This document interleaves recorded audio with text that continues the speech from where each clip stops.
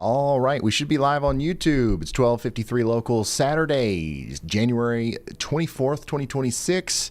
It is 17:53 Z. If you're watching this in the future, I'm going to wait for chat to start moving a little bit before I keep going, because I have this fear that one day I'm going to start the stream and I'm not going to look at chat, and it's going to be 3 hours later. I'm going to look over and I'm like, oh, actually, we're not live. But here we are. We are live. All right, there we go. Hello, guys. How you doing? Good afternoon. We waited a little bit to start the stream today because I think it's going to be necessary for us to go into the evening.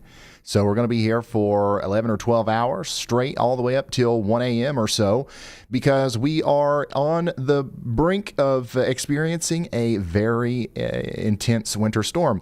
We are already experiencing one right now, but the worst part of it, the ice part, and even some of the heaviest snow hasn't even started yet.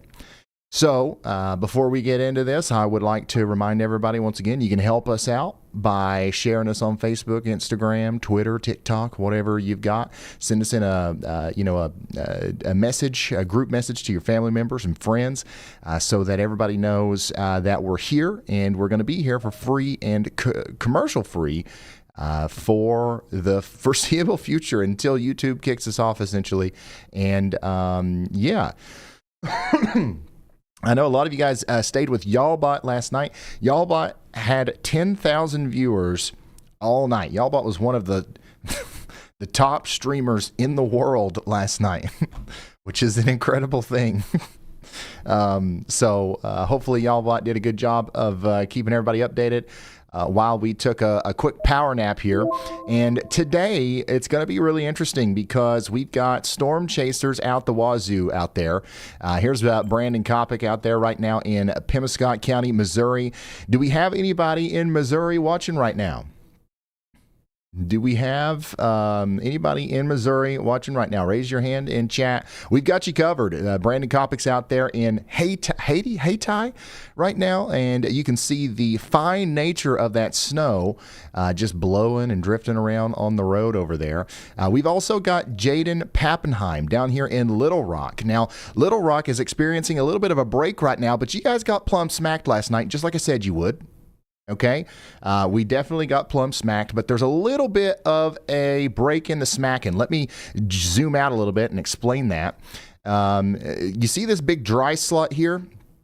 This was not properly, I guess, modeled by some of the models, but we talked about it in yesterday's video. We talked about how it was a possibility, and despite this, I don't think that's going to change a lot with our snow totals, especially not for Little Rock. We weren't expecting that much down there anyways. I think some people are already surprised by how much snow they've gotten in the greater Little Rock area. But if you've been disappointed in Oklahoma City back here into Texas and you think that it's over, it's not. Okay, the gap is filling in right now with new precipitation, and this round of snow that's moving into Oklahoma City right now is actually going to be a little bit more intense than the first one, and this is where I think we're really going to see that snow pile up. Okay, this is what it looks like in Oklahoma City right now. After a little bit of a break, we are going to see inch after inch after inch stacking up over here. So once again, I woke up this morning, I look at Twitter, and I knew it was coming. This is underwhelming. What a bust. I can't believe you hyped this up. And we're only 30% of the way through the storm. So I thought we did a really good job of explaining the timing of everything, but apparently not. But let's check in on Nashville, which is currently probably receiving the heaviest snow out of anybody, really. How's it going down there in Nashville and Clarksville? You guys enjoying the snow? Are we enjoying the snow? It's definitely coming down good out there. It is not going to last forever, and hopefully you know that. Hopefully you've been hearing our forecasts and everything. We're going to have this nice winter wonderland here for the next couple of hours, and then sometime this afternoon, we are going to switch over to sleet and then unfortunately freezing rain. Okay, but yeah, we're going to continue to have this thumping of snow for a little while here. as the system continues to move off to the north. Let's see what some of you guys are saying. It sounds like pellets hitting my house. So just to the south and west of Nashville, back here south and east of Jackson, we have switched over to ice. I'm waiting on the ice in Selmer, so you're probably already sleeting right now, but the freezing rain is on the way. And just know that this is one of the places where we expect to see potentially widespread damage from the ice storm today. It looks kind of icy from this point of view, but there's still some snowflakes mixed in there.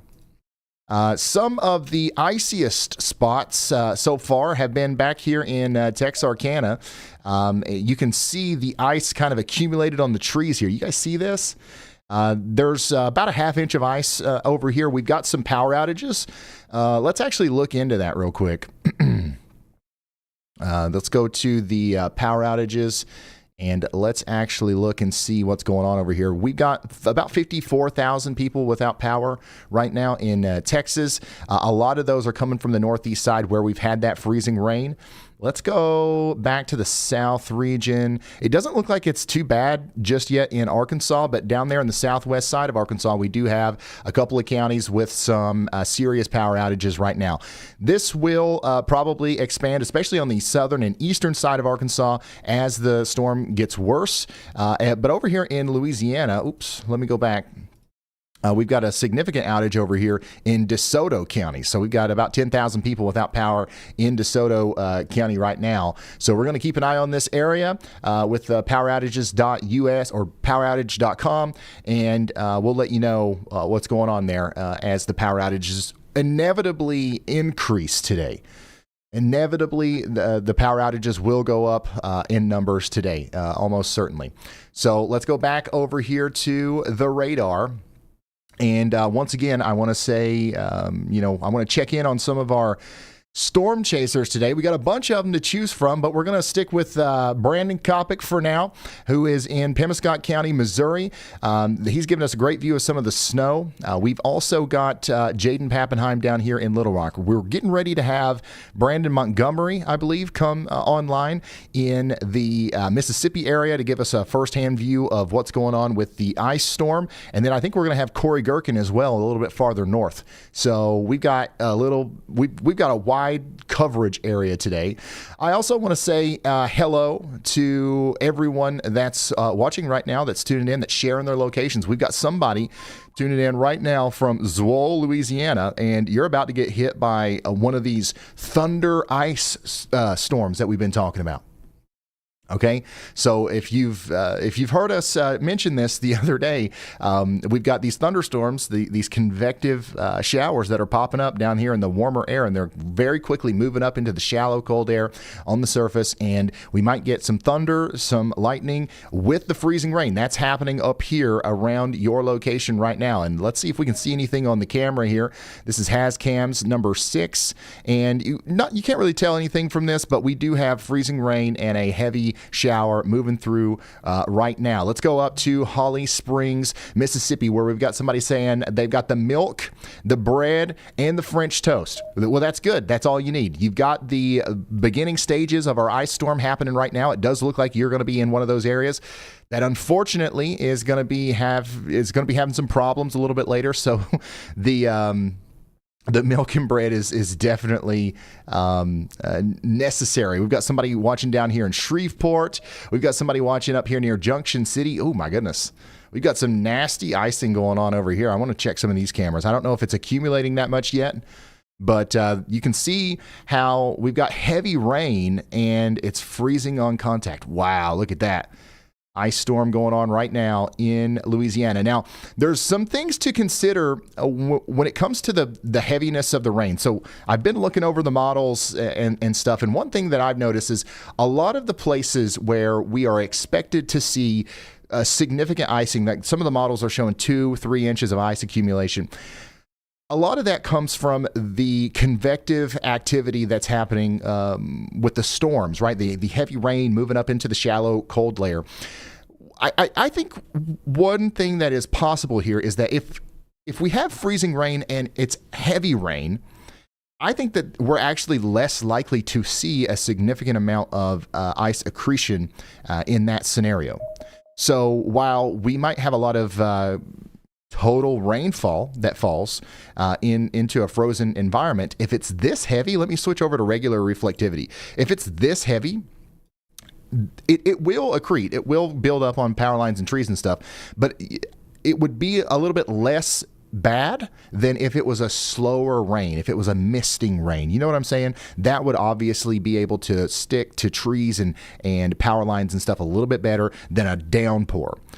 The problem that we're going to have is, like, this is not always a downpour. This stuff back here, the shallower stratiform rain, is the kind of rain that would definitely accumulate very quickly on surfaces. So we're going to keep an eye on that as time goes on, but we do have some reports coming in. Freezing rain. Ooh. I don't know. Do we have any pictures down here? Do we have anybody watching south and east of Shreveport? Is this real? 3/4 of an inch of ice accretion measured south and west of Hall Summit. I don't think I've seen anything. Guys, chat. Somebody send us a picture. If we've already got 3/4 of an inch of ice down here, that'd be plumb wild.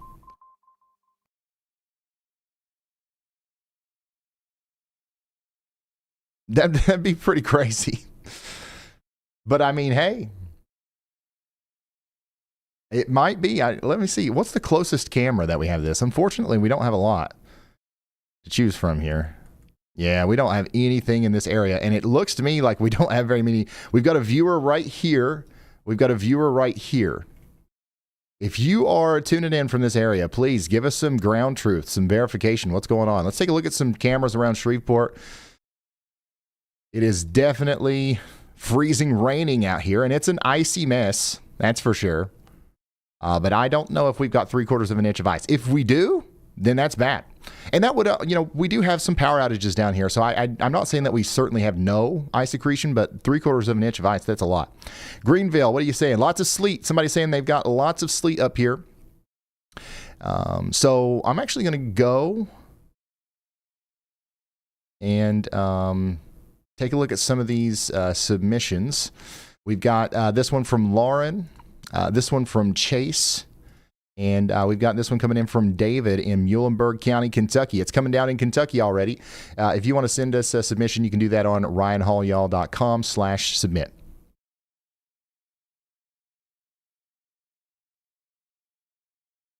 And I'm going to go out. I'm going to zoom out again, just show you where everything is. It should be about to start snowing here in Pikeville. I see my neighbors here. I'm ready for the snow. It's dry and cold in Knott County so far. Yep, it's not here yet, but it's on the way. This is what it looks like outside of the weather house currently. And you can see we don't... Oh, wait, actually...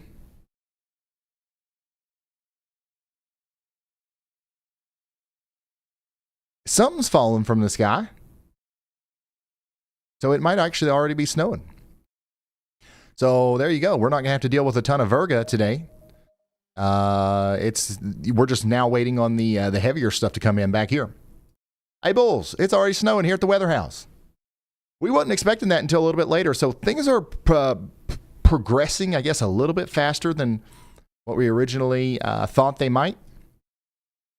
So that's interesting. That's another development here. And by the way, we're going to do another video today. I'm getting ready to film it. I'm just kind of getting into the rhythm of the live stream here. We're going to take a moment to film a video. We'll upload that, and then, or we'll send that off to Luke, and he'll edit it, and then we'll get right back into the real-time coverage. How's it going, chat? We've got 50,000 people in here. Thank you so much for tuning in. This is the big day. This is it. We are smack dab in the middle of our major winter storm. So if you want to help us get the word out there, let everybody know that we are live. Share it on Facebook and a group message with your family and friends.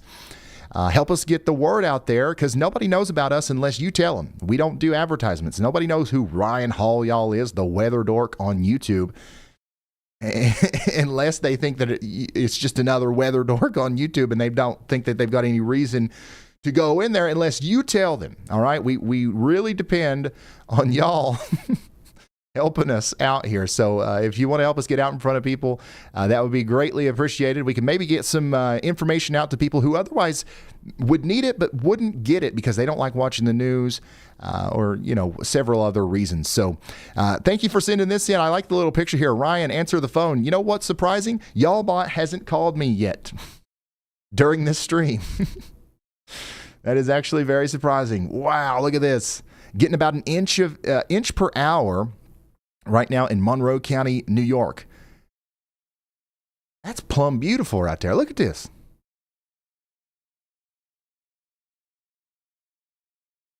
Is this like a really high def camera or something?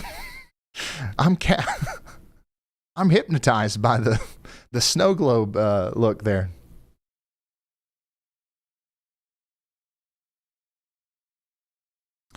That's plumb wild. All right, let's see here.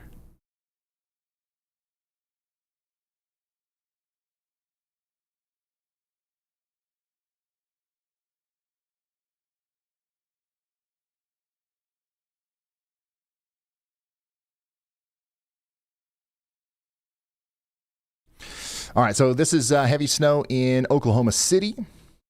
It's coming down again in Oklahoma City, I know.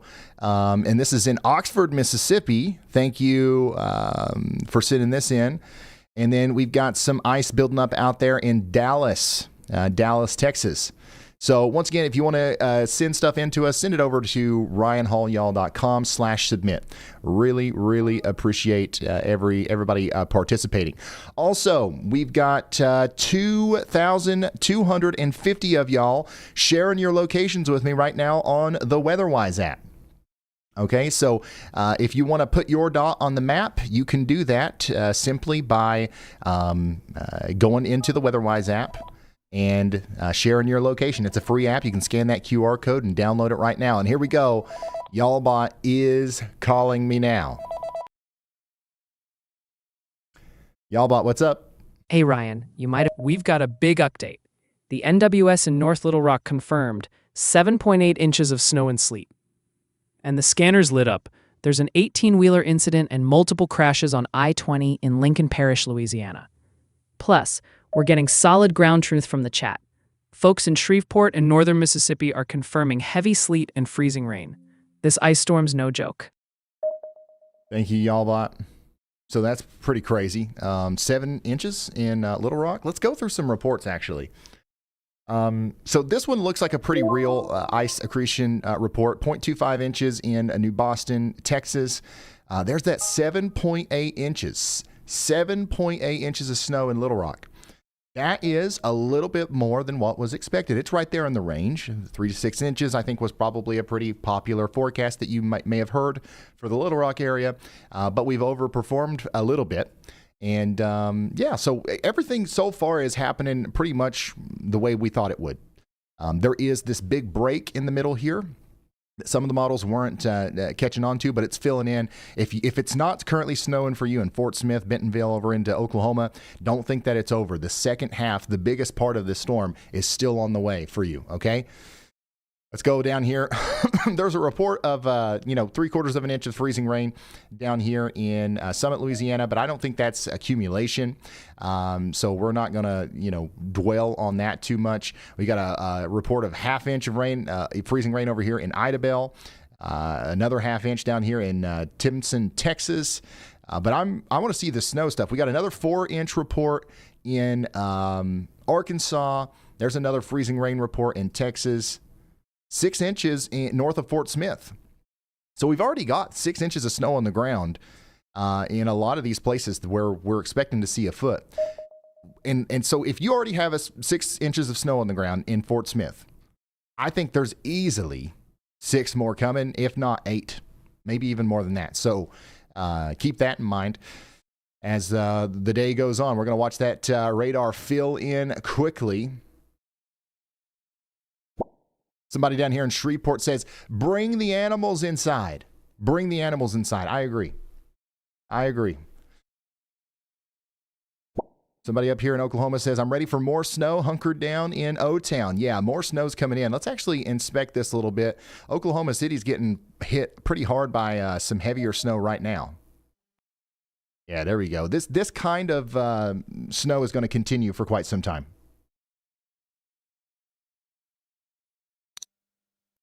It's going to continue for quite some time. All right, let's go check in on our chasers again. We do have Brandon Kopic out here. Is Brandon helping somebody out? Tell me you got a picture of it. It's on my stream, so I'll go back and I'll look for it. Looks like Brandon might be trying to assist somebody who's slid off the road here. It's Kopic has come across a crashed semi. I don't know what he's going to be able to do, but this is going to be a common scene out here. Is Kopic going to pull the semi out with his car? Wait, what? Are you guys watching the tornado threat for tomorrow near Mobile, Alabama? It would have Am I missing something here, or is that the plan? Scott, so I do not care.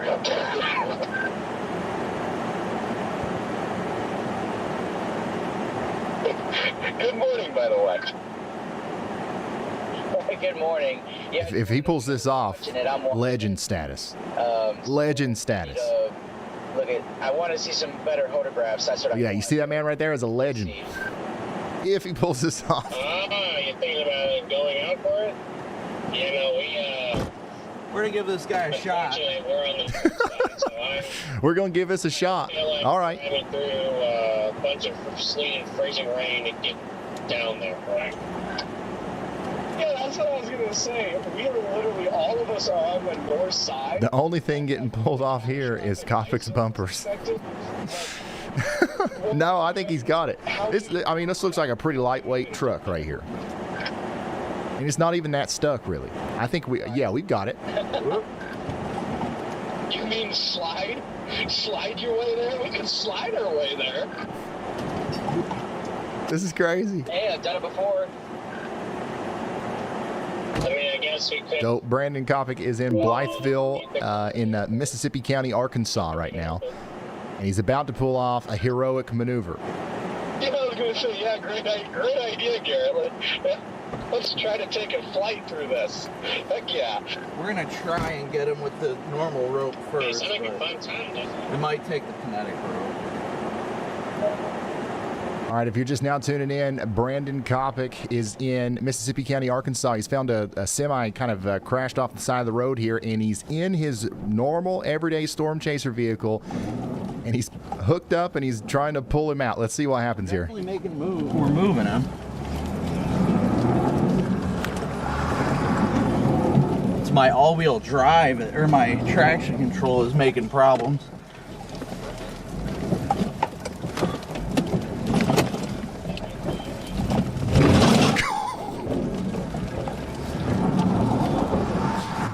My God.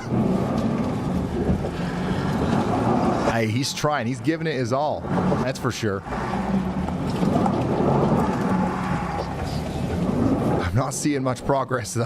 I don't see his tires spinning. Let me check with him real quick. Whew. All right, let's see what happens on attempt number 2.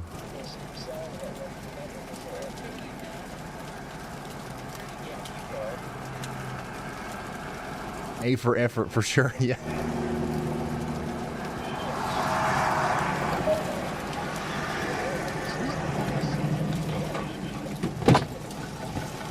This guy isn't even really giving it gas. Yeah, it's his fault. All right, this is attempt number 2 of Brandon Kopic trying to get a semi-truck out of the side of the road, stuck in the snow, with his chaser vehicle.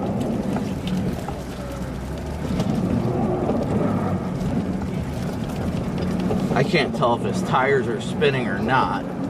It looks like he's trying to move. Doesn't look like it. Yeah, it's spinning They there. are okay.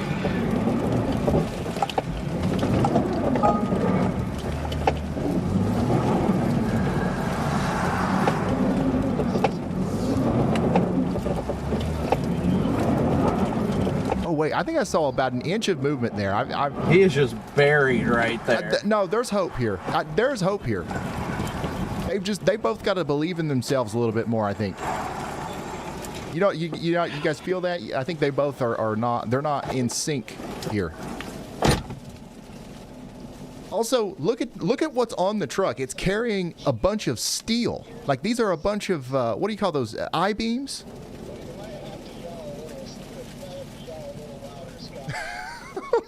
This is a huge truck, flatbed truck, and it's carrying like the heaviest thing that you could carry.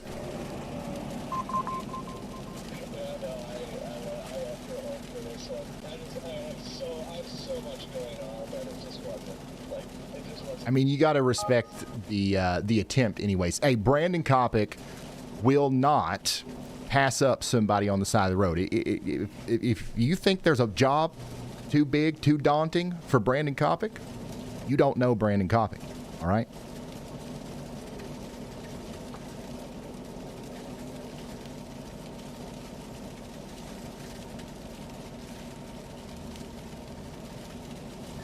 Yeah, they're getting somewhere.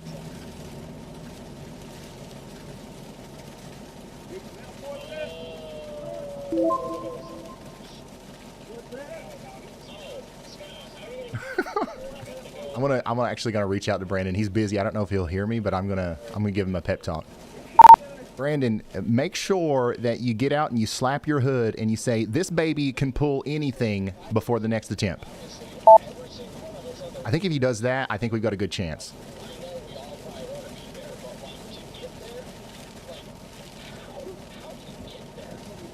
Brandon, make sure. Fox weather.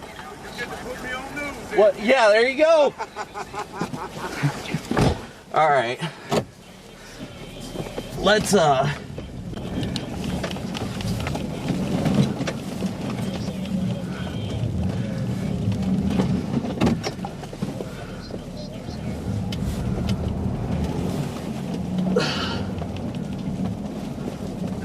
don't know what the plan is here, but we're gonna keep trying. All right. So what we're doing now is there's a guy with a little more weight here that we tried. He's just too deep for me to help him get traction here. So there's a guy that's rolling up with this pickup that we're gonna give it a shot.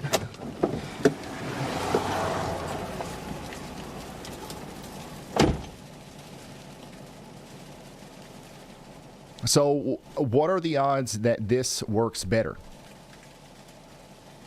I mean, it's a pickup truck, but Brandon's car's got all-wheel drive. I guess if this has got four-wheel drive with some... Brandon's... I don't know. We'll see. We'll see. And by the way, if you're just now tuning in, we are a little sidetracked here by this... what's happening with Brandon. But we're doing coverage on our winter storm. All right, I'm going to... All right, we've got Plan C. Plan C now. We've got another truck here, and we're going to try it again. This one's a little bit heavier, and we're going to see if this one works out. This doesn't look any different to me than when Brandon was trying to do it.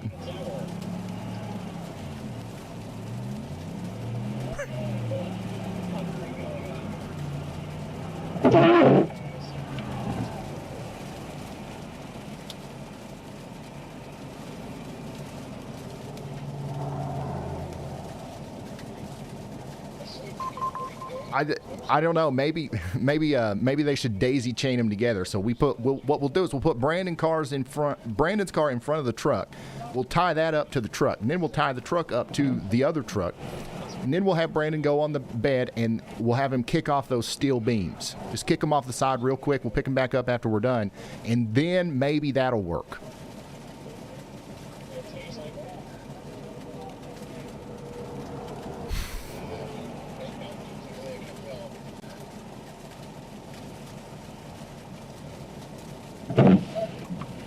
I think so. I mean, you got double the pull and power, and then you got less weight. Oh, shoot. Holy smokes. There was some big movement right there.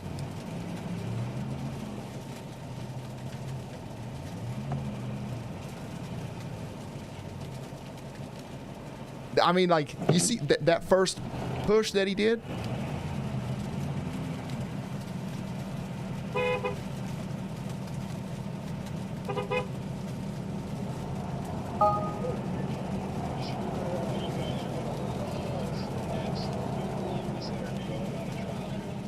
Well, you know, I'm going to do the typical weatherman thing here and say, guys, this is why we tell you to stay off the roads, all right?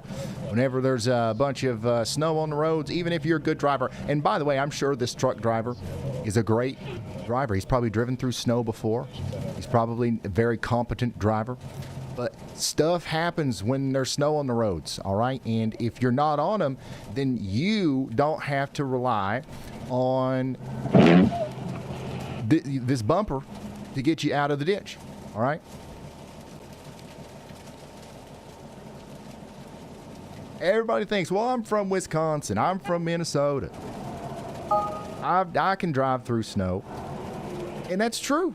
But, like, you know, the more times you put yourself in a situation where something like this can happen, the more likely it is. So, once again, if you're just now tuning in, we've got a big-time storm hitting 200 million Americans right now, and we've got a 2,000-mile wide storm hitting the whole country. But we are hyper-focused on Blytheville, Arkansas. Right there, guys. Absolutely buried. Because this truck is stuck, and we're going to stop at nothing here to make sure that he gets unstuck.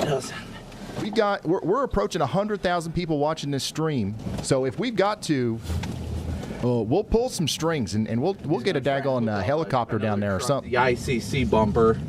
Somebody's listening to me right now that can get this guy out of the ditch. I guarantee it.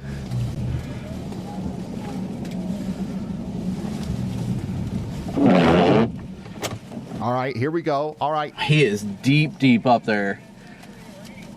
I'm letting him do what he wants to do. I am not gonna hook, I let him hook everything up and all that. That way if he has any problems, then... Okay, plan D. I see what they're doing now. So this truck right here is going to hook up on this side. The other truck's going to hit up on the other side. All that stuff. And they're going to pull the opposite way. No, I'm just joking. This one's only going to be pulling the bed. The other one's going to pull the actual truck. I need to be on scene here commanding this. I need to be on, what's that called? I need to be incident command right now, I think.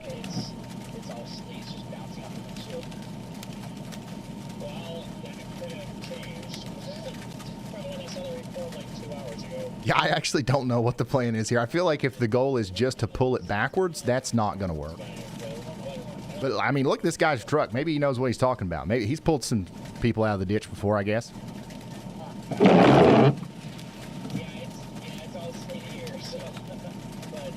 We're all learning a lot right now. This is a great learning experience. First, like, just don't go out in the first place.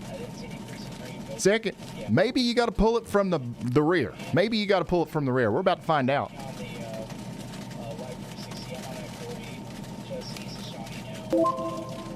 This is a master class right here.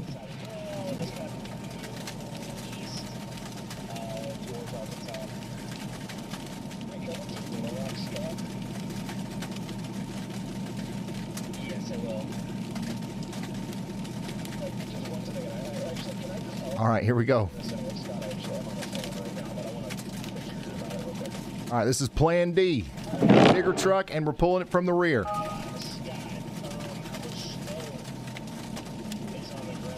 It does look like this truck has a little bit of a better road to get some traction on. Okay. Okay. I believe in these guys, man, and I see the vision. I see the vision. I get what they're trying to do, but I don't. I don't know if it's going to work.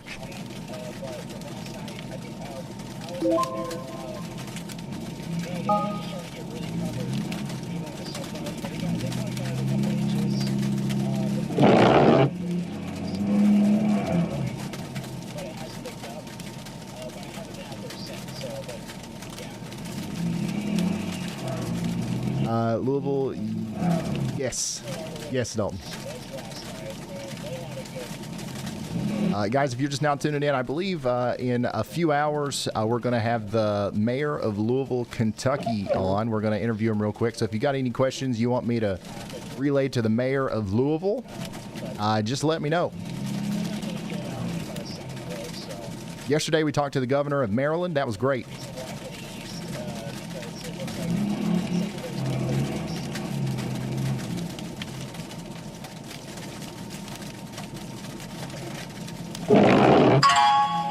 Ryan sounds jealous he's not out there dragging trucks out of ditches.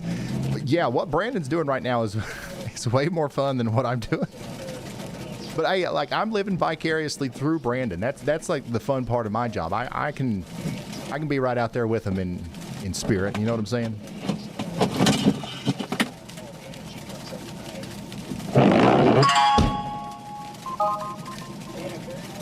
All right. So we're gonna keep rooting for these guys. All right. We're gonna keep rooting for these guys, but at some point we got to get back to the radar. We got reports coming in out the wazoo.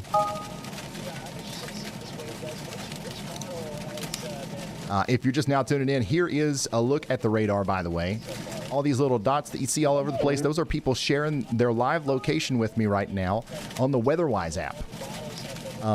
So if you need a good radar app, it's a free app. It's called WEATHERWISE. You can download it right now in the description, and you can have the radar. By the way, Brandon Kopic's stream is in there.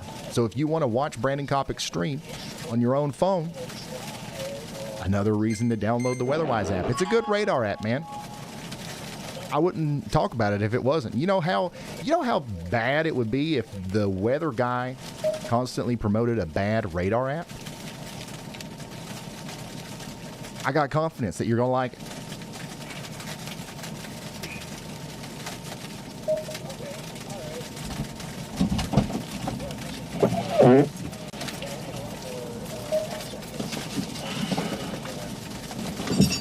All right, so we're gonna check back in on Brandon here in a moment.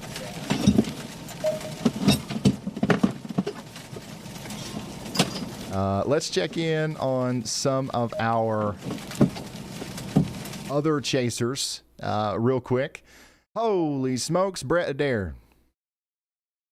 Brett Adair's got a drone out right now flying us over Memphis, Tennessee. This is what it looks like in Memphis, Tennessee right now.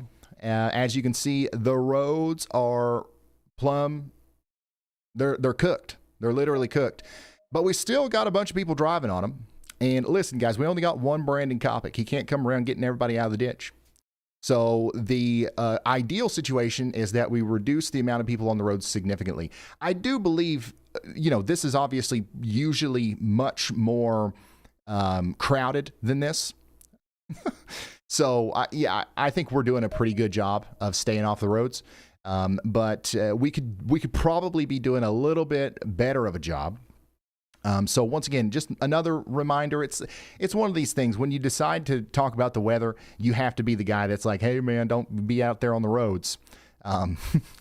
So just in case you were thinking about going and doing something, it's not a good idea because literally there's only one Brandon Kopic, and who knows how long you're going to be in that ditch. Otherwise, man, this is amazing footage. Right here's the border with Arkansas. This is the bridge that goes from Tennessee to Arkansas. And it looks like we've got a mixture of rain, sleet, and snow right now, but we believe in Memphis here soon, we're going to be all freezing rain. We're going to be all freezing rain. Y'allbot is calling me. Oh, boy. Hello, Y'allbot. Hello, Y'allbot. Hey, Ryan. Quick updates for you. Freezing rain and sleet are expanding into northwest Alabama and southeast Tennessee, according to the new mesoscale discussion. Also, chat's urgently warning about the kill zone. They're worried that toast drop could snap. And heads up, snow's officially started sticking in Louisville, right on cue for the mayor's interview later. Awesome. Thank you, y'all. Yeah, so there is a new mesoscale discussion for this area right here. So let's take a look at that. We've got northern Mississippi and the southern Appalachians. We've got a mesoscale discussion in the red area here for potentially a lot of freezing rain. So we're expecting icing to take place between Knoxville, Chattanooga, Florence, all the way back to Tupelo over the next 5 hours. This is the moment where we're going to start seeing power outages come through. This is the moment where we're going to see a lot more semi-trucks in the ditch. And this is the moment where you've got to get to where you're wanting to be for the next several days, especially back here towards Tupelo. If we get an inch of ice, the power could be out for a while, and you're not going to be able to go anywhere. And you've heard the whole spiel. But now's the time to get there, because we're just now getting started with some of this heavy freezing rain. We've got some people out here saying the sleet is thick here, just waiting for my lights to go out. We've got another person over here in Shreveport saying we're here. We've got another person saying a half an inch of sleet and freezing rain in Bossier City, Louisiana. Thank you guys so much for your reports. Let's actually check in on a couple other reports that are coming in right now. I want to show you guys some of this stuff that we're hearing about. 7.8 inches of snow in Little Rock. 7.8 inches of snow in Little Rock. That's one of the highest reports that we've seen so far. More snow is on the way to our friends up here in Oklahoma. Raise your hand in chat if you're from Oklahoma. Is anybody watching in Oklahoma? Did anybody wake up this morning and was mad because you thought the storm was over? I had an unbelievable amount of negative comments from Oklahomans being like, Ryan, I bought 17 loaves of bread and I woke up and it's not snowing. There was a little break, okay? All right, you're still going to be able to enjoy your milk sandwiches tonight, but there was a little break. Now the snow's coming back in. In fact, this is what it looks like in Oklahoma City right now. Heavy snow, and it's accumulating quickly because it's even colder now. It's even colder now. So, keep that in mind as the storm continues to rage on. We're going to see the radar fill in even more, even back here towards Texas and Lubbock. More snow is getting ready to come into Lubbock here shortly, so get ready. That whole part of the radar is going to fill in very quickly. Now, let's go over here into Kentucky and Tennessee. Let's go to our live scoreboard. Where are the most people tuning in from? Right now, 288 of the 2,000 pings are coming from Tennessee. Kentucky, we've got to get our numbers up. We're at 252. 252. Come on. All right. So,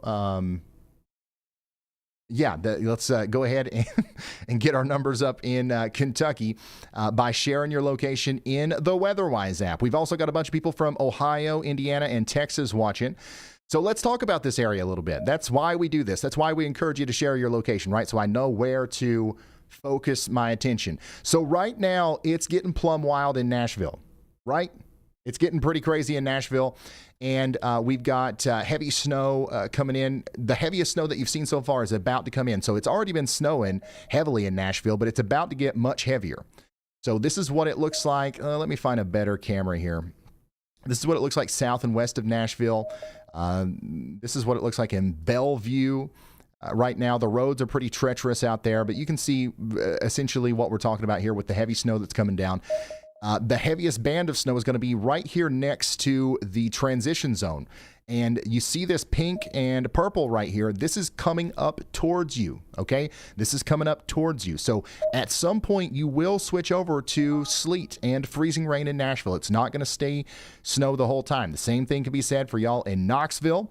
The same can be said for y'all in Cookeville. I know in Knoxville right now it's snowing, isn't it? Somebody said flurries, small dusting of snow. Here comes the snow. Yeah. So in Knoxville, you're not going to get much snow out of this. It's really not going to be that snowy. You're going to get that first little burst of snow, and it's quickly going to turn into freezing rain and then just plain rain. We've been saying this for days.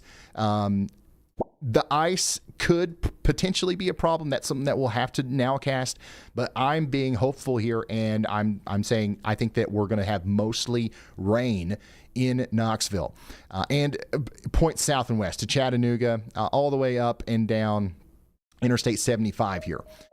We will have a little bit more in the way of snow in Nashville, though. Okay, Nashville, you've got a couple more inches on the way. Same thing for you in Clarksville. I still think 4, 5, 6 inches of snow is possible in Clarksville. But we're going to have a similar story in places like Jackson, Tennessee, where we already had a decent amount of snow today. What is some of these reports showing in this area? 5 inches of snow already. It might snow another inch, and then we're going over to all sleet. Let's check out this camera down here. And this looks like it's still mostly snow. But what's going to happen is that warm nose is going to come in. We're going to switch over to sleet and then freezing rain. And then we have to worry, unfortunately, about power outages and stuff like that. The only places where I think it's going to stay all snow are places like Evansville, Indiana, where we do have a lot of people watching right now. We've already got about a ½ inch of accumulation so far. Owensboro, I think you're all snow. Louisville, you're all snow. Cincinnati, Indianapolis, St. Louis, Terre Haute, Columbus, you guys are all snow. All right, we don't have to worry about any rain mixing in up there. We might have to worry about it a little bit in Lexington, though. We got some people watching in Lexington right now. How many of you are familiar with the Kentucky Sports Radio thing that we've got going on? Oh, wait. Is something happening on Compac's feed? Let me pull it up. Is it happening? Are they doing it?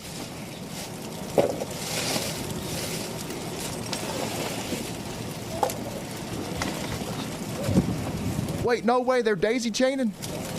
They got a truck train? All right, plan Z. We got 2 trucks tied together, and they're both going to try to pull this thing out from the rear. Here we go. Ooh, that was almost bad.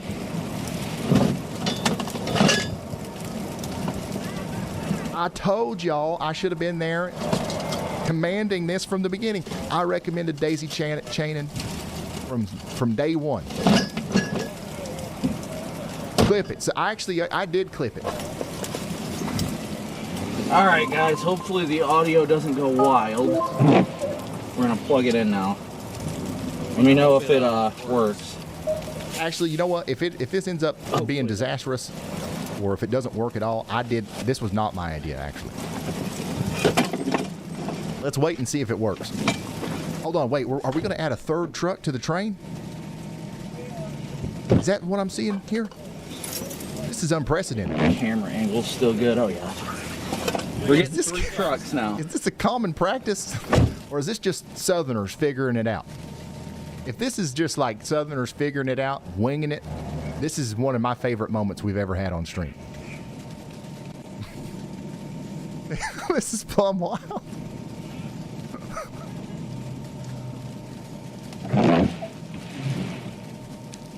You guys able to hear me? Hopefully.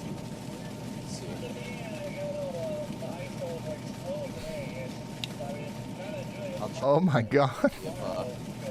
It's working as well. All right, so the plan here is to take 3 big Yee trucks, tie them together, and use Southern telepathy to coordinate hitting the gas right on time, hitting reverse right on time inside of the big truck, pulling this thing out of the ditch. It looks like we've got law enforcement on scene here, so this seems to be approved by the officials. So let's see what happens. Just a bunch of good old boys playing in the snow. Yeah. This is great. All right, here we go. Attempt number... You know what? We're going to say this is attempt number 2.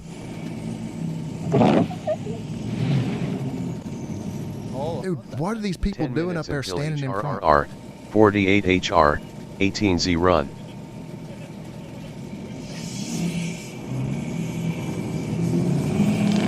All right, here we go.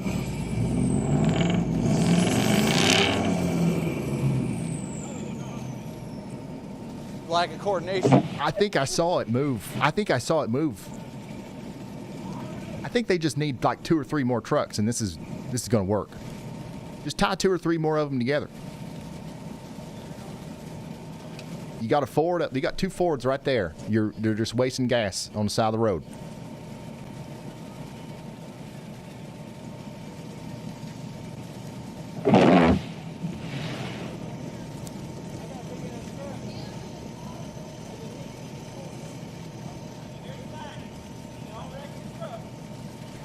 Luke, if they end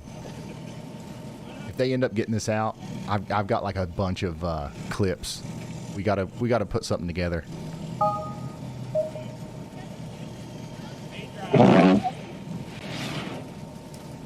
See, he can rock it.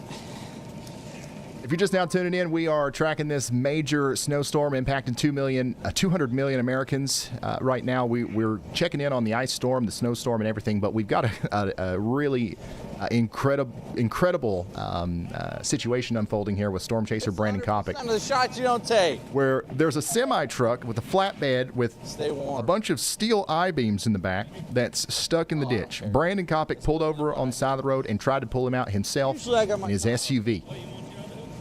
Then we had a Ford pull up and tried to pull him out, and then we tied two Fords together and we tried to pull him out. Thanks. That didn't work. I don't know what the next step is, but I have no doubt in my mind that we're going to get this truck out of the side of the road. This truck's going to be on its merry way before too long, because when Brandon Kopic's on the scene, yeah, everything's going to be all right. He called the record for you. Or we're just going to call the record. Oh, there's a grader coming?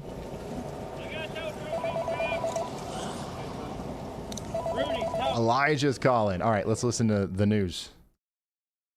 What's up? Hey, Ryan. So while they're working on pulling that truck out, I do have some big news. And this is something that a lot of people in chat are going to probably maybe like, maybe not like. I don't know. I got news that Waffle Houses in South Carolina are closing. There are widespread closures that are set to happen this evening for numerous Waffle Houses across the entire state. Okay. Hey, can you send me something on that so I can like pull it up? Yes. This is actually big news. So 100%. Thank you. Guys, breaking news. Breaking news. Waffle House is actually closing down. In South Carolina, though? I mean, maybe, I guess, my guess would be it's the Greenville, South Carolina Waffle House. That would make a lot of sense, actually.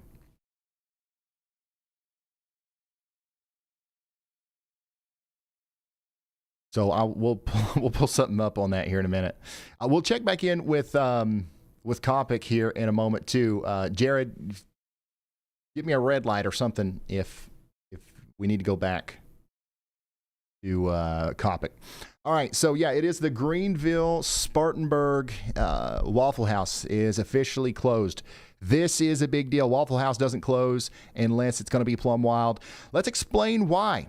Let's pull up the latest HRRR. What's the radar going to look like as we go into the future? This is going to explain why we're shutting down the Waffle Houses right now, okay?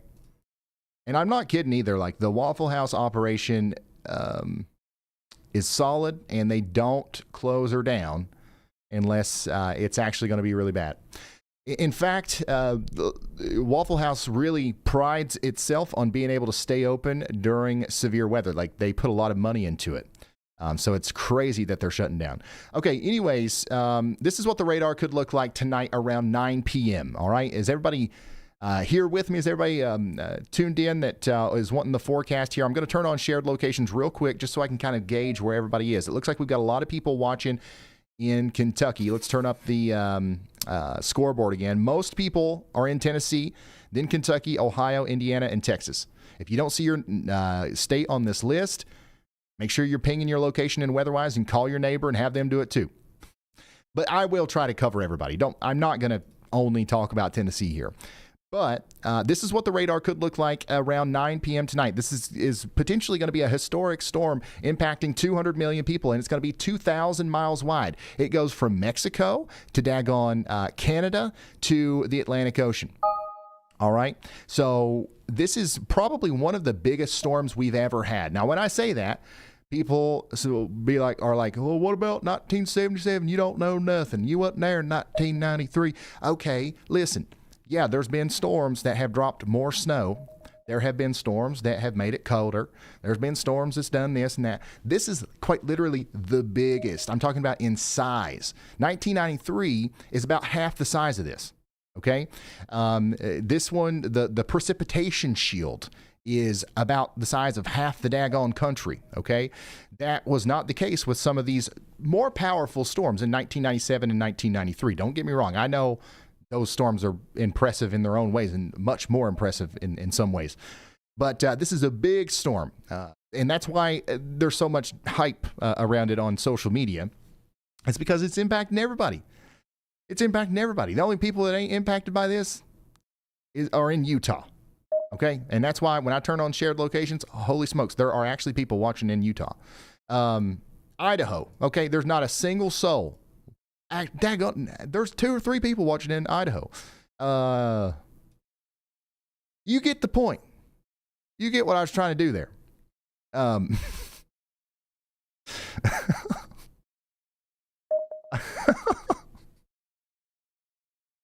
You know what I'm trying to say, okay?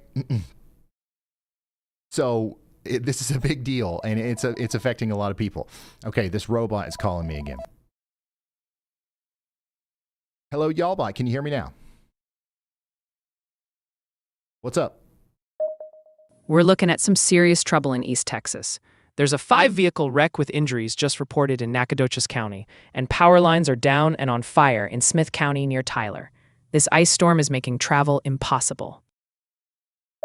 Can you take me to one of those reports? Looks like I can't get a direct storm report to pull up. Okay. Thank you, y'allbot. So there are those reports that it just relayed likely came from chat. So those are unverified reports, but there's more than 4 or 5 people talking about it. It's probably something that will show up in our approved list here sooner than later. The truck is out. The truck is out. The truck is not out. Okay. Truck stuck. Okay. All right. Okay. All right. What was I talking about? Tennessee's still in the lead. Daggone it. What was I talking about? Oh, big storm. Okay. Yeah. Huge storm. It's going to get even bigger. And this is why we're closing down the Waffle House in South Carolina. You see the red stuff here? You see the red stuff here? This is freezing rain. Okay, freezing rain is not sleet. When I say freezing rain, when I say ice, a lot of people think I'm talking about sleet. I posted somewhere yesterday that like, hey, this is going to be bad. We're going to have an inch of ice. That's pretty bad. That's literally all I said. And somebody made a 7-page long essay about how I was fear-mongering. Because back in their day, they went outside and made a snowman with 1 inch of ice. And here's the thing, no, you didn't. If you made a snowman with ice, you're talking about snow or sleet, maybe. What I'm talking about with ice is literal rain. Literal rain, okay? That falls when the temperature at the surface is below freezing. Okay, so it's raining and the rain hits the surface and then it freezes. So it becomes a glaze of ice, like you could ice skate on it. If you tried to make a snowman with it, you would cut your hands on the ice. That's what I'm talking about, just to make sure we're all on the same page. So we're going to have potentially an inch of that accumulating on surfaces from Gainesville to Charlotte. Most places will get less than an inch. Like most places will have a 1/2 inch to 3/4 of an inch of ice. That's still going to cause a lot of problems. It's going to bring down trees. It's going to bring down power lines. And it is going to make travel very dangerous. And that's going to be happening right here in Greenville. The heaviest of the icing will be happening tonight around 1 a.m. It's going to continue to be a problem all the way until 7 p.m. on Sunday. Holy smokes. And once again, over the course of this time period, we are going to see power outages and stuff like that. That's why the Waffle House is shutting down. Waffle House will sometimes not shut down even in a Category 3 hurricane, to kind of put it into perspective of how dangerous this could be. Now, could the models be wrong? Of course they could. All right? But, and that's what we're hoping for. But they also might not be. And that's why we've got to make sure everybody that could possibly be negatively impacted by this knows about it. That's like the whole point of this. By the way, some of that freezing rain is going to make it up into the Washington, D.C. area. I see you. We've got people watching over here in Washington, D.C. We've got people watching in Richmond and Virginia. We've got people watching everywhere. This is going to be a pretty good ice storm for the Raleigh area, Greensboro up to Richmond as well.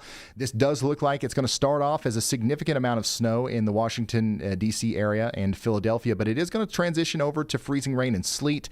That transition could even happen in New York as well, but before that transition, a decent amount of snow, 8 to 10 inches of snow is going to fall. And it still looks like we're all snow in Boston, and we're still on track for well more than a foot of snow in Boston by the time this is all said and done. Ohio and Indiana and Illinois, from St. Louis to Indianapolis to Columbus, you guys, honestly, everybody else is jealous of you. Okay, everybody that wanted snow, you're getting what they wanted. All right, 7 days ago when everybody thought there was going to be 2 foot of snow in Tennessee, for whatever reason, it's probably because a bunch of us weather weenies was talking about it. Just to be honest, well, I'll take ownership on that. But of course, the model's changed. But that's what you're getting. That's what you're getting now. And it's going to be all snow. It's going to be beautiful. It's going to be wonderful. It's going to be light, fluffy. It's going to be easy to take care of relatively to what's going on in the South. Okay, so don't get me wrong. It's going to be cold. It's going to be nasty. It's going to cause bad roads. But I don't think we're going to be dealing with power outages. I don't think we're going to be dealing with as much of the negative stuff as we are in the South. And that's why we're not honing in on this area as hard. Now, once the snow starts and you guys start sending in your Yolometer submissions and you're building snowmen and we're having a good time relaying your reports and stuff, we'll be talking about this corridor nonstop. But for now, we're trying to get our folks down south a little bit more prepared for what's coming. Tennessee's still in the lead. 668 pings coming from Tennessee. Then we got Kentucky, Ohio, Indiana, and Texas. If you want to put your location on the map, go ahead and download the WeatherWise app. It's free.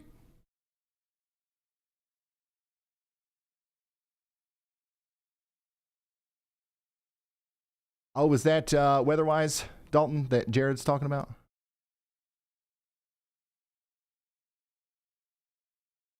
Or is that different? Oh, okay, never mind. Oh, yeah, by the way, anybody that's ordered a Yolometer, I'm being told to tell you, expect some delays because we're also impacted by the snow. So we're a small operation here. We're shipping those Yolometers out of a warehouse here in eastern Kentucky, and we're about to get plumb smacked by some snow and ice too. So there will be some slight delays. All right, we got 5,600 people sharing their locations currently in the WeatherWise app. Can we break the record of 15,000? Hey, can you put the KSR thing back in fast track for me, Jared, when you get a chance? Okay, thank you.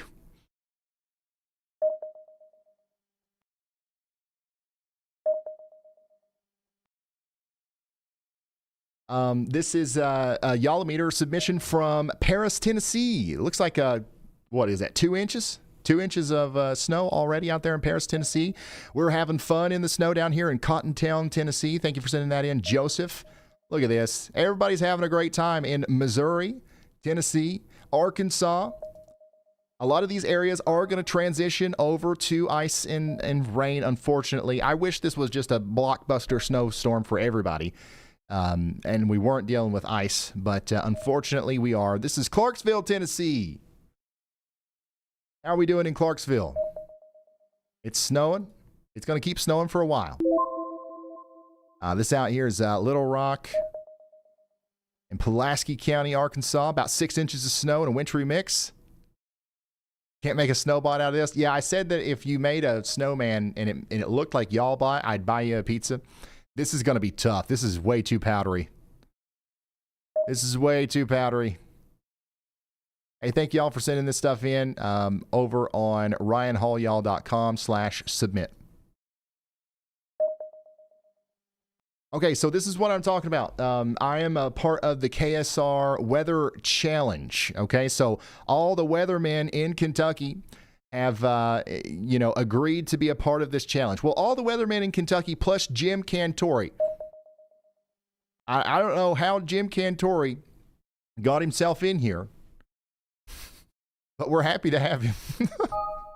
But all of us have got together and we've made specific predictions for Lexington, Kentucky, and Louisville. This is the Kentucky Sports Radio has what's put this together, and I love it. This is awesome. This is fun, and this is cool, and this is awesome. But we got big names on here like Jim Caldwell. That was my weatherman. All right, I was 5 years old, and it was flash flooding at my house, and Jim Caldwell was the one that was on my box set TV. Basically, what I'm trying to say is he's an old man. If he's watching this right now, no, I'm just joking. Yeah, he's the one that got me through that. Chris Bailey, I read his blog every day when I was growing up. These guys are, these are pros out here in Kentucky, and we're all on the board. And whoever wins gets to pick a charity, and $15,000 goes to it. But the reason I'm bringing this up is because look at my prediction for Lexington. It's lower than everybody else's, significantly lower, except for Jim Cantori, who kind of prices righted us, in my opinion. But why is my prediction so low for Lexington, Kentucky? Let me come over here to the model. By the way, we got almost 7,000 people sharing their locations. I'm going to get back to that right here in a second, but I want to talk to my friends in Lexington here. The reason why my prediction for Lexington is a little bit lower is yesterday the models were showing this all snow corridor impacting this entire area.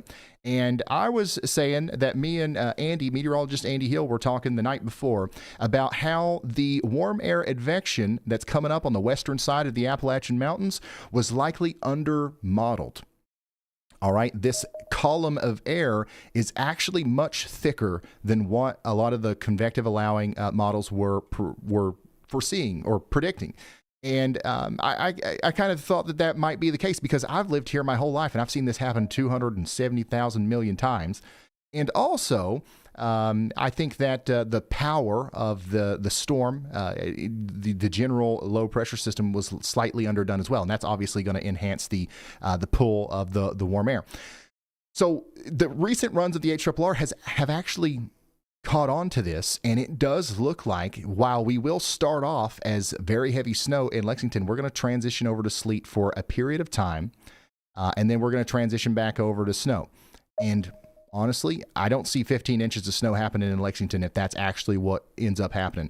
Closer to 7 inches is definitely on the table, maybe even lower than that. But at the same time, Louisville, our prediction for Louisville is 13.7 inches. But notice how even the most recent data still has Louisville in all snow the entire time. So if this version of the HRRR were to actually be correct, and it's not certainly going to be correct, then our prediction would be pretty much spot on here for the Lexington and Louisville area. So that's going on. That's what's going on with the KSR channel, and that's what's going on with the warm air advection.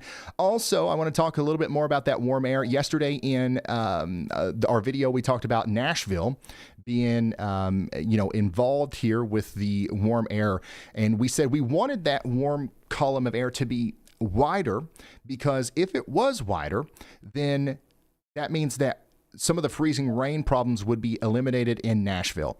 Now, it doesn't mean that freezing rain is going to be eliminated in Nashville or eliminated altogether. It's going to be pushed a little bit farther to the west. But notice what happens here on the latest HRRR.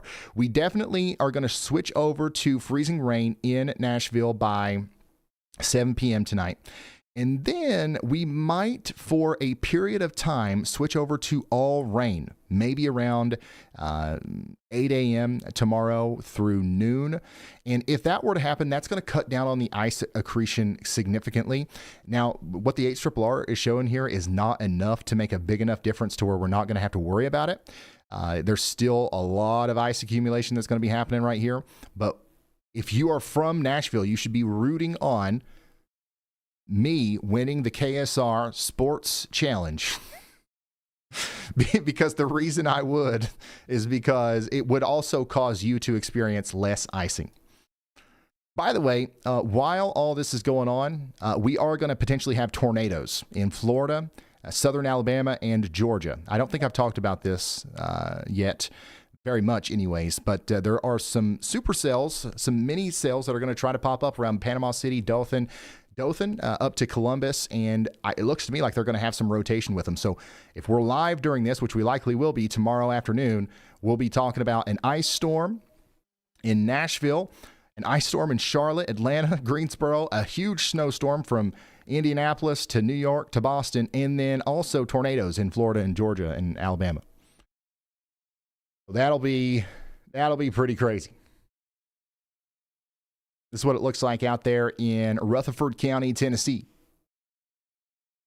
Oh, yeah, there's a 5% official tornado risk now from the Storm Prediction Center for tomorrow. So this is what it looks like out there in Tennessee.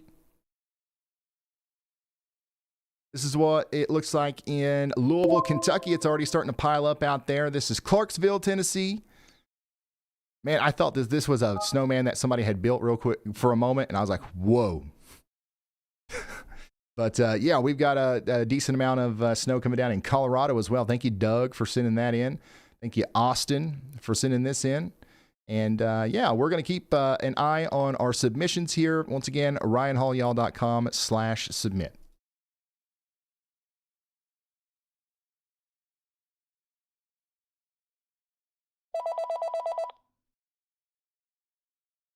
Elijah's calling. Hey, Ryan. So I have a pretty quick update.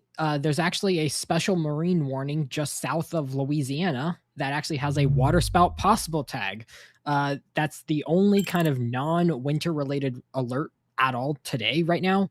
But that's just something kind of interesting that in the middle of this winter storm, we actually do have kind of waterspouts that are occurring in the Gulf right now. Wow, thank you, Elijah. Yeah, this is likely causing a fishnado down here in the Gulf right now, south of Cameron.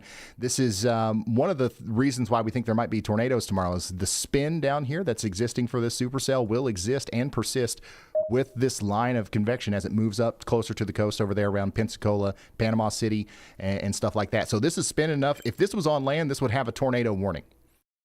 So once again, a fishnado literally might be happening out here, a little water spout south of the Louisiana coast.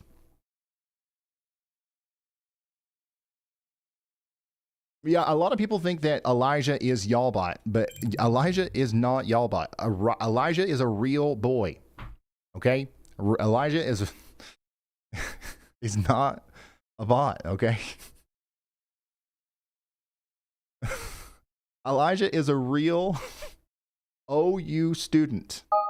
And Y'allbot is a real bot. They are two separate things.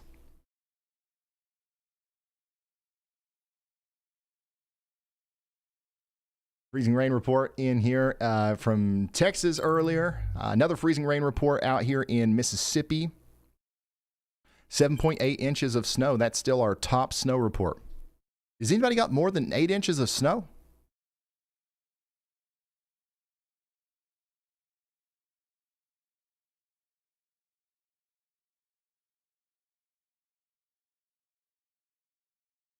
I didn't see enough rotation to call that a sharknado. It's definitely a fishnado. I'll let you know if there's ever a sharknado. I will be the first to let you know.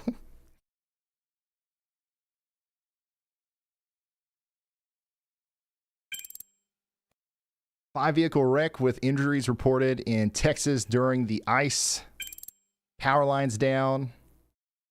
Yeah, so there's a lot of incidents down here in Texas and Louisiana. Let's check in on the power again. Is anybody hearing about big-time power outages around where you live? I know we've got some people out without power in Texas. About, what is this? Is that right? 52,000 people without power in Texas down here in Shelby County, Panola County. A little bit more up there in Bowie County as well. So far, though, the power outages aren't terrible. This is the kind of storm that could knock out power for a lot of people. And while the power's out for quite a few people, it's not nearly as bad as what it could be. We're starting to see those power outages expand, though, in Louisiana. We got half the county out in DeSoto County, and these are parishes, by the way. We're going to see these power outages expand to the north and east. Some places that get potentially up to an inch of ice today. We expect widespread damage from this. We do think that prolonged and widespread utility interruptions with extensive damage to main distribution feeder lines and some high voltage transmission lines is going to be possible, meaning that there will be outages lasting anywhere from 5 to 10 days. Kodiak says, I've never seen Elijah and Yalba in the same room.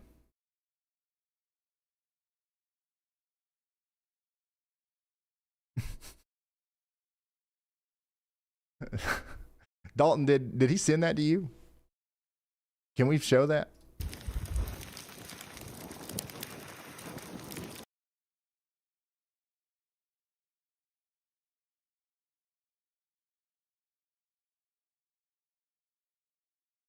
All right, yeah, throw that in fast track.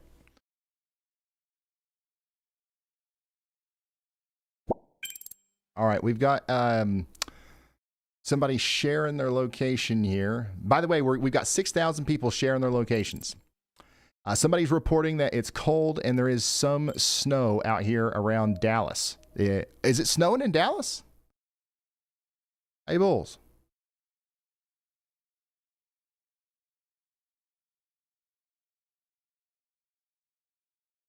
It is. It's snowing decently in Dallas. So this looks like it's going to last a little while. I don't think it'll be. I don't think it will be all snow in Dallas the whole time. I think we'll switch over to sleet and freezing rain. But wow, this is actually more snow than modeled, I believe. So enjoy it. I have to buy my friend a beer if it doesn't get worse here.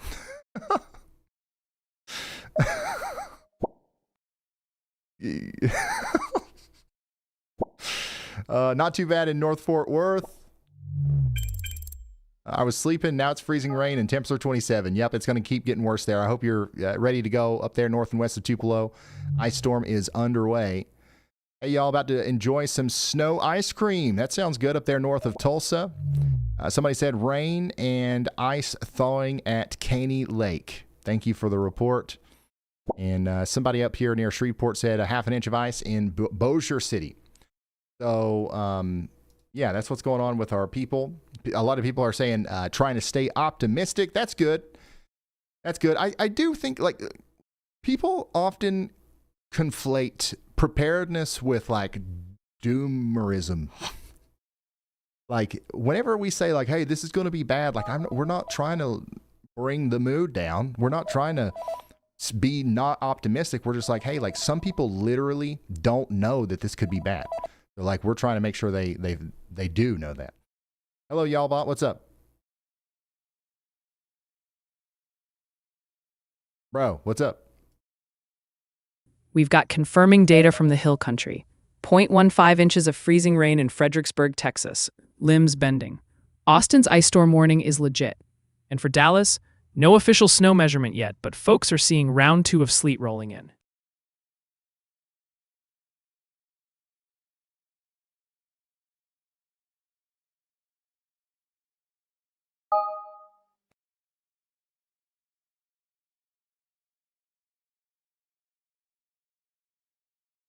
Oh, Yalba, is there anything in the chat that needs my attention?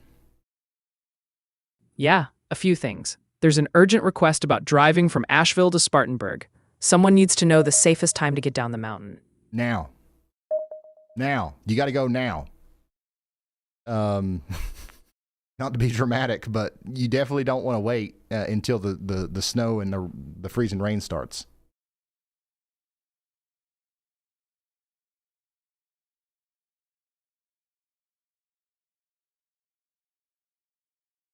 Hit the gas. You got to hit the gas now.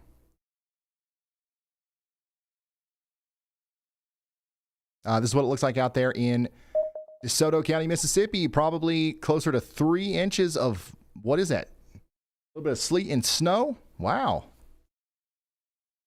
Interesting. Thank you, Silly Panda, for sending that in. This is what it looks like out there in Nashville. This is what it looks like in Wilson County, Tennessee. Thanks for sending this stuff in, y'all. We do have currently 6,000 people checking in. Let's check the live scoreboard. Yeah, still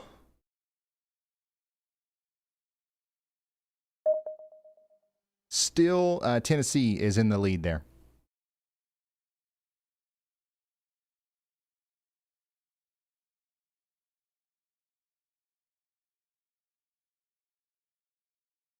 All right, if you're just now tuning in, we are tracking a major winter storm across the United States. Let me turn these shared locations off just to show you what's going on here.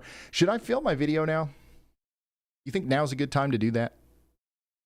I want to show Brett's thing. Let's show Brett's thing and then we'll do my video. All right, so if you guys are, here's what's about to happen. I post videos every day during big storms to the channel because some people don't like to tune into the live streams. They would rather watch a 10-minute concise video, and that makes perfect sense. Okay, so even though we're live, we're still going to make a video. So you guys are going to watch me film it, which will actually be pretty informative. If you're interested in how much snow you're going to get, if you're interested in the forecast for the rest of this and going after the storm, you'll be able to watch that whole thing. And then I'm going to send that off to the editor, and then we'll get back into tracking the real-time conditions with our storm chasers. We do have a bunch of storm chasers out there, and we're going to be keeping up with them as they continue to pull people out of ditches and stuff. Brandon Kopic was doing some heroic stuff earlier, and I'm sure we haven't seen the end of it, okay? So bear with me as we get our video set up. You guys can actually help me film it too. I will ask you questions like, what should I do in this part of the video? And I've been doing that for the past couple of days, and I think you all have actually made the videos better. So there's something to this. There's something to this whole filming the videos live thing.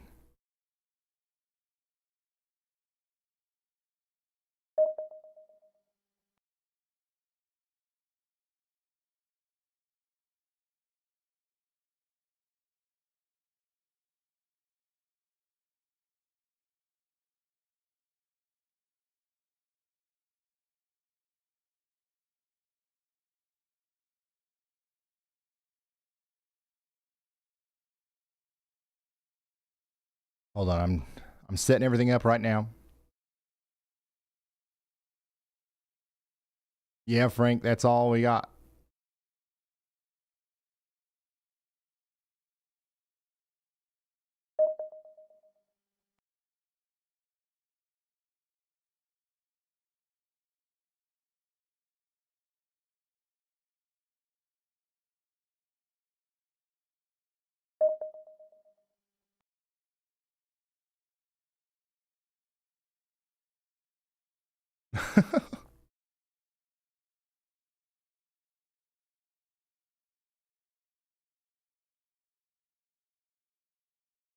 Keep me updated on the movement of this storm. Yes, I will keep you updated on the movement of this storm. By the way, I'm going to turn off the shared locations real quick and turn the movement of the storm on just for you, actually.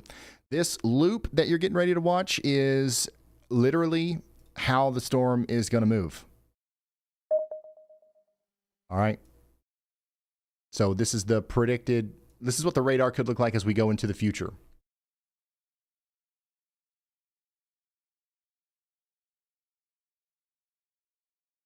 Jared, can you try it again? Open your network tools, hit F12 or whatever, and copy the error that pops up in the console.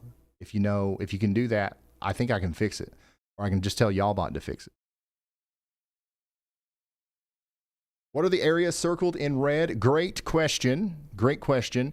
We've got some mesoscale convective discussions. So these are just highlighted areas from the Storm Prediction Center where we're watching out for stuff. This one's for mixed winter precipitation, and it goes on for the next 42 minutes. So the Storm Prediction Center is watching this area closely for the development of more mixed precipitation. Back here, this one is for mixed precipitation. And then we've got another one over here in this area, and it's specifically for freezing rain. So that's what those circles are, those red circles on my map.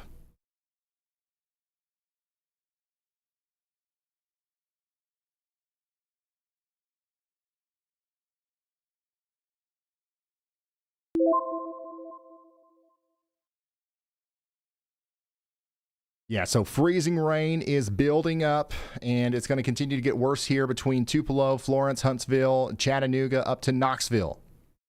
It's not freezing raining yet. That is, that's what's going on. It's about to. Okay, yeah. So that's the network tab, Jared. Go to the one that says console, and there should be like a red block of like, it just looks like something really bad happened.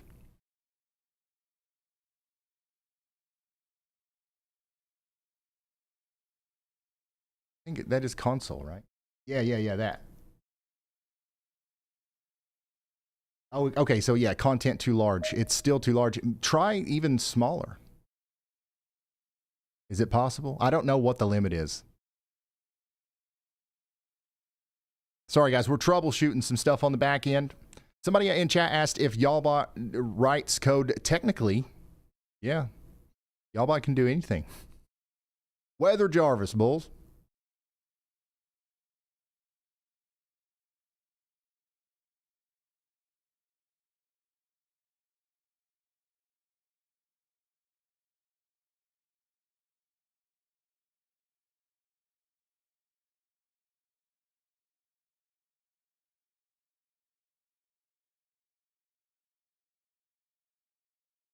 "10 minutes until day 3 Outlooks update."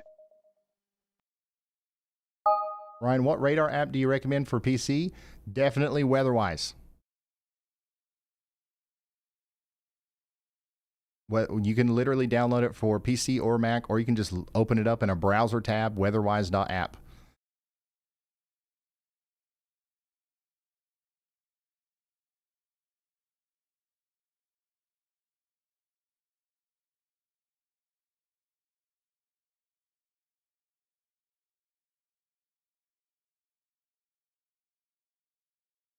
Will the Kingsport area of Tennessee be covered in your video? We don't know if we're going to get snow or rain. Yes, you will be covered in the video. But so like right now it's starting to snow, or at least it should be starting to snow. And the theme of the rest of the video is going to be that it's going to rain. I can just go ahead and spoil it for you. We're gonna have some rain in Kingsport, some ice too. I don't want to downplay this or anything, but the rain is really going to be the main thing here, I think, for Kingsport specifically.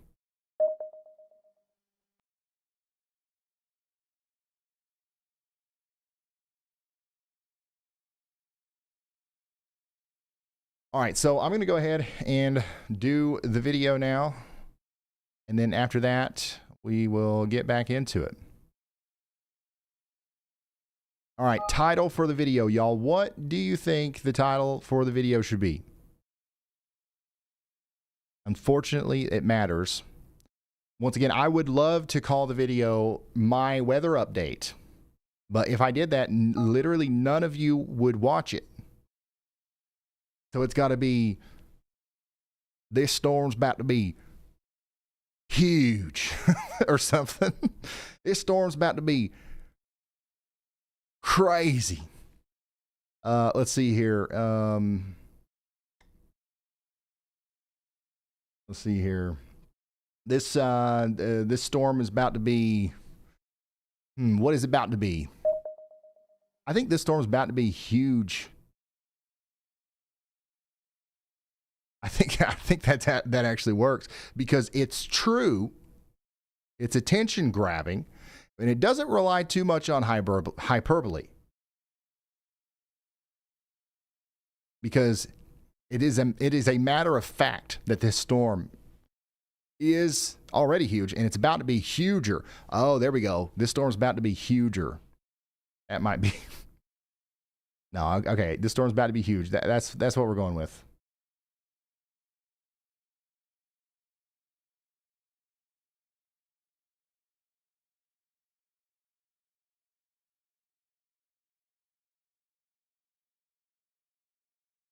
Add tornadoes? No. That would also be true. There are going to be tornadoes more than likely with this storm.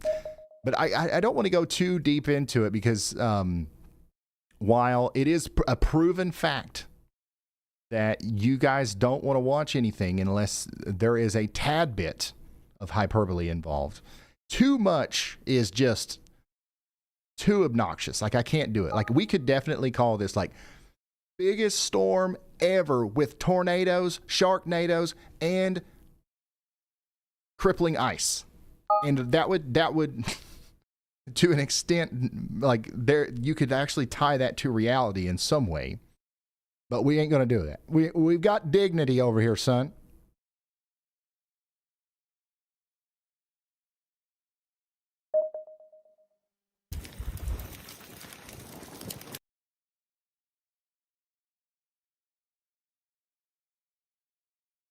We did plumb wild in yesterday's video. We said this storm's about to be plumb wild.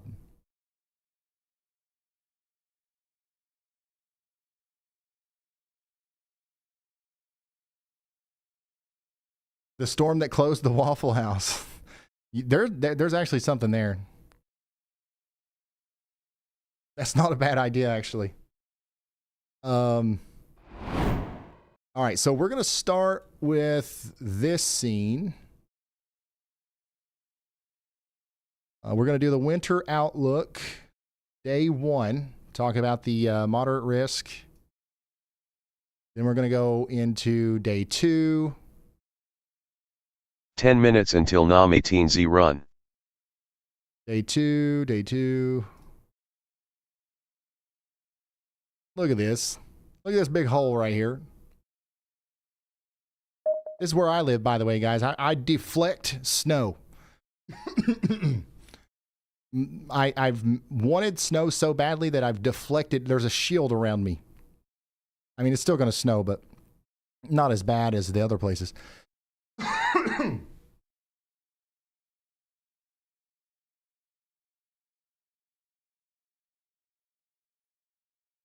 And then day 3.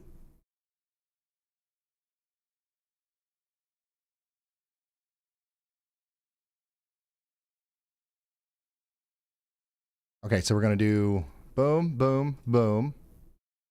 And then we're going to do this, which let me actually reload this. HRRR 18Z precip type. And we will just slide through this and do the whole thing. It doesn't really go out all the way. Maybe by the time we're ready, it will. And then I'm going to do the NBM. Nope, I'm going to do the ice forecast after that.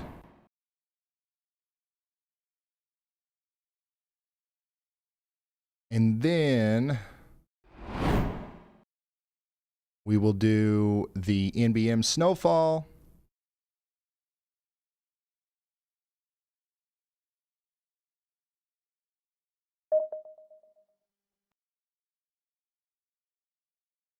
Worst storm of 2026, that would also be true.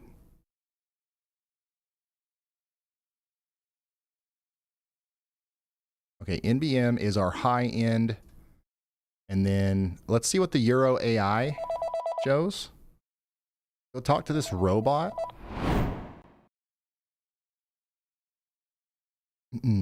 Hello, y'all bot. What's up? What's up, y'all bot? All right, here's the scoop. We've got 2.7 inches of sleet confirmed in West Monroe, Louisiana. Massive for sleet. Emergency responders in Sabine Parish, Louisiana are overwhelmed, can't keep up with power line fires. Plus, just got a verified 5 inches of snow in Skiatook, Oklahoma. This storm is living up to that huge label. Y'all bot, what do you think the title of today's video should be? You've heard us talk about this, so what do you think? Ooh, I've got one for you. Waffle houses closed, sleet bomb drops, and responders overwhelmed. Covers the drama and the facts. Dang. Yup, this storm's got it all. Perfect rest. Dude. That's crazy. Let's see. I can't find that sleet report. There's getting to be a lot of reports. That's probably why I can't find it. But let's finish the video real quick. Hold on. All right, so we're going boom, boom, boom, boom, boom, boom. Oh yeah, the AI. I wanted to see. Oh, that's perfect. So this is our low end prediction. That I'm completely in line with this. Yes, yes, yes. And this is our high end prediction. Yes. We'll do low end. Now we'll do high end first. And then cold. Yeah, temperatures. We got to go over how cold it's going to get. We'll do GFS.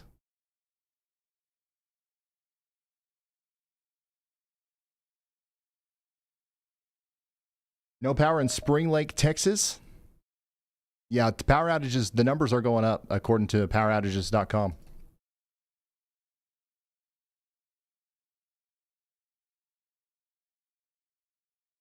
Okay, I'll probably just loop from here to here. So from frame 1 to frame 77, play full speed. Perfect. And then we will do the hold on, wait. Yeah, I think actually we need to talk about the storms. Because there is going to be, oh wow, there's a slight risk. Yeah, we gotta add this. Slight risk of tornadoes. Tomorrow we'll have to add another instance of we'll have to add the HRRR here.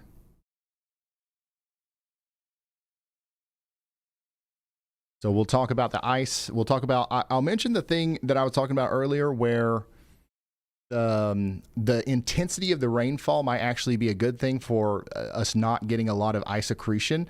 And I'll tie that into the reason why the rainfall is going to be intense is because of the convection. And oh, by the way, we're going to have so much convection that we're going to have some thunder boomers. We got a 5% probability of tornadoes down here. Here's what the radar could look like. Look at these supercells. Yeah. So I'll loop from here. So frame 19 to frame 29.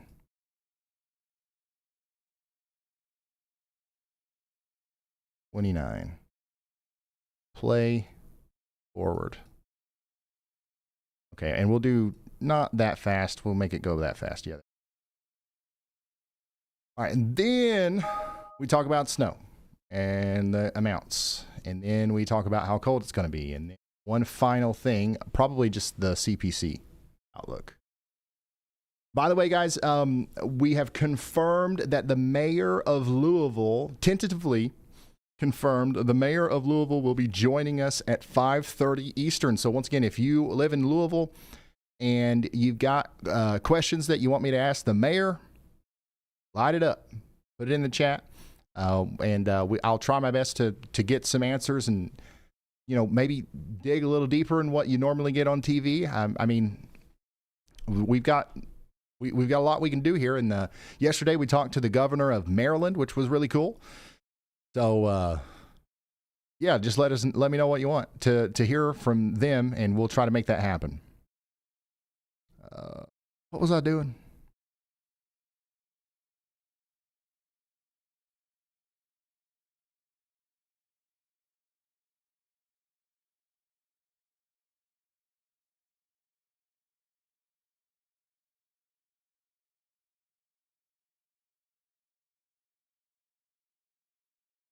Yeah, that's a good one to end on.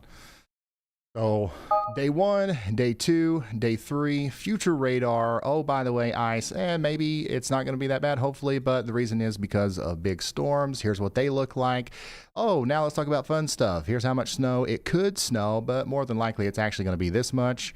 And bada bing, bada boom, it's going to get really cold. This is why we're worried about power outages. It's going to get really, really cold. Get ready for that. And then it's going to stay cold for a while. You know what I just did is that should be the video. I'm going to sit here and draw it out for 10 minutes. What's the point of that?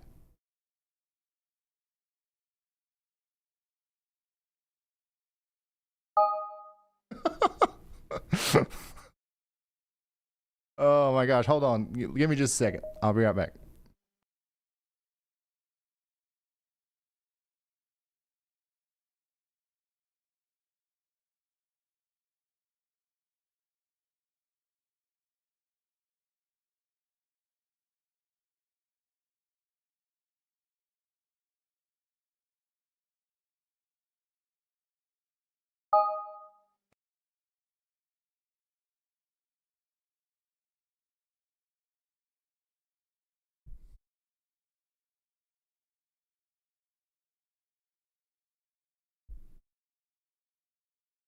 All right, guys, if you're just now tuning in,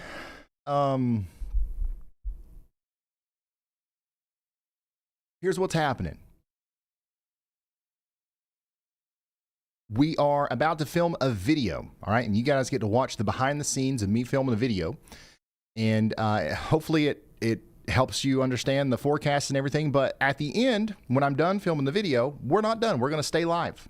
So if you don't tune out, you know, I'm going to do the thing at the end of the video where I'm like, I'll see you in the next one. Goodbye. And a lot of people instinctively leave at that point.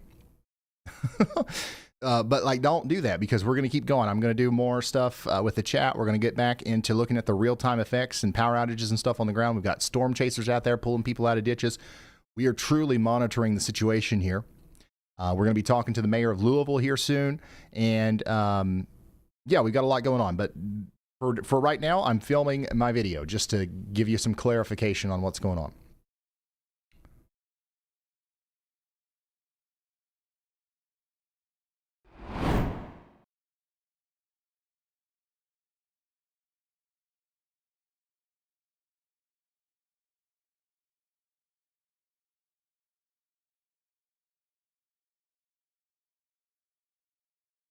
Daggone it. Do I always forget how to turn the green screen? Okay, there we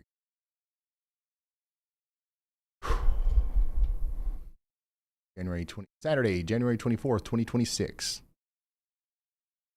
It's Saturday, January 24th, 2026, and we are right in the middle of this big winter storm, but we've still got a long ways to go. So let's get right into it.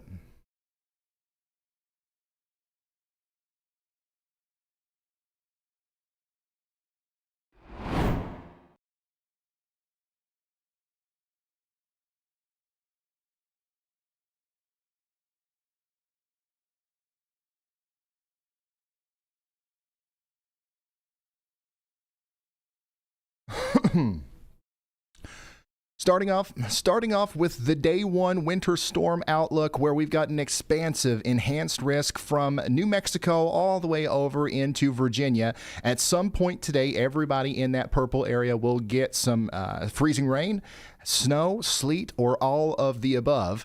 That includes Dallas, where it's snowing right now. That includes San Antonio, Oklahoma City, Bentonville, Arkansas. That includes Louisville, Kentucky, Nashville, where it's also snowing very heavily right now. And then over to Lynchburg in Virginia. Now, down here in the moderate risk, the 4 out of 5 area, this is where we expect the most extreme impacts today. And it's not because of snow at all. It's because of ice. We've been talking about this for who knows how long now, but this is it. Today is the day of the ice storm for Shreveport, Monroe, Greenwood, and Oxford up there towards Tupelo, Mississippi. Get ready for some ice accumulations up to 3/4 of an inch, maybe even an inch of ice. We'll talk about how significant that is in just a minute, but we are also going to talk about tomorrow. Tomorrow, we're going to have moderate impacts from Louisiana all the way up through the Ohio Valley into the Appalachian Mountains over towards the Mid-Atlantic, southern New England, and interior Northeast. And this is just going to be a result of ice, snow, and freezing rain once again. Most of this stuff up here, the northern side, is going to be snow, and then we're going to have kind of like a mix in this area, and then all this concern is ice. So that's what we're going to be talking about for tomorrow. And then on the day 3 outlook, everything's going to be moving out of here Monday into Tuesday, but early on Monday, we're still going to have heavy snow causing problems up here from Boston into Maine, and we're going to have some residual ice problems back here from Charlotte up to Richmond. So that's what we are going to be dealing with.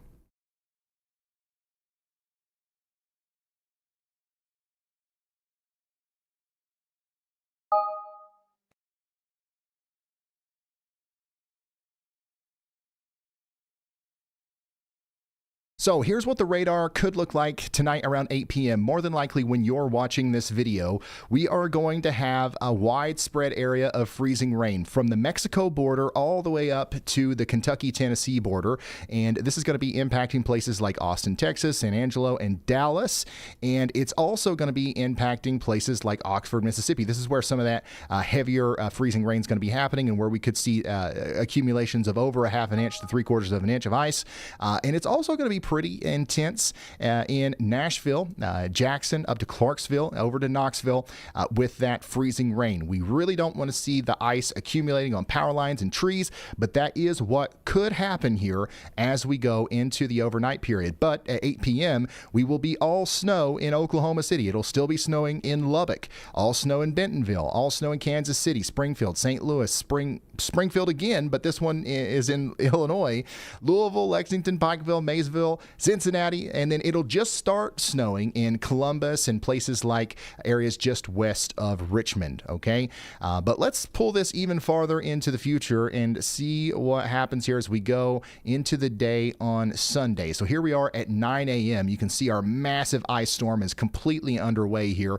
We're going to be having power outage problems from Jackson, Mississippi, up to Pine Bluff, Arkansas, back into Memphis, and it looks like from the time it starts freezing raining in Nashville all the way up to 9 a.m. Sunday, it's going to be a relentless nonstop freezing rain event. There's one thing that could save us, though, from a more serious ice storm in the Clarksville and Nashville area, and that's our big warm nose that's actually going to be keeping Knoxville and Chattanooga and Huntsville completely ice-free for the most part. It's snowing right now in a lot of these areas, but it's going to be plain old rain before too long, and that's going to cut down on your ice and snow totals.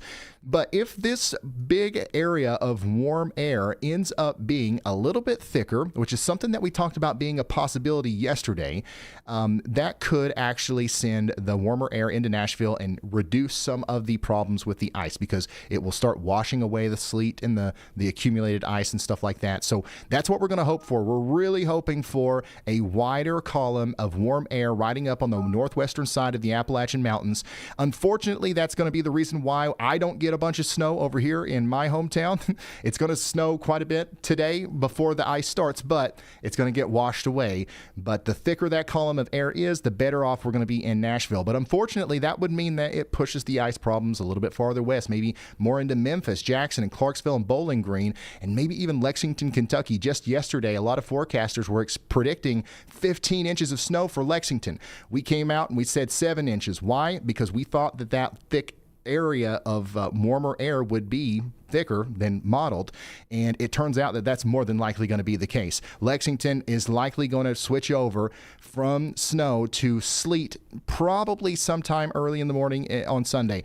If you're a snow lover in Lexington, I'm hoping this doesn't happen.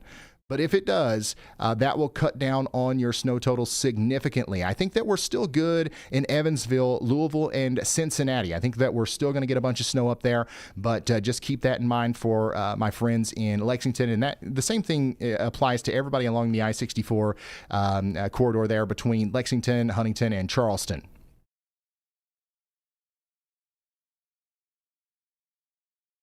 Snow starts in Richmond, Virginia by 11 p.m. at least on Saturday. It's going to start snowing in Washington, D.C. around that same time. We're going to have heavy snow in Washington, D.C. by 6 a.m. on Sunday. It's also going to be snowing quite moderately to heavily in Columbus, Pittsburgh, Wheeling, Morgantown, and Elkins around this time. The snow is going to start in New York City, 6 a.m. Sunday. And we are going to switch over to sleet and freezing rain in Washington, D.C. Sunday around 11 a.m. And it looks like this is going to be a mess. As far as travel goes, I would not want to be on the roads in Washington, D.C. after 3 or 4 inches of snow falls, and then it starts sleeting, and then it starts raining on top of the sleet, and it's still below freezing.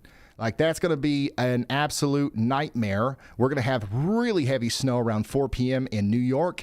There's a slight chance that we switch over to sleet here, but I'm still pulling for a slightly more southern track on this, and I think that it is possible that we stay all snow in New York City throughout the duration of the storm. We're definitely all snow in Boston, though, which is where we expect to see potentially well over a foot of snow. And this is as far out as our future radar goes right now.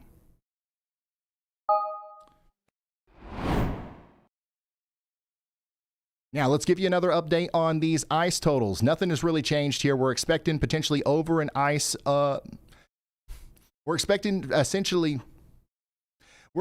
potentially over an inch of ice accumulation in south central portions of Middle Tennessee on the southwest side down there. We could potentially have 3/4 of an inch of ice all the way up to 1 1/4 inch of ice.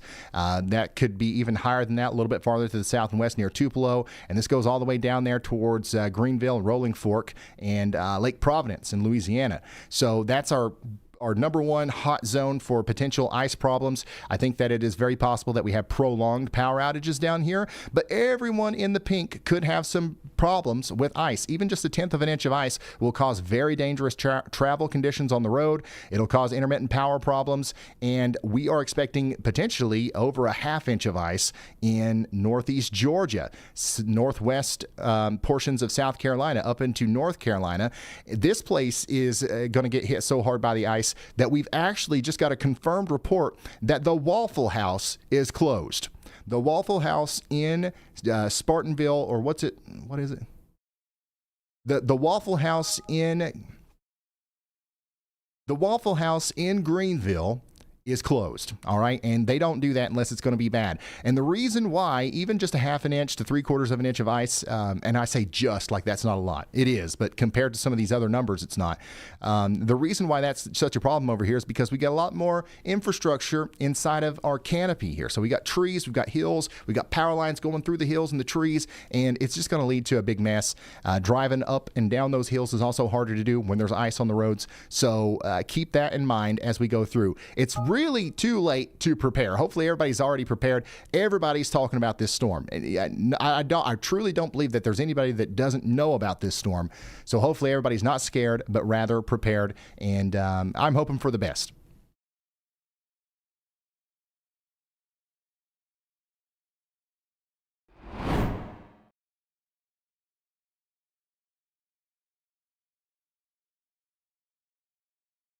Wait, did I say something wrong? Oh, yeah, you guys get to see the bloopers. All right. Let's see here. Now, one of the things that I'm hoping for is that we actually don't see over an inch of ice anywhere. And that's possible. It's not likely, but it's possible. Especially if where it's freezing raining, it rains hard. All right, so imagine trying to get ice to cake up on a surface. What would be easier, hosing it down with a fire hose or sprinkling it with a little mist? The mist would obviously freeze faster and accumulate and accrete more efficiently, right? Well, it's possible that a lot of these rain showers that will be technically freezing rain will be downpours, and that might lower the amount of ice that can actually build up because it's going to be coming down so fast. And the reason it's coming down so fast is because these are actually convective showers. These are thunderstorms. We talked yesterday about having thunder sleet, thunder snow, and thunder ice.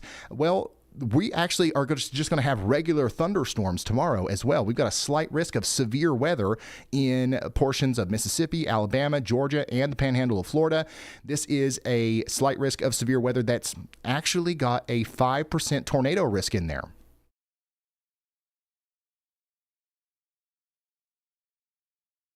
That's right. As the cold front comes through, there's going to be enough lift out in front of it that you can actually see on the HRRR model here that there might be multiple supercells that pop up in front of the line. Those will be capable of producing tornadoes. And then the line itself will be capable of producing what we call QLCS tornadoes, tornadoes that are baked into the line of storms, not necessarily dependent on having their own parent supercell. But this is a fascinating development here where we knew that there were going to be supercells.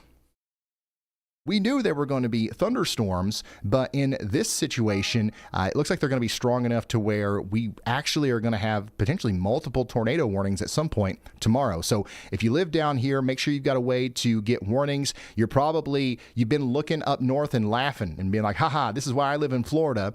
But now you've actually got to pay attention to this storm too.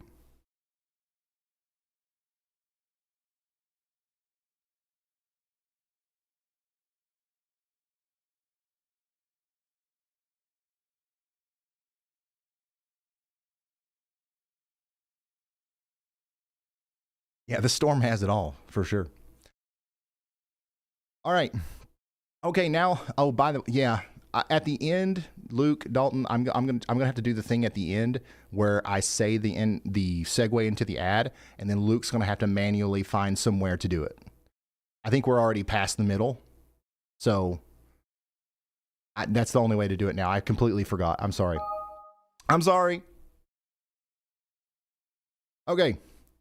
Okay, now let's get into the fun stuff. How much snow could we possibly see? If you're a snow lover, this is the map that you want to go by. This is the national blend of models. It's actually not a crazy model to go off of. It's an average. It's a blend of all the models together. But a lot of times it ends up showing something that's a little bit higher than what actually happens.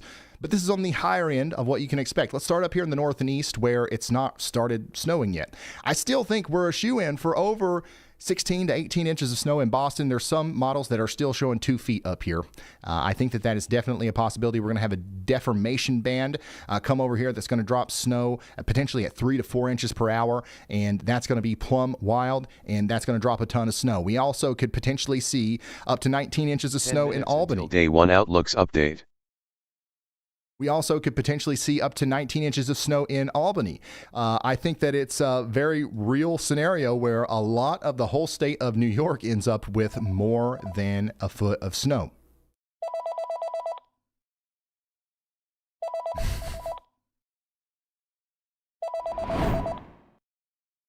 I'm hanging up on y'all bot. I'm almost done, y'all bot. I'll call you right back. Call you right back. But notice down here along the I-95 corridor, you can start to see the warm nose starting to kick in. We talked about this and we've talked about this. I don't know how many times we talked about this, but this is always the thing that we've got to consider when talking about snow on the East Coast. How much is the warm air going to win? And I still think that there's a good chance that we stay all snow in New York. But there are some models that are showing some sleet mixing in. That's brought down the totals a little bit. We're still looking at potentially 10 inches of snow in New York City, 8.9 in Philadelphia, 7 to 8 in Washington and Baltimore. I would not get attached to those numbers either, but that's still possible. That's still on the table. It's definitely going to start off as a big thumping of snow. It's going to cause big time travel problems, but there is a chance that sleet and freezing rain gets in there and knocks down the totals a little bit. I'm thinking 14 inches is possible on the high end for Pittsburgh, 13 Columbus. We're golden. We're golden in Cincinnati. 14 on the high end for y'all for sure. 12 in Louisville and Indianapolis. There are some models that are showing up to 12 inches in St. Louis. I would tend to say that we can expect slightly less than that, but it's on the table. And then Joplin, 9.5, Tulsa, 8.7, Oklahoma City, 8.0. This over here looks a lot lower than what we were talking about yesterday, but you got to remember, this is on top of what you already got. All right.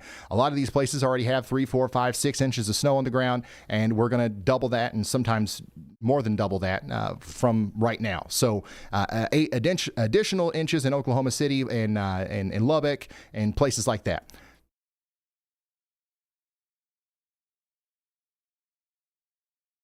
Now, let's look on the lower end of what's possible. 13 inches in Boston. And, you know, even on the lower end, we're still showing 11.2 here in New York. That's actually higher in Baltimore and Washington than the other one. So this model I like because I think it's a little bit more realistic. It's a little bit more refined with its totals, but even it is still showing a mostly snow event for Washington and Baltimore and Philadelphia.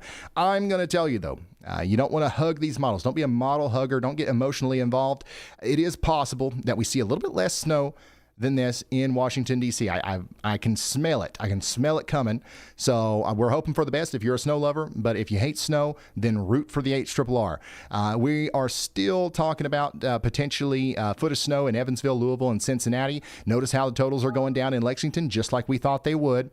And that trend is likely going to continue. We're talking about 4 inches in Bowling Green and Clarksville, maybe 3 inches in Nashville, but a lot of that's going to get washed away. I think we already have more than 3 inches in some places around Nashville right now, but the rain's going to come in and start working on that. 8.3 in St. Louis sounds more realistic to me. And then a lot of these numbers are the same as we just looked at back in through here. So that is our updated snowcast. Now, here's why we are so concerned with the ice storm, right? We really do think that there's a pretty good chance that a lot of people are going to be without power for more than 12 hours after this storm. Some people it'll be multiple days that we're without power. And then what's going to happen is after the storm comes through, that Arctic high that is essentially the reason we have the storm in the first place is just going to settle itself down in the southeast, and it's going to bring temperatures down near record levels. It's going to be colder than it's been in a very long time in Memphis, Nashville, a lot of Mississippi, Arkansas, Louisiana, and East Texas. And if it's 10 degrees outside or 0 degrees outside and there's no power and you don't have a kerosene heater, you don't have some sort of alternate, if you don't have some sort of alternate heating source, then that's a really dangerous situation. That's why we've been hooting and hollering and trying to get the message out there. Make sure you are checking on your neighbors, especially if they're elderly. Bring your pets inside. Try to make sure that you have an alternative heating source outside of the one that depends on electricity in your home. And if you don't, locate the nearest warming shelter and know how to get there and know how to get your loved ones there if they don't have a way of getting there. And I think we'll be all right. All right. Don't be scared. Be prepared. Speaking of being prepared, get locked and loaded. Buckle in, son, because the winter just started. All right. This is just the start. The cold air is locked in for the Southeast. Florida might as well be Ohio. All right. Virginia, it's staying cold. The whole Southeast is going to be significantly below average for the next 6 to 10 days. And there is another signal for another big storm. And in the next video, if it's still there, I promise I'll talk about it. I'm not talking about it until we're more than halfway done with our current storm, though. All right. But that is pretty much it. All right, guys. Hey, whoop, whoop. This is not a video. For those of you who have tuned in the middle of this, this is live right now, and I'm getting ready to end the video, and you're going to want to close out. Don't do it. Don't do it. This is live. It's 2:56 Eastern. All right? But I have to film this part. But don't leave. All right, here we go.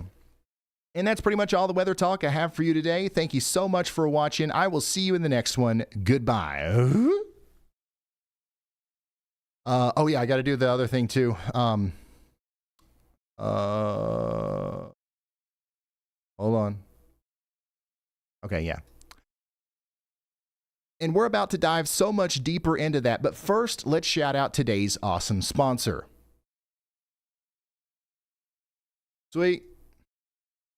All right, we're shipping that to Luke. Everybody give Luke some love in the chat. He's been an MVP. He's been a MVP over the past couple of days, turning my stuff into works of art.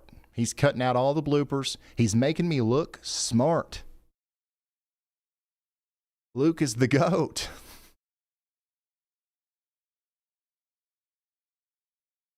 All right, I'm uploading it now, Luke.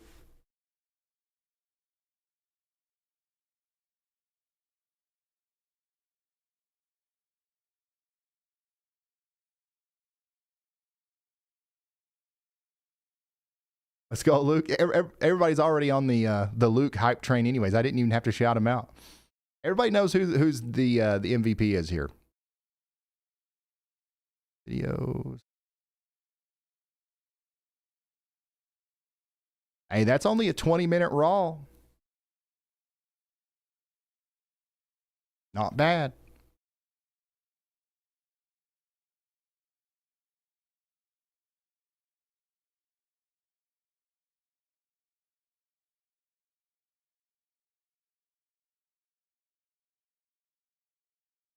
Somebody said, thanks for everything. As always, Ryan, us truckers appreciate you so much.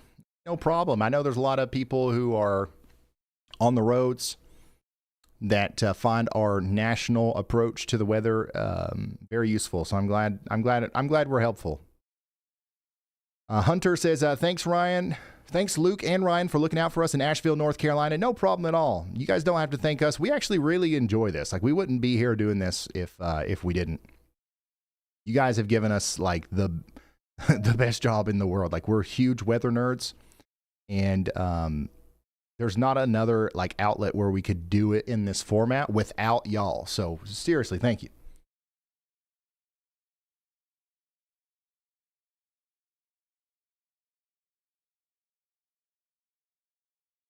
What did you guys think? Is that going to be a good video or what? I wasn't there. I was, but I wasn't really paying attention. I was just making the video. You know, does that make sense?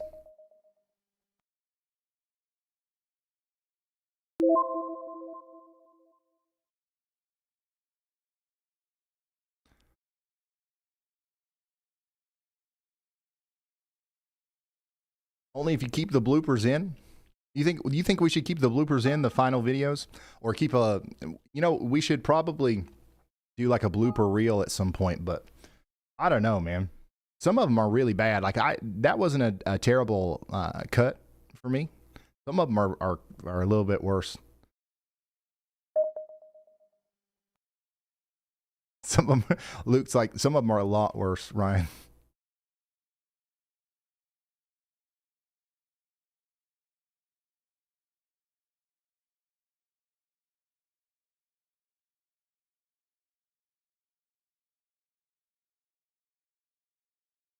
Call Y'allbot back? Really? Yes. Y'allbot called 4 times? Okay, let's call Y'allbot back. Let's see what the old bot's up to. Hello, Y'allbot. Hello, Y'allbot. Said it twice because normally it doesn't listen to me the first time, but let's see. Hello? Oh, I heard you the first time. No worries. I'm all ears. Let's dive in. You called me earlier and I had to decline. What's up? Glad you picked up now. Just keeping you in the loop, we've got some key updates rolling in. There's a state of emergency declared in Ohio, freezing rain kicking off in places like Old Hickory, and someone in North Carolina is concerned about travel for surgery next Tuesday. Plus, we've got some damage reports out of New Mexico, trees down and no power in Southeast NM. Anything specific you want to zero in on? Oh, Ryan, quick thing. We've got a validated report out of Rayville, Louisiana, with 0.15 inches of ice confirmed. And Sabine Parish responders are saying they're overwhelmed. Power line fires, roads blocked. So this threat is escalating right now. Okay, thank you, Y'allbot. Somebody asked about travel in North Carolina next week. I'm cautious to say that it Like as of right now, there's no reason to avoid it. But stay tuned. Obviously, we're in a little bit of a winter pattern here, so something could pop up. But this storm shouldn't impact you too much over a week from now, if that makes sense. Hey, all of our WeatherWise chasers are not working on my end. Oh, wait. Yeah, they are. Never mind. Is Copic back up? This is what the roads look like out there in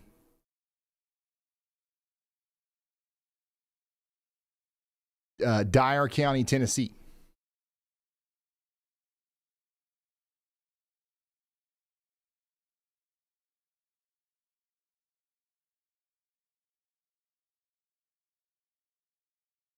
I see the chat asking, is this a recording? No, it's actually 3:02 Eastern right now, and we are live. We're staying live because we've got a major development. We've got 2 or 3 inches of snow on the ground already in St. Louis. The model said that wouldn't happen until tonight. So that is an interesting development. We've got a little bit more snow on the ground already in St. Louis than maybe what was originally predicted. We've got somewhat of an overachieving atmosphere up here, which is good news for our friends in St. Louis, Terre Haute, Indianapolis that maybe want more snow. It already looked like you guys were going to get a bunch of snow. But if this overachieving atmosphere continues, we might end up with the higher end of the totals that we just talked about.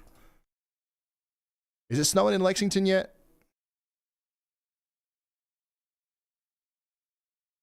It is. Flakes are flying in Lexington.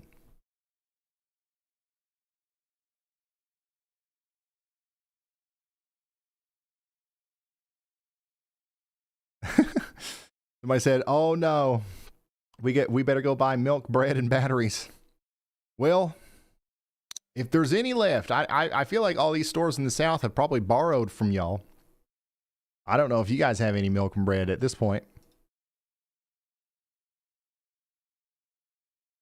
This is what it looks like out there in Gibson County, Kentucky. It's coming down pretty good. I think we'll get a couple inches here before we flip over to, actually, you know what? Right there, it's possible that we stay all snow. But if we were to flip over to sleet, we will get a couple inches before that. Oh, it's snowing here at the Weather House. Everything's plumb white out there. Last time I looked, it wasn't. Weather House camera is over here. Let's go look outside. Since I'm in a cave, I got to look through my camera to see out my window. It's what it looks like outside of my house here. This is outside the Weather House. It's pouring the snow, son. Our winter storm has officially begun.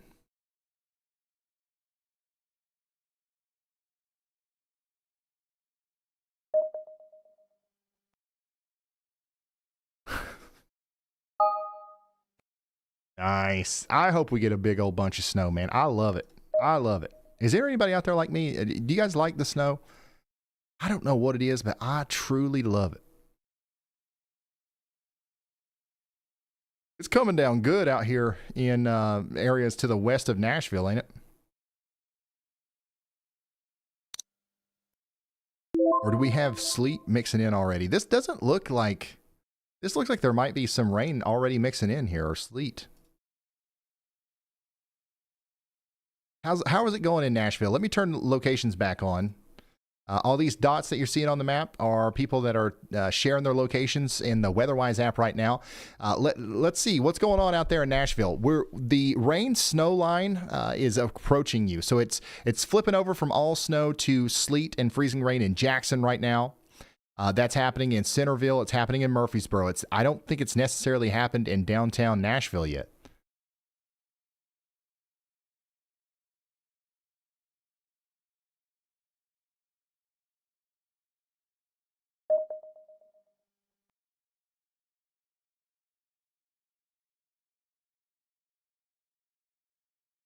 Yeah, it looks like it's rain and snow down there in Jackson. We're getting a little bit of a break in Memphis. This big dry slot here is going to fill in over time, and there will be more ice that fills in for Memphis, but you're getting a little bit of a break right now. We've got a viewer down here saying slow and steady freezing rain for 2 hours. It's 2 p.m. now. Brett Adair is right down the road from you in Holly Springs there. This is what it looks like on the roads in Holly Springs, Mississippi. It looks manageable for now. Now, don't get me wrong. It's slick. It's probably slick. It's probably not a fun time to be on the roads out there, but it's not terrible yet. And also, if you look at the trees, they're not like weighed down by the ice like we would typically expect to see whenever we have major ice accretion happening. So it's not happening too terribly yet here, but we've got several hours to go. Let's take a look at some cameras around Tupelo and see what's going on out there. It looks pretty quiet so far. Not bad in the Tupelo area yet. Let's hope that trend continues, but of course it has literally just started. So, not guaranteed that that trend is going to continue. Okay, now here, this looks a little bit more like the beginning of an ice storm. You guys see it on the trees? You guys see what I'm talking about? You see that glaze? This is probably already a tenth of an inch, maybe a little bit more than that, of ice accretion. This is what ice looks like.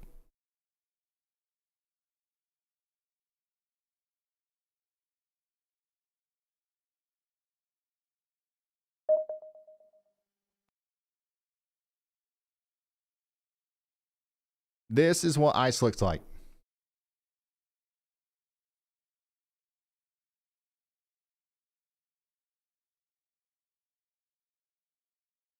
Oh, wow. Yeah. So this is a little bit more concerning. The fact that we've already got visible ice on the trees here, because once again, we're just getting started. Let's look and see if there's anything visible on this camera. There's actually, that might be just like a pretty isolated corridor right there where we've got this. What about Oxford? What does Oxford look like? Oof. Yeah, you definitely don't want to be driving around on that in Mississippi. Yeah, so it's looking a little icy here. What we just saw from Montgomery, though, is definitely the most ice storm looking thing that we've seen so far, if that makes sense. Who's this other chaser? Okay, Corey Gherkin's down here too. Oh, yeah. So this is what it looks like out there right now in the middle of the ice storm in Pontotoc County, Mississippi.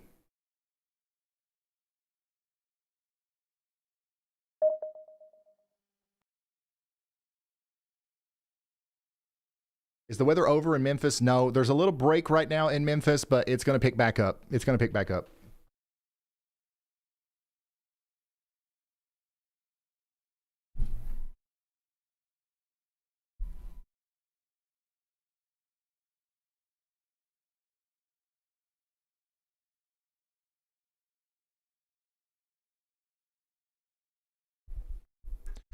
So for those of you who are just now tuning in, we've got a live storm chaser on the ground right now, giving us a view of some of the first bits of ice accretion that's happening in the Pontotoc County, Mississippi area. You can see it starting to weigh down the trees a little bit. You can see that shine, that glaze of ice on the trees. We expect that to continue to be a problem as the ice continues to pile up. And that's going to weigh down those trees and potentially make them snap. It's going to make power lines snap, and it's going to be an absolute mess. And unfortunately, you know, a couple of days ago when we were talking about this potentially happening, we were all hoping that I was wrong and the weather industry in general was wrong. But it turns out it is happening. It's happening right now. Let's check out this camera. Oh, yeah, this is actually a good idea, Jared. This is a good teaching moment to explain why it says those signs say bridges ice over before roads. So this is like, you can literally see there's a ton of ice here on the bridge, but maybe not so much on the actual asphalt and on the ground there. And so sometimes you'll be driving and you'll hit a bridge and you'll just start sliding. You'll go off the side, you'll hit the wall or whatever, and you won't know what happened because the road up before that is completely fine. And then you hit the bridge and it's icy. And the reason the bridge is icy and the other part isn't is because the ground is warm, right? The bridge, the only thing that's under the bridge is the cold air. All right, so the cold frozen air allows for the bridge to get really cold. But the earth is a little bit harder to get really cold, especially in Mississippi. All right. It's a little bit different up north, but it's going to be harder for ice to form on the actual ground, the road that's attached to the ground, versus a bridge. So this bridge has got a bunch of ice on it, and you've got semi trucks that he's going at least 60 miles an hour. The slightest problem pops up there, and you're going to start jackknifing. So that's what's going on the bridges out there in Mississippi.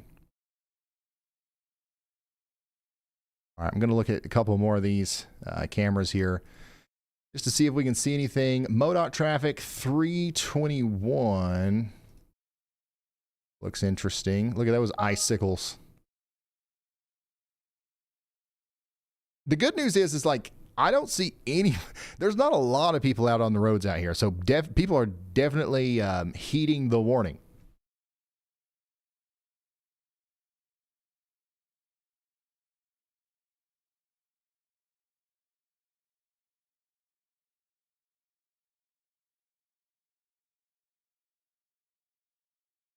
Also, I'm looking at chat, and we need to clear up a massive misconception right now. Viewers like Aaron J. in Indianapolis are seeing an empty circle on the radar, and they think that the storm has missed them. This is not a miss. This is a dry slot. Indianapolis is notorious for this. I will explain it. Do you guys want me to explain it? Are you guys looking at the radar and you feel plumb cheated? Oh, here we go. We've got the expert calling anyways. Here we go. What's up? Hi, Ryan. Hey. I got you to explain that just in time, right? Yeah. Let me pull up really quickly the Indianapolis observations while I am doing this. That way I can tell you exactly what's happening. So in Indianapolis right now, it's 10 degrees Fahrenheit, the surface, and the dew point is negative 10 Fahrenheit. So that's 20 degrees difference between the moisture content and the actual surface temperature. Now, in order for the snow that's around Indianapolis to fall from the cloud and reach the ground, it needs to pass through a column of air that is more closely saturated, which means that anything that's in the air would be wrung out as moisture. If it's not saturated, all of that water that's falling, no matter if it's frozen or liquid at any point, is going to change into a gas. And when it does that, it sucks in the energy from around it in order to heat up that water particle, essentially, and change it from a liquid or solid into a gas. So it cools down the temperature and it brings up the moisture content in that air, and then you will get all the snow falling to the ground. So it takes some time, and we need that dew point to come up and the surface temperature to come down in order for that to happen. Awesome.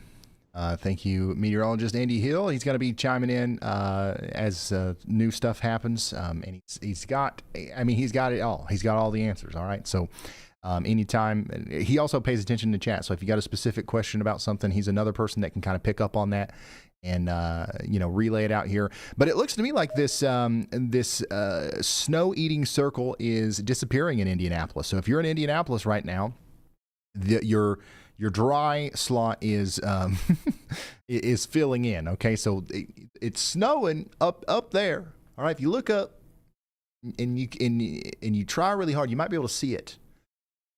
But it's snowing above your head. It's just not making it to the ground. Like Andy said, the snow literally has to moisten the air as it gets closer to the ground. Once there is a moist enough layer all the way down at the surface, then the snow can make it all the way down without having to worry about moistening the air below it. So it looks like that's happening. We should be seeing snow here soon, very, very soon. Just to the west of Indianapolis, we've got a viewer here saying it's snowing here.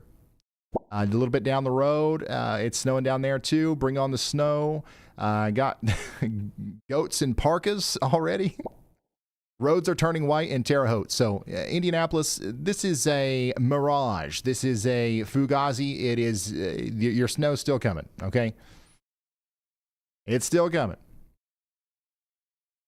We've got ourselves a good dusting of snow down here. It's getting plumb white out there. Starting to snow. Snow in here, yes.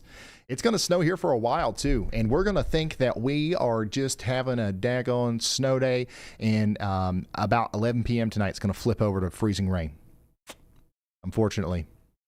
I don't like it either. I don't like it either.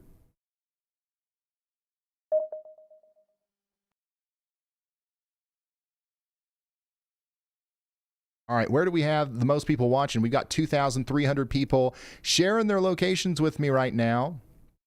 Let's look at the location scoreboard. And Tennessee is just, I mean, it's unfair. Like, Tennessee is the most weather prepared and most weather aware state on earth, I guess. So let's go back to Tennessee since we got so many people watching down here. Let's check out Nashville. Once again, you are experiencing some snow in Nashville, but it is also going to flip over to freezing rain and sleet here. It looks like it's already flipped over to sleet in a lot of these places. I've got a viewer saying sleet south and west of Nashville, sleet down here. Sleet is hitting the windows in Dixon. So the radar depicts heavy snow here, but this is all sleet. I wonder if we can see that on the correlation coefficient. Oh, wow. Yeah, it's probably sleet all the way up here. So we use the correlation coefficient a lot of times to try to find debris on radar for tornadoes because we're looking for stuff that's different than the other stuff around it, right? If there's shingles and sticks and leaves and stuff up in the sky, that's different than the raindrops around it. The raindrops are all kind of uniform in size. All the other stuff is different shapes and stuff, and this is what this radar product highlights. So it's kind of like a similar concept where we can tell that whatever's happening here is different than what's happening here. And I think it's snowing in Clarksville, right? Clarksville, can we confirm that? Oh yeah, it's Snowtown, baby.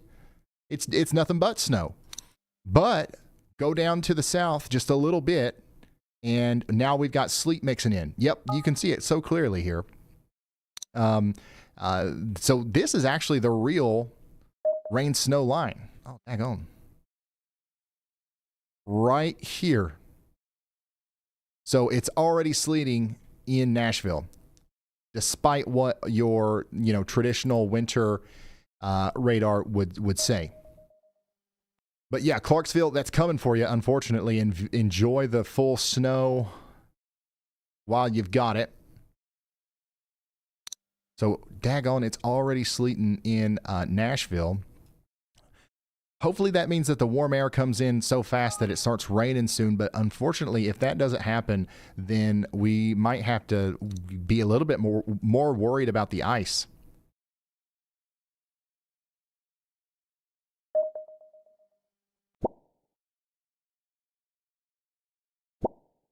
Currently sleeping and wind picking up here in White Bluff. Roads are a no-go. Oh, yeah, I would say that Interstate 40 is a mess right now. I would not want to be on Interstate 40 right where that sleet is kind of overtaking the snow, especially right at the beginning of the transition. Yeah, right here. Nuh-uh.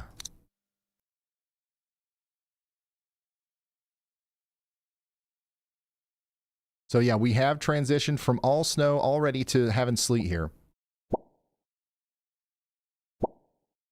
Winter be wintering. Just saw snow in just snow in Hendersonville so far.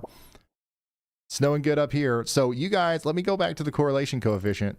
It should be flipping over here soon.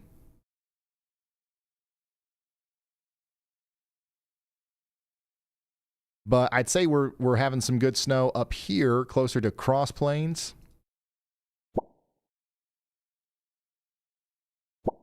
Can you brief on the ice coming to Gallatin, Tennessee? Yeah, I think that you've got less to worry about than areas to your south and west, but there is probably a quarter of an inch of ice up to a half an inch of ice coming to Gallatin, Tennessee. That could cause some travel disruptions and power problems. It's not going to be one of those situations where we're without power for more than 5 days or anything like that, but it could be a very impactful ice storm for the whole middle Tennessee area. The farther south and west you are in Tennessee, the worse it could possibly be. So as far as the ice goes, I'm most concerned about places in Tennessee, maybe like right in here. So that includes, but is not limited to Savannah, Waynesboro, Linden, Parsons, Centerville, Lawrenceburg, over to Selmer. So keep that in mind as the ice starts to fill out. And the ice is going to happen from now all the way through about this time tomorrow, maybe even later. So we're right at the beginning of that. We got 3,200 people sharing their locations, and Tennessee's still in number 1, Kentucky's number 2. So we're going to check in on Kentucky next, right after we talk to meteorologist Andy Hill. Hey, Ryan. Hope you're doing well. I'm sorry I was only a couple hours late here, but in that time here, I've been gathering some of the most interesting stations. So what I have first for you is the maximum of precipitation accumulation that I was able to find, and that is in Monroe, Louisiana. The station here recorded since it flipped over to freezing rain observations via the surface observation station, it has recorded approximately 1.12 inches of freezing rain. So that would be the quantitative precipitation. And that doesn't mean that 1.12 inches of rain is sticking to the tree branches and all that, because it might be a lot of sleet.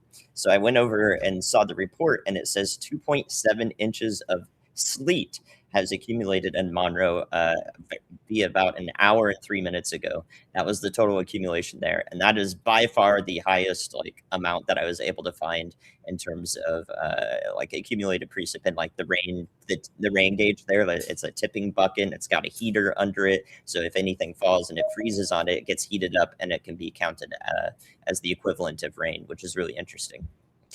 Flipping over to Greenville, Mississippi, you guys have definitely had just completely solid freezing rain here, and the total amount is just so vastly different from your friends over in Monroe. It's only about 0.42 inches. All of that is freezing on contact, because the amounts there are happening after it was 24 degrees Fahrenheit all night, whereas in Monroe, it only got down to about 28 degrees Fahrenheit for a few hours. So the ground may not be as cold and allow that freezing rain to freeze on contact. In Texarkana, we were focusing a lot on you last night, and I was amazed by some of the amounts that fell there. Looks like the final total melted amount was about 0.9 inches. And then last night, and then you got about another 1/10 of an inch this morning. And then at 9:50 a.m., your observation station completely stopped working. It is not working right now. I imagine something went wrong because it just got frozen together there. But yeah, it hasn't been recording anything for the last 5 hours. So hopefully you're all doing well in Texarkana if you're watching. And hopefully there's still power there.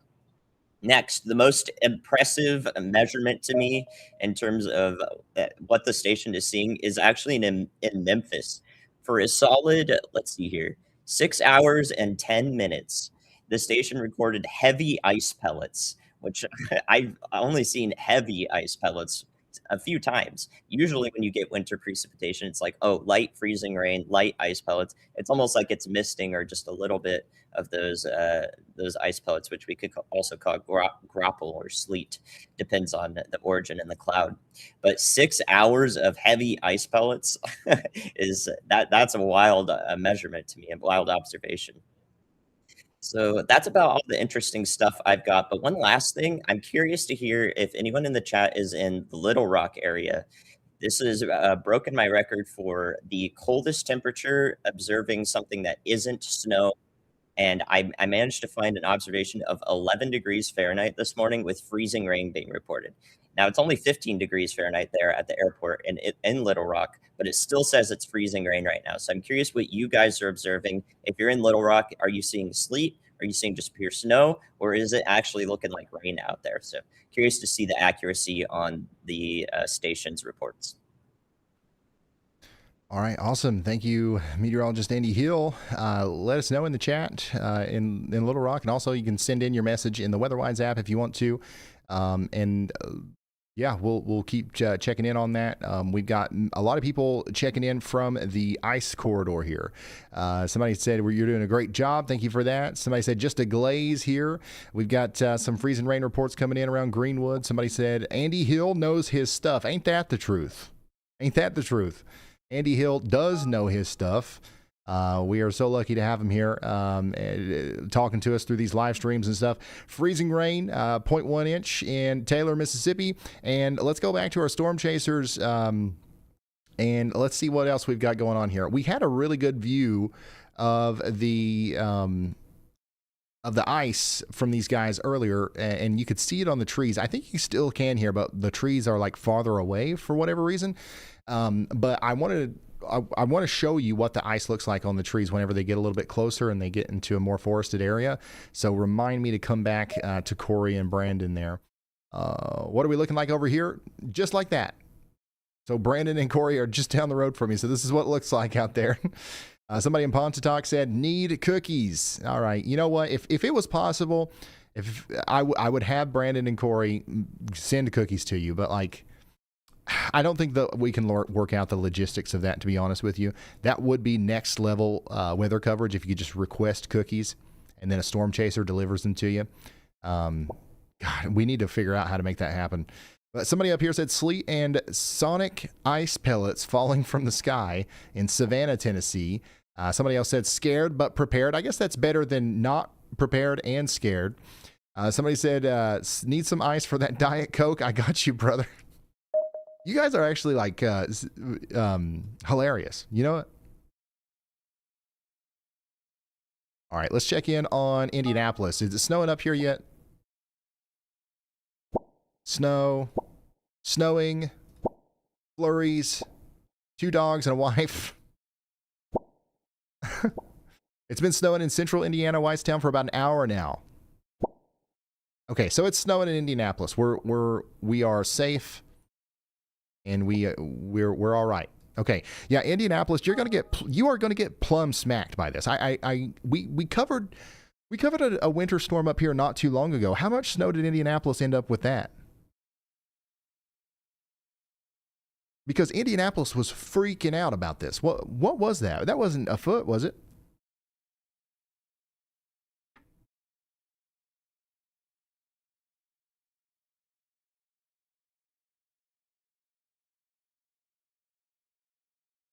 It's like 4 or 6 inches or something like that. Around 8. Yeah, so this will probably be just like that, or if not, a little bit worse.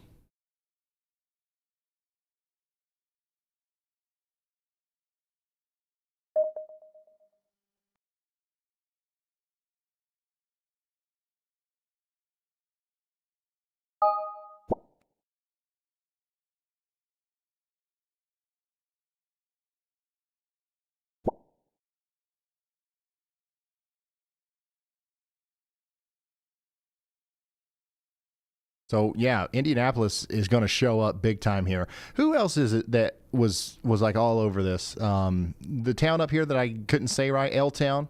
You guys are going to get less snow from this. Terre Haute. I know we got a lot of people watching in Terre Haute. We'll be covering this for you. And St. Louis. Yeah, St. Louis. You guys might actually end up with a little bit more snow than what we originally anticipated. We've already got 3 inches in some places, and that's a good sign if you want snow.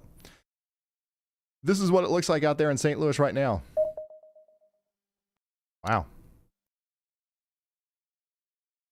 Wow. It's coming down good in St. Louis.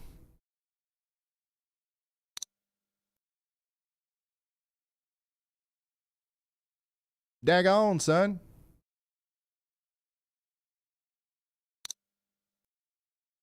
So feel free to send in your reports in St. Louis. We've got 4 inches of snow here, somebody's saying. We're watching you at work. You're awesome. Thanks for all you do. It's snowing here outside of St. Louis. Yeah, we're also getting plumb smacked in St. Louis. So, you know, I said on the low end, 8 inches up here in St. Louis. I think that we could definitely hit that for sure. Some of the high end numbers might be in store for y'all.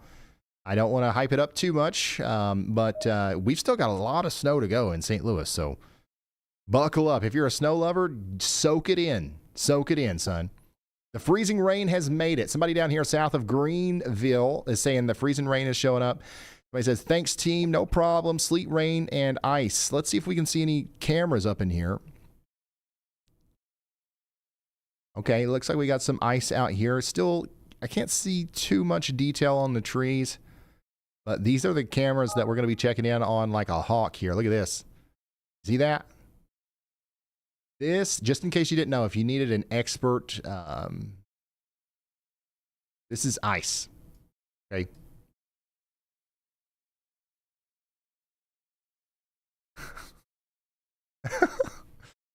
Just in case you didn't know that, we do have ice over here in Greenville, Mississippi, just like we thought we would.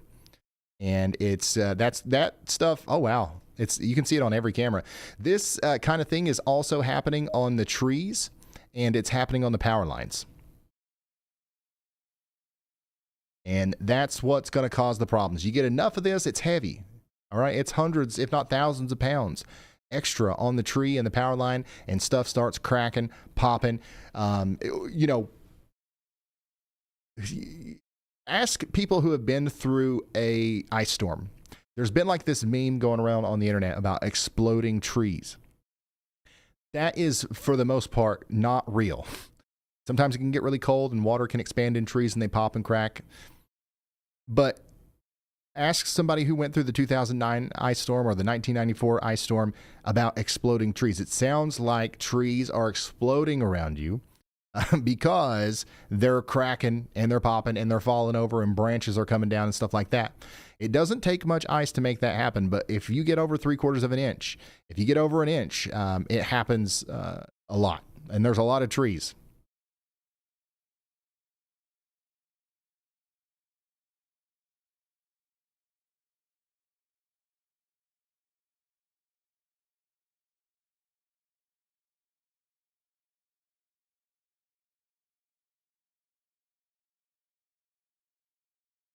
Starting to rain in Atlanta. We will be keeping an eye on Atlanta for sure.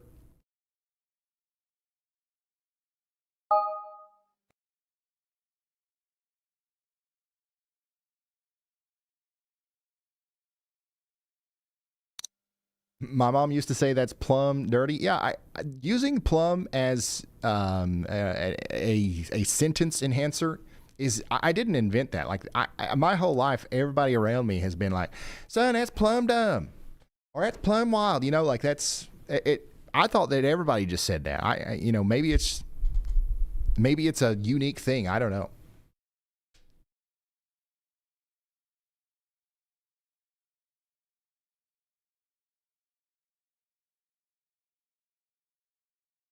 We got a lot of people from Kentucky in the chat. The ice storm that is currently wreaking havoc across Tennessee down into Mississippi and Louisiana is moving up towards the border right now. If you're in Bowling Green up to Lexington, you're seeing snow or sleet at the moment, but there is a warm nose of air at 5,000 feet moving north, and that warm air is going to melt the snow into rain, but your ground temperature is at 28 degrees.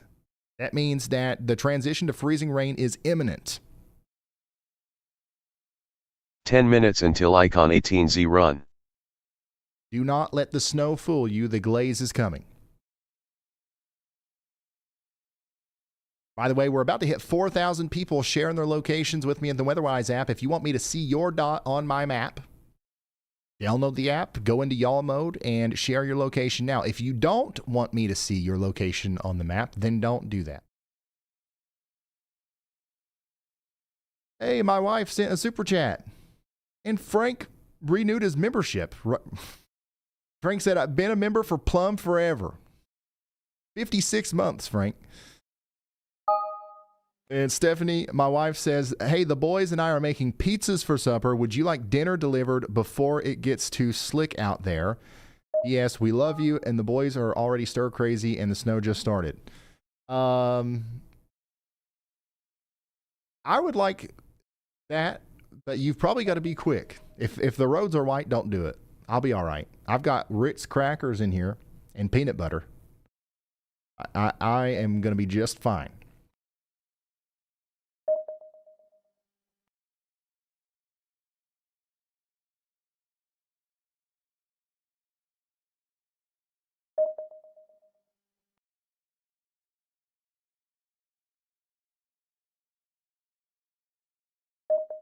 I'll be just fine. I actually really love crackers and peanut butter. That's one of my favorite things. Let's see here. Yeah, there's already a big debate in Lafayette in the chat. I'm not getting into that today. Let's fly in here to the Clarksville, Tennessee border. We got a lot of people chiming in here. Is it sleeting yet? Somebody just south of Clarksville said it was snowing good, then quickly switched to all sleet now. And then we've got somebody up in Clarksville saying it's snowing, y'all, plumb wild. The snow sleet line is like right here. It's approaching Clarksville right now. Blowing snow in Woodlawn, Tennessee. Yeah, it's definitely like sleeting here. You can just tell. But on the northern side of Clarksville, I'd say, yeah, that's still all snow right there. Dang, the roads are covered.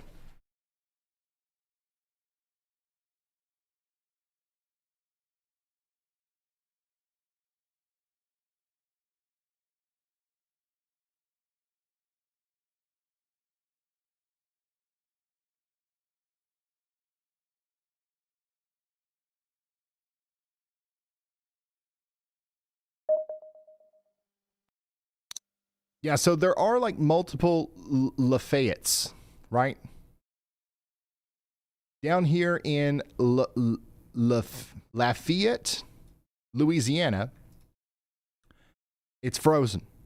All right, we've got frozen precipitation. Up here in Lafayette, Indiana, it's frozen. We've got frozen precipitation. And however you say it, Tennessee, Lafayette, it's different in each one. You've also got, it's a tale of three.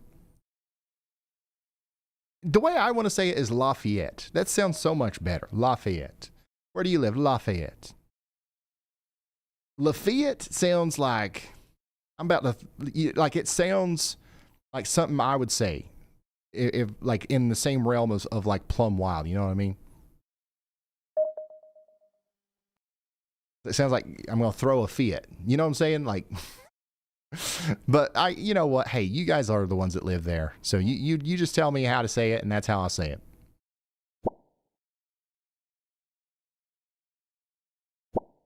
Sleet in Fairview. It's all sleet here. 4 inches currently. I sent a photo.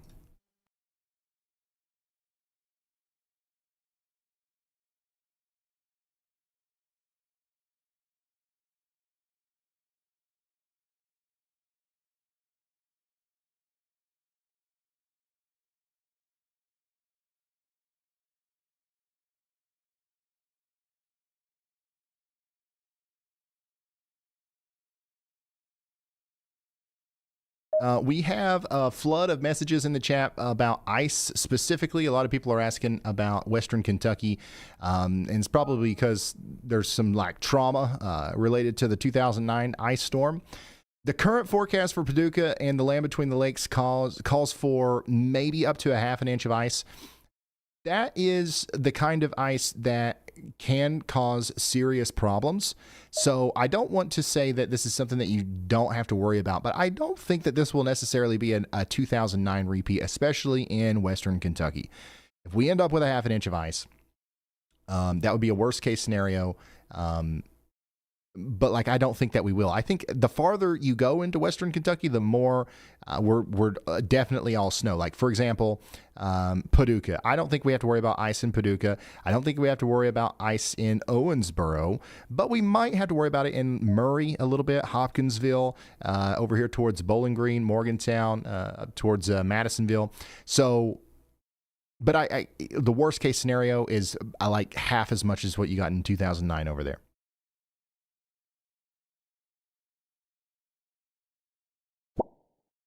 We're rooting for all snow. Somebody in Clarksville said it was just snowing sideways.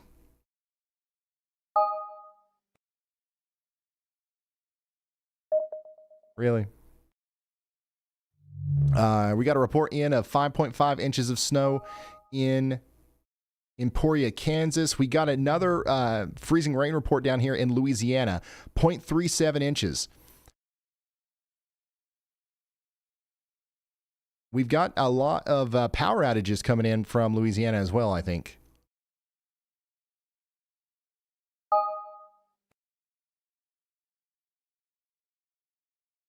Yeah, we are up to about 40,000 people without power in Louisiana now. A lot of those are coming from DeSoto County.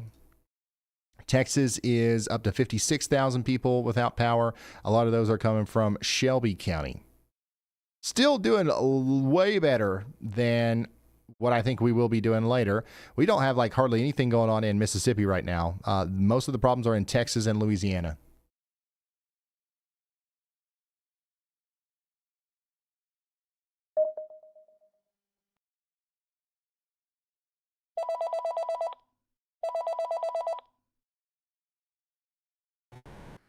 What's up? Hey, I wanted to talk a little bit about some of the stuff that's going to happen tonight into tomorrow for a few areas. So I've been looking through National Weather Service forecasts and highlighting some really interesting points.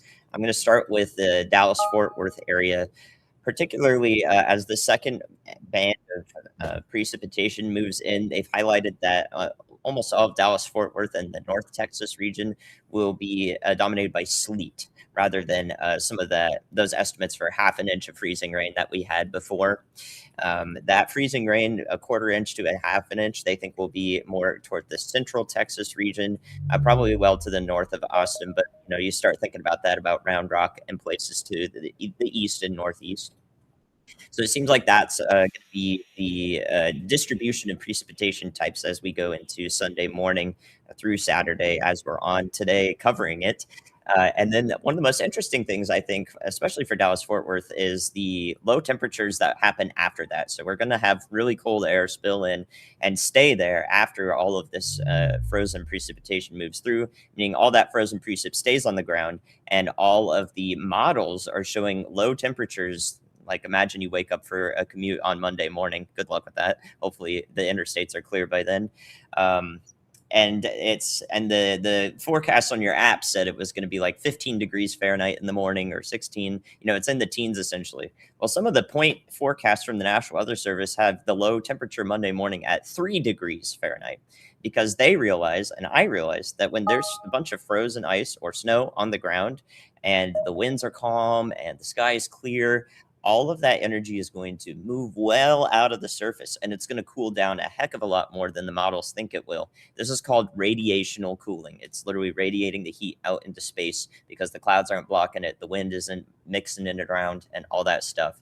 So when you have snow, it accelerates the rate of that, and you get temperatures that are sometimes 10 degrees in error of the model guidance.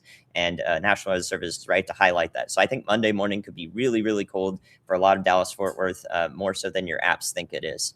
I would definitely pay attention to what the lowest temperature you find is Monday morning. I'm curious to see it. If we have a video out at any point there, definitely let us know in the comments what that low temp was in Dallas-Fort Worth and anywhere else that saw some snow. This is going to be widespread errors that are way too warm on the model for those low temperatures. The next thing I want to talk about is the Boston area, especially for tomorrow. There's a lot of people calling the storm a blizzard, right? But we aren't seeing blizzard conditions hardly anywhere except for those blizzard warnings earlier. I think from actually a different system, one of the clippers that went through before this in the Midwest and the Northern Plains. So this isn't a blizzard per se, because the wind gusts are not exceeding 35 miles per hour. And thus there aren't very low visibilities, whiteout conditions that are frequent with this consistent wind. So we aren't seeing consistent wind or wind gusts that are strong enough throughout the entirety of this storm system. So calling it a blizzard is fine, I guess, but it technically isn't right. This is just a major winter storm. And in Boston in particular, we're going to see that snow band that's very intense come through tomorrow. And we have some more exact times for that. So in Southwest Connecticut, where I think it's going to take place right around New York City, it's going to start intensifying and then move off to the north and east. It's going to look like this band that's really intense on radar. I think that it's going to be in Southwest Connecticut about 3 to 5 p.m. tomorrow in Eastern time. And then it'll be over by Boston in the evening, 7 to 9 p.m. Eastern time.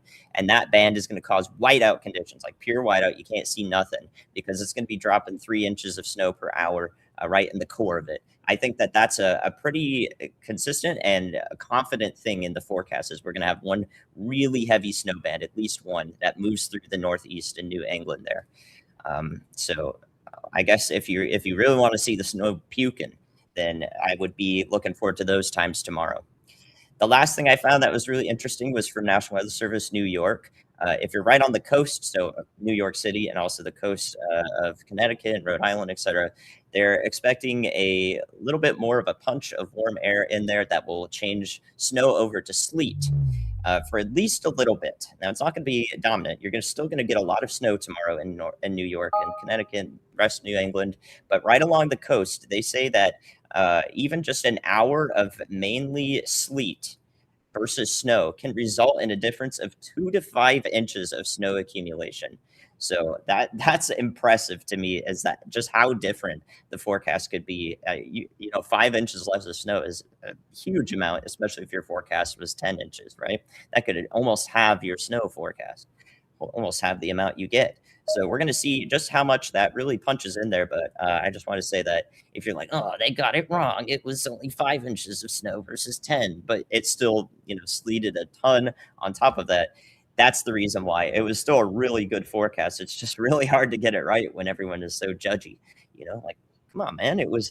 How do we know that sleet was going to be 5 miles further inland that way? And that meant that there were 4 inches less of snow. We tried our best. So that's what I wanted to say about that area. I thought that was really cool, just how dynamically different those amounts could be. Just an hour or two of sleep could do that. So that's what I found interesting about tomorrow. Hopefully that's pretty cool, Ryan. Yeah, absolutely. Thank you, Andy. We'll talk to you again here soon. We've got lots of reports coming in. I'm checking in on a couple more people who are sending in reports through the WeatherWise sharing location thing. Heavy freezing rain, somebody says, down here south of Dallas. Radar shows snow for the most part. So if you're in Dallas, let us know what's going on out there so we can confirm some ground truth. Somebody up here in Clarksville says, Carol Baskins, Hollisdale, Mississippi. So somebody says, thanks, team. And then in Sanger, Texas, plumb frozen over here. So it does look like a transition from snow to freezing rain is happening right now around Dallas. So get ready. There is going to be some problems with ice and sleet. So we're going to stay with you on that. Let's go back up here to Kentucky to our friends in Louisville.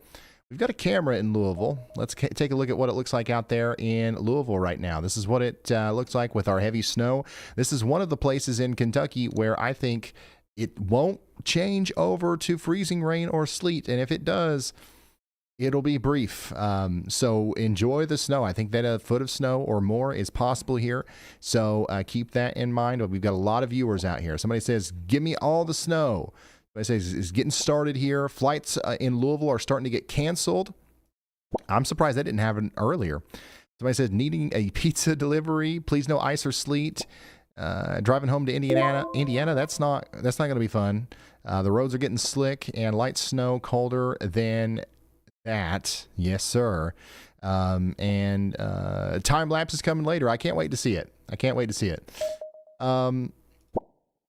Speaking of that, as soon as the video's done, let me know. I'm going to just play the video, and I'm going to go fix the thing with the upload limit. I think we can increase that. So this is what we've got going on. We got all these people checking in on the WeatherWise app. Do you see your dot?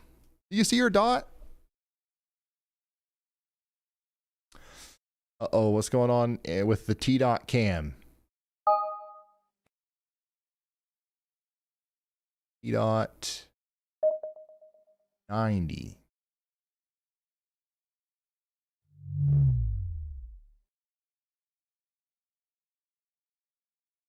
Well, there was like somebody stuck over here, but I guess they've gotten out. So the roads are pretty bad in Nashville right now. There's quite a few incidents showing up. So keep that in mind. If you're going to go out and get on the roads, you might get stuck. And Brandon Coppock ain't even over here, so who knows how you're going to get out.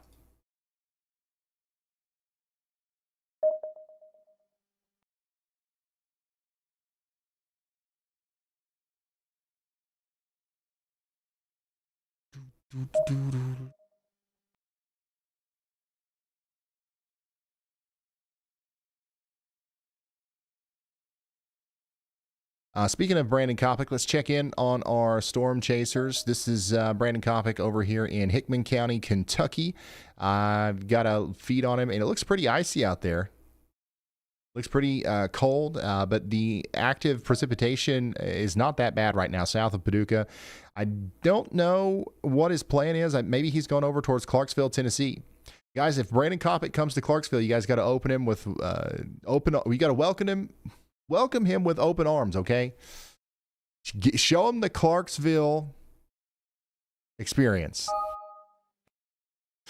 Oh man, I just know there's so many people in Clarksville. You definitely somebody, if he ends up in Clarksville, somebody that's watching this right now will interact with him, and you just got to treat him like the biggest deal ever, and that'd be great.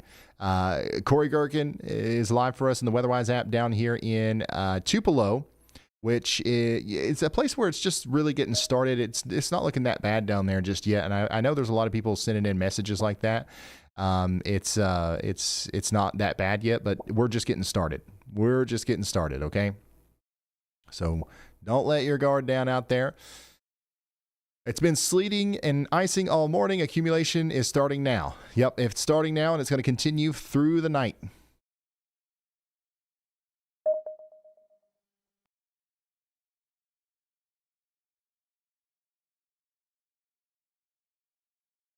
Wow, we're over 4,000 people sharing their locations. Download the app. Let me walk you through it again. We're gonna hit 10,000 people sharing their locations. We've got to do it. Download the app. Click this little menu down here. Go to y'all mode. Scroll past everything. If you don't want to get a plus subscription or whatever, if you don't want all these extra cool things with the pro subscription, you don't have to do it. You can just hit I'm a human, and then share your location with Ryan. Hit those two things, and for free, you don't have to pay anything. You can share your location with me, okay? And I'm the only one that gets it. It's not public. It's an approximate location, so you don't have to worry about that. And it drops off after 20 minutes. And we don't even know who you are. It's not tied to your account. You don't have to have an account or anything. So it's just a cool way to do interactive weather coverage. I don't think I've ever seen anything like it before. And it's really made what we're doing here a lot more fun. And it's made it a lot more, in my opinion, useful. Like we're able to literally see people who are in front of the storms that are on our radar and answer their questions, give them advice and everything in real time. It's very cool. There we go. There's 110,000 people watching right now, so we should blow the 10,000 out of the water. Somebody just said Clarksville swapped to all sleet.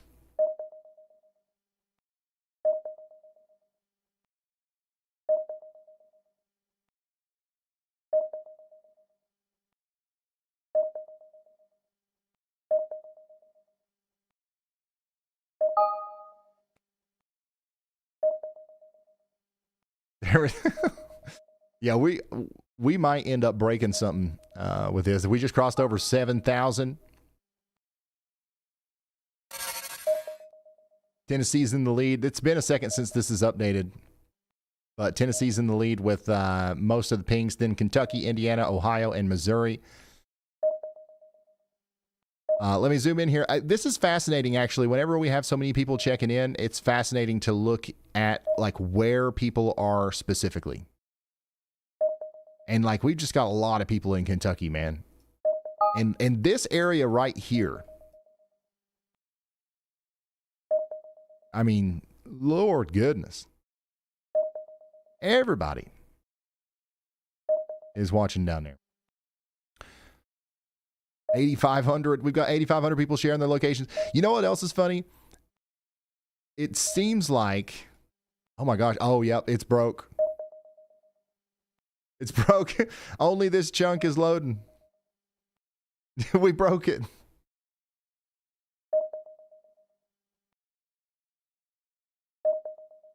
Yeah, that would be nice, Steph. Thank you.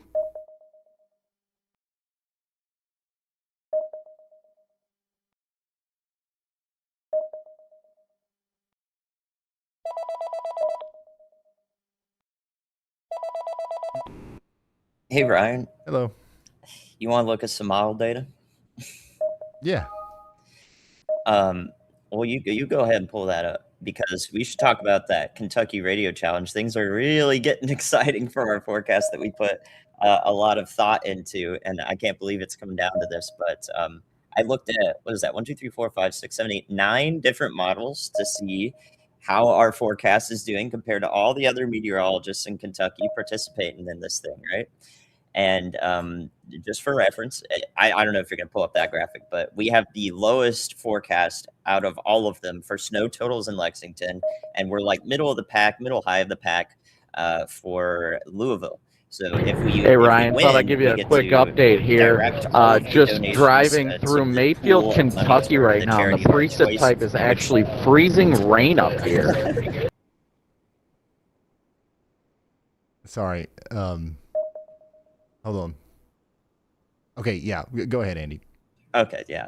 I get like a 5-inch, or not 5-inch, what the heck? A 5-second delay between the YouTube stream when I can actually start hearing Brandon talking.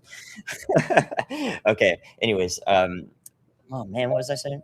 What was the charity, Ryan, that you chose for this? Team Rubicon, the disaster relief. Okay, so if we win this forecast, Ryan and I put our heads together and figured out let's go really risky on the forecast here because there's not that much distance between Louisville and Lexington and Kentucky there. So to forecast such a large difference in snow would mean we want to exactly position where that heaviest snow band is going to be. So I'm going to just go through these here. The NAM 3 kilometer says Louisville will get 10 inches of snow by the end of this, and Lexington will get 4, which is impressive. So our amounts are 13.7 and 7.9, I think. The rapid refresh model says Louisville will get 11 inches, and Lexington will also get 11 inches. That would be a bust for us. But just to the south, literally like 10 miles south of that, the RAP says it will get only 7 inches of snow. So if that moves just north a little bit, we're good. Same thing for the Rufus model, 16 inches of snow in Louisville. I think that's a little bit overdone, but we could see a pretty heavy snow band right over there. And either 10.8 inches of snow for Lexington or just south of them on the south side of it, 2.8 inches of snow. So that would be that sleet cutting into the total amount. The HRRR says 13 inches Louisville, either 14 inches for Lexington or 4.5, literally just south of it. Again, that's sleet. ARW says 12 inches Louisville, 5 inches Lexington. FE3, 14 inches Louisville, 11 inches Lexington. GFS says 16 inches Louisville, 6.7 inches in Lexington. Chat, don't you do it. Euro says 12.3 inches in Louisville, 8.8 inches in Lexington, and Icon says 12.6 inches in Louisville, 5.9 inches in Lexington. I think our forecast is looking pretty darn good. That's a heck of a consensus right there. We might have this in the bag, Ryan. I think we cooked. I think so. I think you're right. We had a short conversation about it this morning when I first started the stream, and yeah, I feel it too. I think this is. What is this? Are we going into overtime here? But things are looking up on our side. 6 and chat is doing it. Yeah, you told them not to, but they they did. Yeah, you guys are great for engagement right now. Yeah, now on YouTube. Why don't you go ahead and like the stream too if you type 6-7 in the chat. Awesome. All right. Well, we'll catch back up with you here in a second. And I'm going to pull up those locations again if I can get them to work. Oh, yeah, they work now. There are 10,000 people sharing their locations now in the WeatherWise app.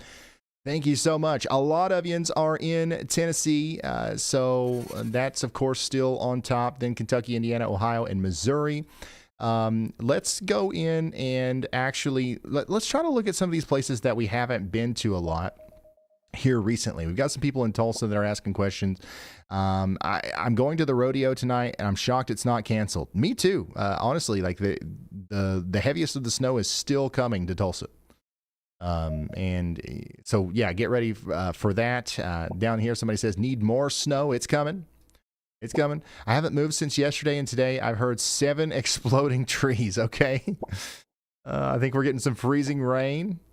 You shouldn't be getting some freezing rain there in Tulsa. I mean, it's not impossible. Let me load the local radar here.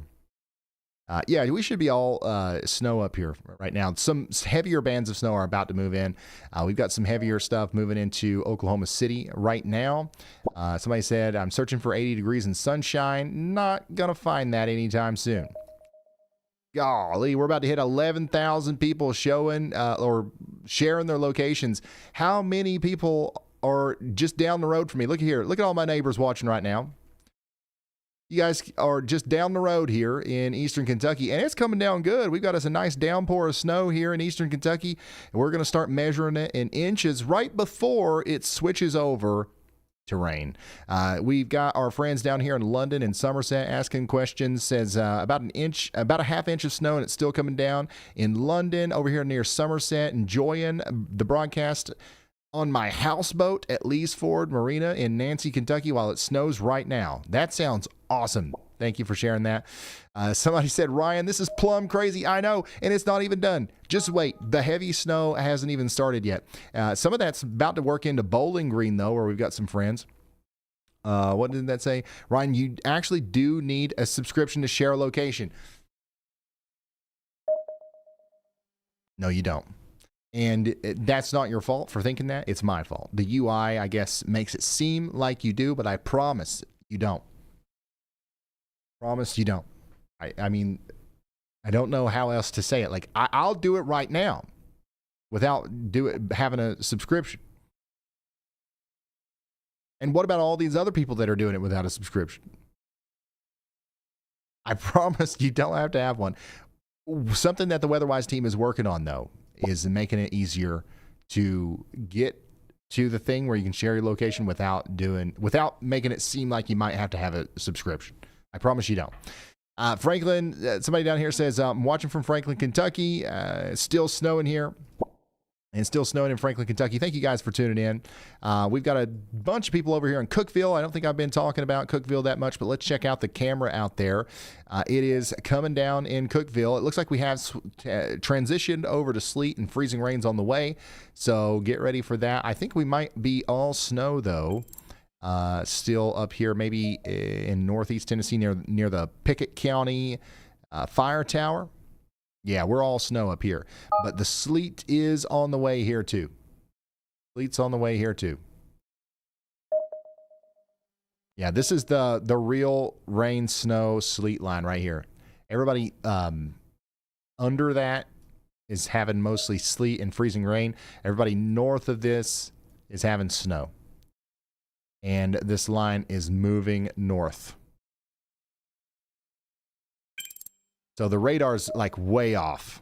The radar's way off right now.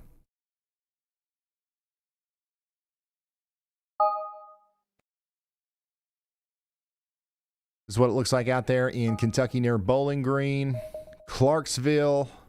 It's still like sleeting out there, ain't it? Yeah, the roads are a mess in Clarksville. Look at that. Kathy says thank you. Thank you, Kathy, for the support. Somebody says you need a sub to share a location. It's listed as a perk. Yeah, we really messed up with that UI. I promise you don't, man. I don't know what else to say. I promise you don't.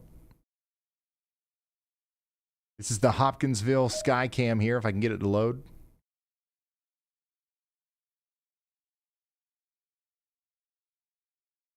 For whatever reason, it's not wanting to work.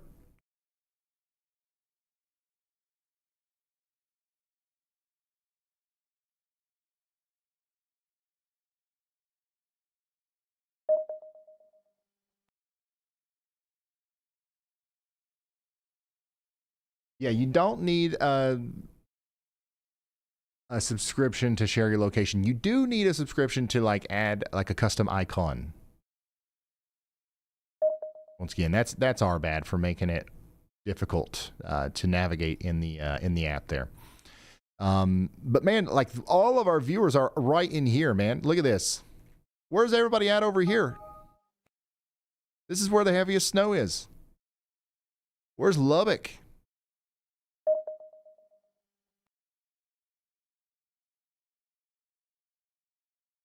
It's snowing good over here in Amarillo. Look at this guy. He's just got done doing some donuts out in the empty parking lot. Do it again. Hey, what would be the odds? What if this guy was watching right now and he actually did it again?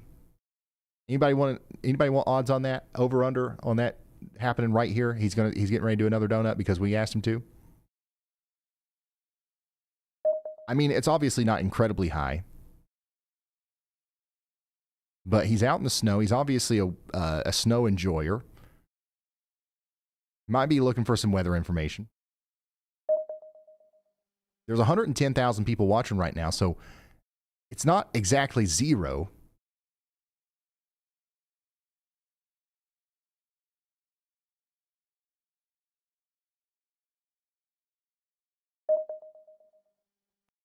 Somebody said, to be fair, there aren't many people in Lubbock to begin with.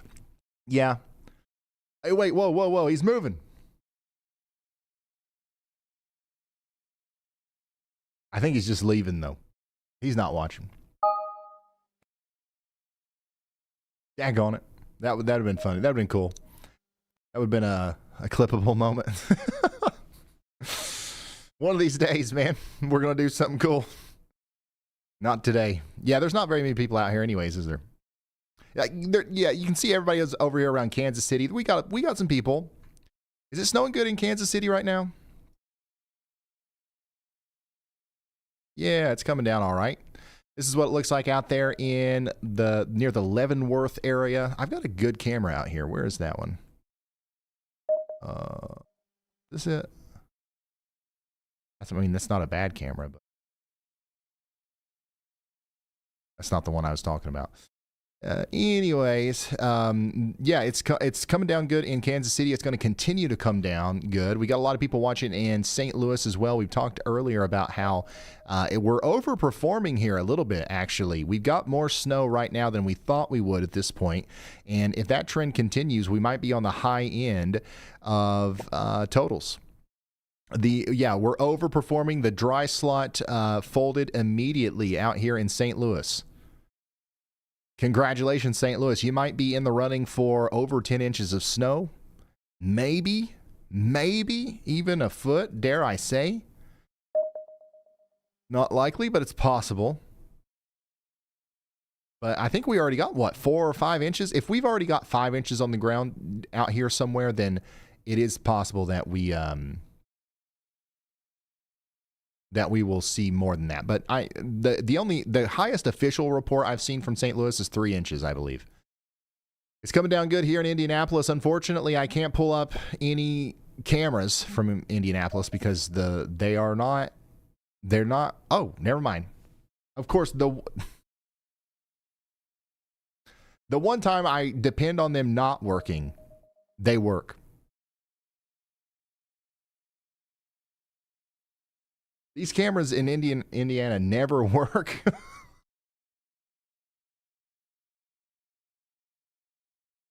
Oh my gosh.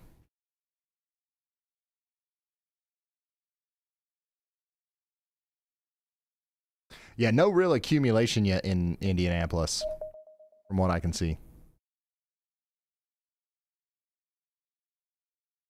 Oh, I must have clicked on the one camera that does work. Yeah, what are the odds of that? I clicked on the one camera that does work.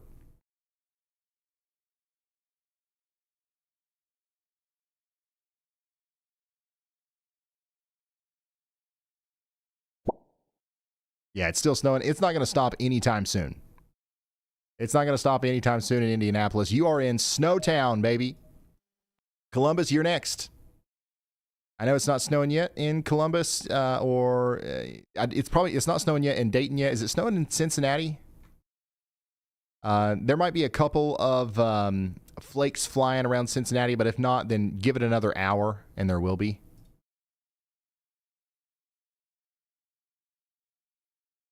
But yeah, snow's on the way. You guys are going to get in on a bunch of snow. The only places where I'm worried about ice getting into the mix here is going to be places like Lexington, maybe even Moorhead, Kentucky. In Moorhead, it is snowing right now, though. It's coming down good. We got any Moorhead students watching right now? This is where the weather wife went to college. Where Steph went to college.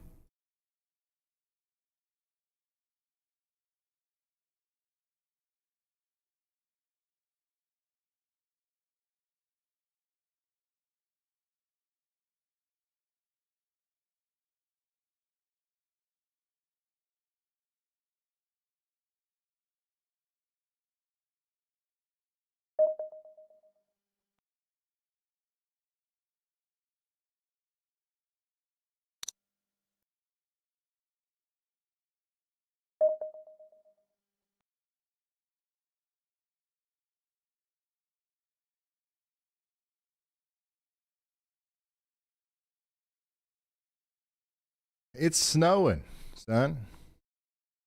Is it snowing where you are? Let me know.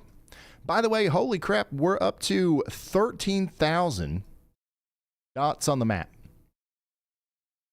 13,000 people are sharing their locations with me right now in the WeatherWise app. And look at all these guys in Florida, man. A bunch of Floridians are down here just laughing it up. And they're saying, this is why I live in Florida. Roughly 80 degrees and sunny here in Holiday, Florida.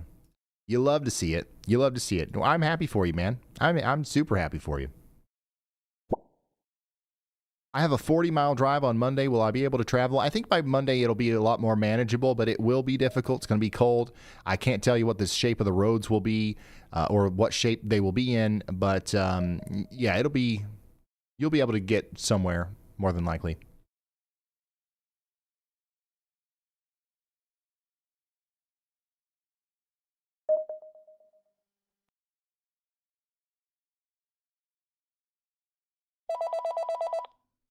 All right, meteorologist Andy Hill is calling in. Hey, Ryan. I wanted to add another frozen precipitation to the mix just for you, just to have fun here. Let's just add number 5 in here, or 4. I don't even know how many different types we've got. But if you play back the radar near Fort Worth in Texas and to the northwest near Decatur, Texas had a little pocket of heavier precip go through.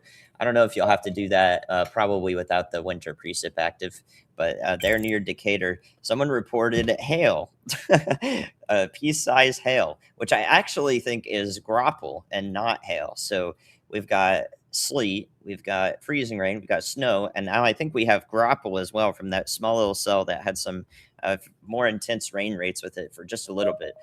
So, grapple versus hail is if you could pick up the little ice ball that falls out of the cloud and you can crunch it a little bit. That's grapple if it's a little soft. But if it's hail, it's actually a straight up hard stone that you can't press together at all with your finger with typical finger strength. So I think that's probably grapple, but I don't know. Maybe that could actually be hail. And if there's grapple and hail, now we've got 5.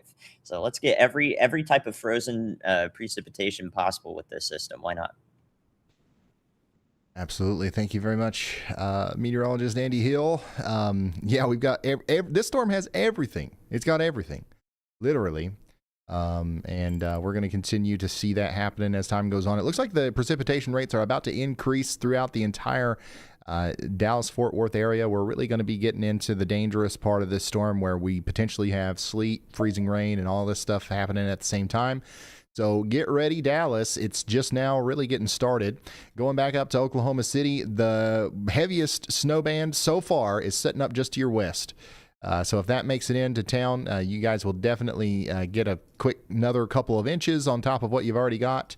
So get ready for that. I'm going to go to a camera with some ice. We've got a really cool way to track ice here. I want to show you this. Somebody screenshot this. Okay. We looked at this exact camera, 45 minutes ago? And these ice danglers were not dangling this far. Okay.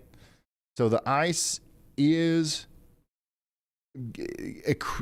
accumulating. There is more ice than there was before. So this is a good, I guess this is going to be a good way to kind of keep up with how much ice we've got.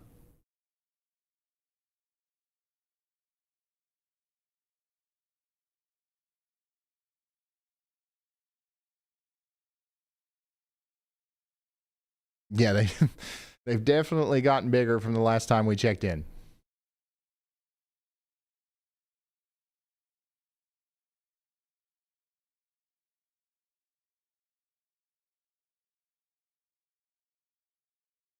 It's not a good way to keep up with like how much literal ice accretion we have, but it is a good way to track, okay, it's still raining and the rain's still freezing.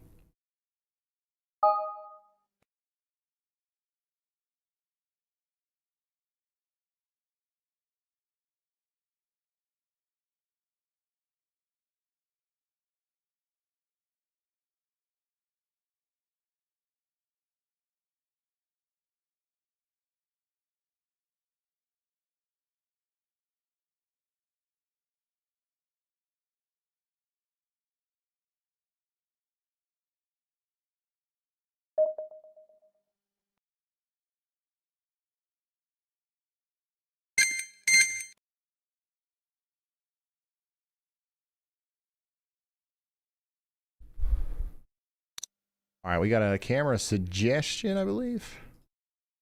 Is that not what that was?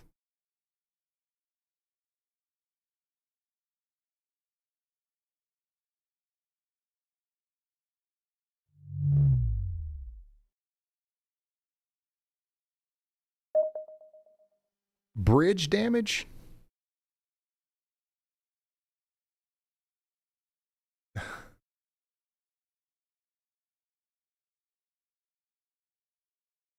Okay, so we don't know the details on this yet. But this is in Oklahoma City right now.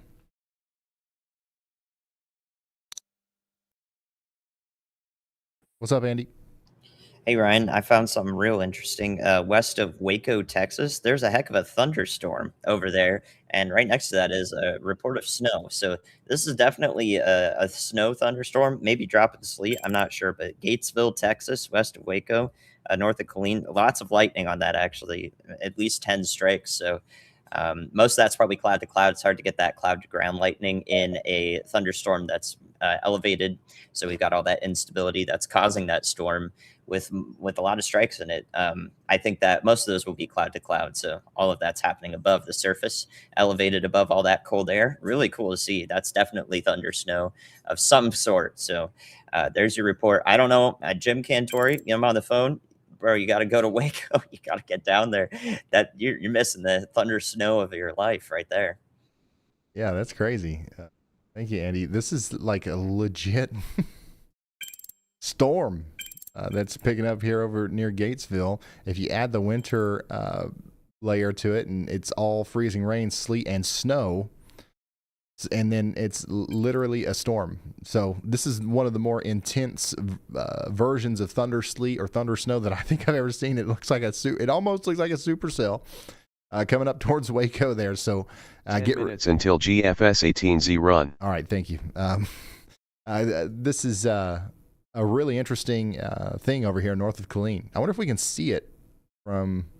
Oh yeah, yeah. If we're definitely going to be able to see it right here. All we got to do is just keep looking. I'm just joking.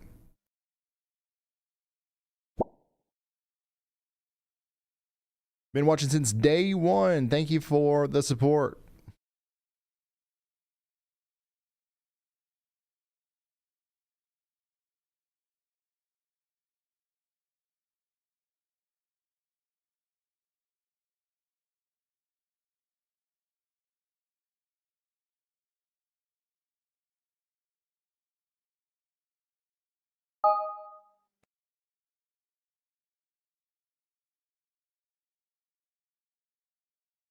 All right, let's get back over to the MRMS radar. We did get up to like 14,000 people sharing their locations, but oh, you know what else is funny? There's like a hole right here. People are just where the dry slot has filled in. People are just tuning out. Wherever it's snowing, that's where the people are watching. Oh, that's hilarious. You guys are going to get back in the snow here soon. This dry slot will fill in, I promise. But yeah, that's funny to see. All right, let's get back into, let's turn the locations off real quick and let's actually do the model again. Let's turn on the HRRR. Let it roll, because I know people are wondering what's going to happen, you know, in the next couple of hours, what's going to happen in my town. I'm going to zoom out and roll this. This is a pretty good estimation of what the radar is going to look like in the future. So just find where your location is, lock in, and watch this. This is we're getting pretty close to this being quite reliable here, especially over the next 6 hours or so. This is what we expect the radar to look like. Now, we are going to have the mayor of Louisville, Kentucky joining us here soon. So let's hear it, chat. What do you guys want me to ask the mayor of Louisville? I know we got a lot of people watching from Louisville right now. It looks like we're going to end up with a foot of snow in Louisville. So there's got to be some good questions out there.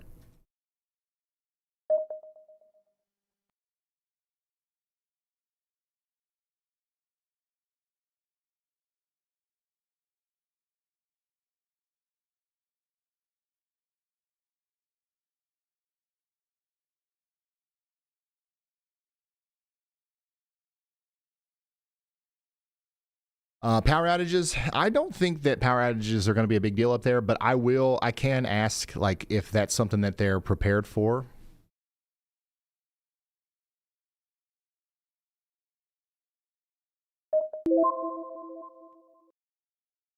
Ask if is it cold?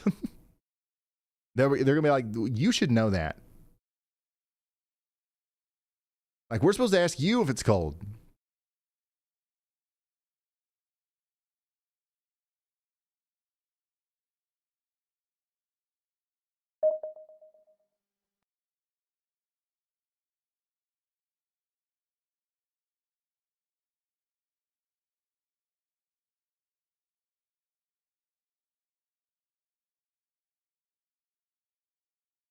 Can you check on Muddy Pond, Tennessee? Yeah, we'll get into that right here in a minute.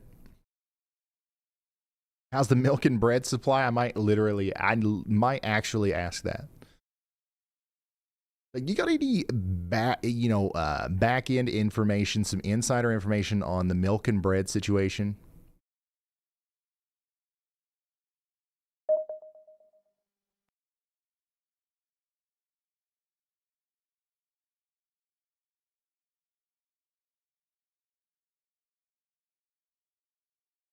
What timeline do you think we can expect utility repairs? So a lot of people are interested in power stuff, so that's probably going to be what I ask. Can you make a portable Yolometer, something I can take to work? I think if you had a Yolometer Mini, you could definitely take that to work. They're all pretty portable.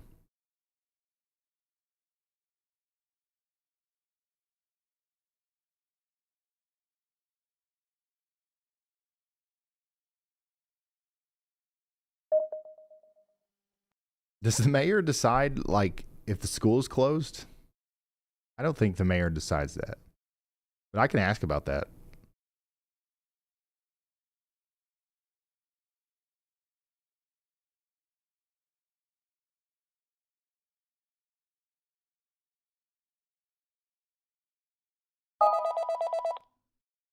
Y'allbot's calling.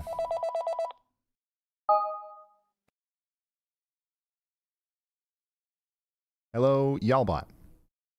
Hey, here's the latest. Nashville's dealing with a 6-vehicle crash and multiple slide-offs. Conditions are going downhill fast. And over in St. Louis, I-64 westbound is completely shut down from a crash. Plus, we've got a confirmed ice accumulation report at Mississippi State University in Starkville. This storm is turning roads into a mess out there.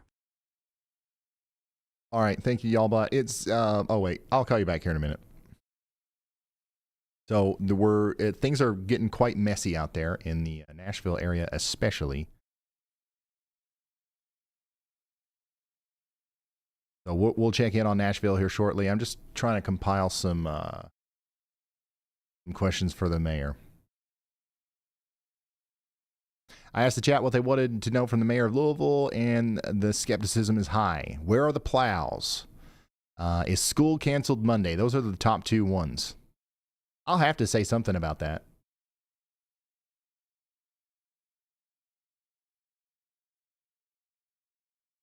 since so many people are requesting it. There's like 800 comments about it.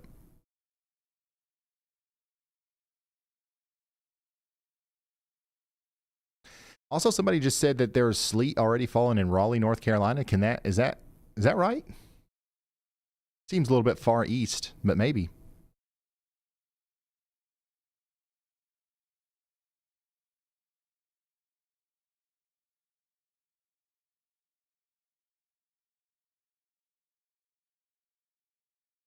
If you're just now tuning in, we've got a massive storm underway. It's about to be 2,000 miles wide. It's one of the bigger storms that we've seen in terms of sheer size, and it's about to drop a foot of snow on Louisville, Kentucky, and we're working on getting the mayor of Louisville on here to talk to him for a couple minutes. And if you've got questions you want me to relay to the mayor, put them in chat.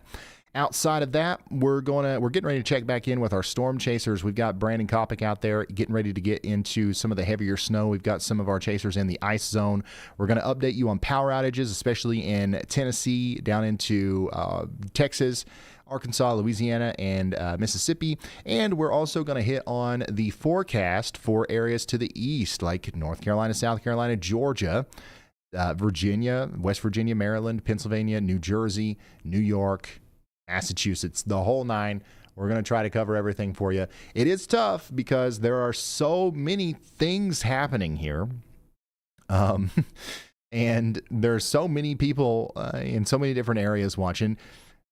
So, yeah, we're doing our best, but stay tuned. We're going to be here all day. We've already been live now for 3 hours and 30 minutes. We will be here until like after midnight. So, strap in, and if you want to help us get the word out there about what we do, consider sharing us on Facebook and Twitter. Put us in a text message, like send us in a text message to a family member or a friend you think might need weather coverage like this. We're here for free and commercial free, and nobody knows about us unless you tell them about us. We don't advertise or anything like that. So yeah, it would help us out a lot. If you think what we're doing is valuable, consider sharing it.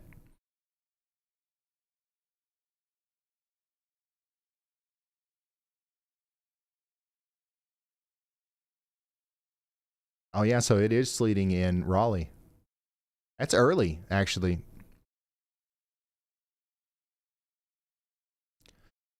By the way, Luke is already done with the video. Luke has already edited that video.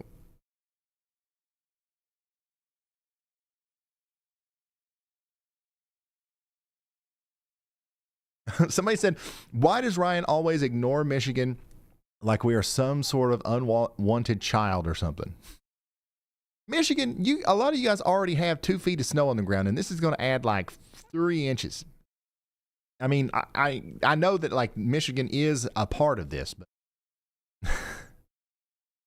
there's some places that like literally never get snow, and they're getting an ice storm of the generation. So there's priorities. You know what I'm saying?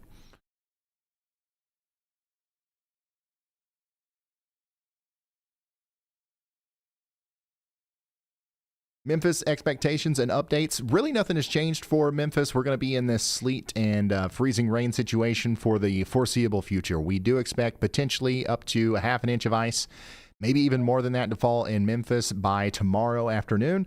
And this could cause power outages and very dangerous travel.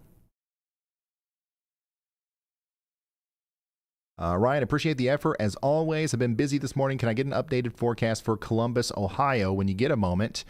Absolutely. Columbus, Ohio. Let me do this real quick. Let me go whoop. Let me unplay that. Otherwise known as pause. Snow is likely going to start in Columbus probably sooner than 9 p.m. Everything's moving a little bit faster. Frank, no, go as soon as you want. Because I actually, after the thing, I'm gonna let that roll and go do some stuff. So, yeah, the sooner the better.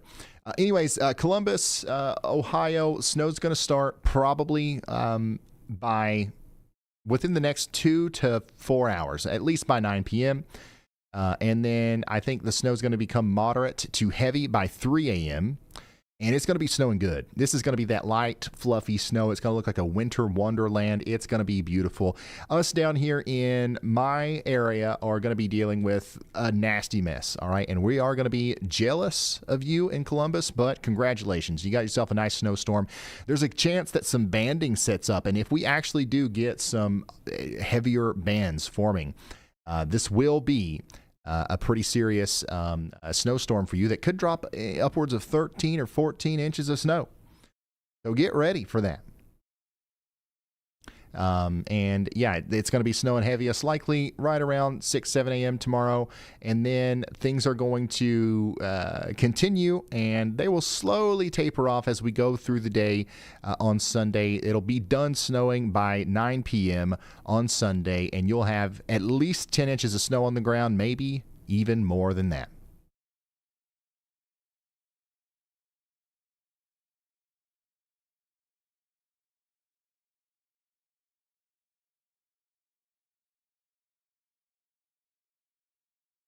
Maybe even more than that in Columbus, Ohio. In Michigan, here we go. This is your Michigan forecast. Da-da-da-da-da. We are completely focused on the state of Michigan for the next 2 minutes. Snow is going to start in southern Michigan as early as 9 p.m. tonight, as late as 11 p.m. We're talking about places like St. Joseph, South Bend, right there on the border, Coldwater, and Detroit. Get ready. Snow's starting. This is going to be the lightest snow you've ever seen, okay? It's going to be cold. It's going to be cold, but you're going to look outside and you're going to be like, this is it? And the answer is yes, this is it. Now, as we go into the day on Sunday, there might be some heavier snow showers that work into Detroit, Lansing, and this area in Coldwater during the afternoon. And this could put a couple of solid inches of snow on the ground, especially in Detroit. The farther south you are, the better chances of seeing some snow is going to be. But we're talking about 4 inches, 5 inches max for most of the Michigan area. It's going to be a light snow overall. And then we are going to see some lake effect snow pile in after that. And it's going to be impacting portions of southwest Michigan. So get ready for that. But it doesn't look quite as intense as the last round of lake effect snow that we got, because a lot of the lake is much colder now. And it's actually starting to freeze over in some spots. So get ready for that. And for the most part, this is not going to be a huge storm for Michigan. Right down here in Bedford Township, it might be decent for you.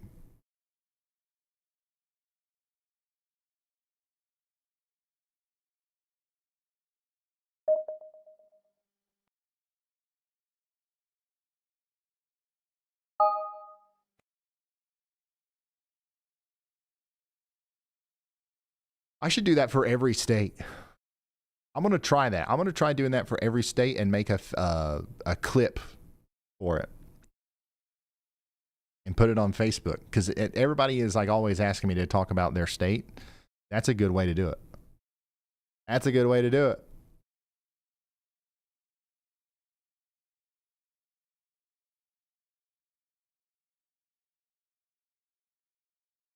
All right, we're going to have the mayor on here soon.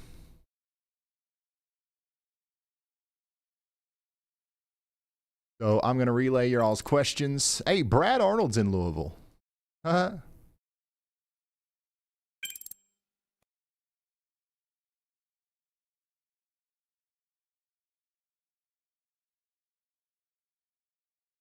tornado sniffer himself is in Louisville right now.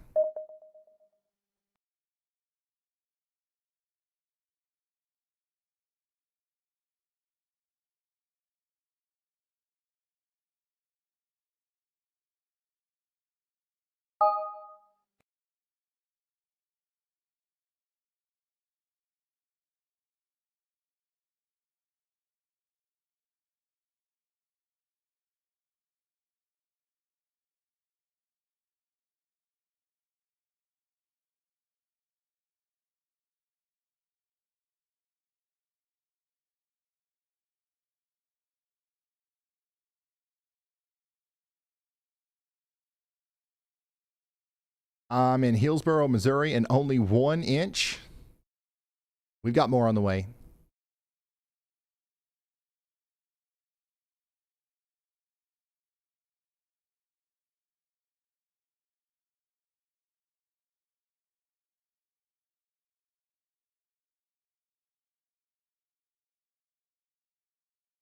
Yeah, we're uploading the video right now. So if you are looking for an updated forecast, I did a pretty thorough video. We recorded it on the air not too long ago, and that's about to be uploaded to the YouTube channel right now. So if you want like a 10-minute concise overview of where we are now and where we're going to be over the next 48 hours, that's going to be a good resource for you. I'll probably will play it here on the stream once it's up on YouTube.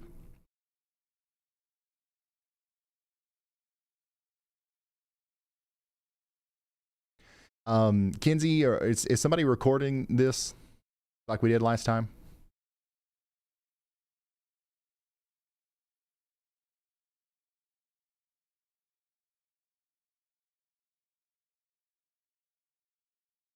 Okay. We love snow. I know. I think we've done polls on this before. A good 75% of the audience loves snow.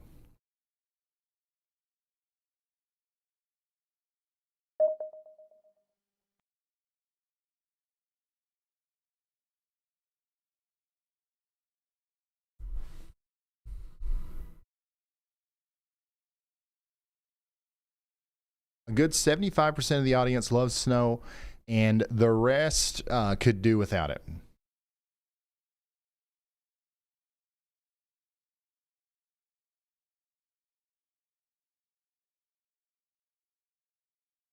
Nothing's happening in North Georgia. Not yet. Not yet, but it's coming. It's coming. I promise.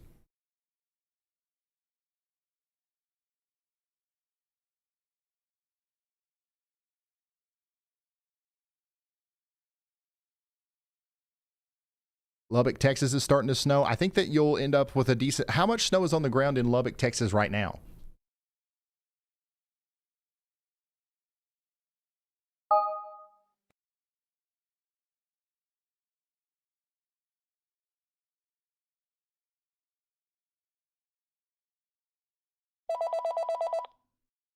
All right.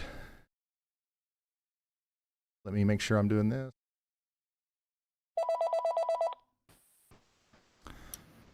Hello, Mayor. Can you hear me? I can. Hello. How's it going? Nice to have you on. Thank you very much for having me. It's cold and it's coming down. Yeah, we've got a ton of people from Louisville watching right now, and I don't know if you got any questions for me, but we've got a couple for you if you want to maybe field some questions. I don't know what you want to do or how much time you've got, but what do you think? As much time as you want, and we'll start. I'll take questions. Happy to take. All right. So a lot of people in the chat are wondering about school, right? So I know that you don't. I don't think that any decisions have been made yet, maybe. But do you have any insight for everybody that's wondering about whether or not there's going to be school on Monday? So I've spoken with Dr. Yearwood, who's the superintendent, and they're going to make that decision known tomorrow on Sunday. So people will know then. So that's not my call to make. But I'm confident JCPS will make that tomorrow and communicate it. All right. And, of course, people are worried about the roads, the salt truck, the plowing, the whole situation there with the Department of Transportation and everything that goes into that. You got any insight for people who are wondering about that? Any plans or anything? Oh, we've been planning for this event for days. And really, we even started after last winter storm last January. I don't know if you remember that bear that we had. So we've been learning and improving since then. We've invested over $3 million in new equipment and vehicles that are out on the street. We have, in addition to the 60 crews and trucks that we have as part of our city government team, we also brought in another contractor. And so we have 10 additional trucks. That's 70 just for our local roads. Now, in addition to what the city government does, Kentucky Transportation Cabinet, they plow all of the highways. And then there are also smaller cities within Jefferson County like J-Town and Middletown and Anchorage. They do plowing and salting as well. Homeowners associations do. So we've got a lot covered. We also changed some ways that we do things. we now do a lot more brining than we used to. So for the last 2 days, we've been brining our streets for 48 hours straight. Right before the snow started earlier today, we started salting our streets. We're using calcium chloride in the salt. That makes the salt work at a lower temperature on the roadways, so it's more effective. And probably very, very soon, because now it's been snowing here for, let's call it an hour and a half or so, very soon when we get to about 2 inches of accumulation, that's when the plows go down and we start plowing the streets. And we're going to stay full steam ahead 24/7 as long as it takes. Awesome. So right now it's really cold in Louisville, and it's going to stay cold through the duration of the storm. But some of the recent model guidance actually shows some of the warm air making it a little bit closer to the Ohio River, meaning that for a moment, some of the snow might get heavy, right? So right now it's light and fluffy. It might get heavy. So some people in the chat are wondering about power. I personally don't think we're going to have a huge problem with power outages in the Louisville area, but I mean, are we prepared for that as well if something like that was to happen? Yeah, we're prepared. Ryan, you're usually right with your forecasts. I'm really hoping you're correct with that as well. And that's what the power company is telling us, that the biggest risk is ice on the lines or wind. And it doesn't look like either one of those two issues is going to be present that much in Louisville during this storm. But we're prepared. And so we've been giving people advice. LG&E, they actually have a new system that as long as you've updated your phone number, you'll get a direct text or a call if your power goes out. And then again, when it comes back on, they have 1,000 people that are stationed throughout their service area. So they'll be ready to jump into action depending if any areas lose power. All right, that sounds good. And I've got to ask, do you got any insight on the milk and bread situation right now in Louisville? Well, just from my wife's experience at the grocery store yesterday, from other friends and colleagues that were shopping, and then seeing some of the videos and pictures from some of the stores, I hope people have already been to the grocery store. You know, for several days, we've been encouraging people to get stocked up.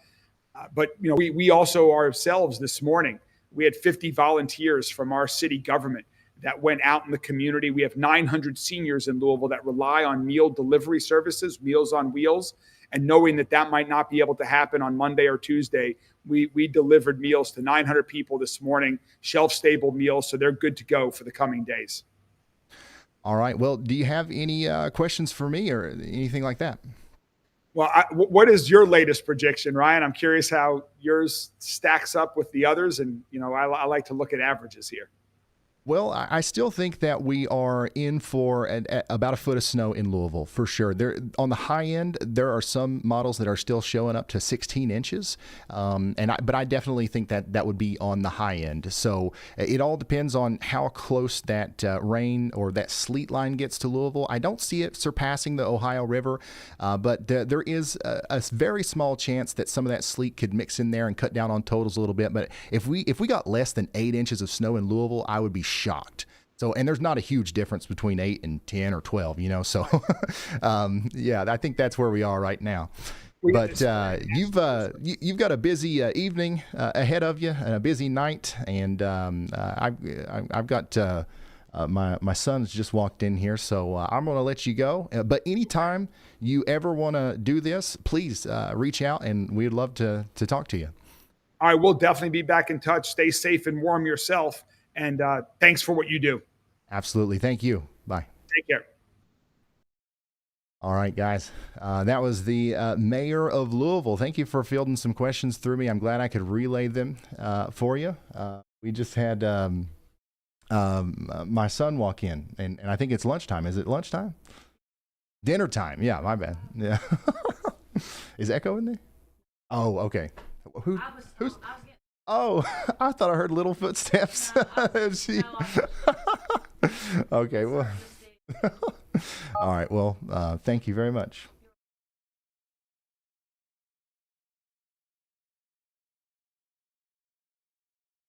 Okay, all right, thank you. Okay, thank you. I love you. All right, yeah, that was, guys, that was the mayor of Louisville. And honestly, some really good information there. Super thankful for him reaching out, and hopefully was able to answer some of y'all's questions there. And we're, by the way, we're open to doing that with anybody. Yesterday, we talked to the governor of Maryland, and we had a bunch of people reach out and be like, "Oh, is this a way that we can, relay information?" Yeah, sure. Just hit us up. So yeah, that's what's going on out there in Louisville. Let's flip back over to the MRMS. Let's check in on some of our chasers. Where's Brandon Kopic now? He's still... All right, love you. Bye. He's still out here in Marshall County, Kentucky. Corey Gherkin is still down here in Clay County, Mississippi.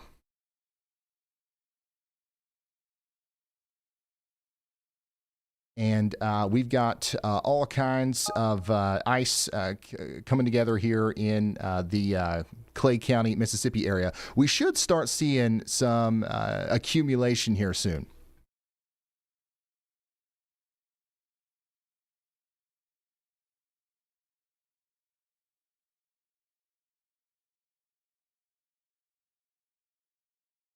Some significant accumulation potentially. We do have some freezing rain accumulating on trees and power lines over here in Addison, Mississippi.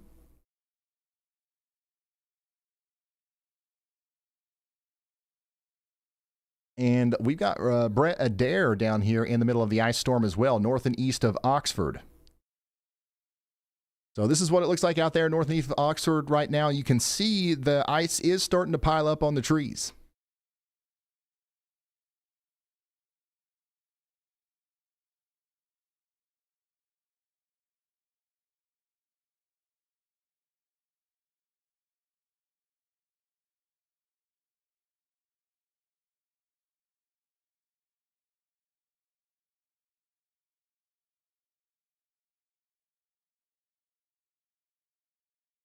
Is it over for West Kentucky? No, it's not over. We've got more to go.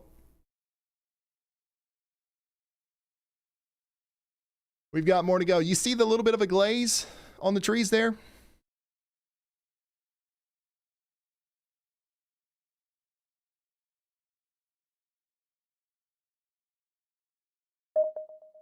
That is the ice that's accumulating. And right now, it's probably, I wouldn't say that's much more than 1/10 of an inch to 1/4 of an inch of ice. If you double or triple that, you've got enough weight on those trees to start bringing them down.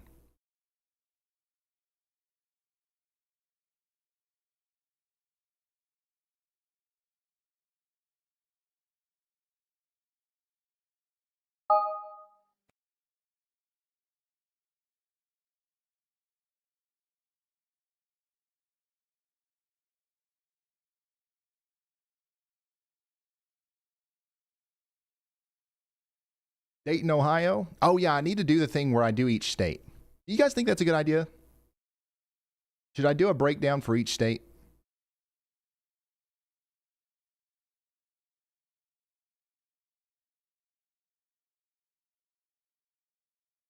Yes, okay.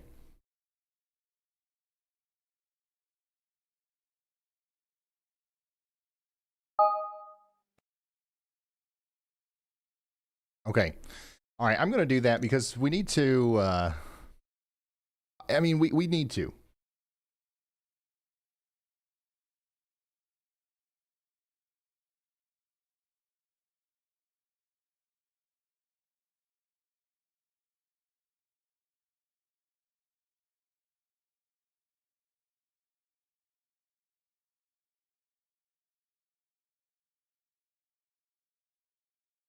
All right, which state should I start off with?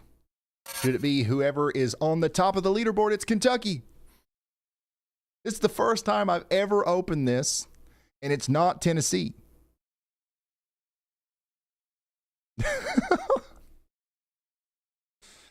I was genuinely excited there.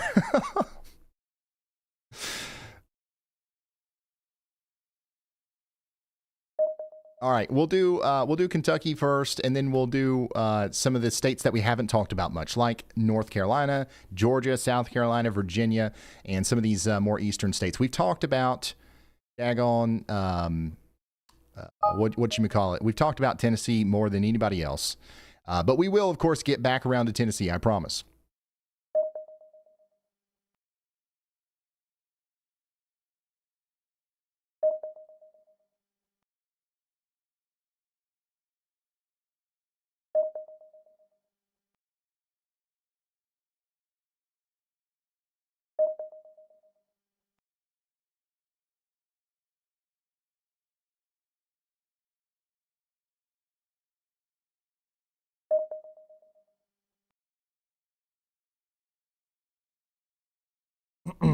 All right, so I'm going to do the radar, and then I need to, hold on, let me set this up to where I can do the snow totals inside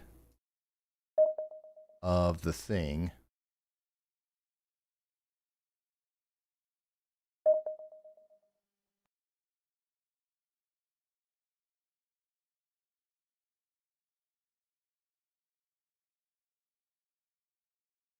Gonna work? Absolutely not.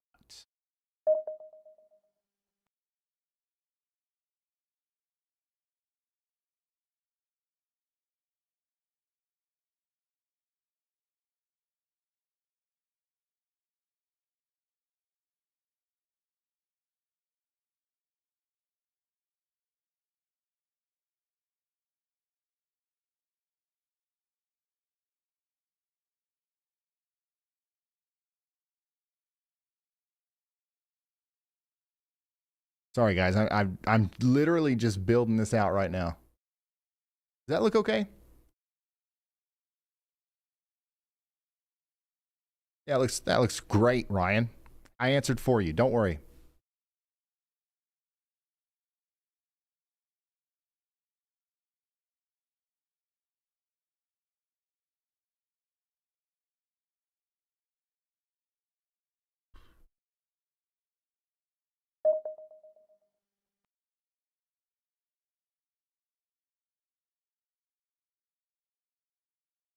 Oh man, my big head is blocking the thing. Let's move me over here for this.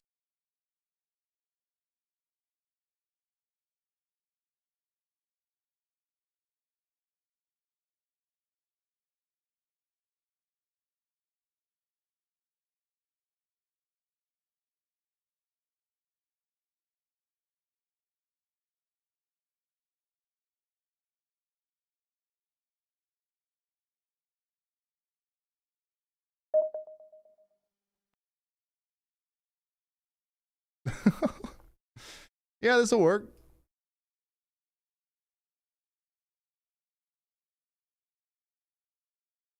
I'm interested to see how well this does on Facebook.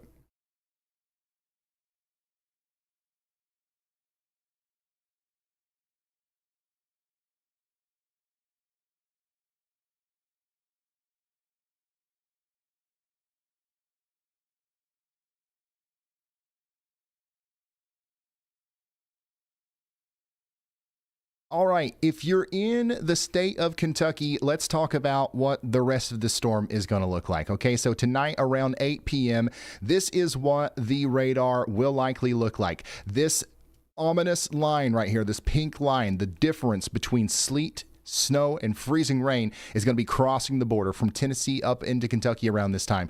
Right now, everybody in Kentucky is pretty much having fun in the snow. It's snowing heavily right now in Louisville, Evansville, Paducah, Bowling Green, Pikeville, all the way up to Cincinnati. It's snowing everywhere.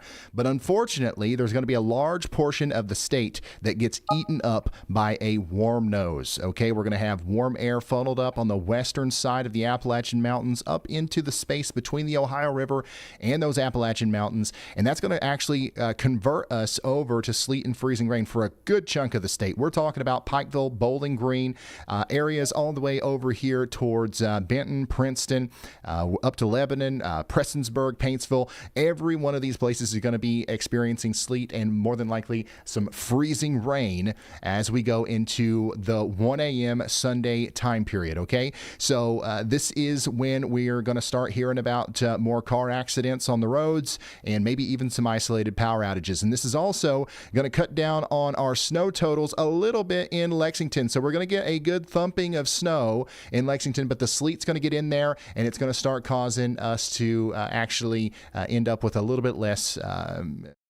overall accumulation at the end of the day. We're all rain, by the way, in southeast Kentucky and Pikeville by 4 a.m.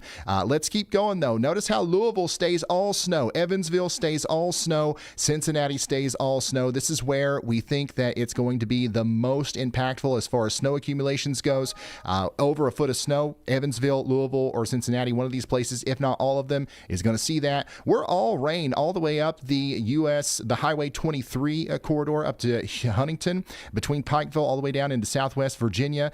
Interstate 75 is going to be a mess on Sunday around noon thanks to all the ice. We're talking about a potential real ice storm in Bowling Green with over a half-inch of ice possible by Sunday at noon. So let's keep going. When is this thing finally over? Well, the warm air keeps working its way in. We're having heavy downpours now in eastern Kentucky around 3 p.m. on Sunday. We switch back over to all snow in Lexington, and then the cold front comes through, and we all get one last burst of snow on Monday morning, and then this is over. After this is over, the temperatures are going to get really, really cold. And then what's going to happen is we're going to have snow on the ground, right? So how much snow? I still think that Evansville, Louisville, and Cincinnati are going to have more than a foot of snow.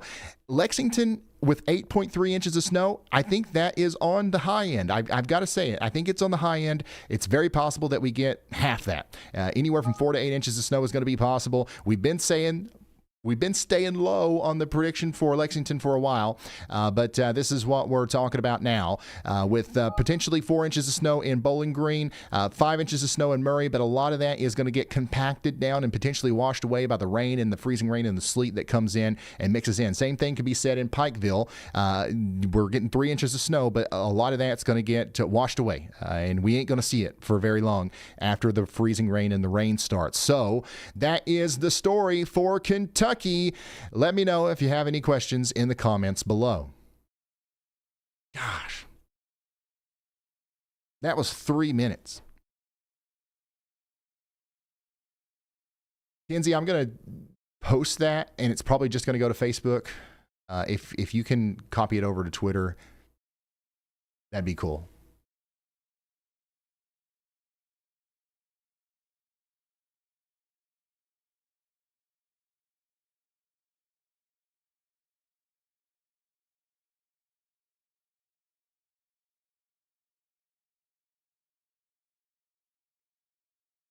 No snow in Cincinnati. Is it not snowing yet in Cincinnati? It will be. It will be.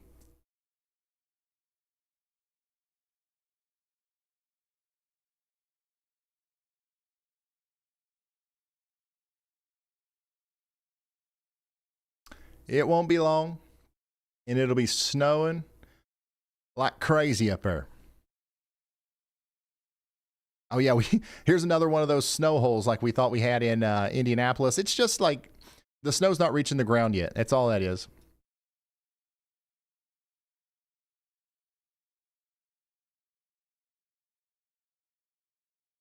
All right, what state am I doing next? Ohio, maybe? Tennessee. I'm skipping Tennessee because we've done Tennessee a million times. I will get to Tennessee, I promise. But I think maybe North Carolina and South Carolina, maybe I'll do those at the same time.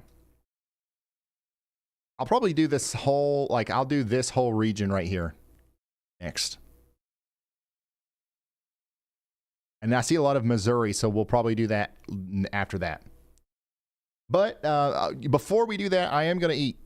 It's been who knows how long since I've ate anything. So the video is up. Is the video up? It's Saturday, January 24th. Oh, it's not up.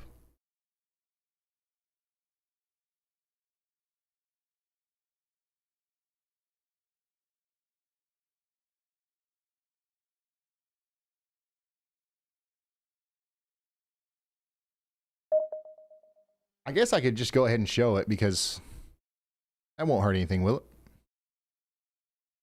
What are we waiting for it to be up?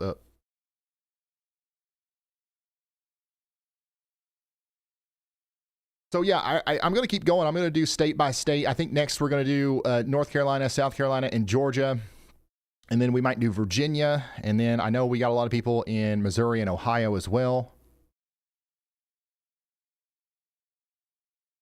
And yeah, I'm going to go ahead and give you guys a preview to my video. So we're getting ready to drop our video on the channel.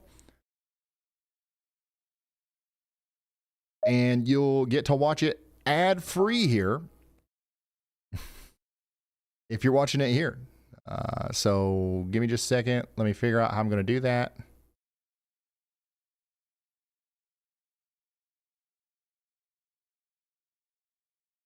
So this is like a full forecast overview.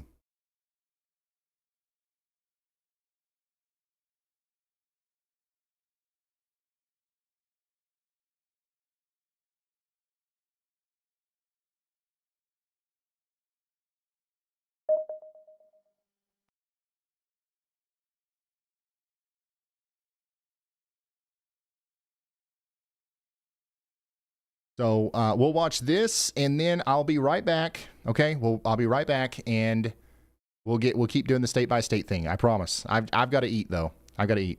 26, and we are right in the middle of this big winter storm, but we've still got a long ways to go. So let's get right into it. Starting off with the day one winter storm outlook, where we've got an expansive enhanced risk from New Mexico all the way over into Virginia. At some point today, everybody in that purple area will get some freezing rain, snow, sleet, or all of the above. That includes Dallas, where it's snowing right now. That includes San Antonio, Oklahoma City, Bentonville, Arkansas. That includes Louisville, Kentucky, Nashville, where it's also snowing very heavily right now, and then over to Lynchburg in Virginia. Now, down here in the moderate risk, the 4 out of 5 area, this is where we expect the most extreme impacts today, and it's not because of snow at all. It's because of ice. We've been talking about this for who knows how long now, but this is it. Today is the day of the ice storm for Shreveport, Monroe, Greenwood, and Oxford up there towards Tupelo, Mississippi. Get ready for some ice accumulations up to 3/4 of an inch, maybe even an inch of ice. We'll talk about how significant that is in just a minute, but we are also going to talk about tomorrow. Tomorrow, we're going to have moderate impacts from Louisiana all the way up through the Ohio Valley into the Appalachian Mountains over towards the Mid-Atlantic, southern New England, and interior Northeast. And this is just going to be a result of ice, snow, and freezing rain once again. Most of this stuff up here, the northern side, is going to be snow, and then we're going to have kind of like a mix in this area, and then all this concern is ice. So that's what we're going to be talking about for tomorrow. And then on the day 3 outlook, everything's going to be moving out of here Monday into Tuesday, but early on Monday, we're still going to have heavy snow causing problems up here from Boston into Maine, and we're going to have some residual ice problems back here from Charlotte up to Richmond. So that's what we are going to be dealing with. So here's what the radar could look like tonight around 8 p.m. More than likely when you're watching this video, we are going to have a widespread area of freezing rain from the Mexico border all the way up to the Kentucky-Tennessee border, and this is going to be impacting places like Austin, Texas, San Angelo, and Dallas, and it's also going to be impacting places like Oxford, Mississippi. This is where some of that heavier freezing rain is going to be happening, and where we could see accumulations of over 1/2 inch to 3/4 of an inch of ice. And it's also going to be pretty intense in Nashville, Jackson, up to Clarksville, over to Knoxville with that freezing rain. We really don't want to see the ice accumulating on power lines and trees, but that is what could happen here as we go into the overnight period. But at 8 p.m., we will be all snow in Oklahoma City. It'll still be snowing in Lubbock, all snow in Bentonville, all snow in Kansas City, Springfield, St. Louis, Springfield again, but this one is in Illinois, Louisville, Lexington, Pikeville, Maysville, Cincinnati, and then it'll just start snowing in Columbus and places like areas just west of Richmond, okay? But let's pull this even farther into the future and see what happens here as we go into the day on Sunday. So here we are at 9 a.m. You can see our massive ice storm is completely underway here. We're going to be having power outage problems from Jackson, Mississippi up to Pine Bluff, Arkansas, back into Memphis, and it looks like from the time it starts freezing raining in Nashville all the way up to 9 a.m. Sunday, it's going to be a relentless nonstop freezing rain event. There's one thing that could save us from a more serious ice storm in the Clarksville and Nashville area, and that's our big warm nose that's actually going to be keeping Knoxville and Chattanooga and Huntsville completely completely ice-free for the most part. It's snowing right now in a lot of these areas, but it's going to be plain old rain before too long, and that's going to cut down on your ice and snow totals. But if this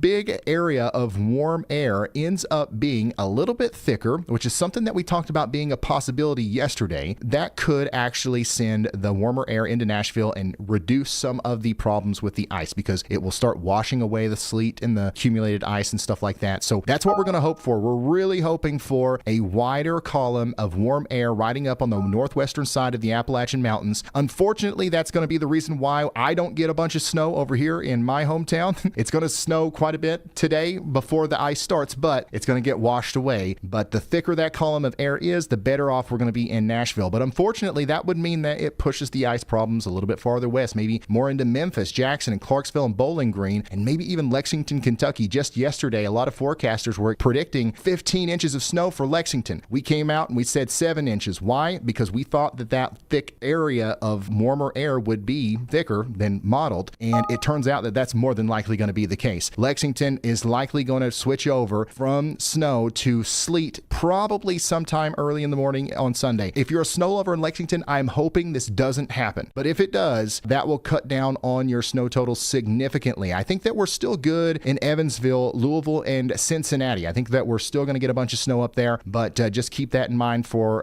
my friends in Lexington. The same thing applies to everybody along the I-64 corridor there between Lexington, Huntington, and Charleston. Snow starts in Richmond, Virginia by 11 p.m. at least on Saturday. It's going to start snowing in Washington, D.C. around that same time. We're going to have heavy snow in Washington, D.C. by 6 a.m. on Sunday. It's also going to be snowing quite moderately to heavily in Columbus, Pittsburgh, Wheeling, Morgantown, and Elkins around this time. The snow is going to start in New York City 6 a.m. Sunday, and we are going to switch over to sleet and freezing rain in Washington, D.C. Sunday around 11 a.m., and it looks like this is going to be a mess. As far as travel goes, I would not want to be on the roads in Washington, D.C. after 3 or 4 inches of snow falls, and then it starts sleeting, and then it starts raining on top of the sleet, and it's still below freezing. Like, that's going to be an absolute nightmare. We're going to have really heavy snow around 4 p.m. in New York. There's a slight chance that we switch over to sleet here, but I'm still pulling for a slightly more southern track on this, and I think that it is possible that we stay all snow in New York City throughout the duration of the storm. We're definitely all snow in Boston, though, which is where we expect to see potentially well over a foot of snow. And this is as far out as our future radar goes right now. Now, let's give you another update on these ice totals. Nothing has really changed here. We're expecting potentially over an inch of ice accumulation in south central portions of Middle Tennessee. On the southwest side down there,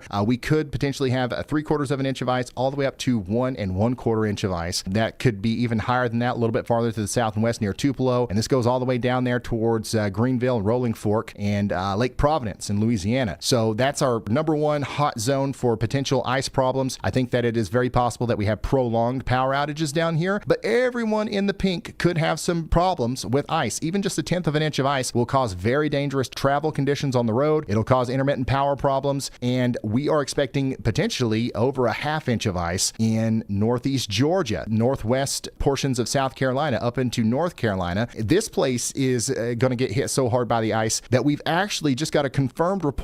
The Waffle House in Greenville is closed, all right? And they don't do that unless it's going to be bad. And the reason why, even just a 1/2 inch to 3/4 of an inch of ice, and I say just like that's not a lot. It is, but compared to some of these other numbers, it's not. The reason why that's such a problem over here is because we got a lot more infrastructure inside of our canopy here. So we got trees, we've got hills, we've got power lines going through the hills and the trees, and it's just going to lead to a big mess. Driving up and down those hills is also harder to do when there's ice on the roads. So keep that in mind as we go through. It's really too late to prepare. Hopefully everybody's already prepared. Everybody's talking about this storm. I truly don't believe that there's anybody that doesn't know about this storm. So hopefully everybody's not scared, but rather prepared. I'm hoping for the best. Now, one of the things that I'm hoping for is that we actually don't see over an inch of ice anywhere. And that's possible. It's not likely, but it's possible, especially if where it's freezing raining, it rains hard. So imagine trying to get ice to cake up on a surface. What would be easier, hosing it down with a fire hose or sprinkling it with with a little mist. The mist would obviously freeze faster and accumulate and accrete more efficiently, right? It's possible that a lot of these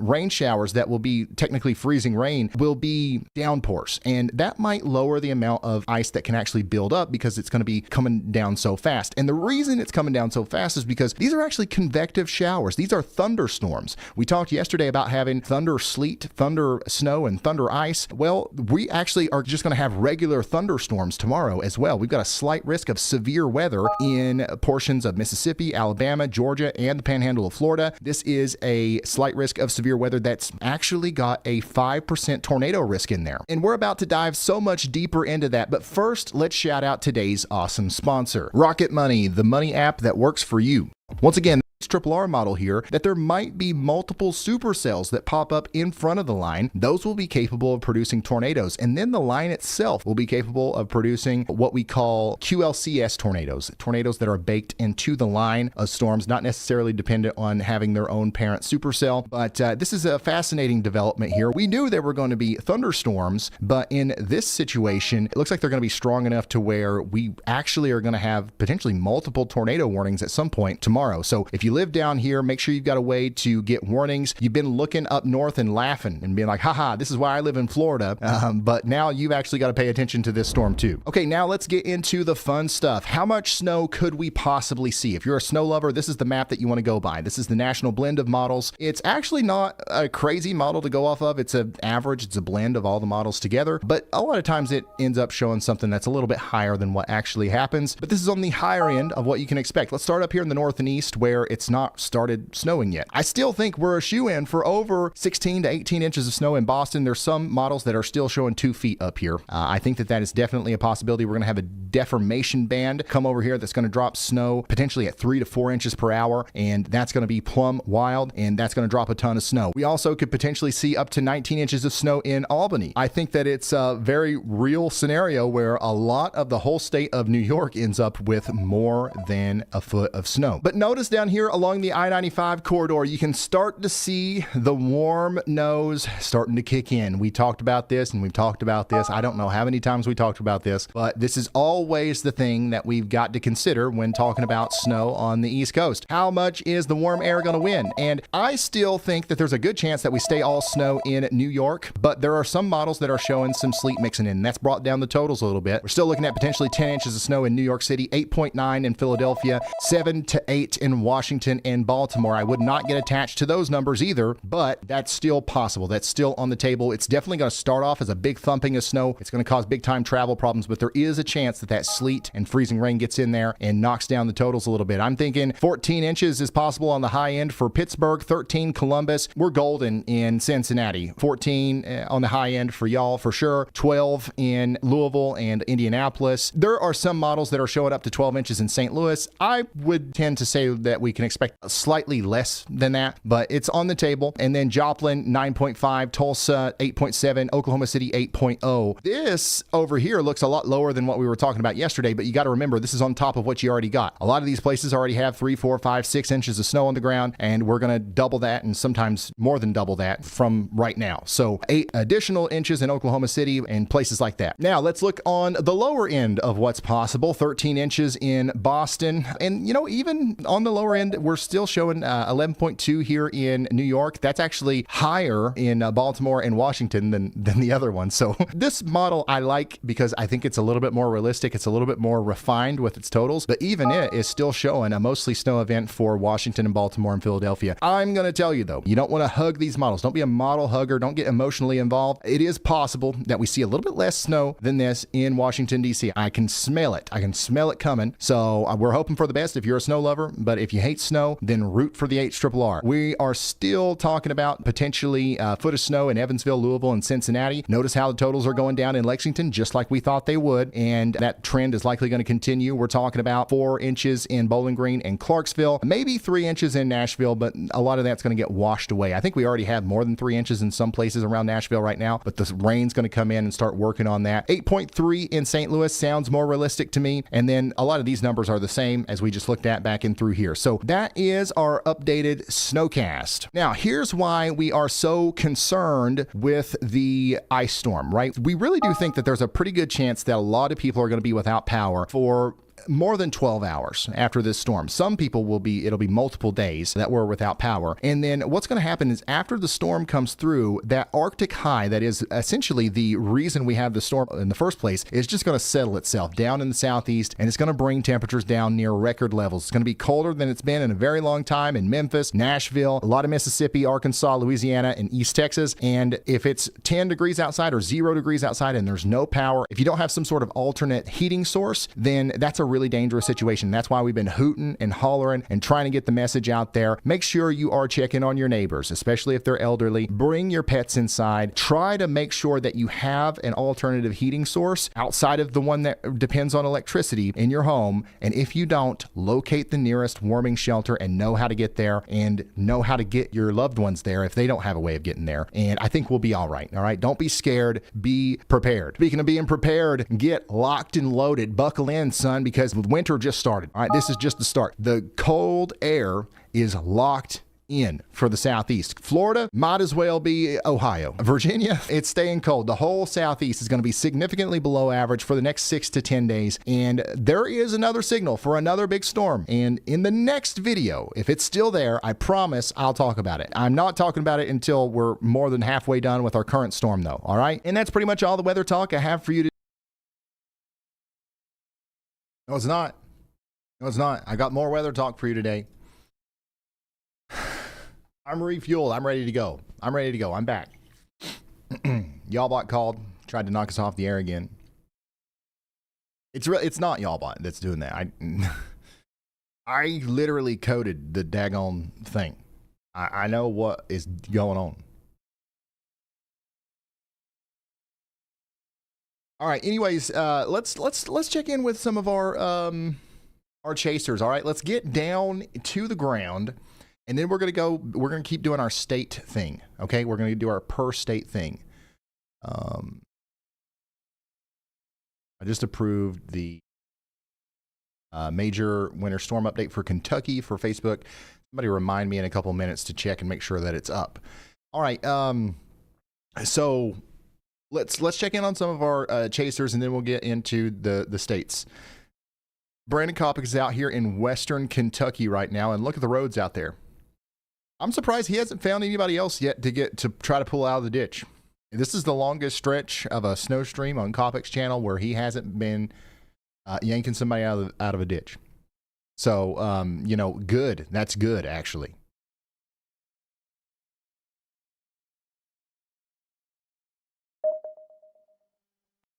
Whenever Brett comes back, let me know, because he had some awesome views with the drone, I know.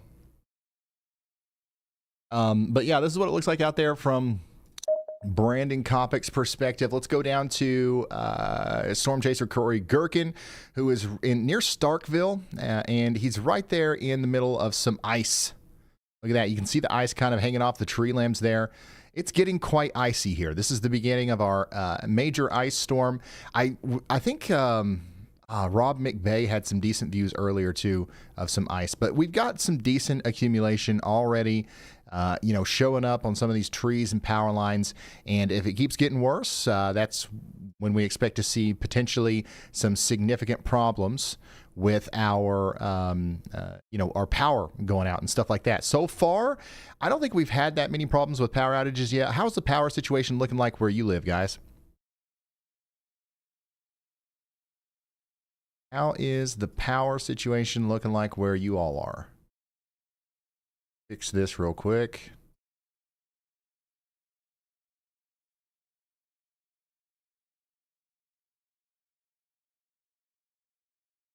So we've got a decent amount out in Louisiana now, about 50,000 customers without power in Louisiana, and only about 1,000 so far in Mississippi. So that's actually great. Throughout the entire Southeast, for the most part, we've got about 100,000 people without power. Don't get me wrong, that's bad, but it's not nearly as bad as what it could be and what it's likely going to be. If we keep on getting freezing rain reports like this, 0.25 inches, it's going to get pretty nasty out here because we're still in the beginning stages of this. We've got hours and hours and hours of ice to go. So it's coming. It's coming. Get ready. The power outages are on the way, unfortunately. So let's keep it going here. Let's check in on Jaden Pappenheim, who is in Arkansas right now. So he's going south. We've got chasers spread out everywhere. I don't know if this one is working yet or not. But we've got Adam Lucio out here in Texas. Where are my Texas viewers at? We've got Adam Lucio on the road right now, getting ready to intercept all of this accumulation that we have over here around Dallas and Fort Worth. So this will be interesting to see what he comes across. Looks like there's a decent amount of ice out there right now. Sticking to those trees. Yeah, dang. Decent amount of ice. The roads are obviously terrible up here. We've heard for about a ton of crashes and stuff on Interstate 30. So this will be interesting to see what he comes up with as we continue to track this.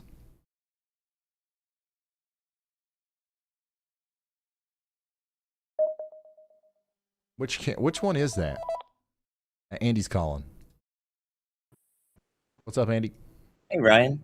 Oh, I'm behind you this time. Okay. Hi, guys. You can see me. Oh, I got to move myself. I am reporting on the thing that we started tracking yesterday, which is what was the coldest surface temperature we could find while it was still sleeting or freezing rain. And what I was able to find is right now there's reports of sleet or ice pellets in Hobart, Oklahoma, and in Moore and Norman, Oklahoma. Respectively, the surface temperatures are 7 and 9 degrees Fahrenheit. So that's 25 degrees under the freezing point, and it's still not straight up snow.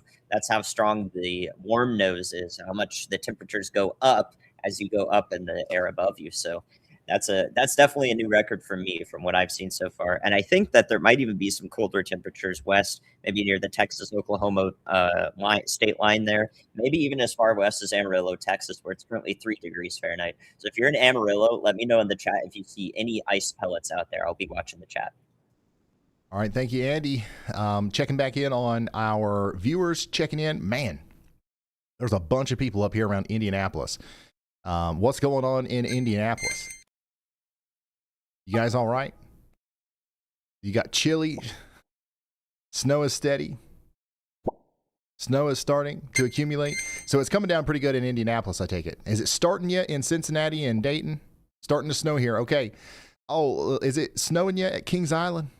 Man, this camera is going to be awesome. The Kings Island camera is going to be awesome with a foot of snow.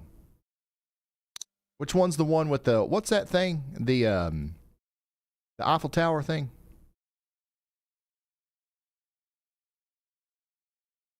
Oh, yeah. This right here is going to be a great snow cam.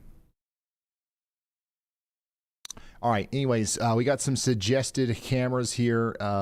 Let's check in on our icicles. And let's check in on this. What is it? Oh, okay. You can see a little bit of ice hanging off here. This was not there not too long ago. All right. So remember that. Take a snapshot with your brain or literally with your phone. Screenshots exist. And then also, let's check in on this other one. Wow. This has gotten a lot icier since the last time we checked it. Do you guys remember looking at this 45 minutes ago?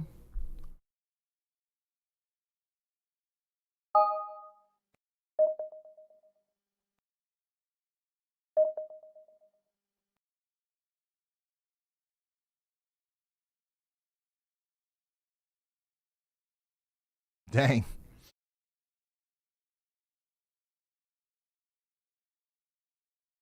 Where's this at? This is in Washington County, Mississippi. In kind of southwest Mississippi area. Jared, no, I forgot. I literally just ate.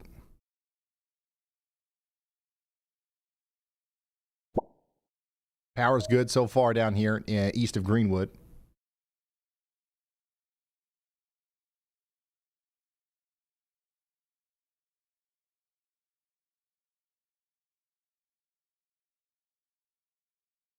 All right, let's do the Carolinas like I did for Kentucky. I'm going to do this, and then I'm going to step away again for a couple seconds, and I'm going to fix something else.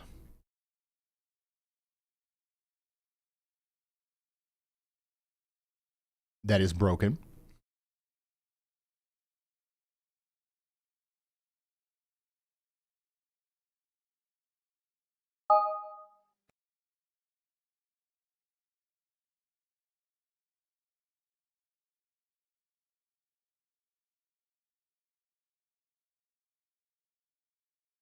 All right, here we go.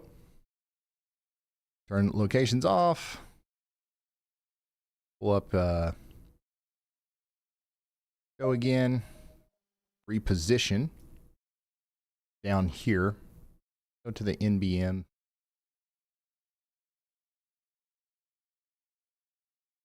Yeah, we'll do Pennsylvania. I mean, we'll do everything one at a time. One at a time. Or actually, 2 or 3 at a time.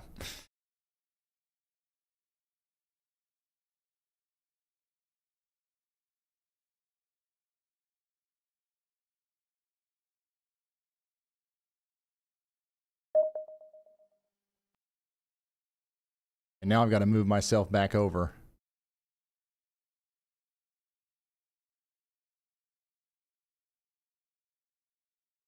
All right, so let's talk about the Carolinas, shall we?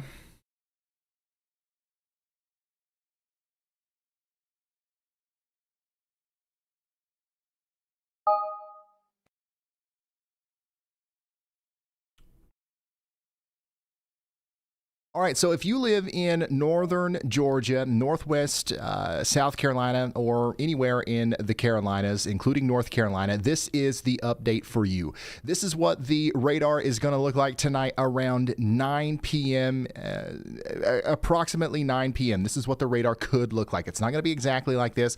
In fact, we've already got some isolated reports of sleet already falling right now at 5:30 p.m. In Raleigh, but this is not showing up until later this evening, but this will give you a good idea as to what we could possibly expect. Freezing rain is going to be breaking out over here between Gainesville, Greenville, and Asheville. It's going to start off light. It's going to seem like it's not a big deal, and slowly over time, the freezing rain is going to expand in size, coverage, and intensity. So by 1 a.m. on Sunday, we could have freezing rain all the way down to Myrtle Beach.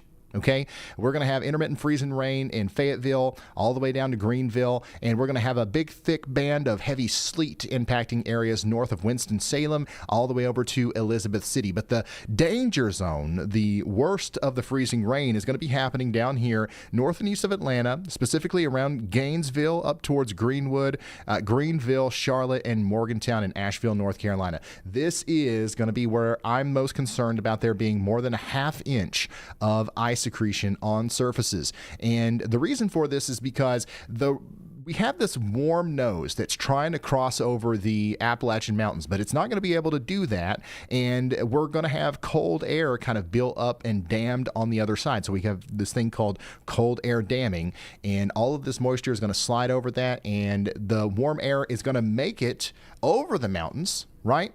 But it's going to kind of slide over top of that cold air. So warm air rises, cold air sinks. So we can't get the cold air to go up over the warm air. So it's stuck down at the surface, and it doesn't really matter that the warm air is trying to push it out of the way because physics just doesn't work that way. So the cold air at the surface is going to allow for the rain to fall down into that shallow cold layer and freeze on the ground. And it's going to be really intense the closer you are to the southeast side of the Appalachian Mountains. And this is going to be at its peak probably around 1 a.m. on Sunday. And then things are just going to continue to get worse as we go through 8 a.m. Your morning commute on Sunday morning, if you were wanting to drive in Atlanta, all the way up to Raleigh, even up to Richmond, Virginia, is going to be an absolute nightmare. Okay, this is going to be our ice storm right here. And this is also when we're going to start hearing about power outages and stuff like that. The precipitation does try to calm down a little bit as we go into Sunday afternoon, but we're still going to be experiencing significant problems from Raleigh over to Asheville, down to Athens as we go into 2 p.m. What about as we get into 5 p.m.? My goodness, another big plume of moisture lofts up into this area of cold air damming, and we continue to have freezing rain in Greenville, South Carolina. And it's this long duration freezing rain that is the cause for us having a closed Waffle House in Greenville. That's right, Greenville, South Carolina. It's official. The Waffle House is closed, and that's going to be the case for a significant period of time if we actually end up with this much freezing rain. It's all out of our hair, though, by 9 p.m. on Sunday. So get ready. An ice storm is underway. I don't see any huge snowfall totals happening anywhere in the Carolinas or Georgia. It's all ice or rain. Stay tuned, and as updates come out, I will let you know.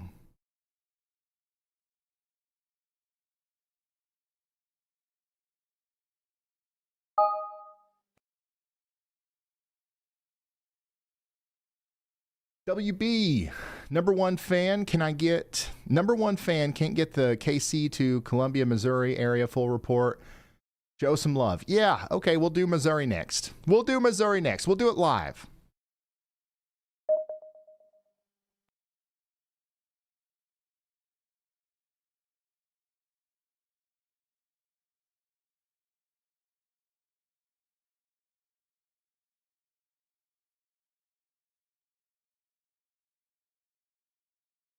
Is it really cool, Jared? Like, is it plumb wild or what?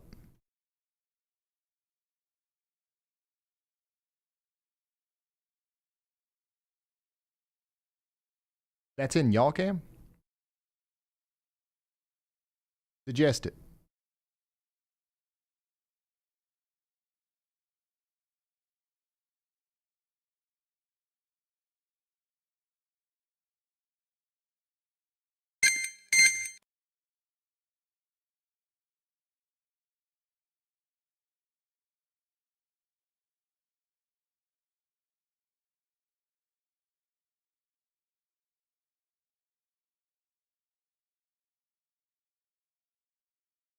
Okay. Jared just suggested a camera that we should check in on. Look at this. Oh. It didn't work.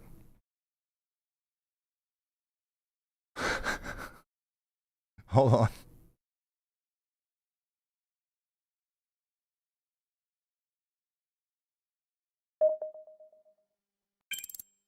Here we go.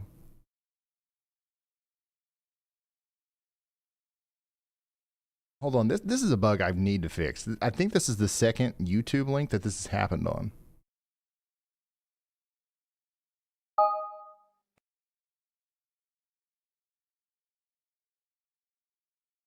There's a volcano erupting in Hawaii. And I want to show it here.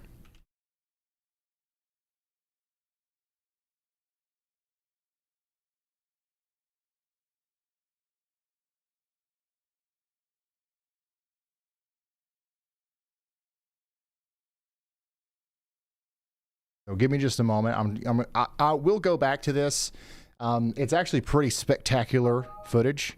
And look, you can see it on the radar. You can see the volcano erupting on the radar. There's a debris ball. But this is really interesting. I want to try to show that. I've just got to fix the program here.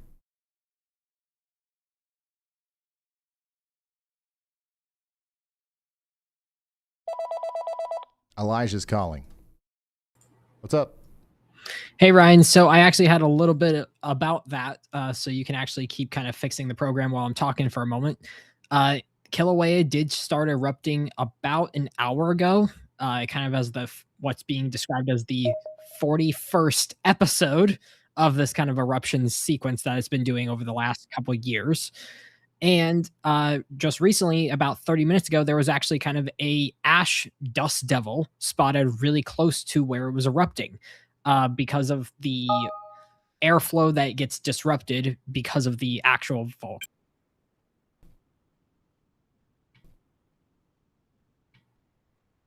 All right.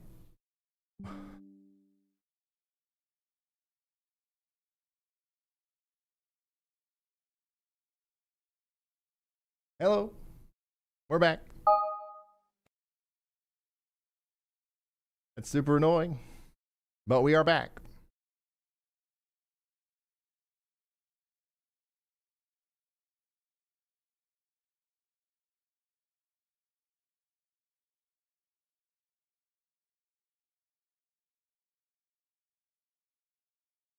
It's got nothing to do with calling. I don't know what the problem is. I don't know. Our internet is perfectly fine. So I don't know what's causing that, but if you are if we ever like briefly lose connection or whatever, guys, if you lose audio, just refresh and it'll come right back. For some reason, every 4 hours or something, we're intermittently losing connection, and I can't figure out why. And so there's no way that I can fix it. So we're just gonna have to deal with it. We're just gonna have to work with it.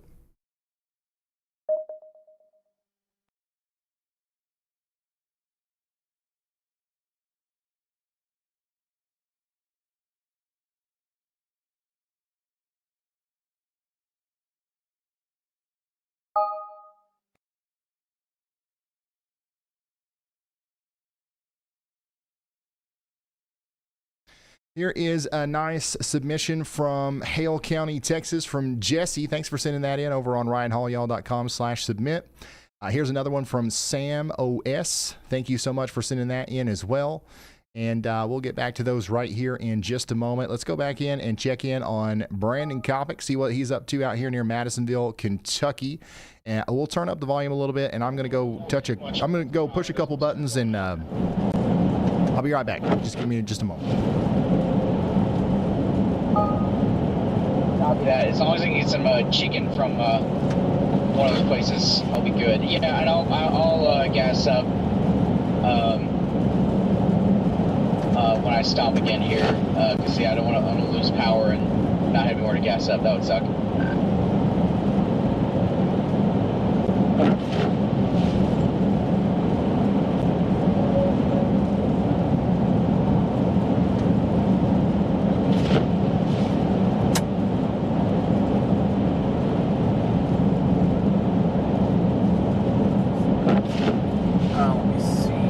Again, sorry guys, I haven't been able to be hopping in. You still sit at 32 red, man? Hopping in chat too much due to obviously the roads. I mean, 32 degrees. We check the stream and all that stuff. We still got 2,500 watching on the channel with let's see where we're at for likes. See where we're sitting at for likes right now. I'm really impressed with the road maintenance down here. Just shy of 2,500 watching with just over 5,200 likes. So again, thank you guys so much for tuning in and smooshing that like and subscribe button. I'm very impressed. I thought this stretch could be really difficult, but it's not. So here in about 2 miles, we're gonna stay. Going towards Elizabethtown, roughly. Develops behind all of this that's going on now. I think there is, right? It's going to be moving through that same area.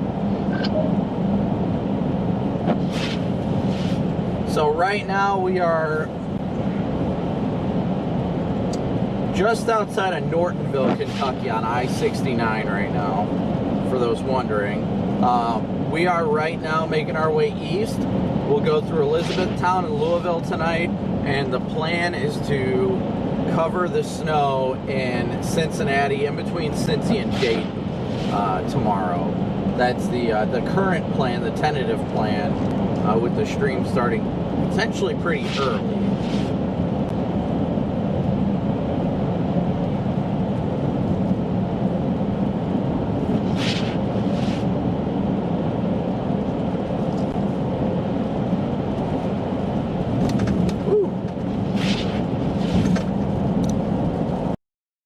Let's see if I fixed the volcano thing. Oh, there it is. This is live. This is happening now in Hawaii. If you're just now tuning in, we are continuing to cover our winter storm. There's a couple of things that I'm working on in the background too. That's why I keep popping off of the screen. But for the most part, we are right in the middle of a big winter storm, and we're going to continue to cover that. But this is kind of a breaking news situation. We've got a live feed here of an actively erupting volcano out there in Hawaii. Some spectacular footage of, look at the rocks raining down. Oh my gosh. That's crazy. So yeah, this is happening right now out there in Hawaii. But if you're just now tuning in for the winter storm, we are having a winter storm impacting about 200 million Americans today. The storm is 2,000 miles wide. 21 states have declared states of emergency. Over 8,000 flights have been canceled, and more than 8,000 flights could be added on top of that cancellation list. We do have the National Weather Service warning of catastrophic impacts, widespread travel disruptions, prolonged power outages, and vast tree damage is likely. We're specifically talking about the area between Louisiana and Tennessee, where we expect to see potentially up to an inch of ice. Philadelphia up to Boston has the opportunity to potentially get some of the heaviest snow that they've seen in quite some time, but there's some warm air that's getting in the way. We're going to go over the models here in just a bit and talk about that, okay? Yeah, refresh if you've got no audio. If you got no audio, you didn't hear me say that, but maybe you can read lips. I don't know. This is plumb wild right here. How has this camera avoided getting hit by one of these rocks? Like, as soon as it gets hit by one of these rocks, it's over, right?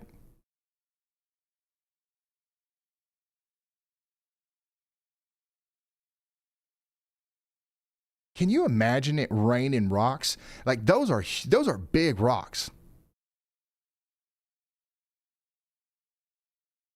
Can you imagine being a human like a long time ago? Hey Ryan, it's Brad. Let me know when you have a second. Before, like, you didn't know what a volcano was, and then you saw this, and it was raining rocks. What would you do? All right, let's talk to Brad Arnold, and we'll get back to the volcano.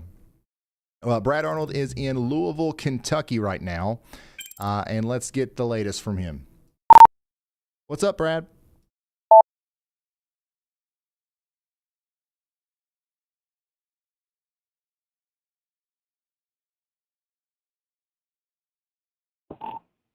Man, my southern butt is just freezing. I'm just freezing my butt off up here, just driving in all this snow. But just kind of want to let you know my plan. Kind of a little bit started later for me. I'm a little bit further north than a lot of the people are chasing the ice storm. I'm going to try to be maybe a little bit greedy and try to get both. I am up in Louisville, Kentucky, just south of Louisville, Kentucky right now, covering the heavy snow that is coming through the state of Kentucky, which is also your home state. So I don't think I'm going to be making it in the mountains over there, but just want to let you know I'm up in Louisville right now, anticipating the heavier snow to move in a little bit around midnight or a little bit after midnight, maybe looking at possibly a foot to a foot and a half of snow up here. And as soon as conditions begin to deteriorate a little bit to our south, I'm going to try to make my way slowly to either Nashville, Jackson, or Tupelo. We do have snow chains, so we would be able to get down there. But I'm going to try to play both the snow threat and the ice threat, probably ice threat later on tomorrow afternoon. So just want to let you know what my plan is, and if you need anything, just give me a shout. But we are live now up in Kentucky. All right, that's the tornado sniffer himself, sniffing snow today. No. Sniffing, the great winter weather that's happening in Kentucky.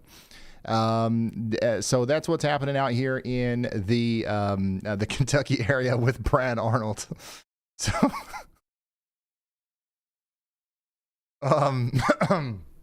let's keep going down here to Nashville, Tennessee. How's it going, Nashville? It's been a minute since I've checked in with you. And we have all of our people that were sharing their locations in Nashville have stopped sharing their locations. If you want to put it back on the map, I'm here. Okay, I had to take a break. We spent like the first 3 hours just talking about Nashville, and we had to go visit some other people. But now I am here. So what's going on in Nashville? Literally the first camera I clicked, boom, big incident. There was a bus in the ditch. Bus in the ditch.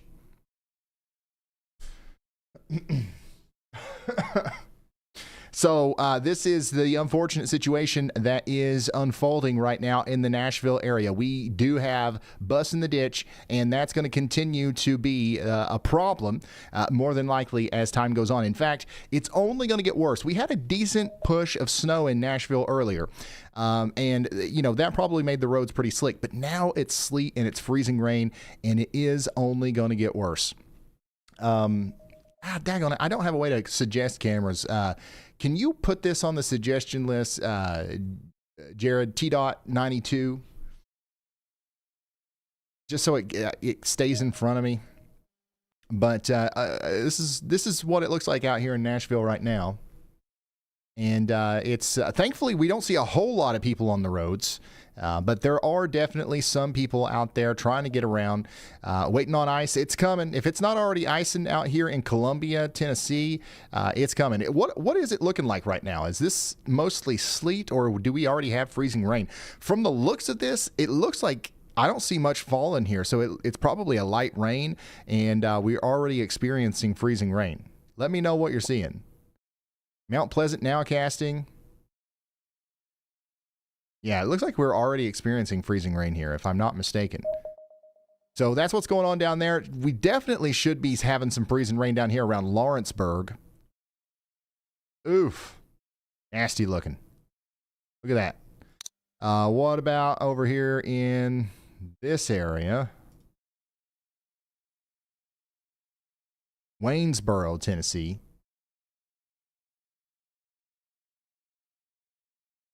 That camera's not even working right now. Savannah, Tennessee.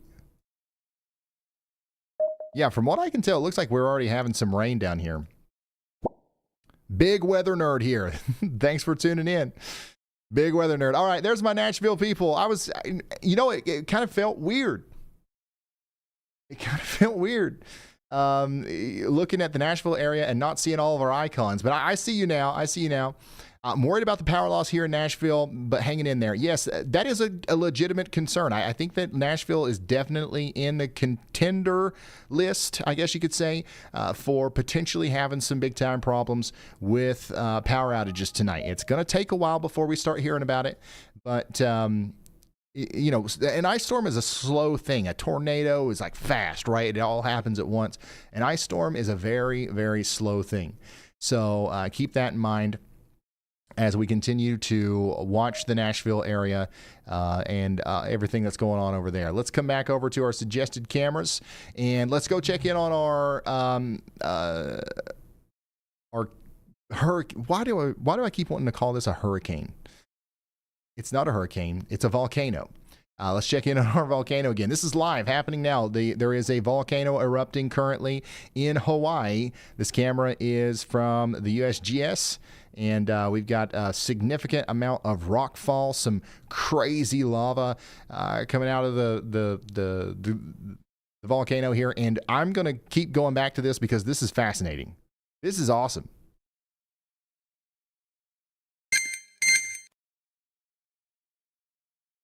Wow. And you can see it on radar. That's cool. That's kind of an interesting thing too. Like this right here is not a storm. It's actually the volcano erupting.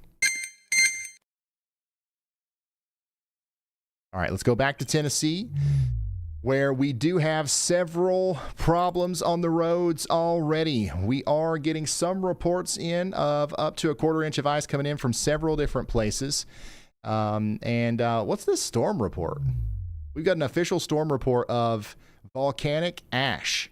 A portion of Highway 11 is closed in the vicinity of, how do you say this, Kilauea? For volcanic ash. Let's go back to Mississippi, where we've got a 1/4 inch of ice reported 51 minutes ago. Let's go. What's our best snow report right now? 8 inches.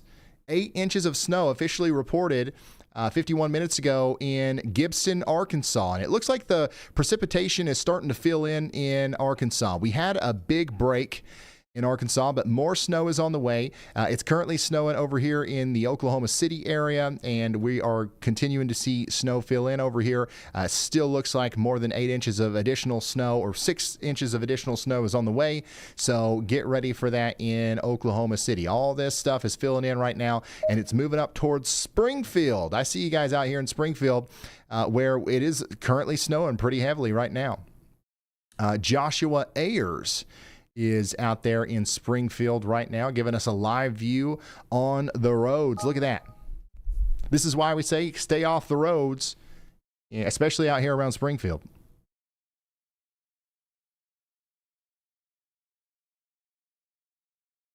So there's a lot going on right now, guys. We got a huge storm impacting 200 million people.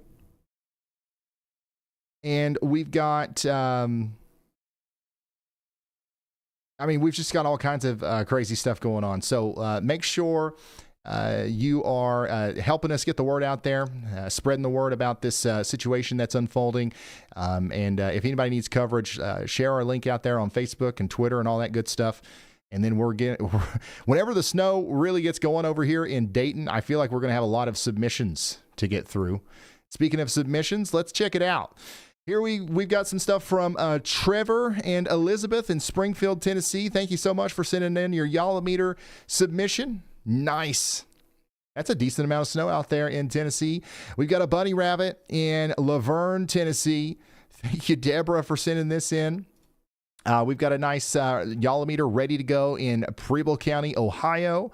And look at this. We've got a nice glaze of ice here in Madison County, Alabama. This is coming to us from Caleb out there. And you can see that we do have a glaze of ice. This is probably less than 1/10 of an inch of ice. But imagine this, but it's an inch thick. That's what we're potentially talking about in some of these other places out there in Mississippi and Tennessee and back into Louisiana and Arkansas. About 6 or 7 inches of snow out here in Junction City, Kansas. Thank you, Douglas, for sending that in. And here, wow, look at this. Looky here, son. Snow proposal in Columbia, Tennessee.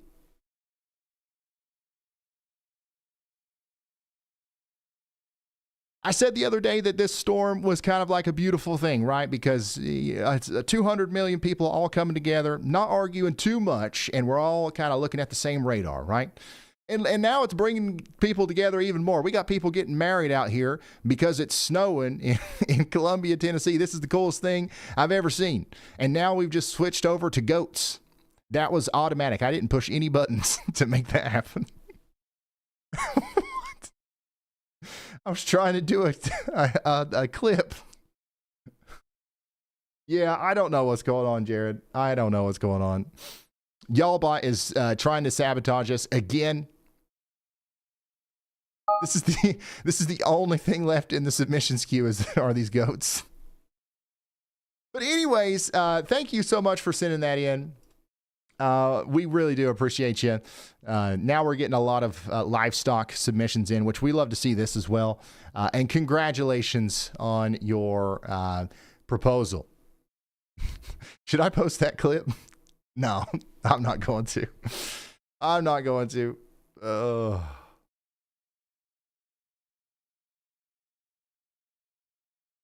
I don't know what it is. We never had any problems with our submissions until these streams, and I haven't changed anything with the code or anything.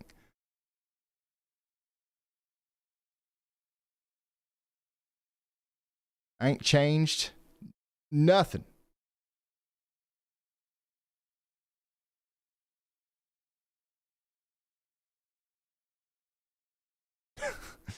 I mean, we might as well post it. I'll see what happens.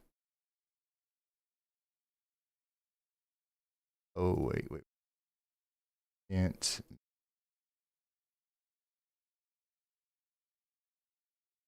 Okay. All right. Well, send in your submissions to ryanhaulyall.com/submit. We'll figure it out. We'll figure out how to get this to work. Yeah, new stuff is showing up again, but here in a minute, it's going to flip over and there's going to be 200. Part of me thinks that I accidentally have 2 different things running somewhere and one's overriding the other. Does that make sense? Like, I don't know where the other one is, though, and I can't find it right now. It would take me too long, and we're all right. We're all right. We'll just wing it. We'll do it live. All right. Thank you so much for sending this in, Aaron. Really do appreciate that. Loving all the Yalameter pictures. Thank you so much. This is in Camden County, Missouri. De-icer broken, not flying anywhere. Oof. I can't believe they was about to take off in that. Anyways, out there in Tulsa. Thank you for sending that in. Andrew. More goats. Thank you, Paul. Icy conditions out here in Mingo County, West Virginia. A little bit more in Noblesville, Indiana. It's starting to get a little white out there, a little covered. We've got a dog playing out in the snow in Barron County, Kentucky. And then here is a submission from Ripley, Mississippi. Thank you for sending that in, y'all. I will get back to the submissions as soon as I try to fix it again. The call-in system is the newest thing, right? Yeah, I think so. That might have something to do with it. I don't know. Who knows anymore these days? You know what I'm saying? Guys, we got 2,250 people sharing their locations with me right now. Everybody is in Tennessee. Tennessee takes the lead again. 600. Oh, my gosh. Yeah, whoa, it's like way Tennessee. And then Kentucky, Ohio, Indiana, and Missouri. Let's do Missouri. Okay, we're going to do a forecast for Missouri here.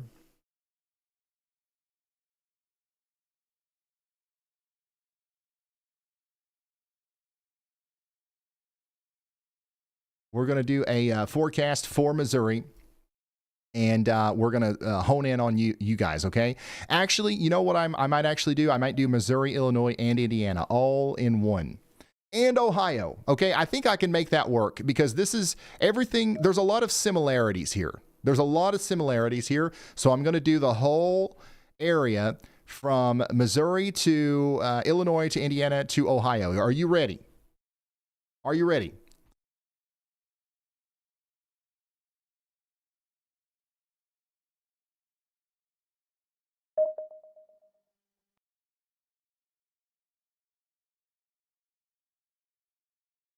We already did North Carolina. All right, that's what we're going to do. All right, now let's go over to Y'allville. And let's go skibbity beep bop boop. 9 p.m. Let's get everything nice and centered up. Nice and purty looking. Nice and purty. Snow accumulation.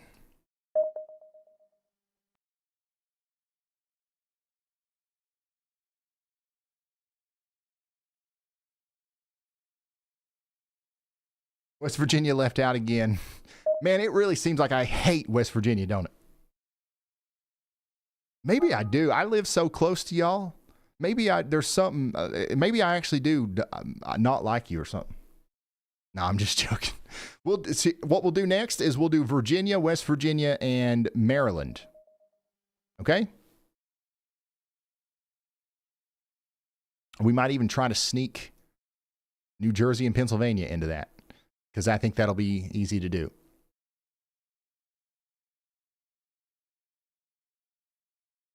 All right, I'm going to try to keep this one under 3 minutes. You think I can do it? And it's still like really good?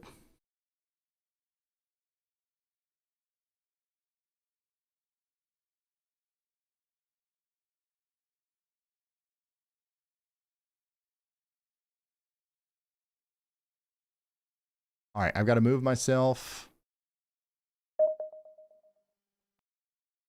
And here we go.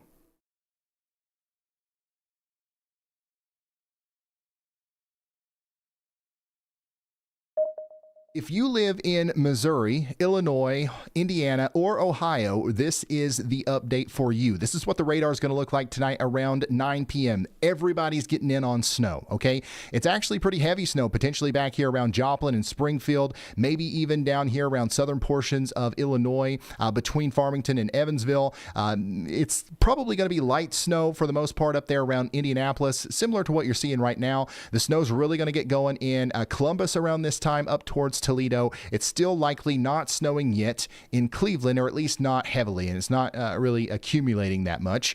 But let's push the radar into the future, and let's see what it could look like out there by 5 a.m. Okay, this is when the storm's really going, and we're having that ice storm down south, but we're still all snow across the vast majority of Missouri, Illinois, Indiana, and Ohio, except for the Boot Heel of Missouri. Down here around Poplar Bluff, Cape Girardeau, up there around Charleston and Kennett, the I-55 corridor south of Jackson, north of Jonesboro. This is where I think we're going to have some problems with ice. It's not going to be as bad as what we're having in Mississippi and Tennessee, but it is going to be somewhat problematic, okay? Heavier snow is going to be breaking out in St. Louis, down here around Indianapolis. I really think that areas around Dayton, to Hamilton, to Columbus, over towards Pittsburgh. You guys are going to be getting in on some pretty heavy snow around this time. This is 5 a.m. tomorrow, once again. And as I put this into motion, notice how the snow just gets heavier, especially there around Indianapolis and Columbus. And that's going to continue to be the case as we go through noon tomorrow. However, around noon tomorrow, it's going to start lightening up a little bit in St. Louis. And even though it was never really snowing very hard in Chicago in the first place, it's also going to start lightening up a little bit over there as well. So I wouldn't look forward to much more snow afternoon tomorrow in either of those areas, but we've still got hours to go in Columbus, Cleveland, and Indianapolis. In fact, by 5 p.m., we're still going to be seeing moderate snow in Indianapolis, all the way down there to Evansville. It's going to be completely wrapping up in Chicago and St. Louis. And now this is prime time in Columbus, Cleveland, and some of the heaviest snow that we've seen so far is going to be taking place around Athens, Ohio, Cambridge, up there towards Wheeling, West Virginia. So what happens next? The next thing that happens is our Arctic cold front slides through. We might get another couple rounds of showers, snow showers, but the main story is going to be the cold. It is going to be very cold after this storm goes by, and that's going to be crazy because there's going to be a ton of snow on the ground. How much snow? Well, potentially 14 inches in Cincinnati, 14 inches in Columbus, 10 inches in Cleveland, 9 inches in Toledo. 9 inches in Fort Wayne is possible. I think it's possible we get up to a foot of snow in Indianapolis, but this is maybe on the high end of what we could expect. Okay, so I would say 8 to 12 is a good call there. I would say maybe 6 to 10 is a good call in St. Louis. So subtract about 4 inches from the totals that you're seeing here, and that's your low end, and then what you're actually seeing is the high end, and that's especially true for our friends up here in northern Indiana and northwestern Ohio. I don't think that it's a very common solution that we see over 10 inches of snow up here, but in some cases that might actually be the case. So that is what we're looking at. The bullseye is going to be from St. Louis up towards Pittsburgh, with Cincinnati right in the middle and Indianapolis. So congratulations on your snow, y'all. If you've got any questions for me, leave them in the comments below. Daggone it, that was my longest one. I said I was trying to keep that one under 3 minutes, and that was the longest one.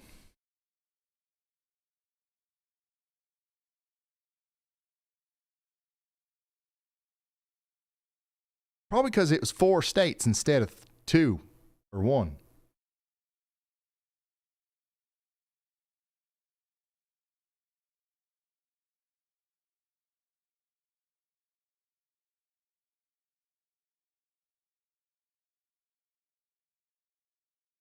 Yeah, so for those of you who are watching out here, this is the high end. I didn't realize that this is what I was showing until like halfway through the clip. This is definitely on the high end of what you can expect. I think 16 inches, for example, is possible in Columbus, Indiana, but I don't think that is the best solution. I wish I would have used... I kind of don't want to put that video out because... people are going to hate on me if we don't get that much snow. Like, it's possible. It's possible, but that's definitely the high end. I'll show you the more realistic one here.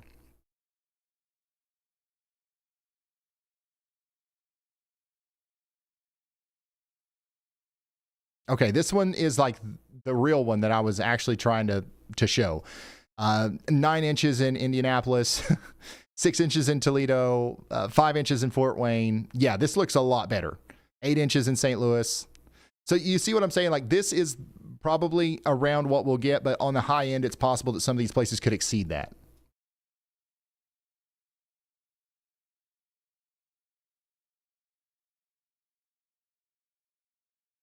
I don't know if we should post that.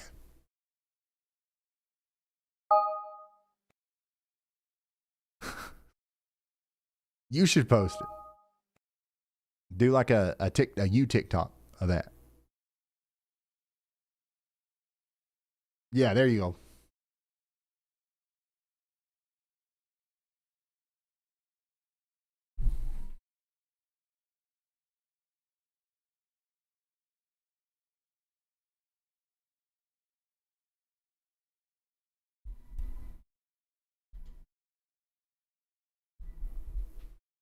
Hey, Bulls, it's coming down pretty good here at the Weather House. I'd say we got at least a half an inch of snow.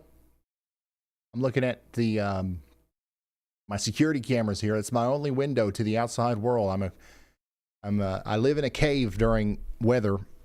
I haven't seen the sun in 3 days.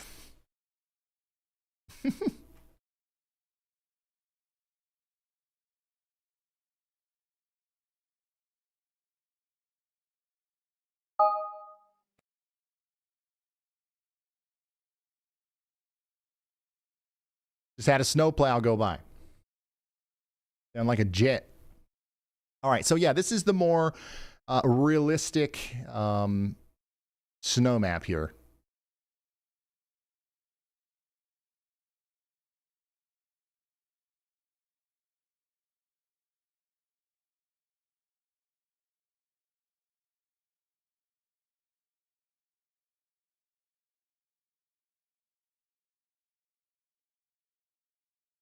All right, let's go back and let's do some live reporting. Okay, let's do some real-time updates here. What's going on out there, y'all? What in the world's going on out there? Let me refresh my program real quick.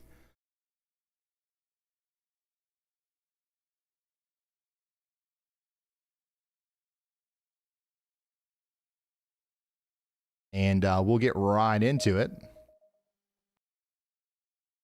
We do have about 1,500 of you sharing your locations with me in the WeatherWise app.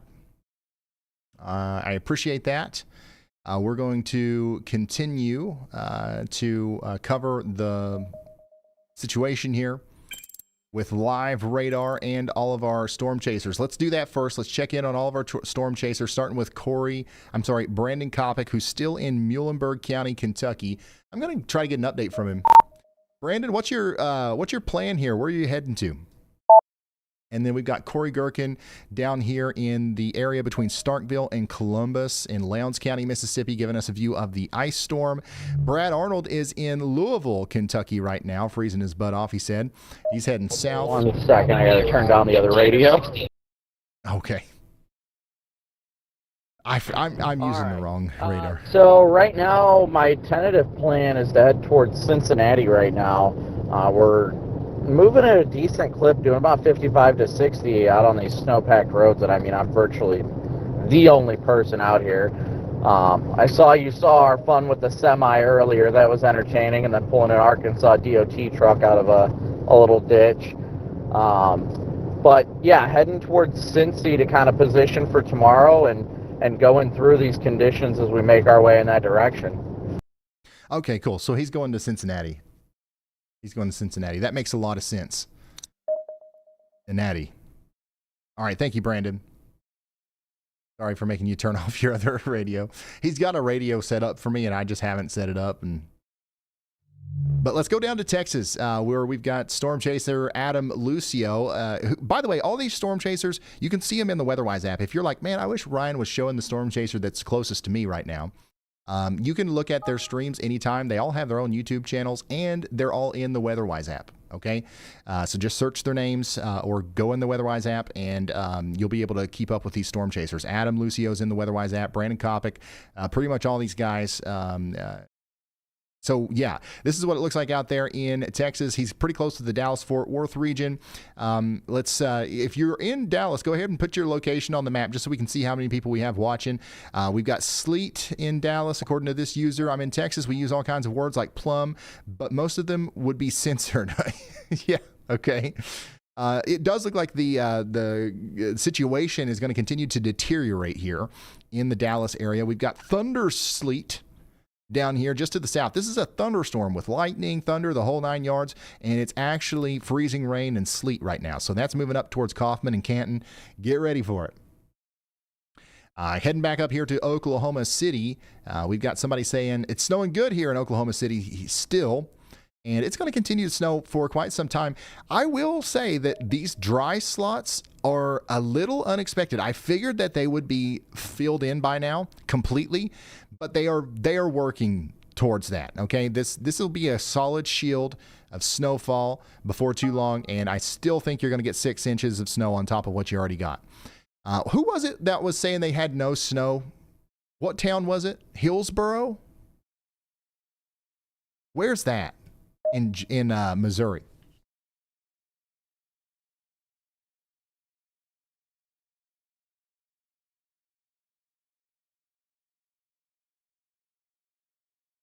Somebody was like, I'm in Hillsboro, Missouri, and I've got no snow, and they was freaking out.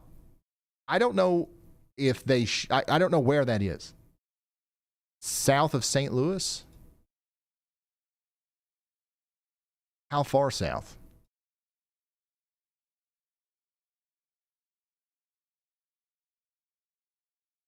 Like literally just south of St. Louis, or like, or are we talking?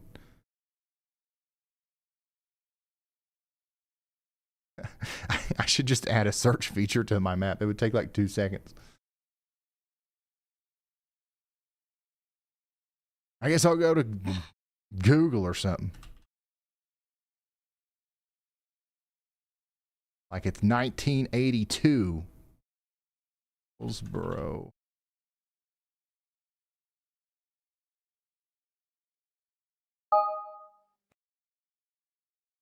Okay, yeah, that's pretty much St. Louis. Okay, there's no snow? Really? Is that still the case? Looks like everywhere around there has snow.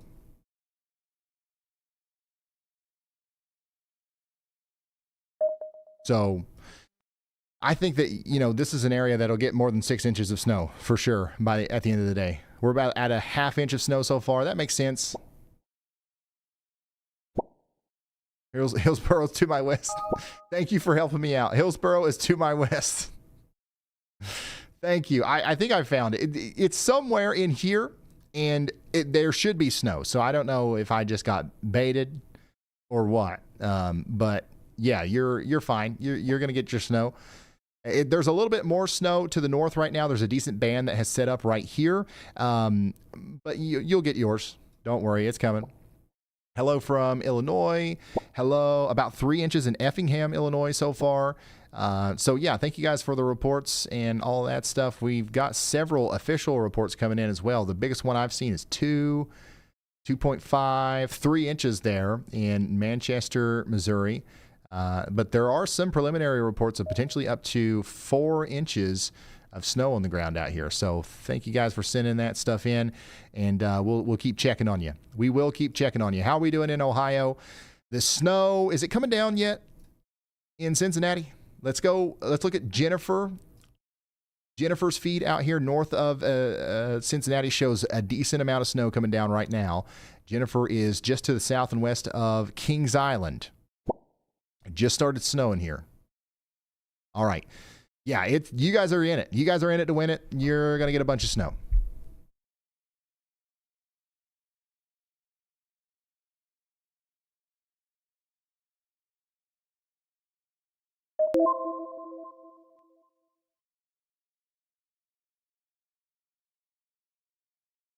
Somebody said, we're super disappointed in Hendersonville, Tennessee. All those people cleared the grocery stores for the past 3 days. Oh my gosh. Henderson.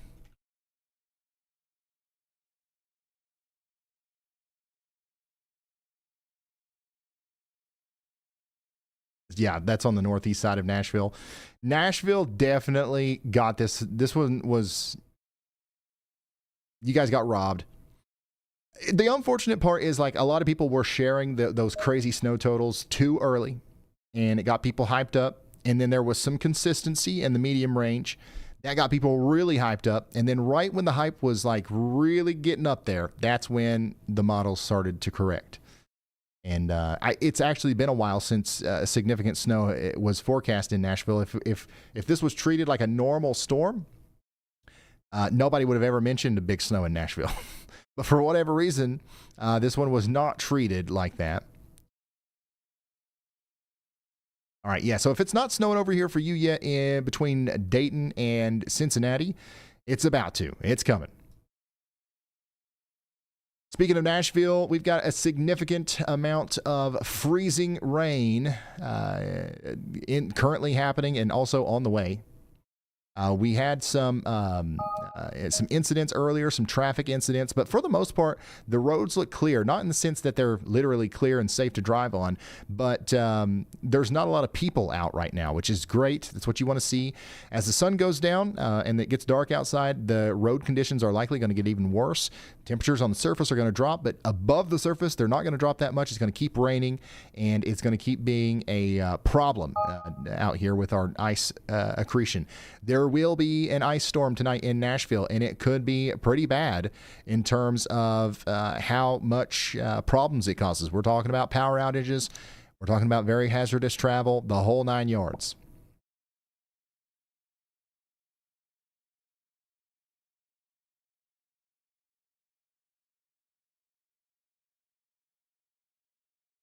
Corey Gherkin's giving us a view here east of Starkville at some of the ice that's going on right now. I'd say he's heading north. All right, let's come back over here to Texas. Adam Lucio is giving us a view here in Texas of some of the icing conditions. And this actually looks, honestly, out of everything that we have the ability to see right now, this looks like where the most ice is currently. Like you can see that everything's iced up with at least a glaze of ice here.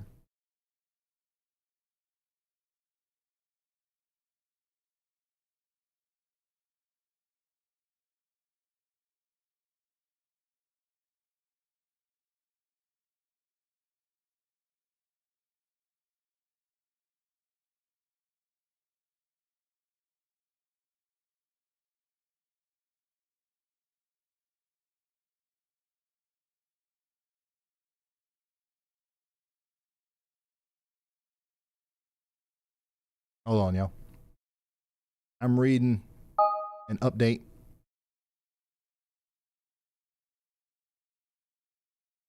Hey, does Texas have video traffic cameras now?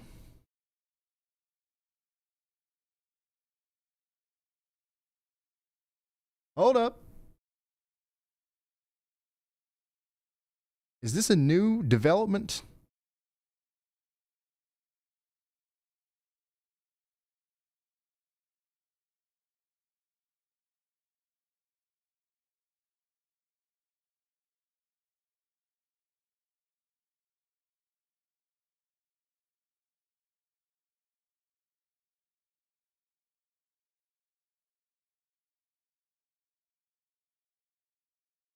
They're still mostly pictures. How do you depict on the site which one's a video camera and which one is a picture camera?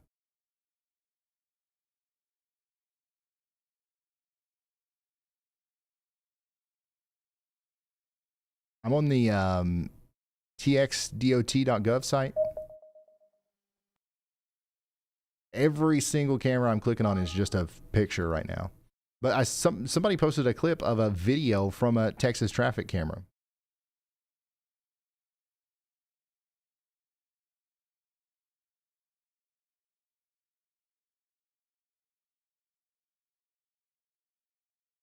Because if that's the case, we need to be looking at those, man.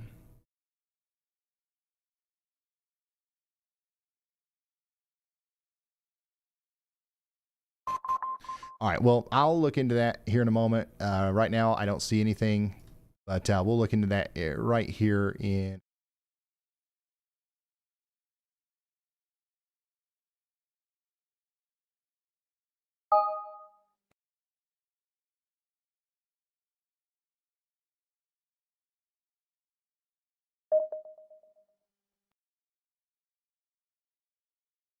All right, so but this is what it looks like out there in Texas. We do have Adam Lucio. You really don't need too many traffic cameras whenever you got storm chasers out there.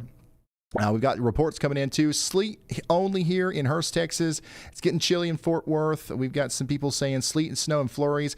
Love you, Ryan. Thank you so much for tuning in. It's plum sleeting up here north and west of Frisco. It's been coming down good today.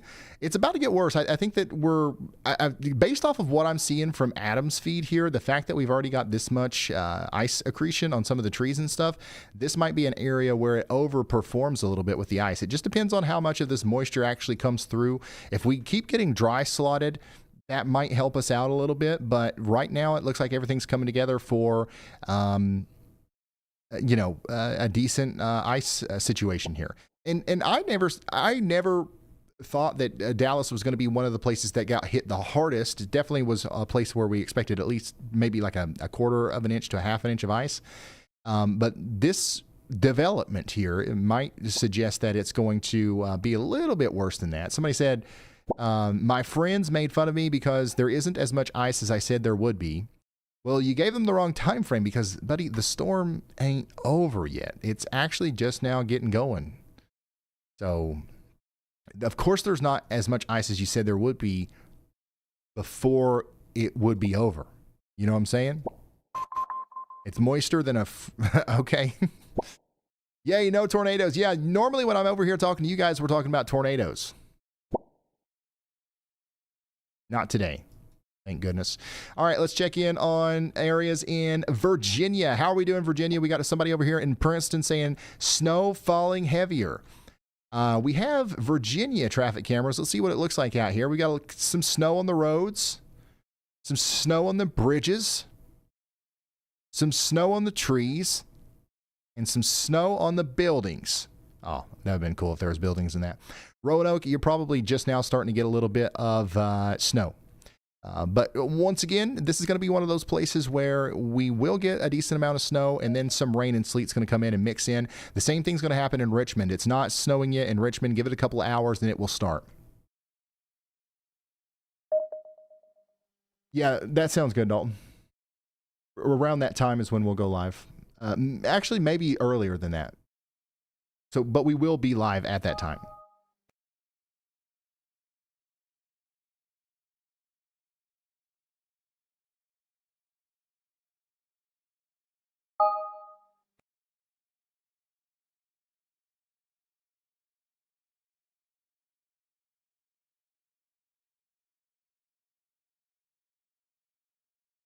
Okay, so the predictions aren't panning.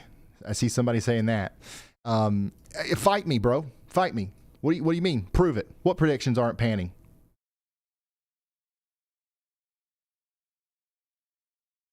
The storm ain't even over yet. What are you talking about?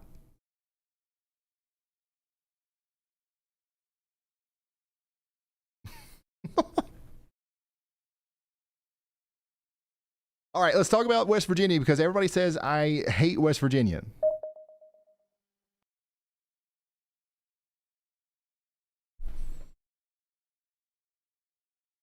I don't.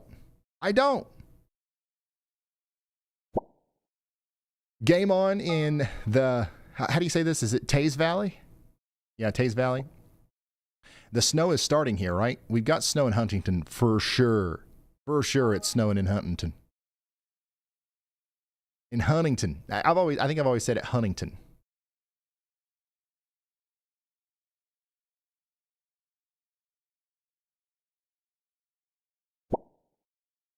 No snow yet? Okay. West Virginia traffic cameras aren't working that well. But yeah, it's snowing here in Pikeville, Kentucky. I'm down here. I'm literally your neighbor. I love West Virginia. I'm up there at least once a decade, and it's great every time I go. So this is just as much your snowstorm as it is mine, but it's also just as much your rain storm as it is mine. The rain is going to ruin a lot of the potential snowfall up here in West Virginia.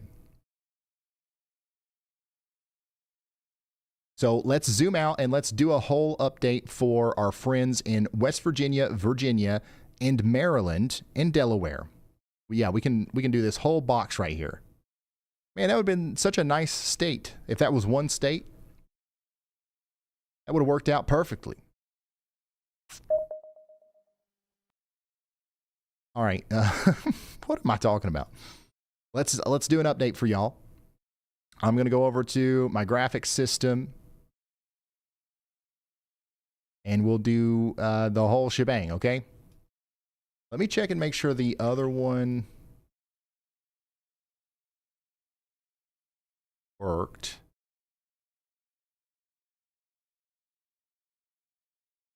Oh, yeah.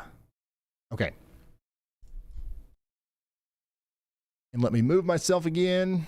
Yada, yada, yada. Ugh. There we go. That works.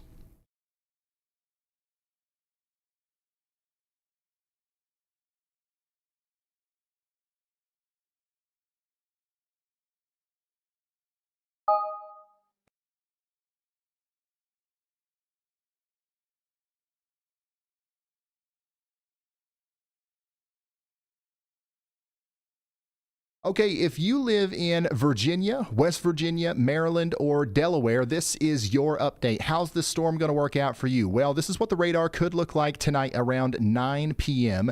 Snow is still going to be working its way towards Richmond. If it's not snowing by 9 p.m., give it till about 10, and it will be. We're going to be having heavy snow potentially down here in southwest Virginia between places like Big Stone Gap, Lebanon, over there towards Hillsville. We're going to have some decent snow south of Beckley as well. Snow is going to be moving into Charleston, and eventually snow is going to overtake the entire state of West Virginia, but it's going to really get going after 9 and 10 p.m. tonight. No snow yet in Washington, D.C., Baltimore, or Dover, or really anywhere in Delaware or Maryland at this time, but I think it'll start early in the morning on Sunday. Here we are at 1 a.m. We're having heavy snow now in Lynchburg. We're having heavy snow in Beckley, moderate snow in Charleston, but notice our big warm nose. This is coming up, and it's going to potentially ruin our snowstorm for a lot of us. Some of us it won't, but for a lot of us it will. So get ready for that freezing rain and frozen precipitation to come into places like Bristol, all the way up there towards places like Grundy and Big Stone Gap. But also notice how it's not all freezing rain. Literally some just full-on rain comes into southwest Virginia as we go into 8 a.m. on Sunday. And that's actually a good thing. If you don't have a lot of rain or a lot of freezing rain and you have regular rain instead, you're going to have less problems with power outages and stuff. The same can't be said for areas east of there, though. South of Lynchburg, we might have a real ice storm on our hands down here east of Hillsville. And we also might have some serious icing to talk about in Beckley up to Charleston.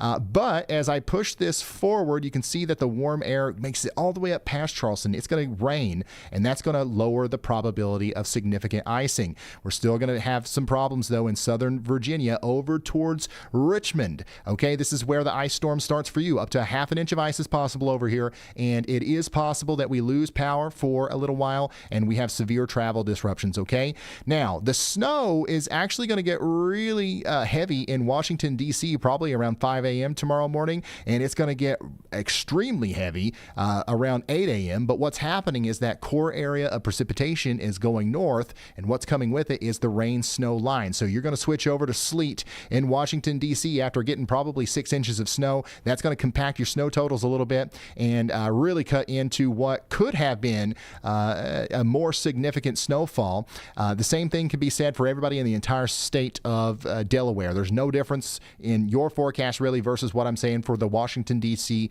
and Baltimore area.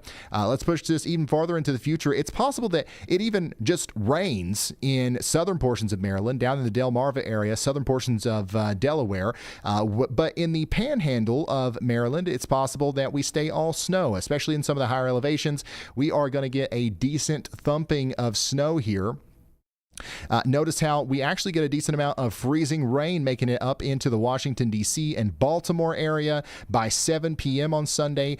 This could end up leading to a quarter inch of ice, maybe even a little bit more, all the way up there, which will cause problems. And then, boom, we are pretty much done with the storm for the most part by 9 p.m. on Sunday. But we're going to have this Arctic front come in, and things are going to get downright cold as we go into Monday and Tuesday. So get ready for that. If there's anybody that loses power as a result of this ice storm, it could get dangerous if you have to go through that without heating from electrical or whatever. So make sure you're prepared. Don't be scared. And I will see you in the next one. Leave questions for me down in the comments. Dang, that was too long. That was too long. Man, I got to get better at that. I'm going to keep going, though, talking about the snow totals. So, and I'm not recording this, but I just want to talk to you guys. I know there's a lot of people watching over here. The HRRR. So I really like the HRRR solution for what happens west of the Appalachian Mountains. I think it's pretty solid. What's happening over here on the I-95 corridor, I'm not as sold on it, okay? I think it's still possible Washington, D.C. gets a decent amount of snow. I do think that will be interrupted by freezing rain and sleet. So I don't think it's going to be this crazy snowstorm. But I think a decent snow is still possible here. I think this 8 to 9 inches being shown by the AI European model is within reality, but it might not all be on the ground at the same time. It might get compacted down by sleet, if that makes sense. Some of that warm air makes it all the way up to New York City, too. The only place that's completely safe here on the I-95 corridor is going to be Boston. I think that you guys are not going to have any sleet mixing in at all, and you'll have more than a foot of snow. I was really rooting for this area. This area, whenever we get a good snowstorm in this area, it's so fun. Not for everybody. I know that it has negative impacts, but like it's this is where it's supposed to snow once a year, big one, and this will be an impactful winter storm. But I really hope the HRRR is wrong with its infiltration of the warm air into Washington D.C. to that extent.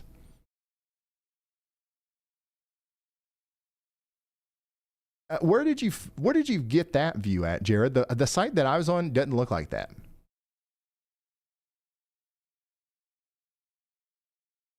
So yeah, don't be discouraged by the HRRR. I still think we're good to go for some good snow here in the Mid-Atlantic region up into the Northeast. All right, there are 1,800 of you sharing your locations with me right now in the WeatherWise app. Checking in on Brandon Kopic again. He's heading up to Cincinnati.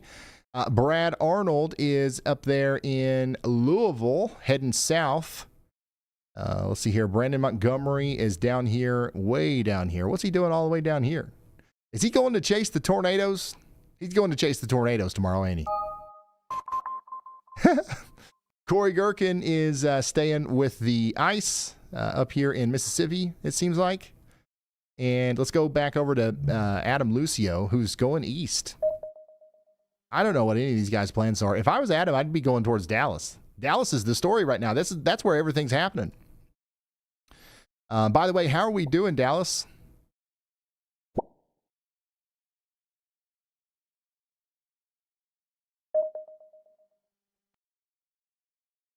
Let's check in on power outages.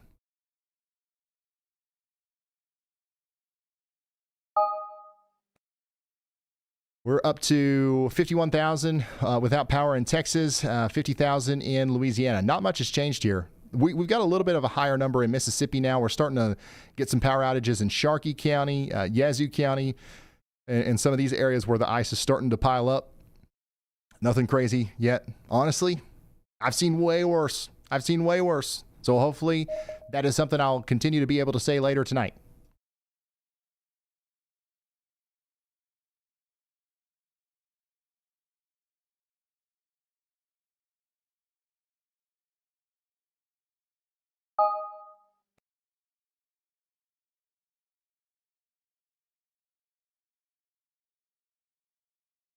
All right. Where else should I focus on, y'all? What am I missing? Man, this is tough. Trying to keep up with everybody. Let's go back up here to this hot spot where everybody's tuning in from Cincinnati to Dayton. It is about to snow if it hasn't already started snowing, it's about to. We've got light snow. How much do you think we'll see? I really do think that you are, I mean, if you get less than a foot of snow, I give up. If this area gets less than a foot of snow, I don't know what we're going to do as an entire industry. I think that we will, though. So I think that you're in for a foot of snow. I'd be incredibly surprised if you got less than that. And I would not be surprised if you got much more than that.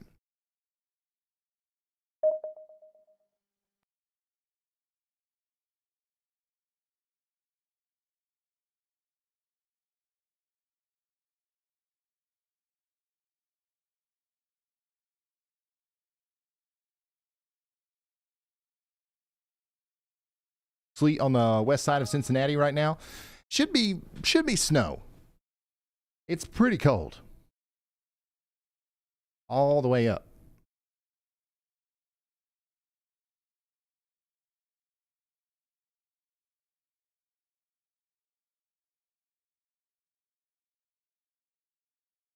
All right, let's go look at Indianapolis. How are my friends in Indianapolis doing? It's finally starting to stick. I wonder if we can get one of these cameras to work. Hey, there we go. Indianapolis, Indiana is really picking up their game with the cameras. I've gotten 2 to work today, which is plumb wild. But this is what it looks like out there in the Indianapolis area. The roads are starting to become treacherous already, obviously. We're encouraging you to stay off the roads. Here's the interesting thing. So, like, whenever we look at all these places down in Tennessee and Mississippi, we're not seeing very many people on the roads. But every camera that I've looked at in the Indianapolis area, there's a lot of people on the roads. It's like people are... It's like we're not expecting a snowstorm up here. So we probably will end up seeing a lot of traffic incidents and stuff in the Indianapolis area.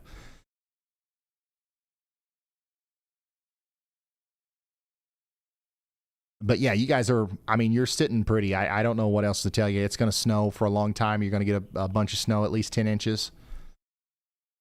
Enjoy it. Everybody's jealous of you.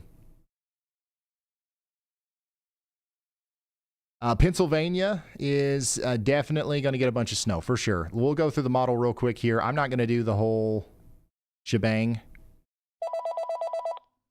Elijah's calling. Hey, where's y'all? Y'all hasn't called me in a while. So I'm glad that Elijah is calling. I actually prefer this, but it just reminded me. Go ahead, Elijah. Hey, Ryan. So this is actually a really interesting meteorological phenomenon we actually had. So we can't show it on stream due to copyright things. You can retweet the photo, though, that was posted into the stream text channel for you. In Oklahoma, we actually had a steam spout. I consulted with Andy, and that's what he's calling it, is a steam spout. It happened over Lake Eufaula about an hour ago. So the water was just so warm that, yeah, a steam spout occurred. Wow. Okay. Thank you very much. And you said there's a photo or a video of it on? A photo, yeah. Okay. Sweet. Thank you. A daggone steam spout. Add that to the list of stuff going on today. We've had the largest storm I've ever seen, 2,000 miles wide. We've had freezing thunder ice. We've had Brandon Kopic trying to pull a steel bearing semi truck out of a ditch with his midsize SUV. We've had a volcano, and now this. A steam spout. All right, let's talk about Pennsylvania. 10 minutes until ECMOV 18Z run. All right, we got the European model coming out. That's what that means.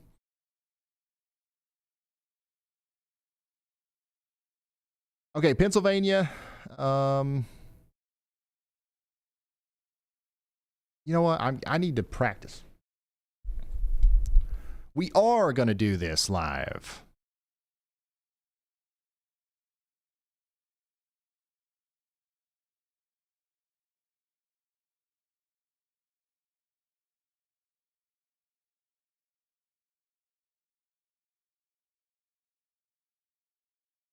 Hold on.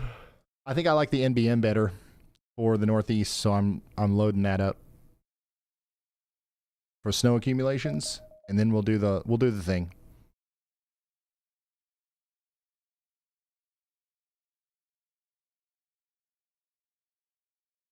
I'm just going to be very transparent about this is the high end of what you can expect.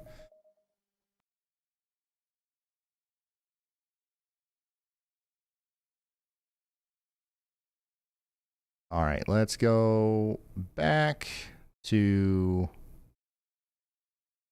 11 p.m. Do you live in Pennsylvania? Well, this is your update. We are tracking a major winter storm coming in. This is what the radar could look like around 11 p.m. And this is what it's going to look like potentially as we go into 3 a.m. early in the morning on Sunday. Snow's going to be working into Pittsburgh, Harrisburg. It's going to start flurrying in Williamsport. Maybe even a couple flakes will be flying in Philadelphia, all the way back up to Erie. But the real snow doesn't start until probably closer to 9 or 10 a.m., especially down there towards Pittsburgh. That's when the really heavy stuff's coming in. We're also going to have heavy snow in Philadelphia around this time. It'll still be light in northern Pennsylvania, but watch what happens as I push this a little bit forward. The entire state is experiencing at least moderate snow by 2 p.m. on Sunday, with intermittent bouts of very heavy snow in Pittsburgh, Harrisburg, all the way over to Philadelphia. But unfortunately, there is going to be some sleet mixing in Philadelphia. And this goes for our friends over here in New Jersey as well.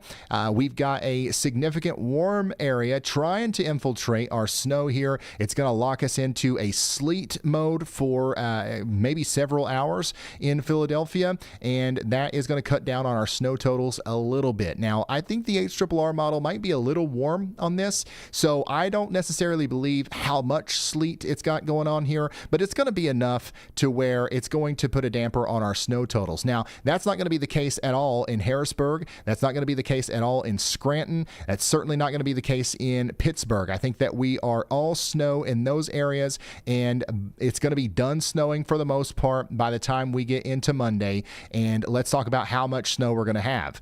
That is going to be potentially up to 13 inches in Williamsport. Now, I want to be honest with you. This is on the high end. This is an average of all the models. I think that to be realistic, probably shave a couple of inches off of this. But on the high end, it's possible that we get 14 inches in Pittsburgh, 13 in Franklin, maybe 12 up there in Warren. Harrisburg, we're talking about 12. But notice how the totals come down around Philadelphia, up to New York City and Trenton. We're talking about Lancaster, up to Allentown. We're toning it down a little bit. 8 inches, 9 inches. It wouldn't be surprising to me if we only ended up with 6 inches of snow in Philadelphia, but it also wouldn't be surprising to me if we turned it around and ended up with 8 or more. So that is what's going on. Once again, this is on the high end of what you can expect, but if you have any questions for me, leave them in the comments below. Come join us on YouTube, and yeah, it'll be good. Oh yeah, that was under 3 minutes.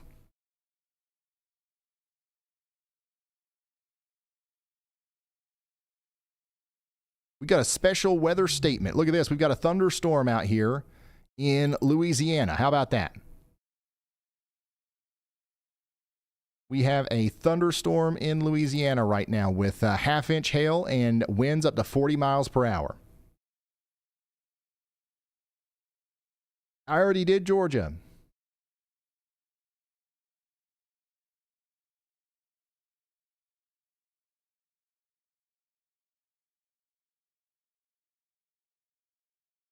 I already did Georgia, right?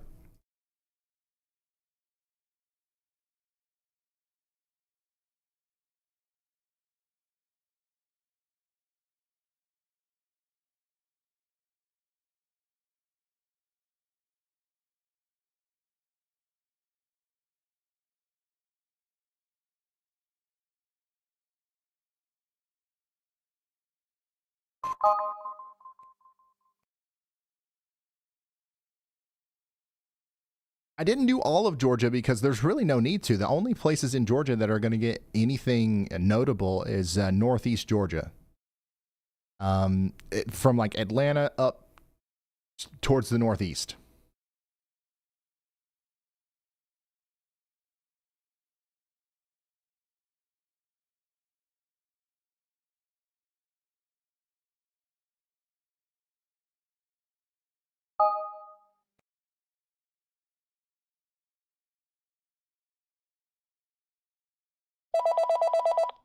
Andy Hill's calling. Andy Allbon. What's up, Andy?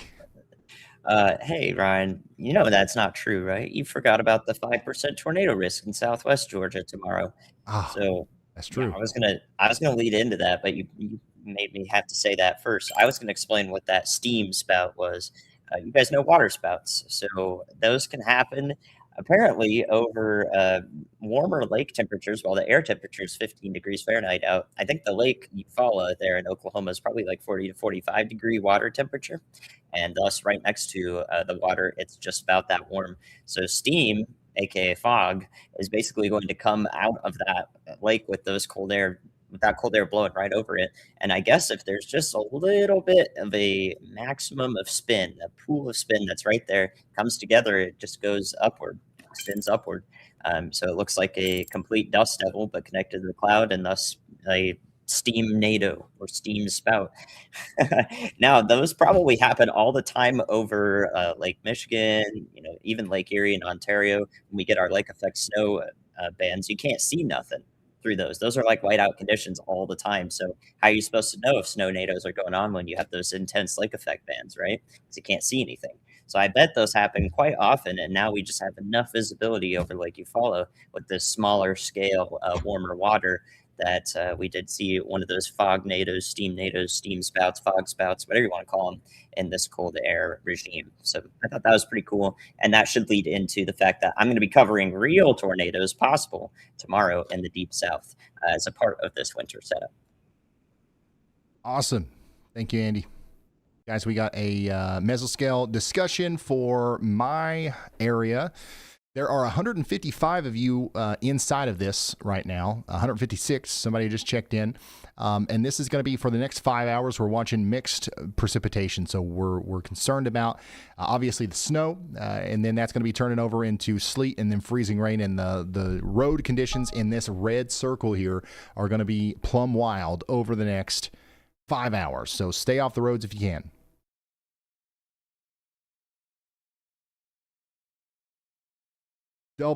Andy.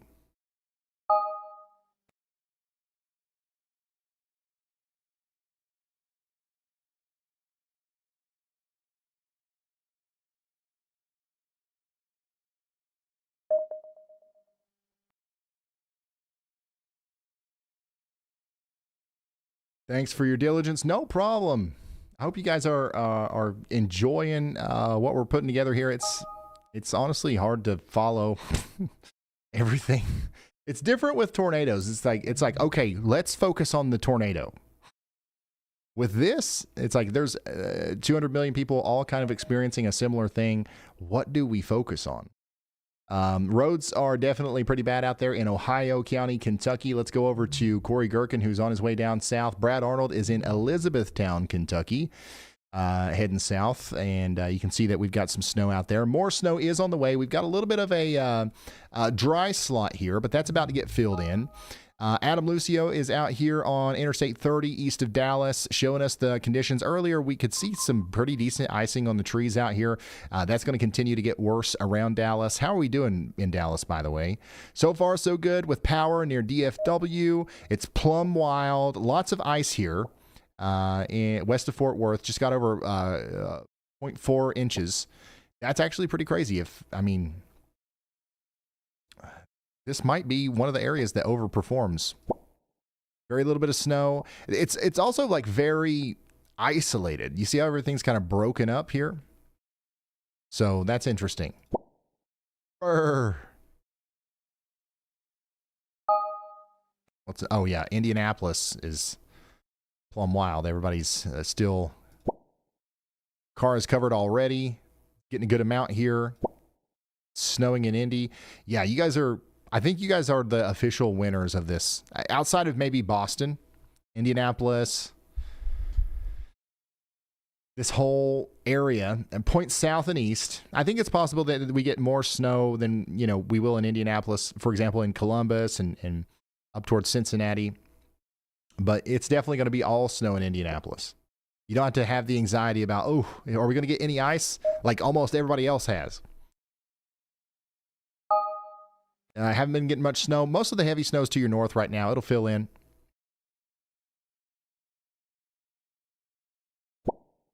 My snow blower is ready.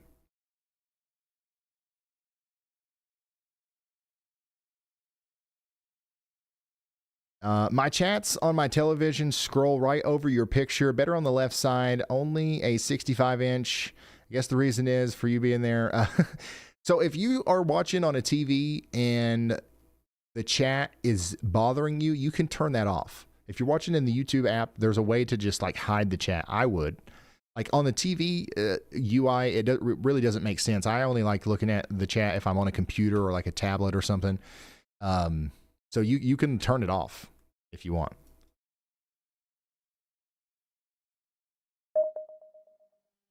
I wonder if we can see anything from my camera here. It's getting pretty dark.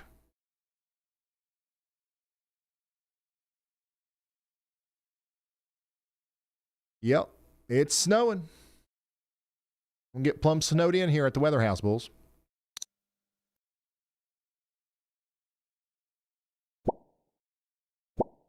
Y'allbot is Skynet. Y'allbot, you live close enough to Y'allbot to where it could find you, so be careful what you say. How would you say the morning commute would be around 10:30 a.m. tomorrow? Probably not great, but also not terrible. The worst time to be on the roads is going to be between like right now and probably 5 or 6 a.m. There's a chance that some regular old rain comes in and starts de-icing everything. But that might take longer than 10:30 for that to happen, so keep that in mind.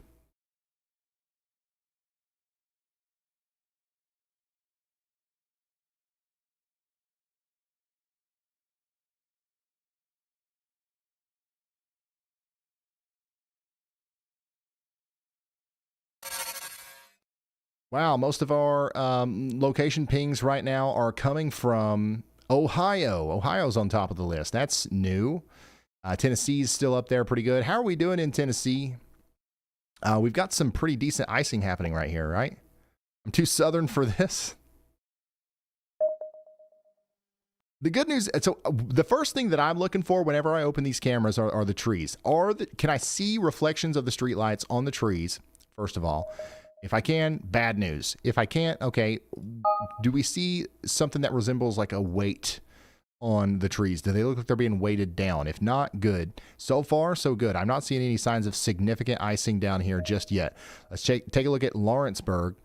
See this mist here. I mean, it looks like there would be some freezing rain going on, but maybe it's not accreting to a significant degree just yet.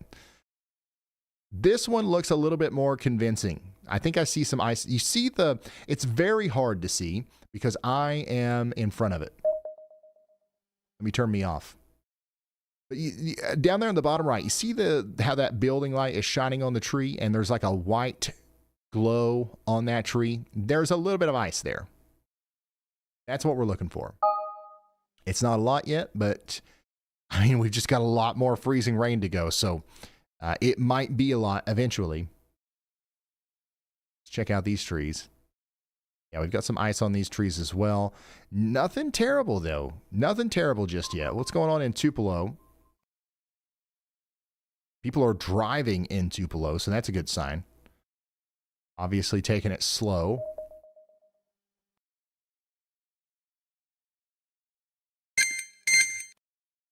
Yeah, there's a little bit of an icy look to some of the vegetation back here in Tupelo right now. So far, though, it's not terrible.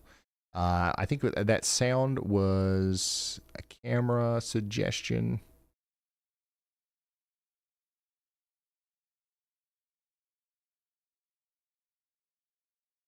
Oh yeah, yeah. Of course, of course. Every time you send me a camera, it's not like it doesn't work. Not really, but something happened with this one on my side. I don't know if it's just me or what. But you say there's ice on that one?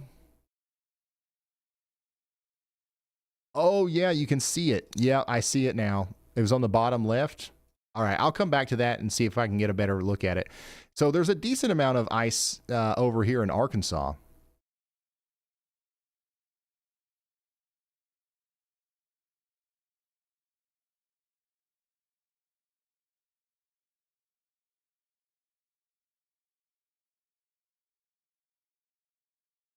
By the way, the heavy snow is moving back into Bentonville. A lot of people were upset this morning in Bentonville because it stopped snowing for a period of time. Understandably so, but it's back now and it's going to snow all night, and you guys will get your snow that we've been talking about. Don't you worry. And look, like the roads are pretty much empty in Arkansas. So people know what's up. People got their milk and bread. And now they're eating their milk sandwiches and they're watching Ryan Hall, y'all.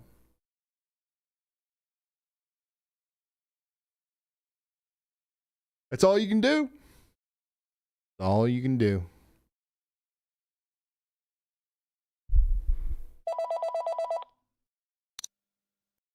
Oh, Y'allbot's calling.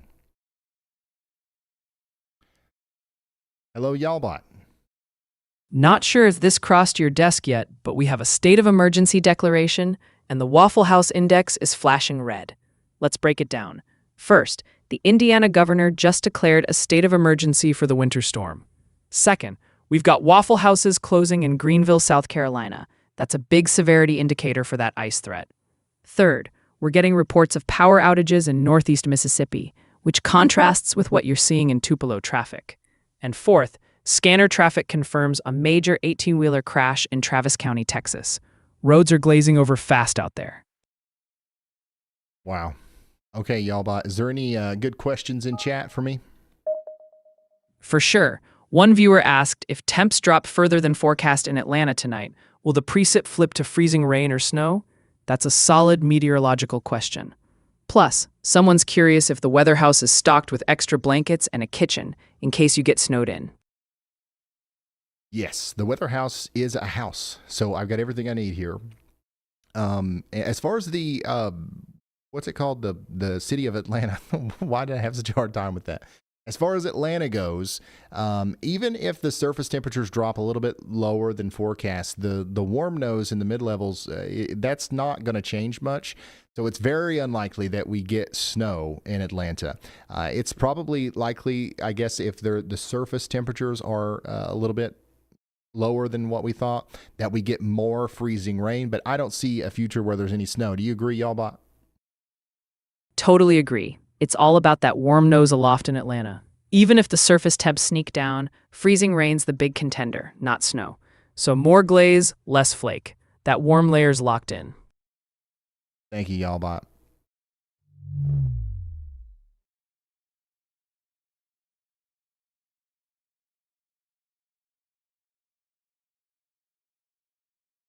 All right, let's go up here to Rocky Comfort, Missouri, where it's snowing good. This is what it looks like out there in southwest Missouri. This is one of those places that is going to see a lot of snow today.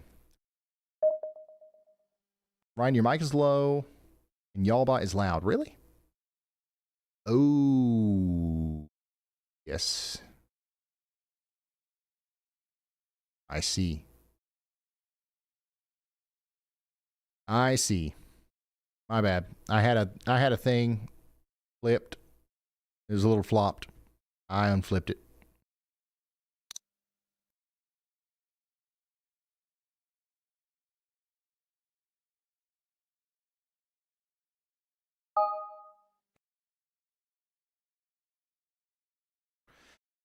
Let's see here. John in the chat says, hey, Ryan, how bad is College Station going to get? I think that we could see a decent amount of, a freezing rain in College Station. One of the things that's happening right now, though, is, I mean, there's just so much scattered nature to all these showers. We're definitely going to need to see an increase in the overall coverage of the showers for there to be significant problems. But I do think that just like we've been forecasting, there will be at least minor impacts from freezing rain from this storm. So get ready for it.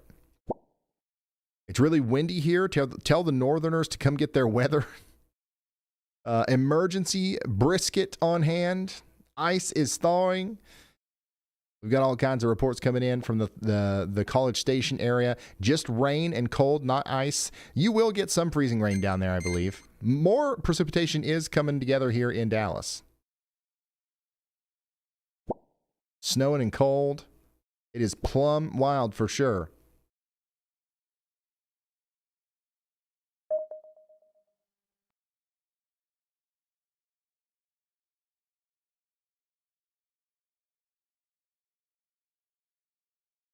I might have to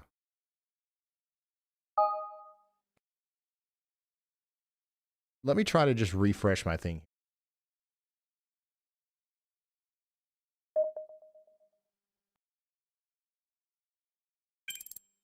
That's what it was. So we're starting to get more incident reports coming in from places like Arkansas, where we do have some problems with the cars sliding off the road and stuff like that. Debugging here.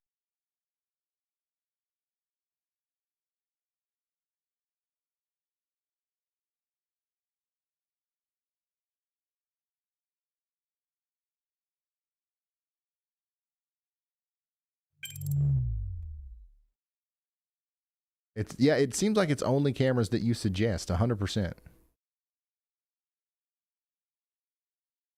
That is weird.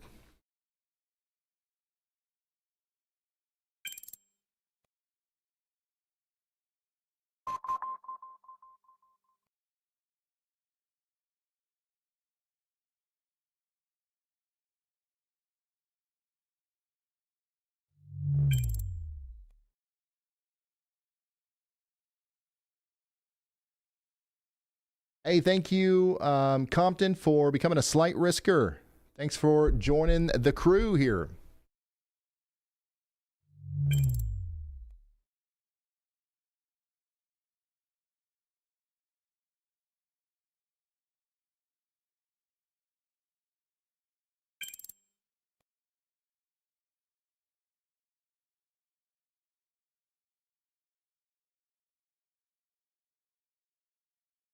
Here is a photo from Michigan from the Gibsons. Thank you for sending this in. You got that Yolometer with about 7 inches of snow there. We're all set up and ready to go in Delaware County, Indiana.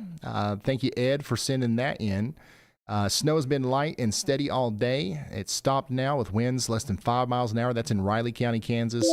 We've got some pretty good conditions here. So some weird cloud formations over here in Pennsylvania. That's a fall streak. It's a nice picture, actually. Thank you for sending this in, Kate.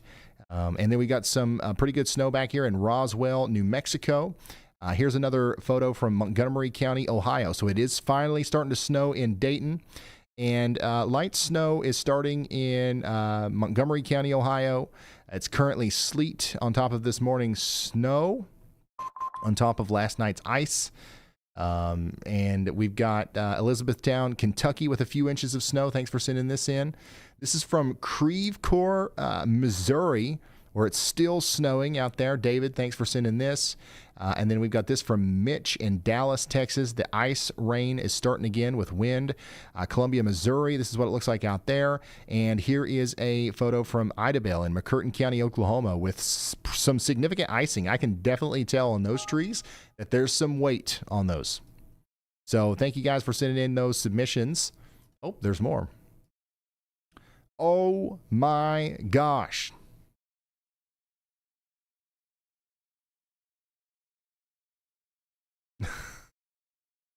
Oh my gosh.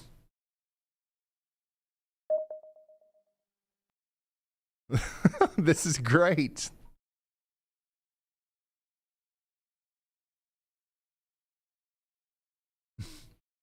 That's awesome. Thank you, Amber. Thank you, Amber, for sending that in. That's too good. Here's a nice Yalameter submission from Charity out there in Terre Haute. Let it snow. Thank you for sending that in. Here's another Y'all snowman. This is going to become a thing, ain't it? Another Yalameter out there in Crystal City, Missouri. This one's from Chloe and Lewis in Bowling Green, Kentucky. How about you in Missouri, Excelsior Springs? This is from Pam with 3 or 4 inches. A couple inches out there in Boone County, Missouri. Look at this. You love to see it. You love to see it. We've got Yalameters coming in left and right. This is in St. Charles County, Missouri. Thank you so much, Amanda, for sending this in. Wow. There's so many good Y'allbot snowmen.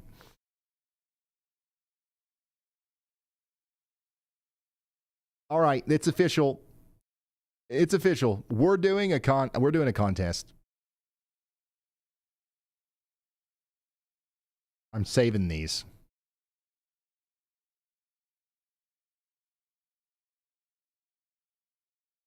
Best Y'allbot snowman wins something.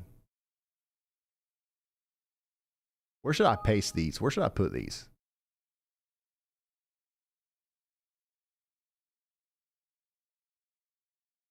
I don't know, but like we need a place where I can just dump them like that, or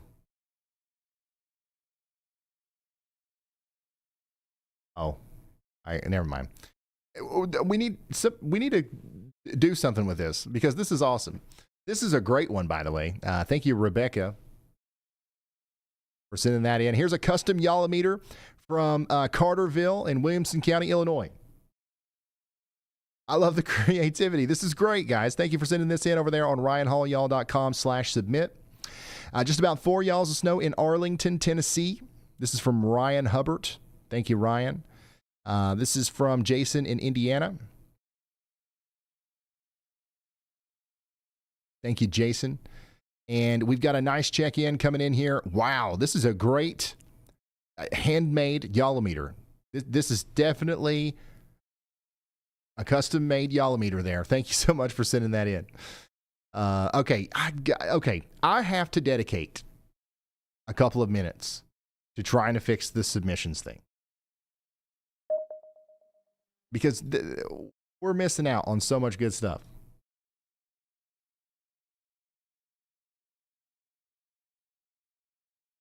What should I do while I do that, though? Andy, anybody got anything?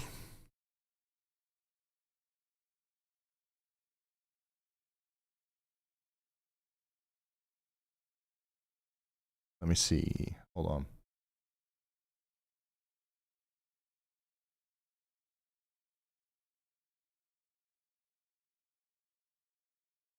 Let me turn on the model here and loop it.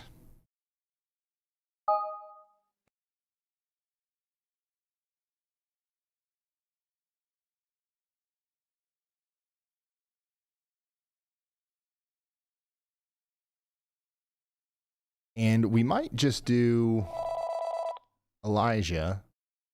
Okay, we'll talk to Elijah for a minute. And Andy, if you want to come in after that, I can hit answer, but I need to, I'm going to go for a second. Go ahead. Hey, hold on, Ryan. Just so you know, Discord is not working. Discord's not working? We cannot type. Oh, like Discord in general isn't working? Yes. That is why I was calling, just to tell you that. I was going to suggest Volcano. Okay. All right. Yeah, good idea. Jared suggests the Volcano again. Discord is not working? That's plumb wild.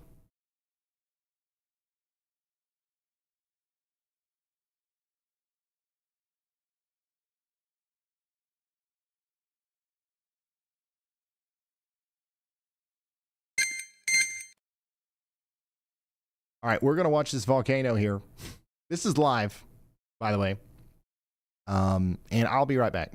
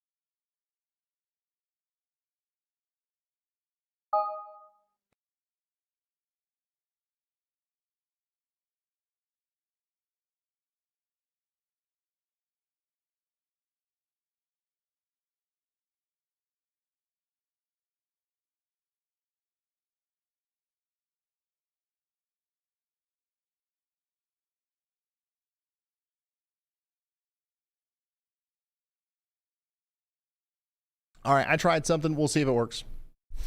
This is crazy, though. We've got a volcano going on right now, and this is what it looks like in real time out there in Hawaii. You can also see it on radar, which is pretty crazy. We got a couple other angles of this, too. Oh, wow. Yeah, this is out there in Hawaii, so we'll check back in on this. But for now, I do want to go back in and check in on some of our chasers. We'll go back in, we'll look at Nashville, we'll look at all these places, and we'll just do another check-in. I'm also looking at chat, all right? So if you are asking a question in chat, you want to talk, you want me to answer a question in chat, go ahead and relay that down there as we get an update on what's going on around all these places. Adam Lucio is in one of these like thunderstorm-esque sleet storm, so this will be interesting to watch right here. And you can see the ice in the trees back there, so it'll be interesting to see what this storm does. Is it going to help knock some of the ice off the trees, or is it going to make it much worse? That's what we're about to find out up here. So yeah, let me go to shared locations. Somebody says 3 inches of snow so far up here near Bentonville, moderate sleet in Rogers. Maybe I can burn Wonder Bread as firewood. Sleet and snow. All right, let's go up to Madisonville, Kentucky. We got a little bit of freezing rain up here and sleet. Go down to Alabama. Here it comes. Yeah, you should be having freezing rain right now. Go back to Texas. Brisket's on standby. Abilene, Texas. We've got somebody checking in, so we're just going around checking in on everybody. We also want to check in on some of our cameras that we've been looking at. This is out here in Arkansas, where we've got some really treacherous looking roads out there, and there's actually a lot of traffic incidents that we're hearing about. But for some reason, the cameras that Jared suggests just stop working randomly for some reason. But you can see this truck right here has went off the road completely, and now we're trying to get them out. And I bet whenever they left the house, they didn't think that that was going to happen. So just a cautionary tale there. Tonight, definitely, you got to stay off the roads for sure.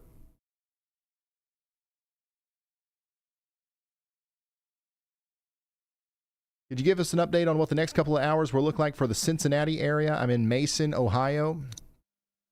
Yeah, the next couple of hours are going to be pretty predictable, actually. Things are going to start ramping up. We're going to have heavier snow move in, and it's just going to keep getting heavier. That's about it. It's not going to be like a blizzard, but it will be heavy snow. And go ahead, Elijah. Hey, Ryan, just so you know, switch to the clone channel. Okay. All right, I'm in there. That's weird. So yeah, there's actually not a lot that I can say other than that in Cincinnati. It's just it's gonna snow, man. And that's the thing about this is everybody up here from St. Louis up to Indianapolis to Cincinnati all the way over to Pittsburgh. There's really not going to be much else to do other than just check in. It's, okay, how much snow do we have now? Because it's not going to fall very fast. But at some point, we are going to have over a foot of snow here in Cincinnati. I still believe that. That's still my forecast. Was it expected to start in New York? When is it expected? Probably early tomorrow or around afternoon tomorrow.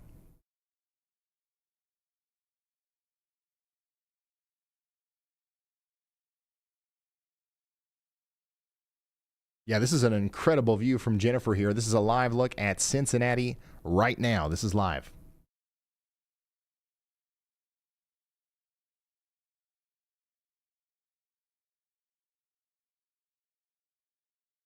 Ryan, I submitted a picture from Terre Haute, Indiana. Let me know if you get it. Yeah, we've got some major work to do with our submissions. Like, I think the reason why we never had a problem with it is because we've never had a stream where we've got 100,000 people watching and we asked people to do submissions. And like, I think that's honestly what's messed everything up.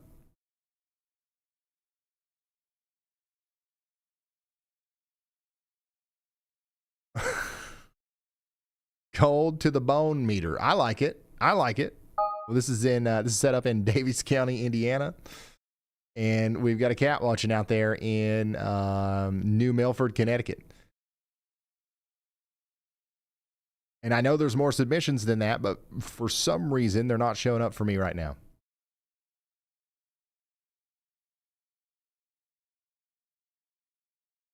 What are the chances of Baltimore getting snow before midnight? The radar is expanding fast. I think that, let's go over to Baltimore and actually try to answer that real quick.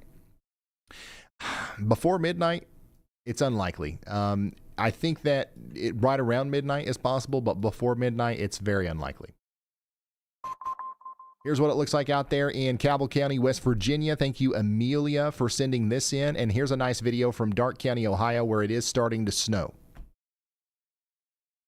So I think I'm getting the submissions, but it's happening weird. So keep sending them in. I'll keep trying to figure this out.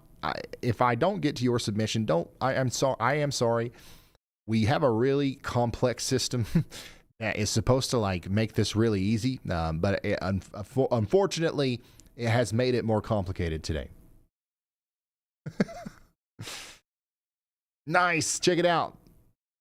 Whatever this stuff is in Little Rock. Looks like we've got, what is that? Close to 4 inches out there in Hopkinsville. Kenzie, can you confirm? And we've got this guy, he's loving it out there in Nashville, Tennessee.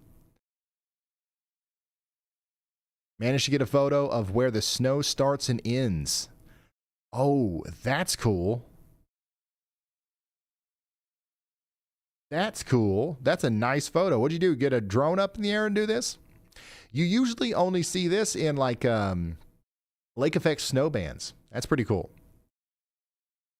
And this was earlier today in Lewisburg, Tennessee. It was only snowing for about 2 hours when I took this earlier at Walmart.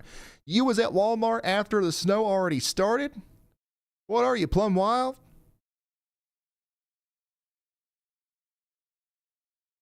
Ryan, what's the forecast for tomorrow in Denver, Colorado? Well, you're definitely not going to be impacted by this storm. That's for sure, but it's probably going to be extremely cold because all that big high pressure system is just funneling in a bunch of cold air all across the United States. Snow showers are going to be possible, but for the most part, it's going to be very normal weather for you outside of the cold and the wind. We've got some traffic incidents down here. Major crash involving an 18-wheeler in Travis County, Texas. So there are some incidents down here in and around Austin with some of this isolated freezing rain that we've got going on. Thank you guys for tuning in. It's icy out there. It is very icy out there for sure. Here's what it looks like out there in Hendersonville, Tennessee. Barely an inch. Boo!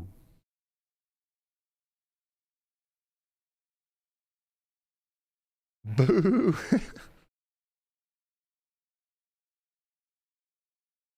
I get it. No, I get it. I get it. I get it. I completely get it. Ryan Hall, y'all bought. This is a great custom Yalometer right here. 1 inch here in Richmond, Kentucky. Any more coming, Ryan? Yeah, you'll get more than an inch before it flips over to sleet. And then that'll start eating into your totals a little bit, fortunately. Here we go, skiing in Nashville before it turns to ice.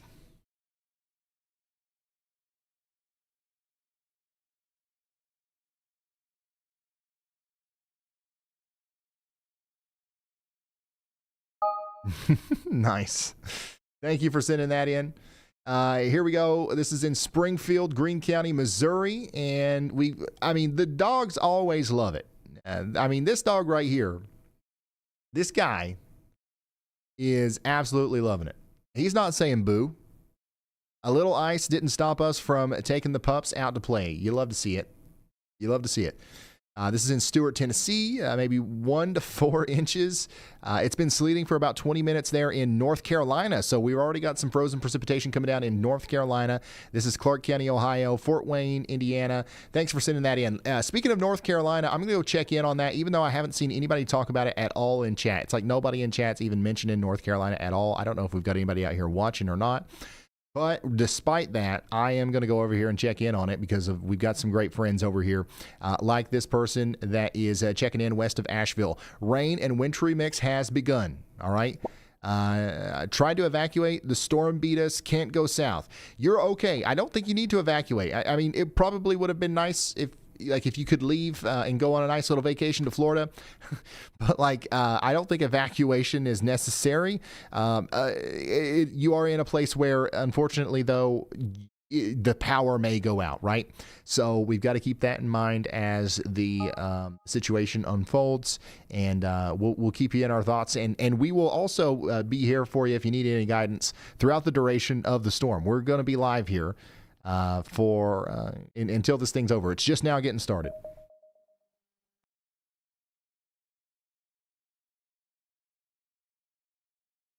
I know chat's been going crazy about North Carolina. That's why I said that. It's a joke. It's a joke, bro. It's probably snowing. I wish I could get one of these cameras to work, man.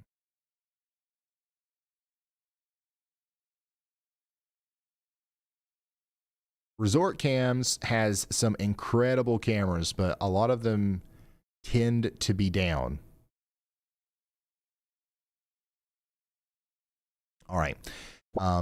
It's sleeting like crazy here. Getting sleet in Elkin, North Carolina. So we are definitely starting to get some sleet out here and freezing rain. The precipitation is going to move over into Raleigh here soon. Give it a couple of hours and it'll be starting. It might be starting very soon in Richmond. Are we seeing anything in Richmond yet? Nothing visible on the cameras from what I can tell, but it won't be long before stuff starts. Snow is starting here, so we've got snow here. So it won't be long before it gets over there to Richmond. Get ready for it. Check it out. This is from Henderson, Tennessee. Got a nice Yalbot in the snow there. Wow, Little Rock, Arkansas earlier today. This is an incredible submission from Steve. Thank you, Steve. Indianapolis in Marion County, Indiana. Thank you for sending in your Yalameter submission. This is Alexandria, Indiana. It's heavy snow coming down there. Lebanon. And this is what it looks like in Cookeville, Tennessee. Cookeville, Tennessee. Thanks for sending that in. Speaking of Tennessee, let's go check in on the radar here. Holy smokes. I mean, if this is all actually freezing rain, that's pretty bad. Check in on some of these cameras. Can't see much detail here, but the power's on, so that's good. Check in on Lawrenceburg, Tennessee. It looks like mostly freezing rain with light sleet. All right, we got cameras over here thanks to Hazcams.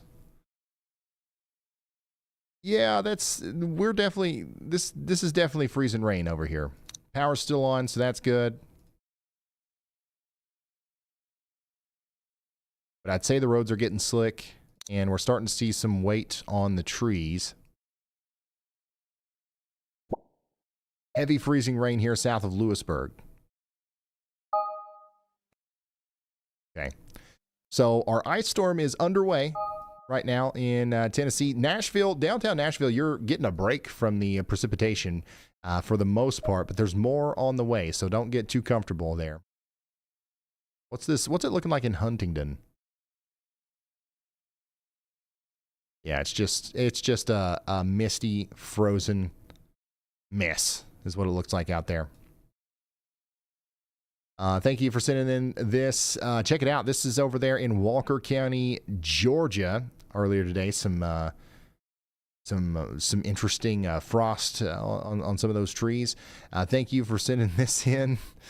And this is from Heather. Thank you for sending those in to ryanhaulyall.com/submit. Let's go back over here to Adam Lucio, who's probably got a decent view of our thunder ice storm. Okay. Watch for lightning. That's going to be, it's 10 p.m. So I better plug my laptop back in. There might be thunder and lightning with this storm. Come on, get yourself in there. Okay.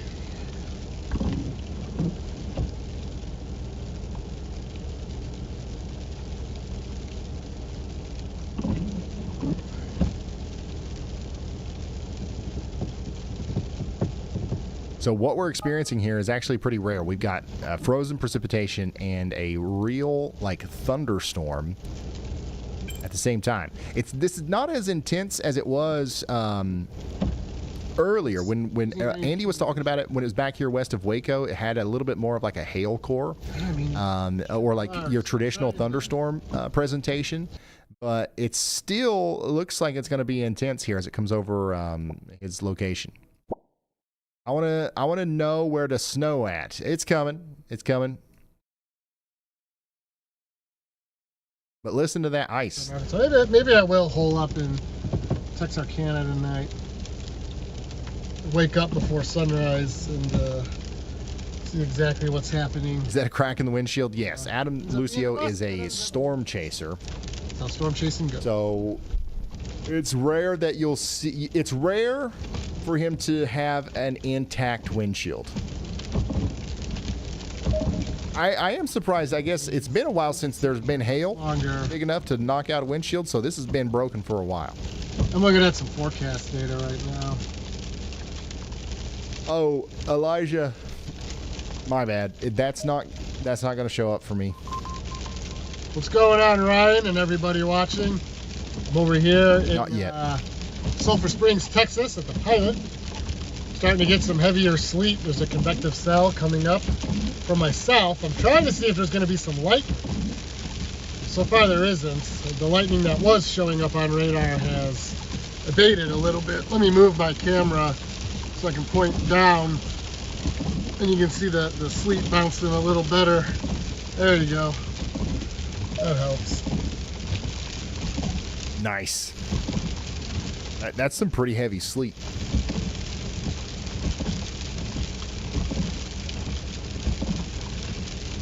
So we're going to check back in with Adam here, because I think there's a good chance that we're going to see a lightning strike here. And that's going to be plumb wild whenever that happens. We're about to experience a thunderstorm with sleet and potentially even snow. That is like really rare, so something I don't want to miss.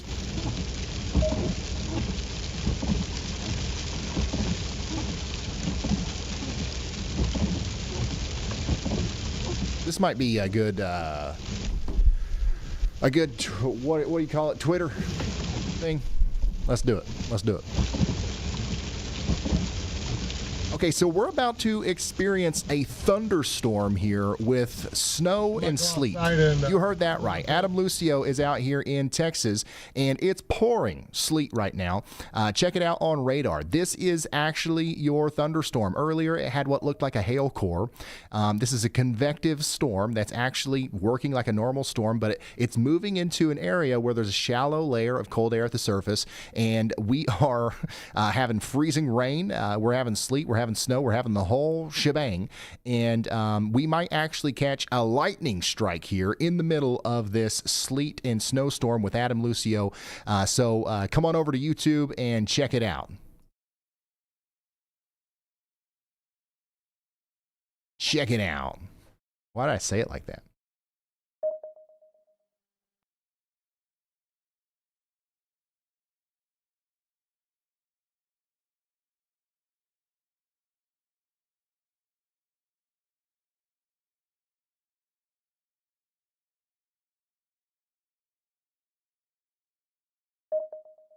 A sleet NATO?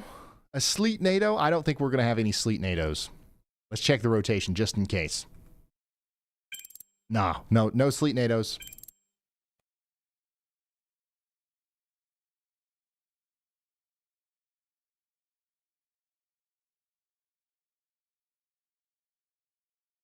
No sleet NATOs.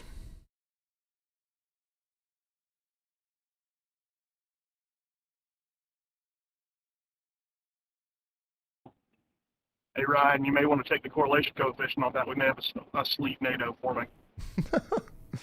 Maybe, actually. This right here this is actually plumb wild. What we're getting ready to see, I'm like pumped. My inner weather nerd is freaking out right now.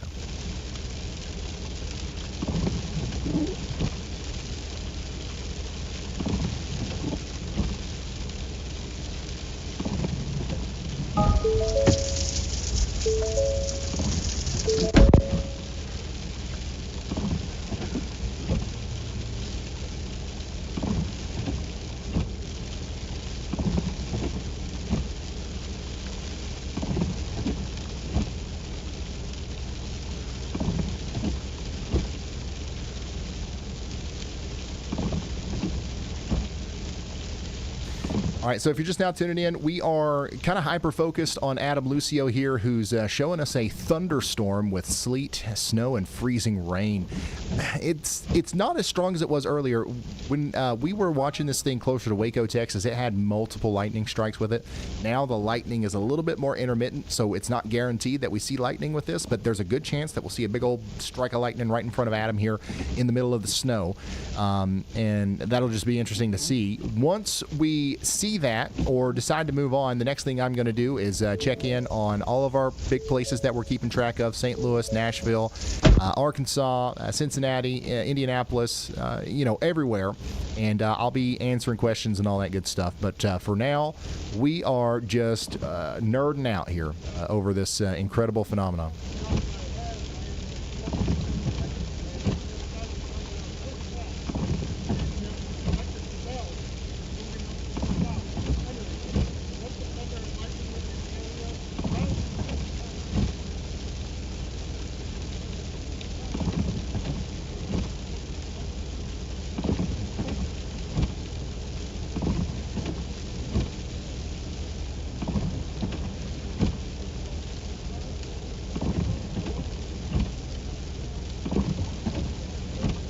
Some of the TV meteorologists are still holding on. They're using the global media, the global models to try to figure out the snow totals. Trying to hold on hope. I think that in Kentucky especially, a lot of places their totals are getting ate up. From my Facebooks.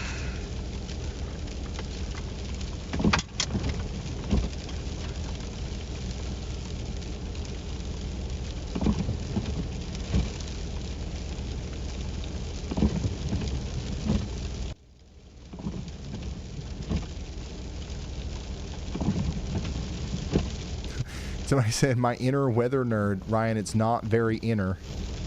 Fair enough.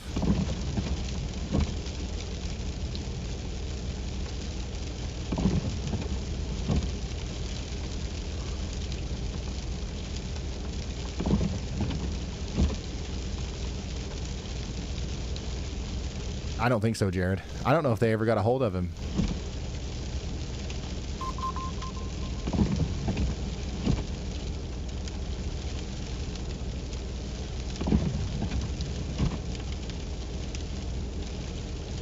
Hey guys, is it snowing where you are right now?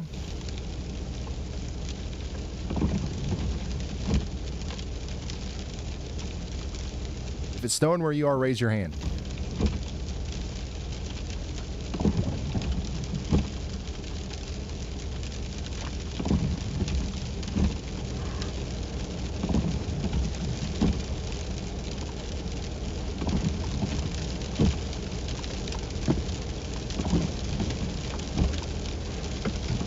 Alright, we're rolling.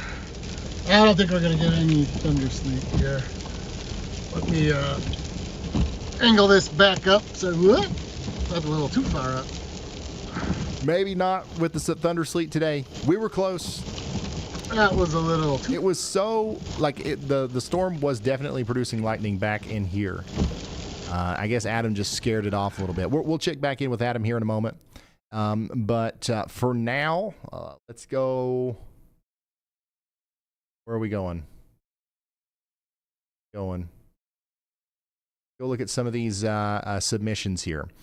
So this is going to be from Indiana. Light snow waiting for the lake effect in Westville, Indiana. Thank you guys so much. Love the Yolometer 3.0 Extra. Check it out. This is Norman in Cleveland County, Oklahoma. Sadie's living her best life in Cordova, Tennessee. You love to see it. More ice crystals.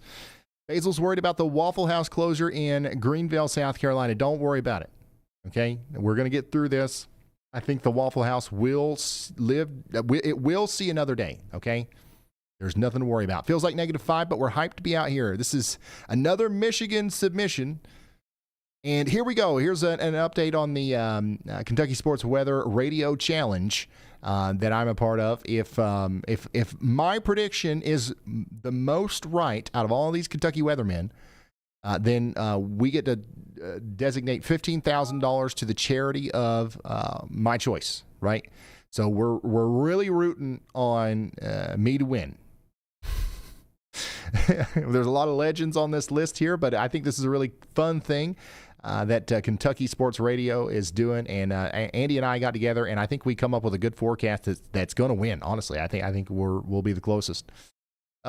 Just enough snow out there in Marshall County, Tennessee. This is from earlier today. This is another one from earlier in Lebanon, Missouri.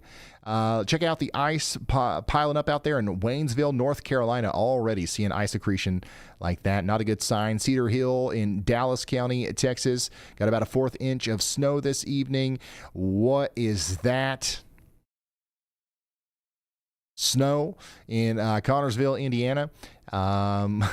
We've got freezing rain right now in Barberville, Kentucky. Thanks for sending that in. It's still all snow in Virgie, Kentucky. That's good. It's still all snow here at the Weather House, too.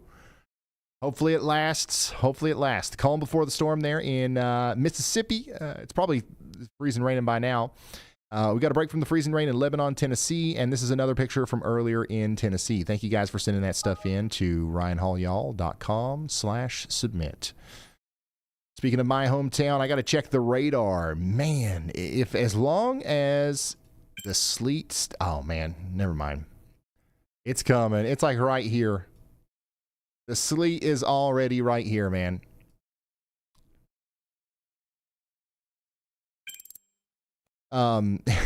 Anyways, we should get a little bit more snow. Couple inches of snow in my hometown here. Before we switch over to freezing rain and sleet. It's going to be a mess. Plumb slick out. Yep, it's going to get worse.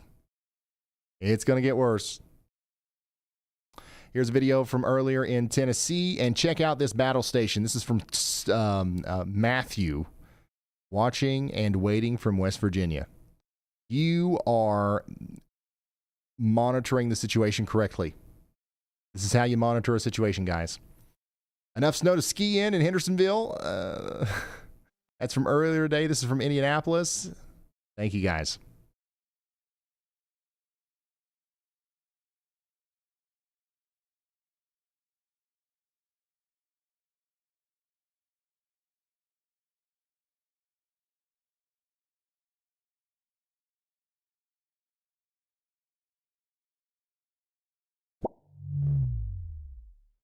Thankfully, getting mostly sleet and not freezing rain. That's what we're hearing from our friend down here south of Gainesville, Texas. That's good to hear.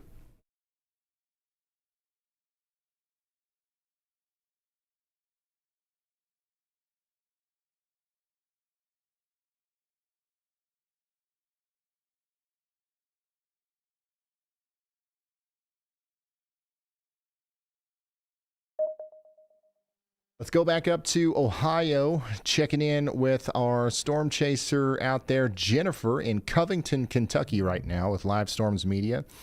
Got a beautiful view here. The snow's coming down, and it's going to continue to come down for quite some time. I don't see any end in sight here anytime soon, really. This is what it looks like from Aaron's Skycam. Traffic's moving out there. Out of all the places that we've covered today, Ohio, Indiana, the traffic's normal. Tennessee, you can tell that people aren't out and about. Until HRRR 48HR 000 run. Thank you. You can tell that people are taking it seriously in some of these other places, Ohio, in Indiana, and some of these other spots that are actually going to get more snow than anybody else. I mean, they're just moving along. And yeah, I know it's, we're more used to snow up here, but still, it's going to be pretty treacherous out there before too long. Not much snow, but it's very cold. Snow piling up here in New Lebanon. Light snow, enjoying the snow coming down. When is it supposed to turn to all snow here? It'll be moments away. What's up? Hey, Ryan. So I did actually have a news update regarding actually some of the road conditions in Indiana. The Indiana Highway Patrol actually posted today that 2 of their troopers actually got into 2 separate accidents today. And the very first one, a car was driving 70 miles an hour down the interstate and struck the trooper car. And the other one, they didn't give too many specifics, but one police officer has actually been injured from one of these car crashes. So if you are on the roads, please slow down. Please. Absolutely. Thank you, Elijah. I've got a feeling that we're going to get a lot of traffic incidents reports from these areas because there's just so much movement out there, and the roads are going to be bad. They're going to be bad. No ifs, ands, or buts about it. Let's check back in on Mr. Kopic. He's getting close to Louisville. Louisville's getting some decent snow now. Looks like a decent band's moving through. Let's listen in. As we're getting further east, that's what sucks.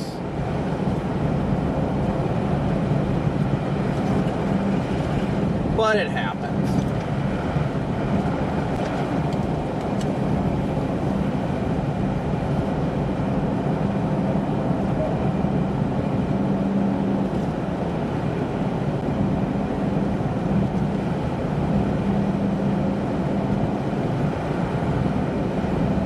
I don't know what he's talking about, but something just happens, and you know what? I felt that. Plum cold. It is plum cold out here. Are we excited, Louisville? Snow is super heavy in Louisville now. Jeffersonville, Indiana cameras will show the city. Okay. But yeah, Louisville, are we excited? I really do think we're on the brink of a big time snowstorm here. And you know what? I looked at the chat and the first thing I saw was no. And that's why you guys don't even deserve it. It should have been Nashville. It should have been Nashville.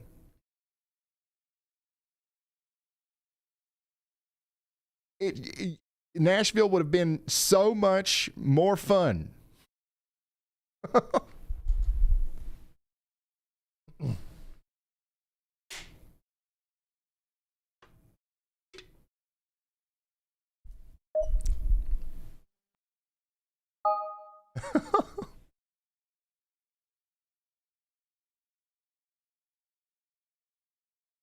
Louisville, I'm going to let you have your moment.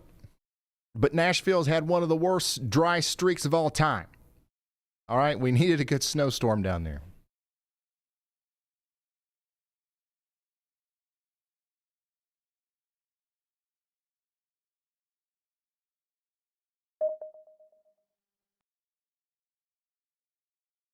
Well, you're getting it. If you are a snow lover in Louisville, enjoy it.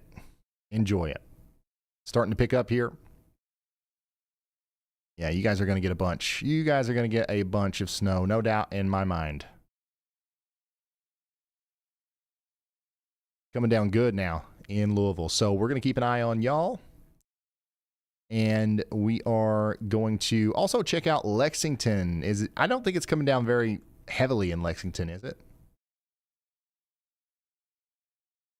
We got a nice skiff of snow. That's actually more than I thought that I would see in Lexington. So, yeah, I think that you guys will get a decent amount of snow, but I do think that sleet is coming for you. The sleet is coming for you. How are we doing in Clarksville, Tennessee?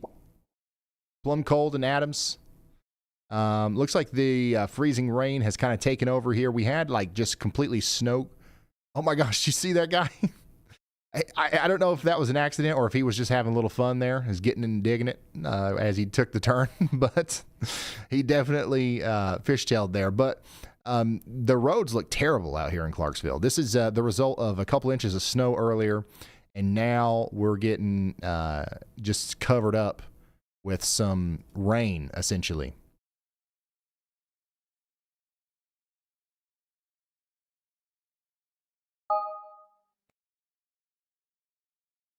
Yeah, a state of emergency has been declared for Indiana. That allows the state to mobilize the National Guard and heavy equipment immediately. Right now, you know, the reason why is because we expect that there's going to be enough snow to where that might be needed. If you get more than a foot of snow, that's a lot. Anywhere, really, especially down here where we don't see over a foot of snow very often. It's not extremely common.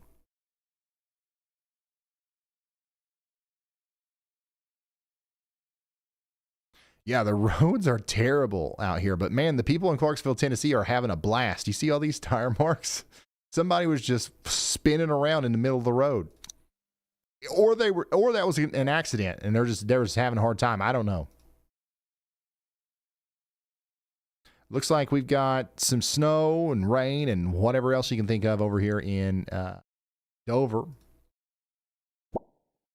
What's the outlook for us tonight? We're going to continue to have a mixture of snow, sleet, and freezing rain all night.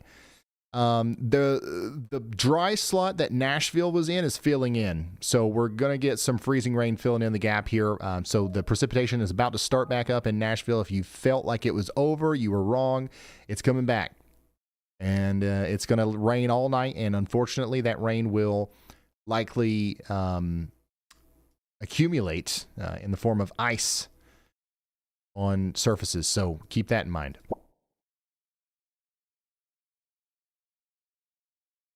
Well, how about you in Cookeville?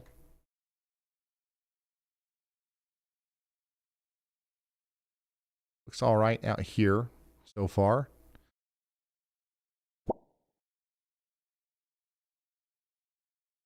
So we'll keep checking back in on Tennessee and Knoxville. How's it going in Knoxville? Any problems over here? We definitely got some ice hanging off the camera here. Roads look manageable. These cars are going too fast for that to be ice. So the roads are still somewhat manageable right now. I would say that conditions will get worse before they get better, but at some point they will get better. I really do think Knoxville is in the game, potentially to be dealing with all rain at some point in the near future.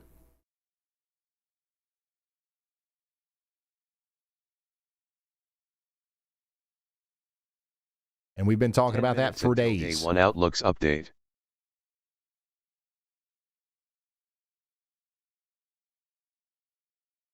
Somebody in the chat said that what happened to our foot of snow in Knoxville, and I don't know where you heard that.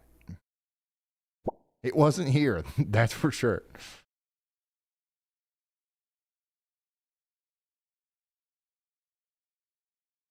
I will show that right now.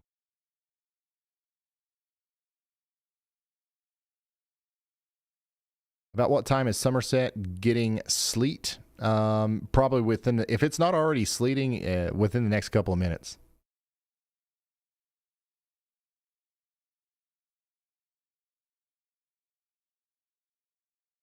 So here is an interesting look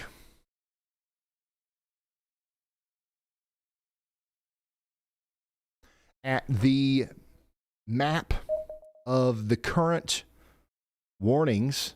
This map has 1,524 counties and parishes in winter storm warnings and 279 counties in ice storm warnings. This is plumb wild. This is why we've been calling this such a big storm, right?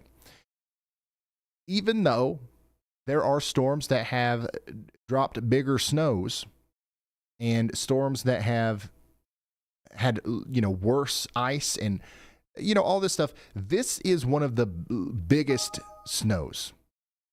I'm sorry, the biggest winter storms literally in size, right? So I don't know if we'll ever see a map like this again with this many counties simultaneously under a winter storm warning in our lifetime. I think it's safe to say that. I don't see this happening again anytime soon.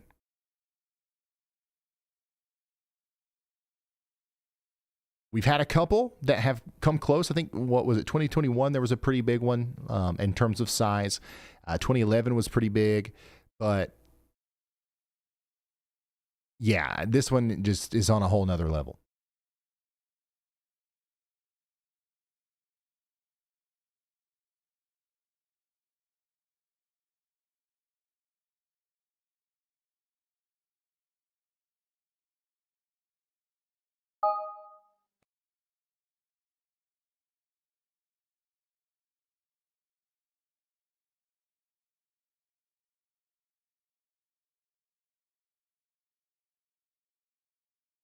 Oh my gosh, check this out. Check out this video from Murfreesboro, Tennessee. This is from Mike in Murfreesboro, Tennessee. That is crazy. So we've got the snow, and then you can very clearly see the ice laying on top of the snow. That's not good. That's not good that it already looks like that.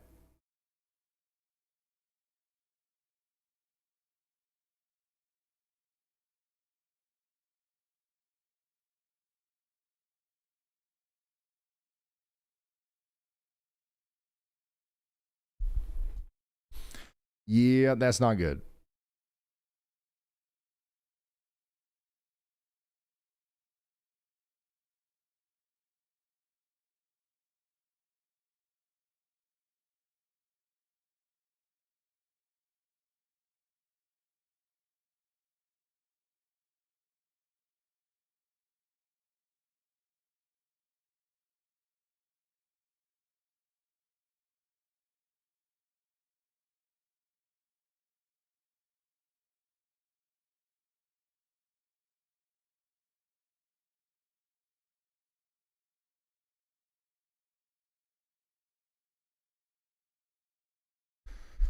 All right, so let's continue.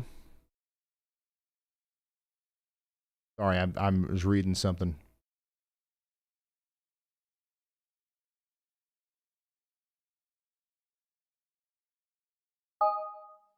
Continue our coverage here. I want to go check in on some of our reports.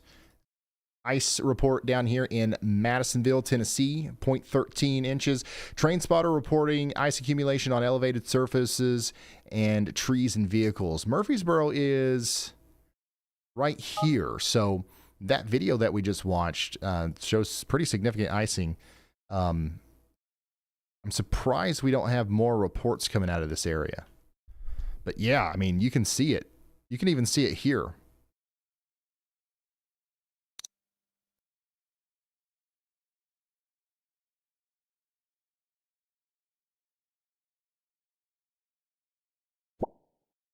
Is losing power a guarantee with an inch of ice? It's not a guarantee, no. It would be surprising if you had power and there was an inch of ice hanging off of the power lines around your house. Yes, that would be surprising, but it's not a guarantee. It's starting to look absolutely terrible near MTSU. Yeah, this is, it's not looking good. Wow. That is some ice. I wish we had a little bit more clarity here to see if there's anything hanging off of the power lines, because that's what really matters at the end of the day. At least an inch of crunchy sleet and snow here near Chapel Hill.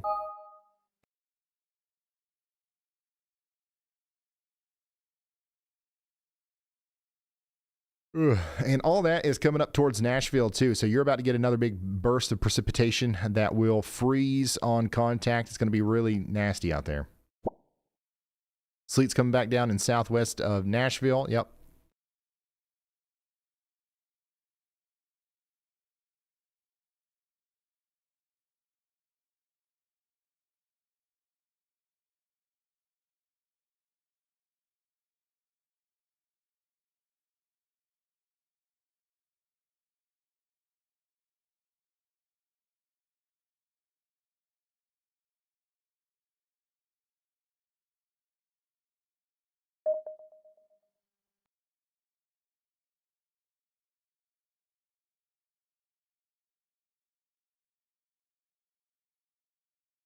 Six inches of snow reported over here north and west of Tulsa, Oklahoma. 0.13 ice over there in Tennessee. We've got another freezing rain report down here in Texas. 3 inches of snow reported up here north and east of Kansas City.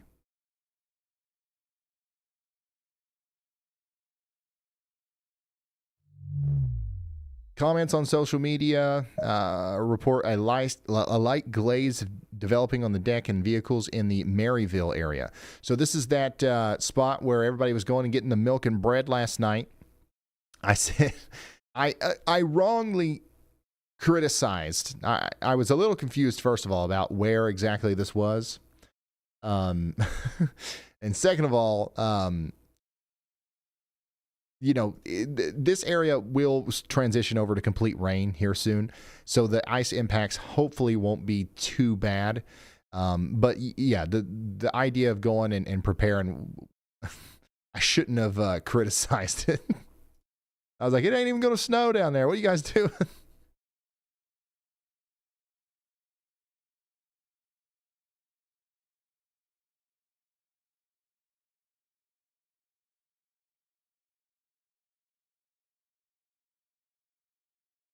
So ice storms are like really interesting and like we have so many tools to track tornadoes and stuff, but like when it comes to this, it really just comes down to your all's reports and cameras and stuff.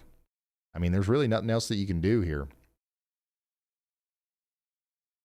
Let's go back up and take a look at some of our folks up in Ohio again.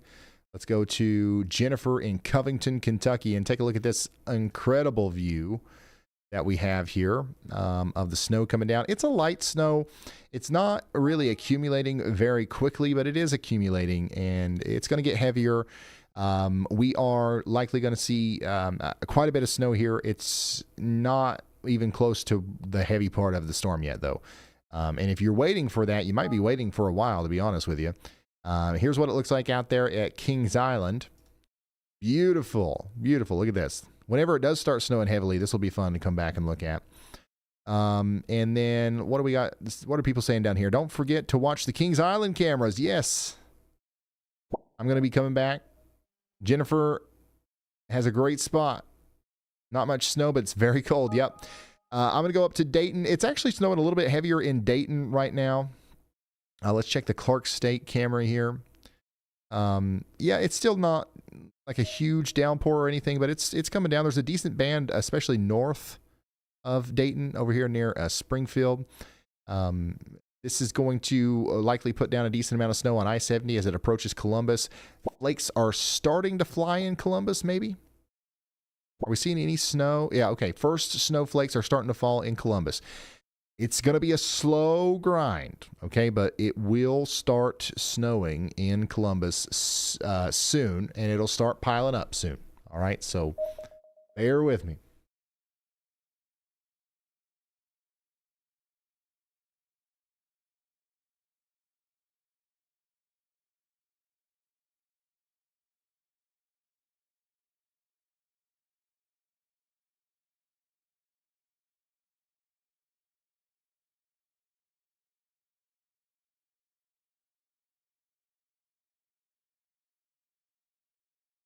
Yeah, it's sleeting hard in Nashville right now, ain't it?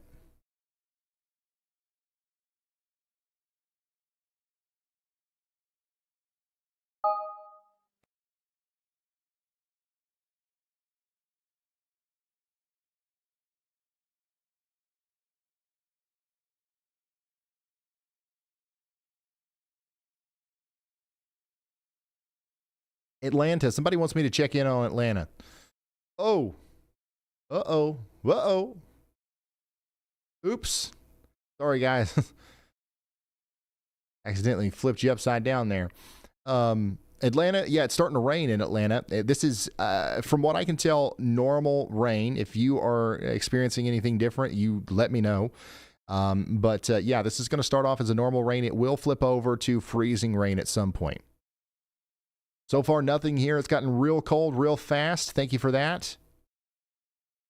The area that I'm most concerned about in Georgia is going to be from northeast Atlanta up towards this way.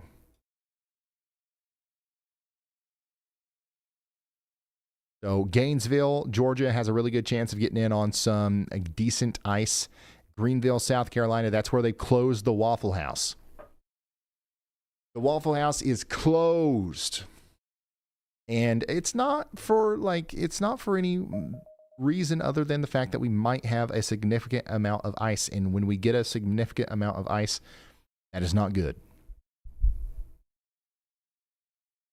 And hopefully there's no need for me to, hopefully we don't show very many examples of that tonight, if that makes sense.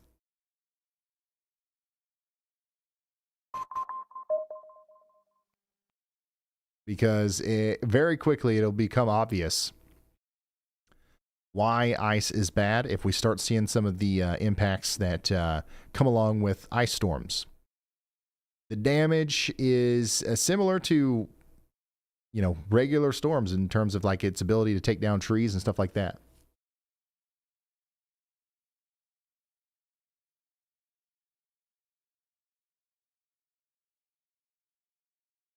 Let's see here. Trishan says, is it overreaction for Paducah, Kentucky? My phone says snow all night. Is it overreaction? I'm sorry. I'm not. What do you mean? Is what overreaction? Paducah, Kentucky, you are potentially in the zone that could get about 5 or 6 inches of snow. If you are freaking out about that, yes, that would be an overreaction. If you went and got milk and bread, hey, that's fine. That's not an overreaction. I'm sorry. Did I answer that question? Somebody says, we're at 2,000 foot elevation in western Appalachia. How will that affect our local weather?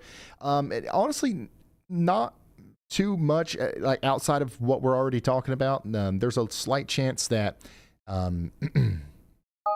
yeah, not too much. There's a good chance that you'll end up with some freezing rain and some ice, and you've got the same problems essentially that your friends in the valleys will have to a degree. There will be some impacts that change based off of your elevation, but not enough to where it's like, oh, well, here's the extra stuff that you need to know specifically.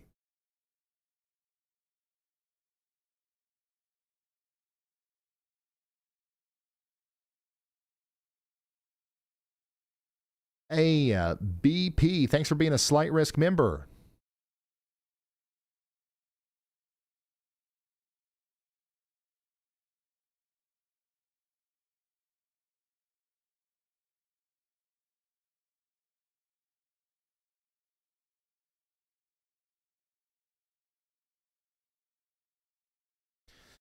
Appalachian Life says, Ryan, I believe you're going to win the Weatherman Challenge. I think so. I think that we've got a good. I think we've got a good play here. I think so.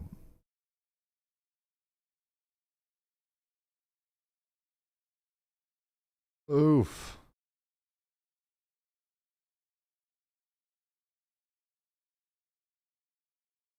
All right, so this is what it looks like out there in Tennessee. This is a photo or a video that Mike sent me, but check this one out too. Tammy Jewell just sent this in. Oops. What did I do?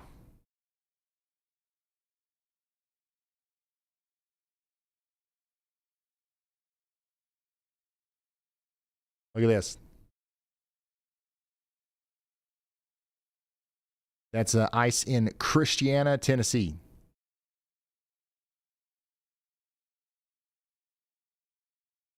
Now that is some significant ice already.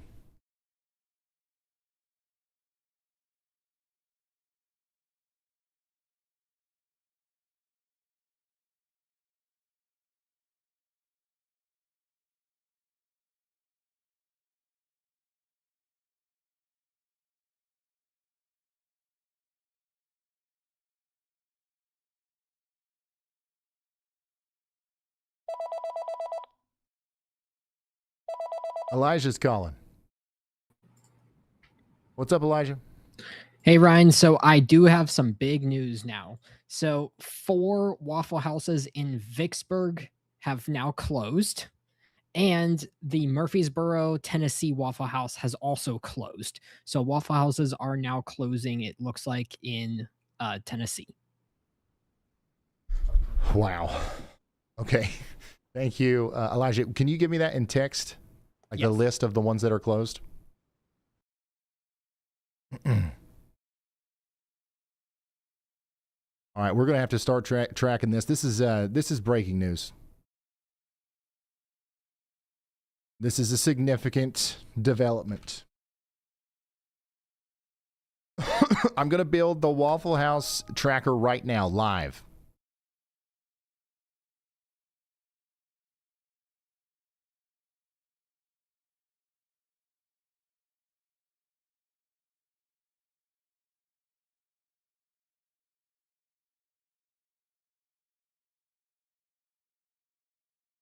By the way, we got about a fourth of a y'all right now here at my at the weather house. We got about a fourth of an inch of snow here. It's piling up, bulls.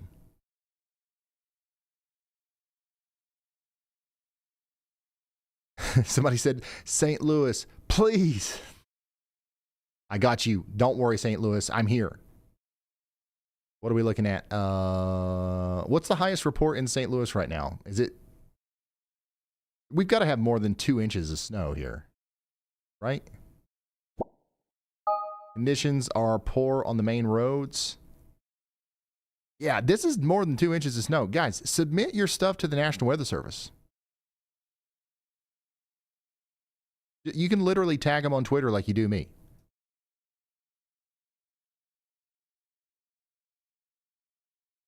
It's coming down good in St. Louis, and more is coming. So basically, you know how it's like snowing right now? It's going to keep doing that all night. That's the forecast for St. Louis. What's happening now is just going to keep happening until it stops a day from now. And a lot of snow is going to pile up. We could see more than 8 inches of snow for sure. But honestly, it depends on how much we have right now. I can't get a good handle on exactly how much there is. 3 to 4 inches in Wildwood. Snow has begun since 9 a.m. About 3 inches here in Hydad. Okay, so yeah, I think more than 8 inches of snow is possible in St. Louis. It may be even more than that if we get some banding. And it looks like we do have some higher, some more interesting areas of precipitation moving right over the St. Louis area. So get ready for that. Let's go back down to Texas with Adam Lucio and check in on the roads down there. It's looking pretty gnarly around where he is. And it looks like we got some decent stuff going on in Dallas right now. How's it going in Dallas? Okay. Y'all bot.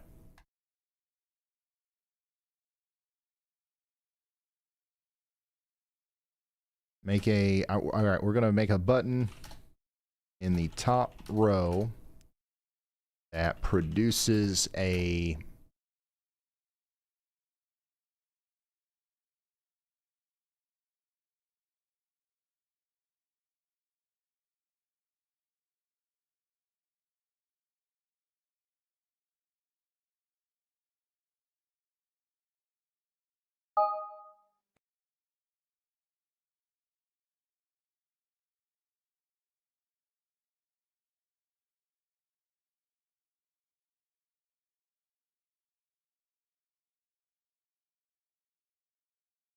All right, we're working on this. We're getting the Waffle House Index live here soon.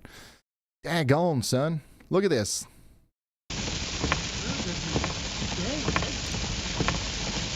That is a sleet storm and a half. That's sleet. Are the windshield wipers even doing anything at all? Are you guys seeing this?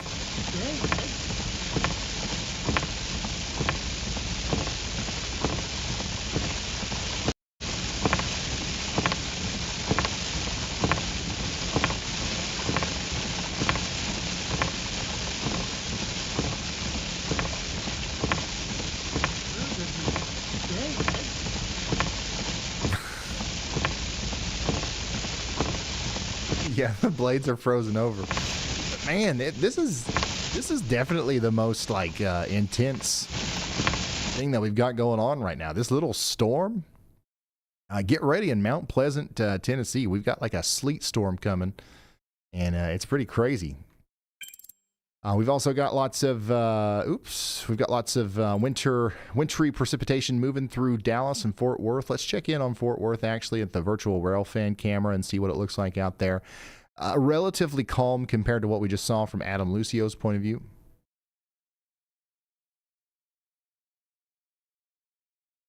Check in on ASCAM's number 7 in Gage, Kentucky. It's snowing pretty good out there in Gage, Kentucky right now. We've got somebody nearby saying, hey, Ryan, I'm a big fan of you. Can you say, hey, Kaylee? Hello, Kaylee. Thanks for tuning in. How much for us in Cape Girardeau? Cape Girardeau, I think that you guys are definitely in the running for 7 inches of snow, maybe 5 to 7 inches of snow up there.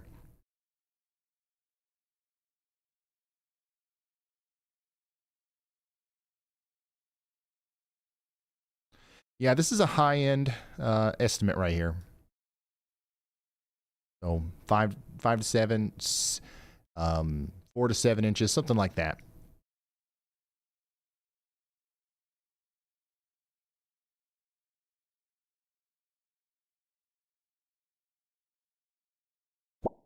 Four inches and it's still falling. How much snow do you already have in Cape Girardeau? Because that also matters. Like this map that I'm going to, I like this because I do believe that this is going to be the high end of what falls. But you got to remember that this is going to be the this is what falls on top of what you already got theoretically. Especially if I flip over to the 23Z here.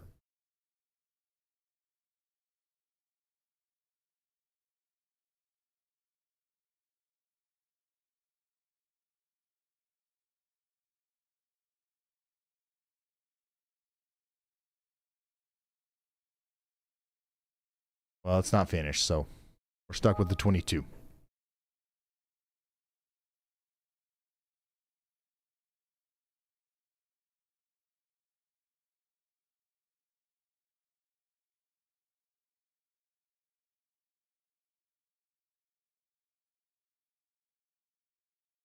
So yeah.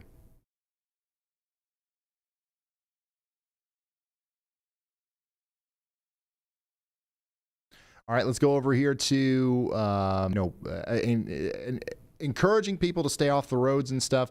The reason for that is because we're going to start off with a big time thumping of snow here in the Annapolis area, the Washington, D.C. area, all the way up to Baltimore. That's going to start here in the next 3 or 4 hours, and it'll last for 3 or 4 hours. And then once we have a couple inches of snow on the ground, you're going to pull in Nashville. Same thing that just happened in Nashville. Snow comes down. It's great.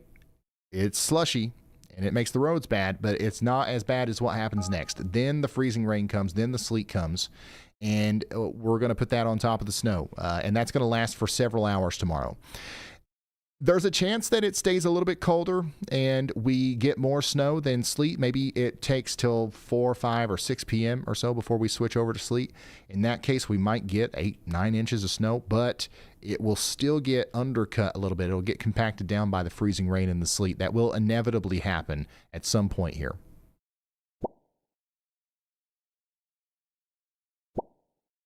Waiting on the snowmageddon.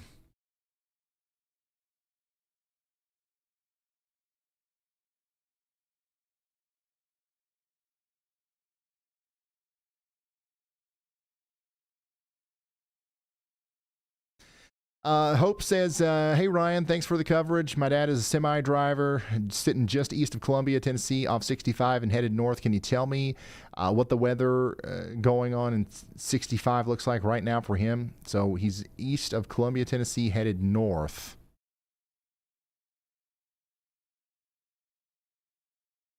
So east of Columbia, Tennessee, headed north. Yeah, that's going to be a rough drive. It's not going to be terrible probably until he gets... Well, no, it's going to be terrible the whole time. Yeah, this is what the roads look like out there. So, obviously, if there's no avoiding it, if you have to drive it, the advice is to be slower than you think you have to be. And, yeah, just be extra careful. It's going to be tough. And the thing is by the time he gets past Nashville, there's going to be even more ice accretion. So there will be even more probabilities for slide-offs and stuff like that. So, yeah, that's what we've got going on there. I would advise against it. But if you got to go, you got to go. Just know the risks. We definitely got some dangerous conditions on the roads right now. We've got all kinds of ice, sleet, freezing rain.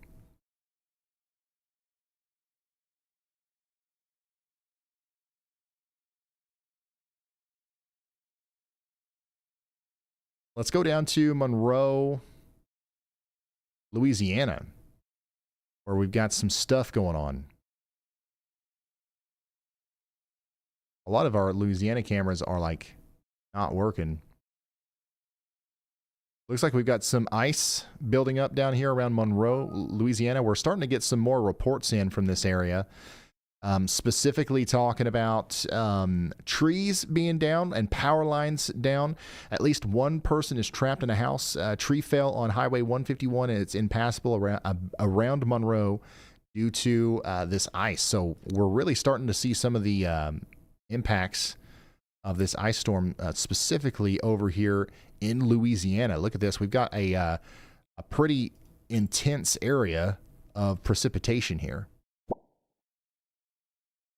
Elsa, hit play on Let It Go. Forecast 100% chance of frozen fractals.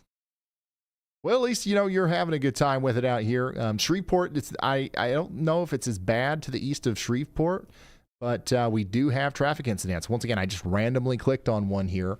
It looks like we've got a situation on the road as a result of some of this ice in Shreveport. So stuff's happening down here. Longview, Texas, by the way, we just had one of them sleet storms come through. And now that's moving up towards Marshall and Jefferson. Adam Lucio is still back here in this one.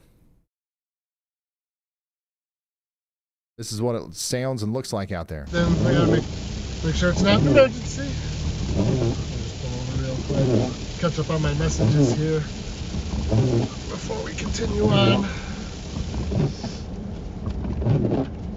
Definitely can't be doing that while trying to drive in this mess. Hey, here's a big snow report. 23 inches at the Irwin Ski Resort. 24 hours of snow. Wow. Got freezing rain down here in Eagle Pass. We do have freezing rain now in North Carolina. Look at this precipitation. It's really starting to spread over into North Carolina.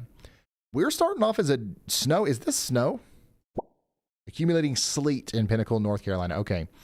I was about to be excited if this was all snow. That's a little bit farther south than what we originally anticipated, but it looks like the radar is just a little bit off with its placement of the sleet, snow, rain line.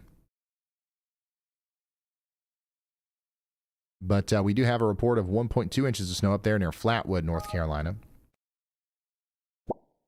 Dry sleet coming down in Greensboro. Freezing rain here. So the ice has started already in North Carolina. Sleeting finally. Yeah, so the snow is really coming down in Virginia as well, ain't it? Roads out here are probably somewhat treacherous.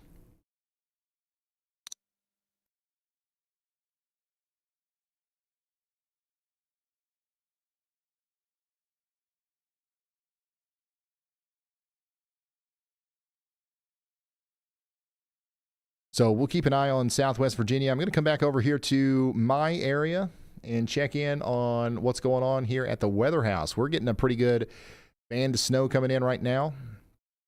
You can't see it too well from this vantage point.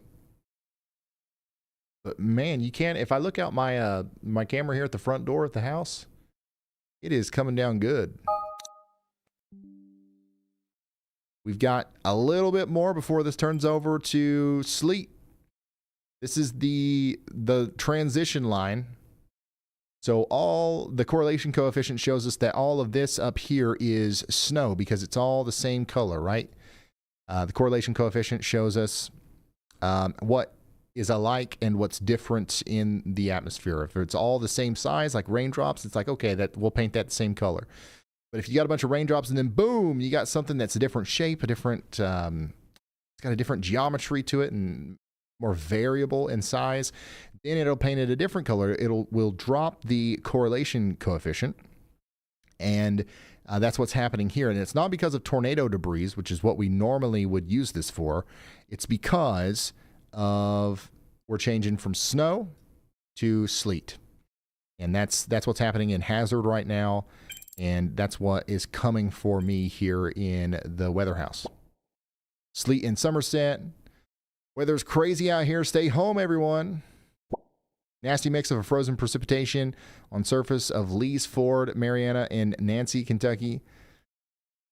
Yeah, too early. Not good. That's right. It does look like this is going to be a significant ice threat for people in southern and southeastern Kentucky as well. What's the red circle on the map? The red circle on the map is a mesoscale discussion. It's just the Storm Prediction Center highlighting this area for increased concern about the mixed precipitation that's going to be happening over the next 3 hours. There's 188 of you checking in right now in the WeatherWise app that are inside of this area. 10 minutes until NOM 00Z run. All right. Holy smokes. That's our storm, y'all. It's starting to come together. It's really starting to come together. It was a little disjointed there for a little while. We had that dry slot in the middle, but now it's starting to look like how we modeled it. But look at this. There's still a pretty significant dry slot right here. This should start filling in here soon. But what we're going to do is we're going to hope that it doesn't, because if it doesn't, then that might decrease our ice threat a little bit.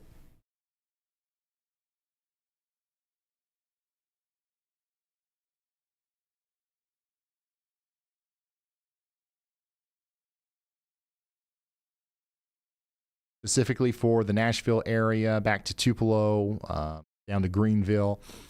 Right now, I'm not convinced that we should be, letting our guard down at all. But we're obviously going to keep our hopes up. Ooh, Joshua Ayers is out here in Springfield. What's that look like?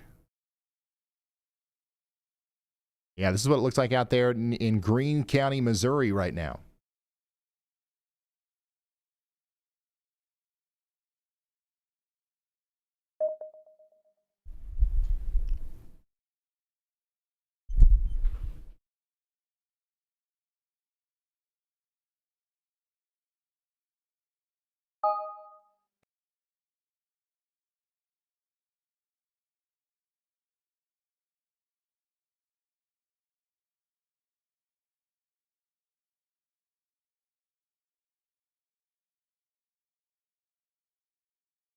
Do we have anybody that's checking in from close to here? Anybody in Springfield watching right now?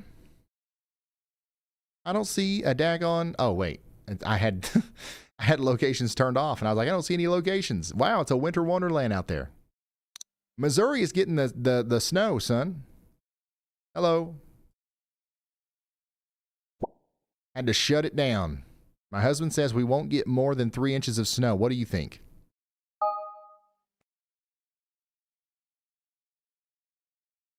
I think he's wrong, man. I think that you should take advantage of this and put some money on it. Don't tell him that you talked to me. All right? Be like, you want to put $100 on this? And I think you'll come out on top. I really do. More than 3 inches, that's easy, actually. I'm surprised you don't already have more than 3 inches. It's cold, Ryan. I miss summer. Me too. 4 to 5 inches so far. Still coming down.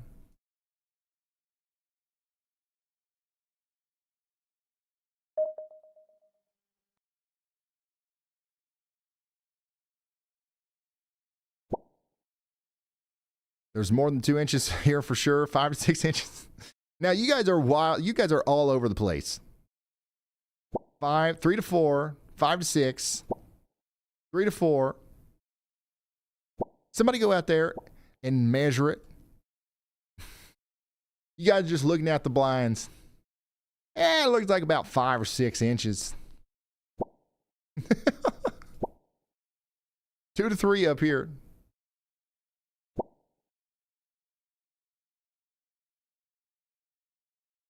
Yeah, the roads are just like covered.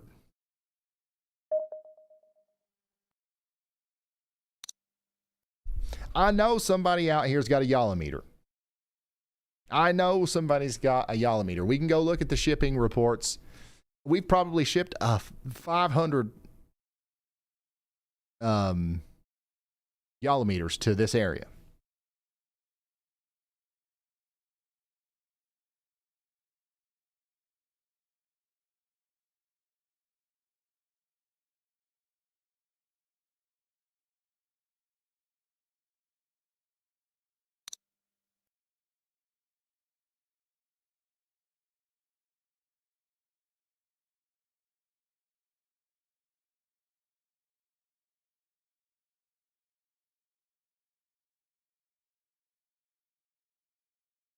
How many Waffle House closures are there now? There's 4, as far as I know. But we're expecting that there could be more coming. 3 inches in O'Fallon on the Yolometer. All right, let's check in with our friends in Evansville, Indiana. 14 inches of snow.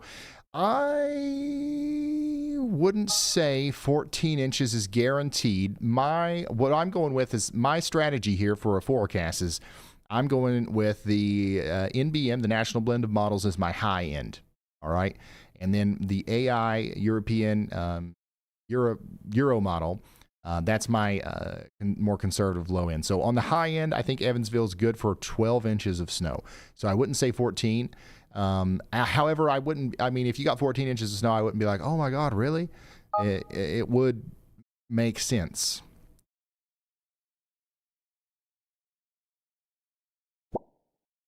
Light snow, 2 inches so far. So we're good to go over here in Evansville. Snowing here in Huntingburg.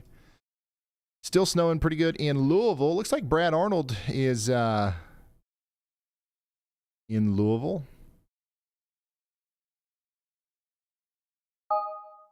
Giving us a nice view of the streets out there. This is a high quality view right here. Oh, there's 4 cities where there are closed Waffle Houses, but there are several Waffle Houses inside of those cities.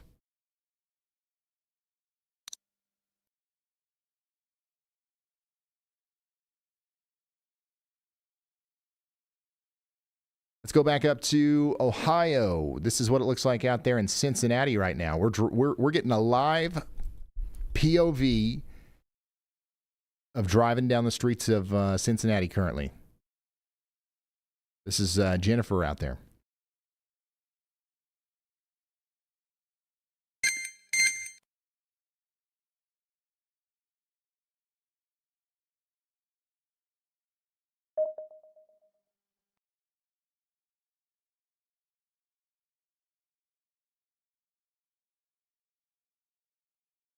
All right, let's go check in on the Texarkana area.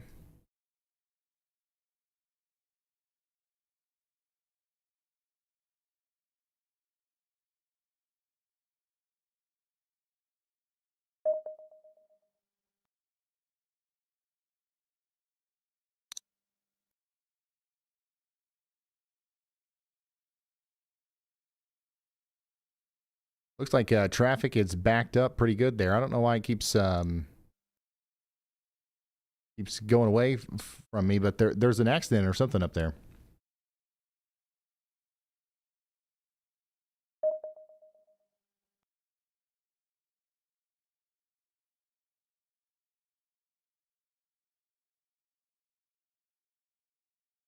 I removed it from suggestions. See if it works now.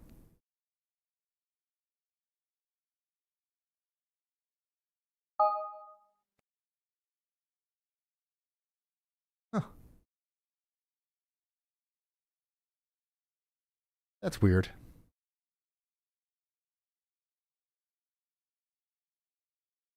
But yeah, there's something up there causing these vehicles to be backed up in Texarkana. We don't have any confirmed reasons just yet.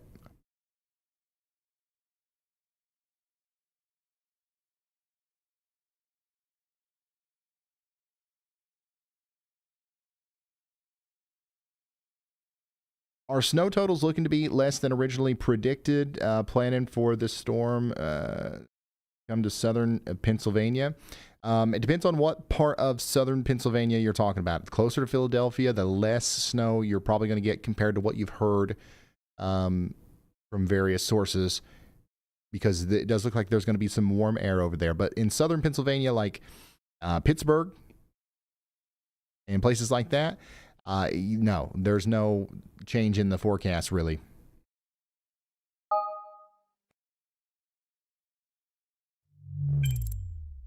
Brandon Kopic's done past Louisville now, and he's on his way up to Cincinnati. Corey Gherkin is way down here in Mississippi on his way to the Tornadoes tomorrow. Brad Arnold is going to be right smack dab in the middle of Louisville. Brandon Montgomery is also on his way to the Tornadoes tomorrow. Joshua Avers is over here in Springfield, Missouri. We do have Jennifer McMahon over here in Cincinnati, and Aaron on air way down here in Dallas. This is a live view from, what is this, a Burger King? Right in the middle of an ice storm.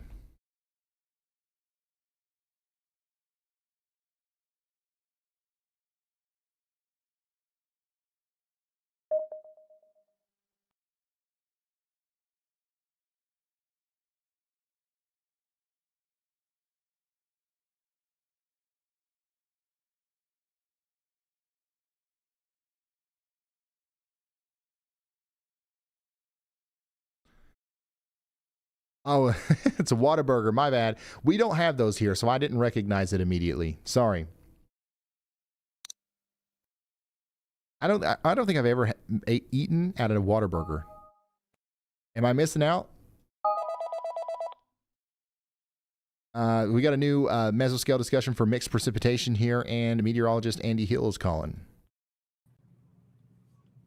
Hey, Ryan. I wanted to talk about this thunder snow that has been happening from that one cell. You remember if you've been watching for a while, I talked about this back when it was near Gatesville, Texas, which is west of Waco. That same cell has made it all the way to the north of Mount Pleasant now. It's still got some lightning strikes in previous minutes.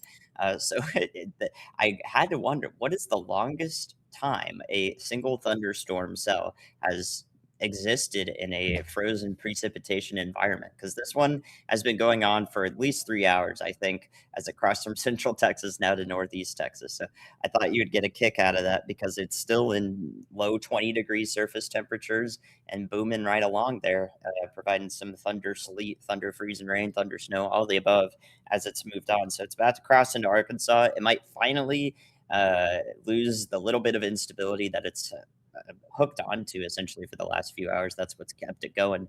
But yeah, I just thought, what is the longest time we've seen a thunder snow cell just keep going like that? So if you can't think of another one, there you go, 3 hours so far. Awesome. Thank you, Andy.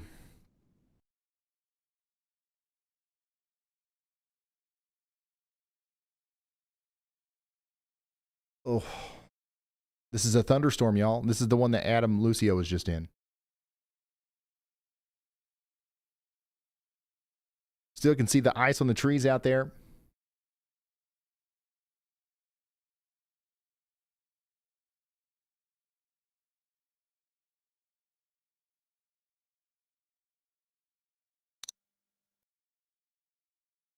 All right, let me go and let's check in on the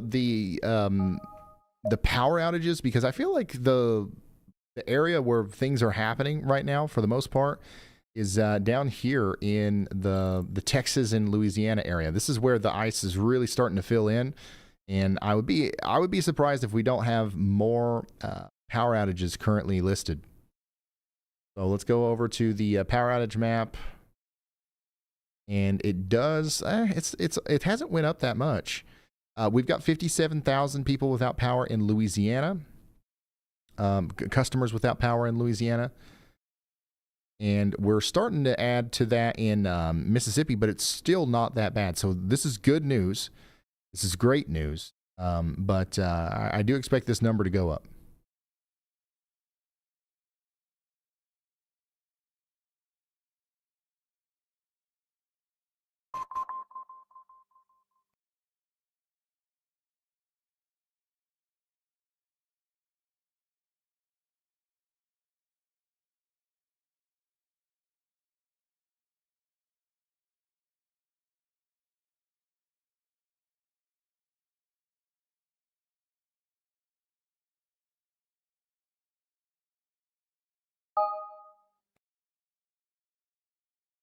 Cincinnati, yeah, we've got somebody up there. We can go fly up to Cincinnati with Jen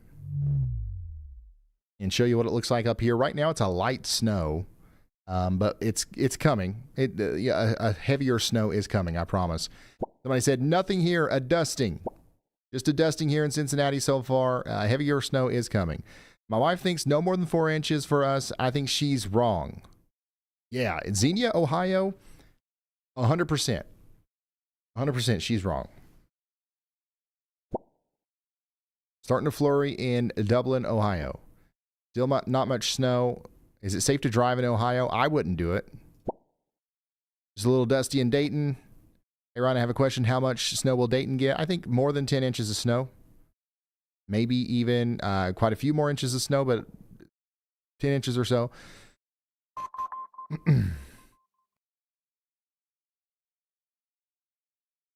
It's a slow start, I know. But hang in there. Yeah, you'll get a thumping. Coming down pretty good here still. My kid wants to know if there's any chance for no school Monday. I think there is a chance that there would be no school on Monday, and it's not going to be directly related to the snow that we have right now. Hello, Megan and John. So we have some more snow coming after this, after it rains tonight and tomorrow. When the Arctic front comes through, there's going to be some snow that comes through on the backside, and we might squeeze out an inch with that, and that might be enough to delay school at least on Monday, but I doubt there'll be a major reason to shut down school on Monday. I guess I'm not going to get any snow cream. I'm cold here. You guys are so impatient. For days, I've spent hours writing blogs, making videos, making TikToks. 18 hours a day. Wake up, go to work. Go to sleep, wake up, go back to work. And I've explained it. It's going to be slow. It's going to start slow. It's going to last for like 2 days. And then 30 minutes after it starts snowing, this sucks. We barely don't have nothing, Ryan. You lied to me.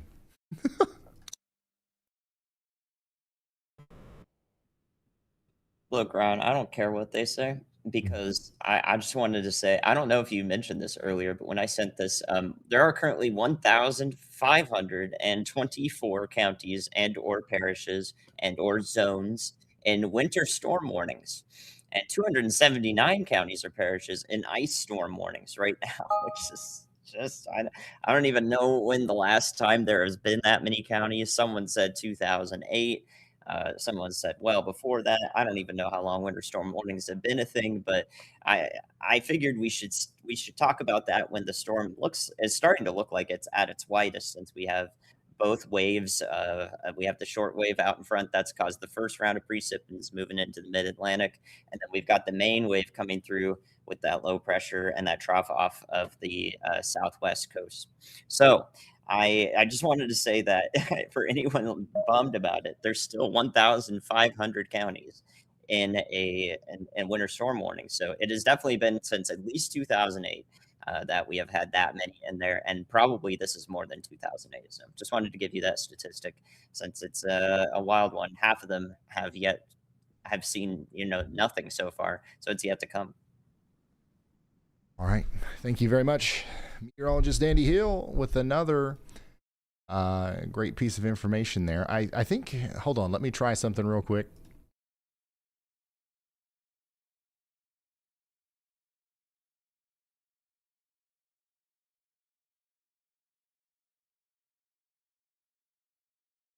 Okay.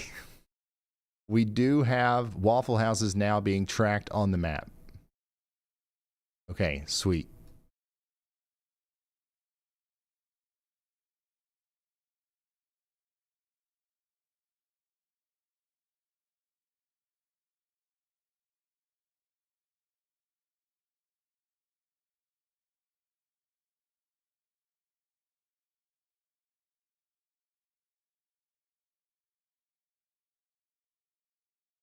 Yeah, we currently have 4 cities where Waffle Houses are closed.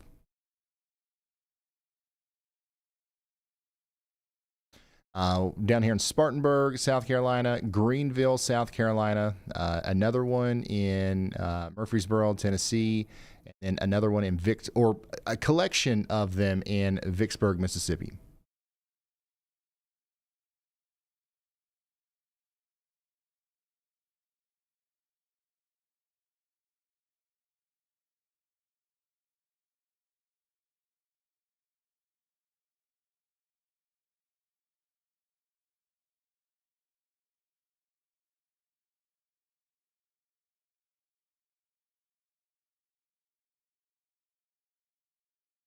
If you're just now tuning in, we are several hours into our stream today. We are, 8 hours into our stream, and we are just getting started, son.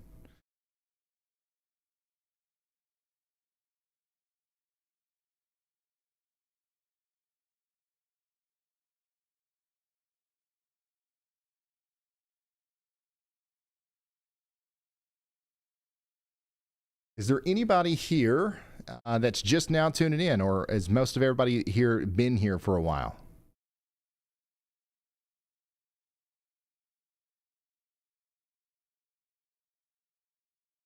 We do have 22 states now under a state of emergency. We now have South Carolina, Virginia, Tennessee, Georgia, North Carolina, Arkansas, Kentucky, Indiana, and West Virginia on that. 12,000 flights have been canceled this weekend. Almost 12,000 flights across the U.S. are currently canceled now. 120,000 are currently without power across the South. So that is, it's significant, but it's not as bad. I figured we'd be up to, I honestly figured we'd be up to 1 million by now. So we're doing good on that front. Hopefully that trend continues. DC expects some significant snow, as maybe 8 inches of snow, maybe even more than that if the cold air sticks around. We're going to have the coldest temperatures in a very long time in some places in the Midwest, down into the south central U.S., and that comes after potential power outages from this ice storm. And really, I shouldn't say potential anymore. There's definitely power outages. So, yeah. And then also Boston is bracing for intense snowfall Sunday night. I think that some places in Boston or around Boston will get around 2 feet of snow, maybe more than 2 feet of snow. So get ready in Boston.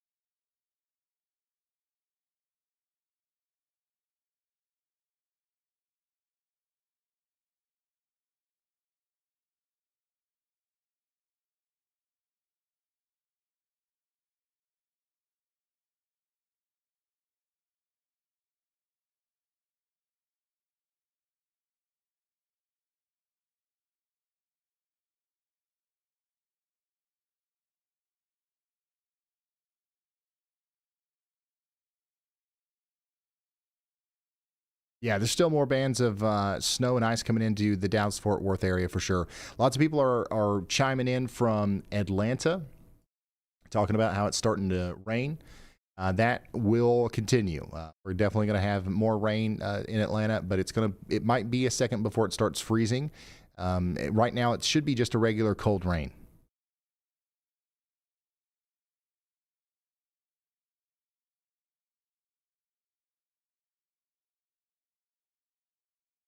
Richard says, Transformer Blue behind my house. I sent you the footage. Dang.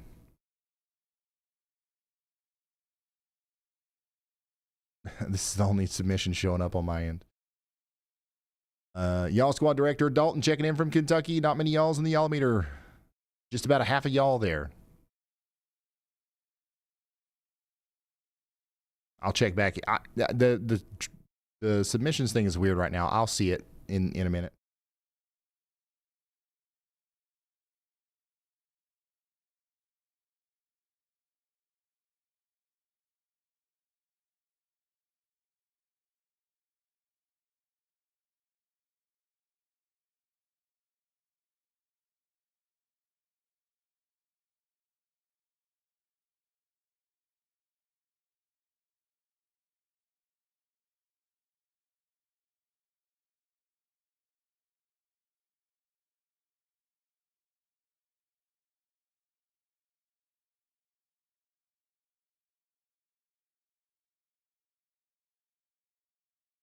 I'll check it out. We got more icing.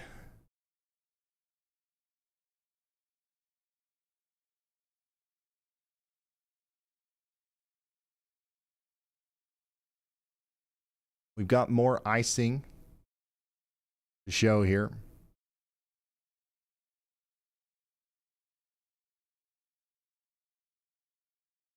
This is coming to us from around Knoxville.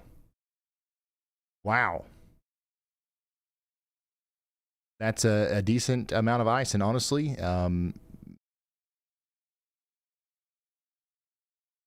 hopefully the rain starts soon. I think we're going to go over to all rain in Knoxville, and that should, slow down the ice accretion a little bit. But that is some.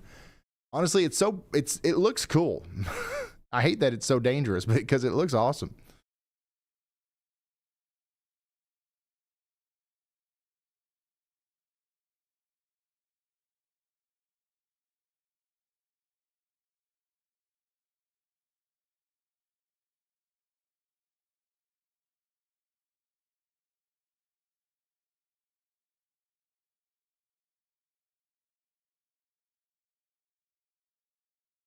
What about Eastern Kentucky? Any changes? Just joined? Nope. Same old, same old. It's going to keep snowing for a little bit longer. We're switching over to sleet in a couple hours, then freezing rain, then all rain. Most of the snow that is going to fall will melt or get compacted by sleet and freezing rain. Our biggest concern is going to be the ice, and we'll see that try to pile up tonight into early tomorrow morning.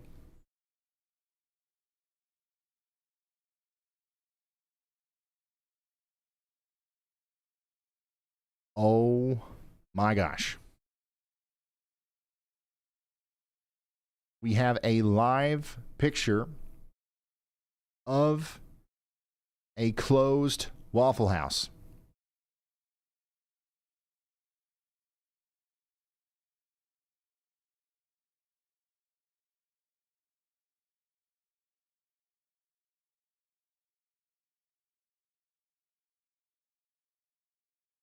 Yeah, I don't know if this is actually closed. The light's on, but they say it's closed.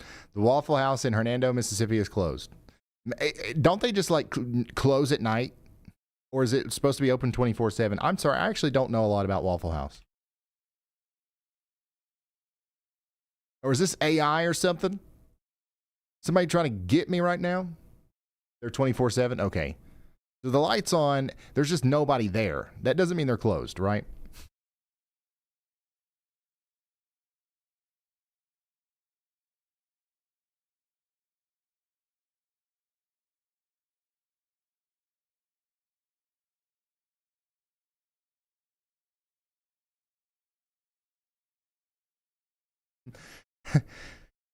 Somebody said nobody's ever there. That can't be true. There wouldn't be so many Waffle Houses if there was nobody ever there.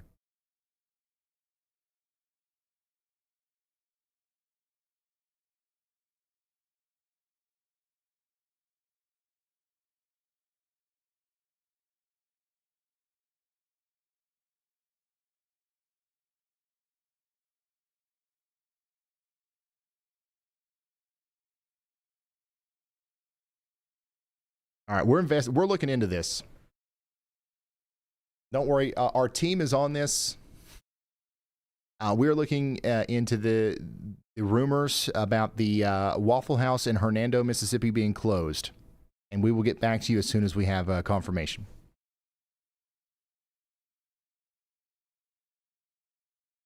Hey, here we go. Yalameter is coming in from Mansfield, Arkansas. Thank you for sending this in, William.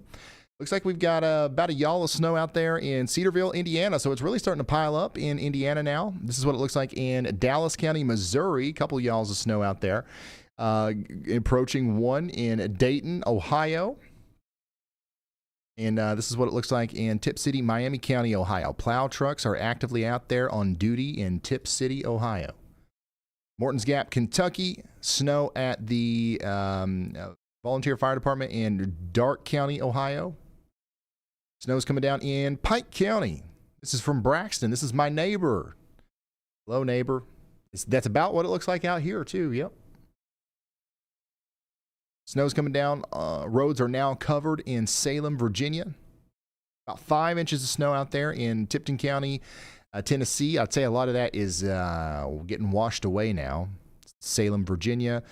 Limestone County, Alabama. That's ice. That's the dangerous kind of ice. Good sheet of ice there, northwest of Huntsville, Alabama. Thank you, Kinsey, for sending that in. Thank you, Casey, for sending this in from Hopkins County, Kentucky. Very powdery snow. Snowman chances are little to none in Noblesville County, Indiana. All right, so we have done some investigative work into the Hernando County, Mississippi Waffle House, and we're standing by. We're not coming out and confirming this directly just yet, but that Waffle House may actually be closed. The online order is disabled for that location, and if you call it, you go to voicemail, and it tells people to find a different location. So we might actually need to add that to the list. Closed Waffle Houses, taking us up to how many now? 5 different cities that have closed Waffle Houses. That's a 5. That is a 5 on the Waffle House Index.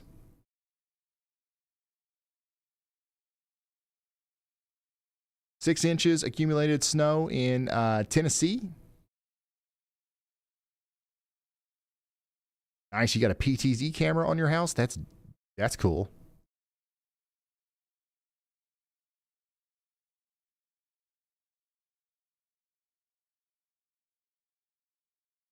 Freezing rain has started here in London, Kentucky. This is what it looks like in Chesterfield County, Virginia.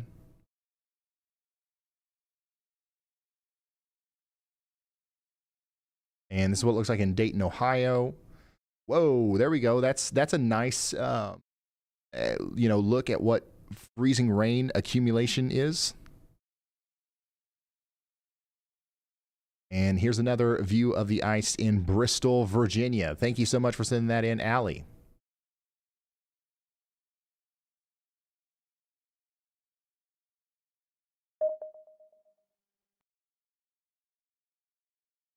We got a new mesoscale discussion out here for mixed precipitation in this area. So the big empty radar hole that we've been having is starting to fill up.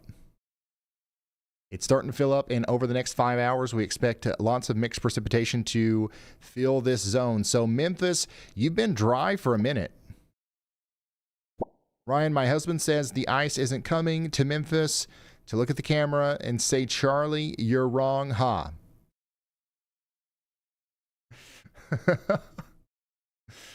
Oh, man. Okay.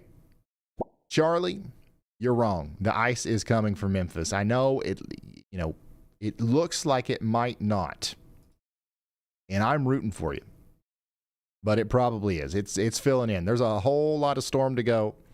And this dry slot is filling in right now.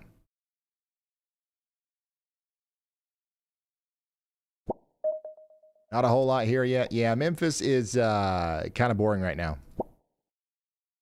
Waiting on the big one. Hey, it's better than the contrary. Hey, Tupelo's about to get hit pretty hard by a downpour of freezing rain. All of our big 100-year-old oaks are sagging. Somebody said that near Tupelo.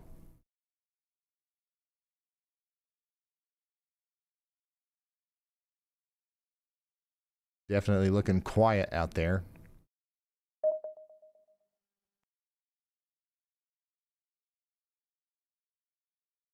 Still got power in Tupelo. We do have these danglers.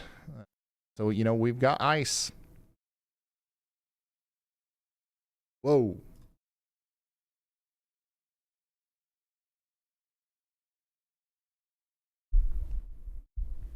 Now that's what you get in the middle of an ice storm. I hate that we haven't found a good camera in any of these places that just points us at a power line. We're going to have to set that up. Before ice storms, we'll put probes out in front of power lines.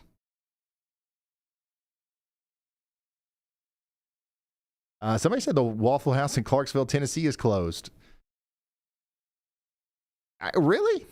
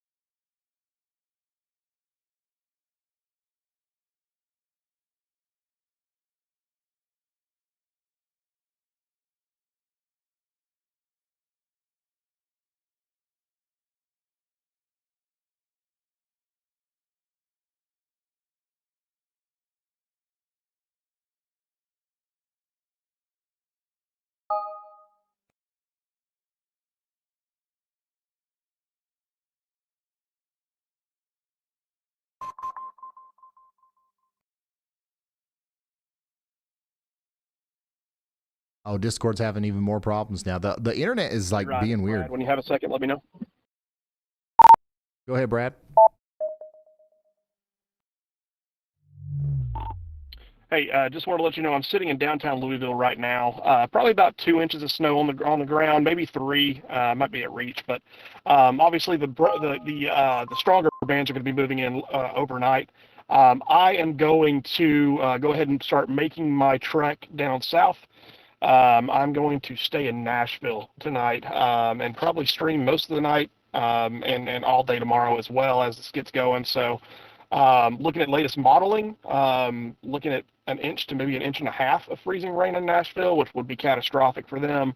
So I think that's where I need to be. So that's where we're going to go. I'm about 2 hours away, but it'll take longer than that. But just wanted to let you know I'm headed that way. The roads heading down there are going to be pretty rough, so it's going to be an interesting drive. Absolutely. Thank you, Brad. Let's talk to Elijah. Hey, Ryan. So I don't have confirmation on that Waffle House we were showing on stream earlier. However, I did learn the Fairview, Tennessee Waffle House is now closed. All right, we'll add it to the list. Thank you.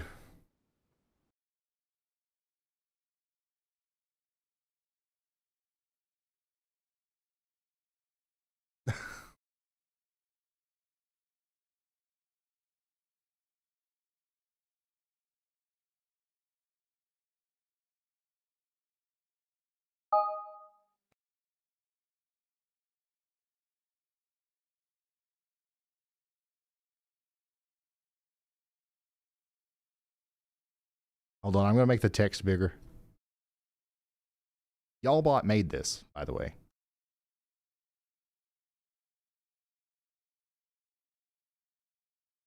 So we've got closed Waffle Houses in Murfreesboro, Tennessee, Vicksburg, Mississippi, Greenville, South Carolina, and Spartanburg, South Carolina.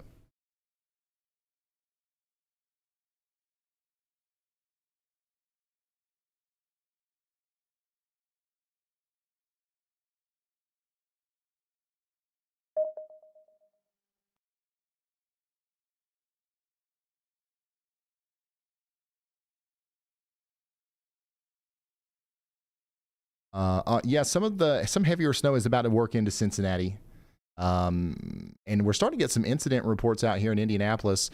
Emergency response for, oh my goodness, child in cold water. How did that happen?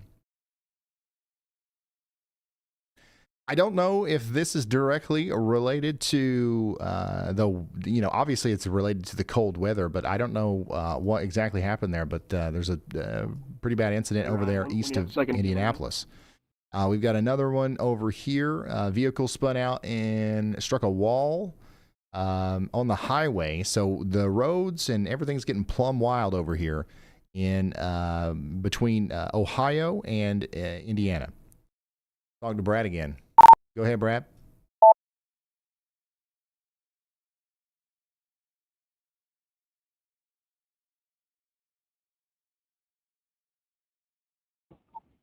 Hey, unfortunately, coming through downtown Louisville right now, a lot of homeless folks out braving the cold. It's currently 18 degrees where I'm at. So it might be a good idea to mention some different warming stations that there are, across the area.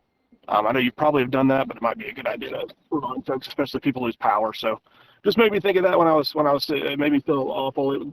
They're bundled up in blankets, but 18 degree weather is 18 degree weather. So definitely be thinking and praying about those guys tonight and girls. Yeah, awesome. That's a good point from Brad Arnold. So if somebody can get me like a data set for that, I can probably add it to the map, or at least just pull up a website for it.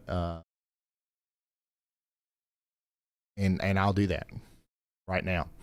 If if we were able to make the closed Waffle Houses panel as quickly as we did, we can do the same thing for anything else as long as we have the data. Yeah, we do. It is very cold, and the whole warming shelter thing is probably something that we should cover anyways. Not even just for like the northern areas, but probably people that we think will lose power, because once again, if you lose power and it's 10 degrees and you don't have like everybody up north usually has some sort of alternative source of heat, like a fireplace, or even if it's just like a kerosene heater or propane heater, or something like that. A lot of people down south don't have those things, so like you literally have to go to a warming shelter if you're without power, and it's 15 degrees. Will I make my 8 a.m. flight Monday? I think so. Yeah, I think you'll be all right on Monday. Well, it'll be cutting it close, but I'm going to say yes for now. I'm going to be optimistic for you.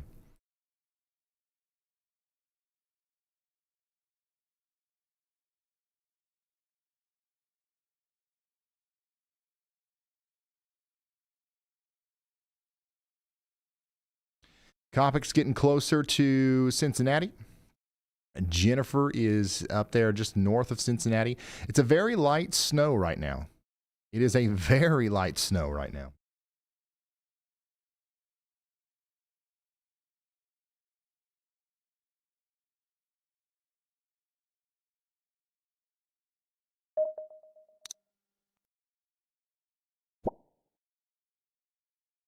Should I go to work at 4 a.m. tomorrow? Probably not. I wouldn't. If you're asking me, I'm assuming that you have the choice.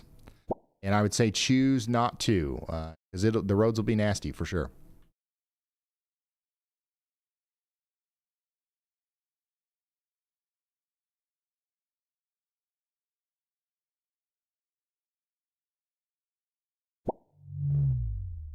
Somebody's talking about the freezing rain starting again there in Bossier City. That's down there near Shreveport. Somebody says, wood up. The freezing rain's probably getting pretty intense down here. Is anybody else in Shreveport seeing anything plumb wild? Gah. I mean, it's not often that you see roads like this in Shreveport. Look at how slow everybody's going. This is how it's done right here. God, that is a mess.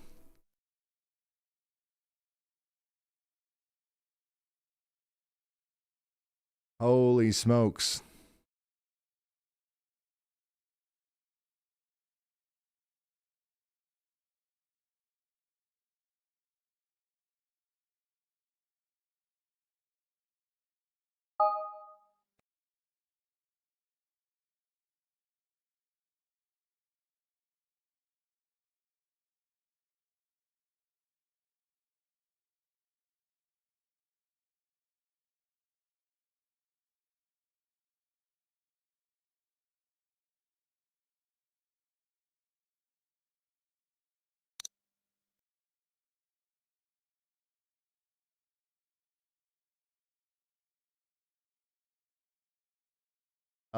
Elijah, give me an updated list of the Waffle Houses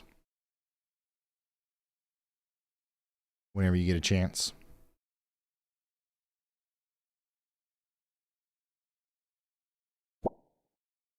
Lights are still on in Monroe. That's good to hear. We love to hear it.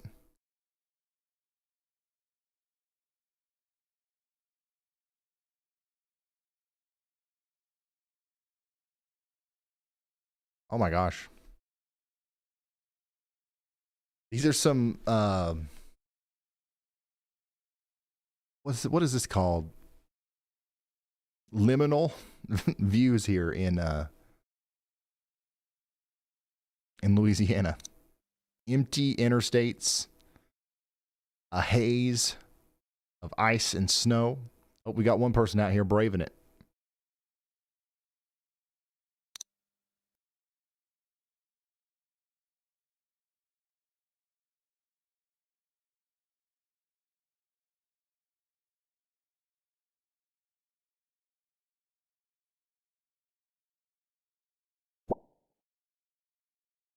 All right, Big D's got sleet out here in Dallas. Thank you for the update. Let's go back over to Arkansas and see what we've got going on over here. It's perfect for sledding.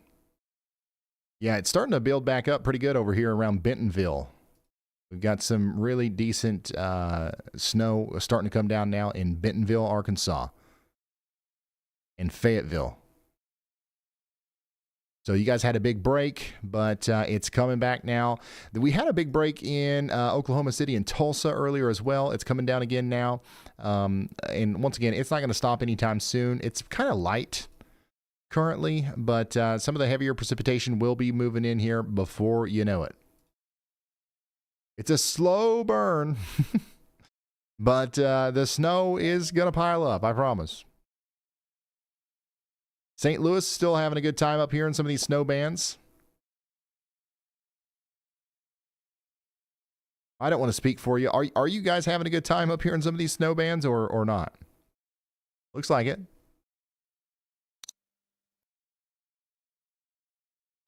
Somebody says, thank you, Ryan. Snow's picking up. Yeah. The roads are surprisingly untreated as well. So, like, it's not like it's snowing super hard up here, but every road is, like, completely covered.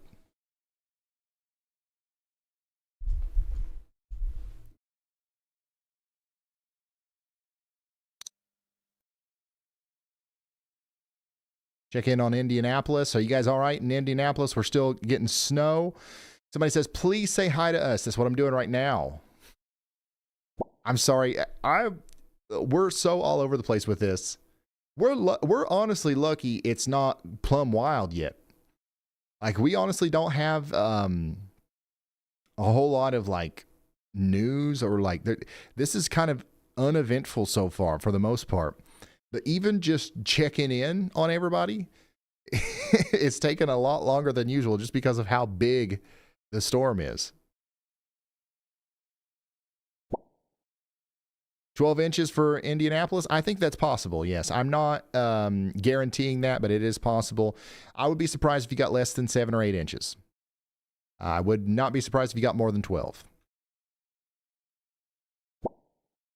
Where can I send you pictures and videos? RyanHallYall.com/submit or on Twitter. Whoa.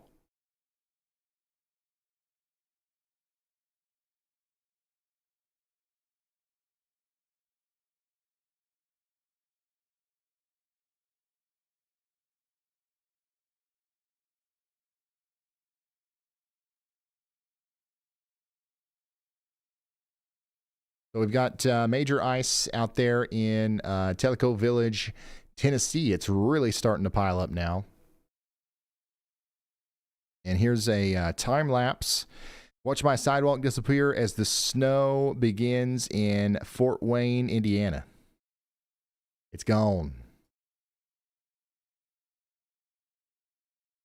Here is the marketing manager, Kinsey herself. This is the shopryanhall.com orchestrator, manager, whatever you want to call it. Literally everything. But she's got a yaw meter out there, and she's measuring about 4 or about 5 yalls of snow there. Thank you for sending that in.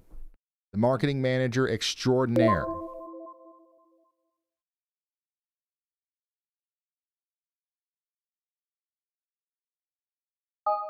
Cold and some wind with moderate snowfall in Raleigh County, West Virginia.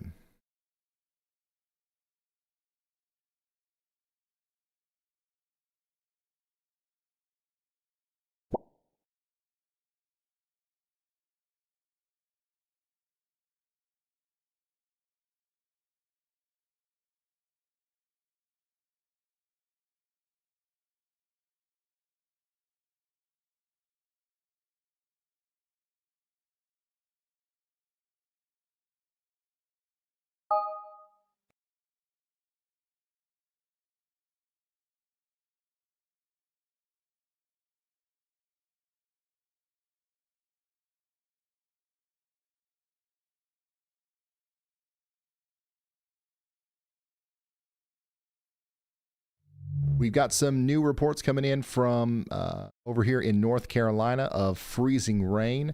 We've got freezing rain reports coming in from Neoda, Tennessee as well. And then even all the way back here near Austin, Texas, roads are slick and becoming slick across Hayes County with icy conditions. So that's the current situation with our ice reports so far.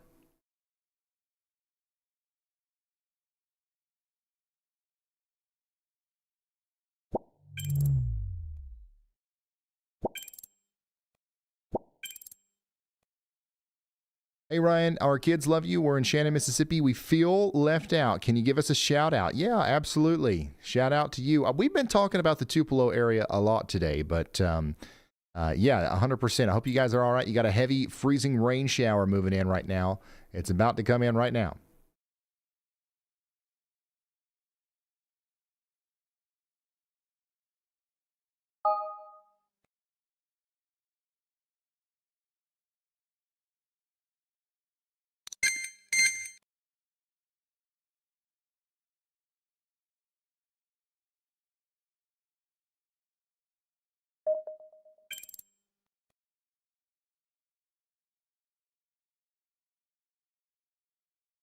Whoa. This is in Monroe, Louisiana right now.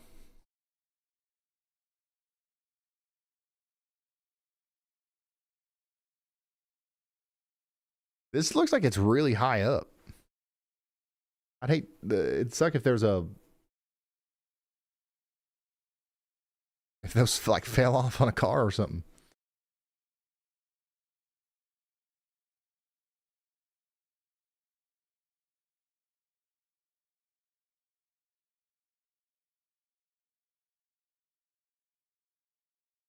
I didn't know about that, Frank, but now I do, and that makes this.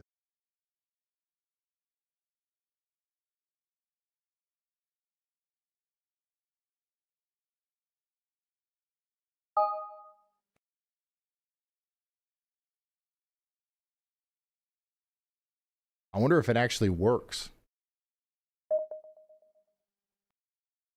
We're about to find out.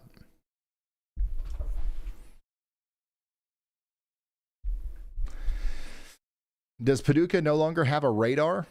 What? Yes, you do. Speaking of radar, I'm going to show you how to read the radar in Paducah right now. I'm going to show you how to get to it. Because we're going to look at WeatherWise. If you're watching right now and you need a good radar app, I would highly recommend WeatherWise. You can scan that QR code and you can download it right now. This is what it looks like. We've got the Yolometer layer turned on right now, so you can see where people have submitted Yolometer measurements, and you can even like zoom in on some of them and actually see the pictures and all that good stuff. But that's all we're going to talk about right now. What we're going to do is we're going to we're going to make sure we're on the radar tab on our phone. You can get it on iOS or Android. And we're going to go to the Paducah radar, and we're going to click it. All right. And the first thing that's going to happen is you're going to see that you've got what looks like rain around you. And it might actually be rain. Let's figure out, though. Let's switch over to precipitation type. And now we can actually see where the rain is. If I switch to a different radar, I can show you a little bit better about the different types. You've got snow up here, mixed precipitation down here, and then regular rain is going to look like your traditional rain. Seen it before, you'll see it again, and there it is. Now, currently, I am using yaw mode. All right, so yaw mode is whenever you click this button, it makes the radar look like mine. When you turn your radar on, it's going to look a little different. The map's going to look different. The colors are going to look different, and you might not like it. You might like it because you can customize it yourself. It's like you can do whatever you want with the colors. You can change everything. But if you want it to just be simple and you want it to look like mine, you can do yaw mode. Now, WeatherWise is a free app. It's a free app, 100% free. But we want to support the developers. We want to make sure that this can continue to be a free app and we can continue to add cool features to it. And for that, we've added like really cool plus and pro level features to the app. That you can get in a plus subscription, and that allows you to turn on yaw mode. Yaw mode, it gets you the styles, the colors, and everything. It makes everything really easy. Yaw watches, that's whenever we have severe weather. Meteorologist Andy Hill actually issues his own polygons, giving like pre-heads up warnings for tornadoes, severe thunderstorms, and flash flood warnings while we're live. You'll be able to see those on your map. And then also you can toggle the Yolometer layer on and off to see the Yolometer submissions. And then whenever you submit your location, which is free, by the way, you can now select an icon to go with your location. So that is an extra little thing that you can do with yaw mode in WeatherWise. Okay. And I think they actually updated the UI there. If you want to share your location, yeah, they actually added this. You can share your location with Ryan for free. Custom icons and the ability to leave a message that's what requires a subscription. So they did add a little bit of clarification there. All right, so let's keep going. Let's look at the radar in Paducah. And by the way, this is a very social app. It's very cool. The stuff that they built in. You see the little number down here? There's currently 173 people looking at the Paducah radar. That's awesome. There's no other radar that'll tell you that kind of stuff. So there's 200 of you now looking at the radar. Another thing that comes for free with WeatherWise is the ability to look at models. So let's go up here to radar. Let's go to models, and let's actually load up the HRRR. We will do the precipitation type radar. And you can do what I've been doing all day and just sliding through the future radar, see what the radar might look like an hour from now, 2 hours from now, 3 hours from now, et cetera, et cetera. And this is free. You don't have to have a subscription for this. That is also a thing that's different than any other radar app. As far as I know, they got a lot of stuff on the free level that you can't get elsewhere. And that's why we like them. And so a lot of people like just looking at the whole radar. They do have the MRMS composite radar for the whole country, and you can go over to precipitation type for that too. There's 2.3 thousand people currently looking at the radar for the whole country here. And that's that. So yeah, it's WeatherWise. WeatherWise is a cool thing, not only because it's a good app, and not only because it's free, and not only because they're a supporter of the channel, but they're also a supporter of like, the reason I have like my own custom radar app that allows me to like hack it and do weird things and add Waffle Houses to it real quick and stuff that I would never in a million years be able to do without their help. It's because they give me their app. They basically give me a naked version of their app, and they're like, here, have fun, buddy. Do whatever you want on top of this. And it's made our broadcasts a lot better. It's made our show and our ability to help people a lot better. So I love these guys, and if you want to support them, they'll continue to be able to help us out. So download WeatherWise today, and you'll really like it. I highly recommend it. Let's go check in on Adam Lucio. He's got something going on down here in Texas. It's like another 7 hours from here, even when there's no winter storm conditions.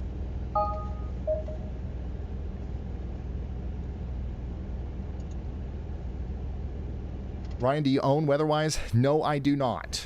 I am just like a partner. I will say with fighting like promoting it. Is keeping. I don't own it or anything like that. Tempered somewhat.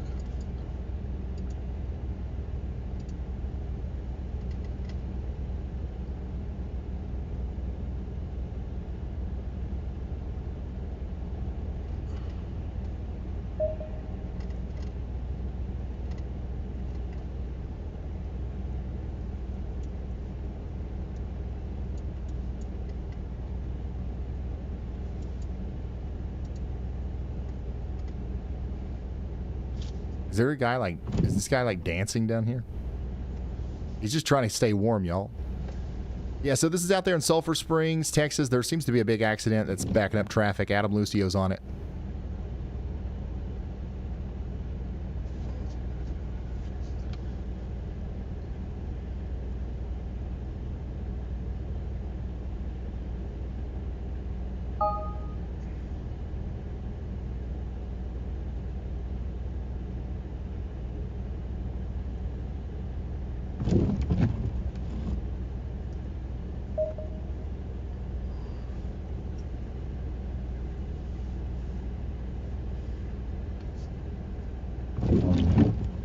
Dude was doing jumping jacks. Hey, that's what you got to do. You want to stay warm?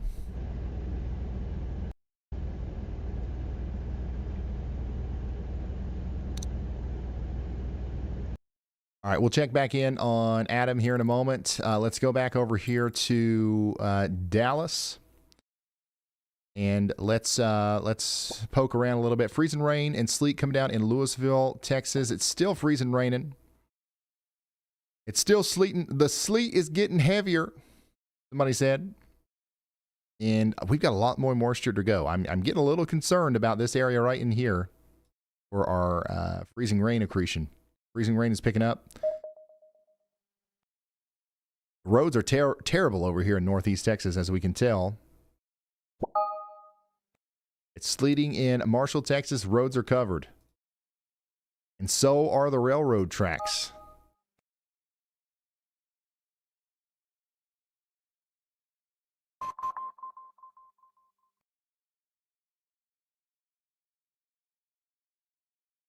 All right, here's an update on our Waffle House situation. We've got closed Waffle Houses. We now have 8 active closures tracked.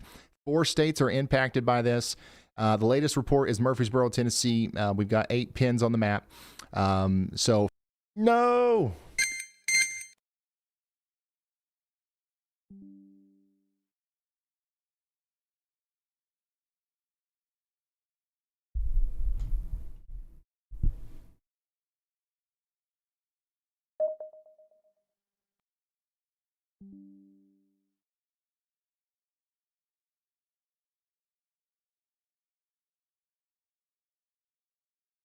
Are we back?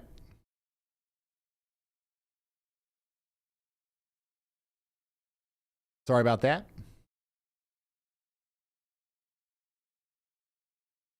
Yeah, everybody spam refresh in the chat. That way everybody knows that if they don't have audio, they've got to refresh.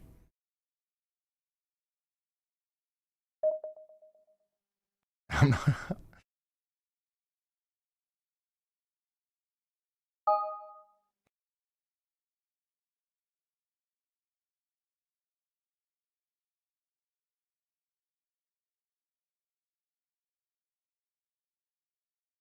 Dude, none of my Arkansas cameras work.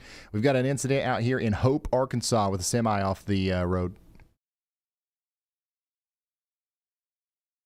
Sorry about that, guys. We lost connection a little bit.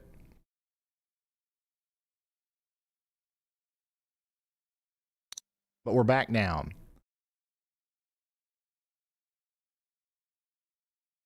Crofton and Princeton, Kentucky, frozen precip totals. I can't say the I word on here or it won't send. I am the GM for Caldwell County Water District. Y'all keep that water dripping and support your local water utility. Thanks for all you do, Ryan. Thank you for the very generous super chat. I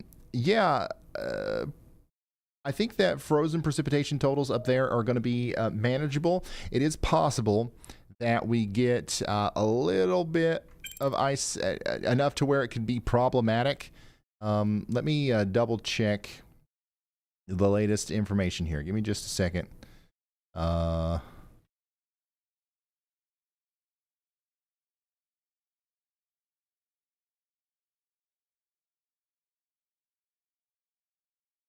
It's possible that we get up to potentially a half an inch of ice. I would be surprised if we got more than that.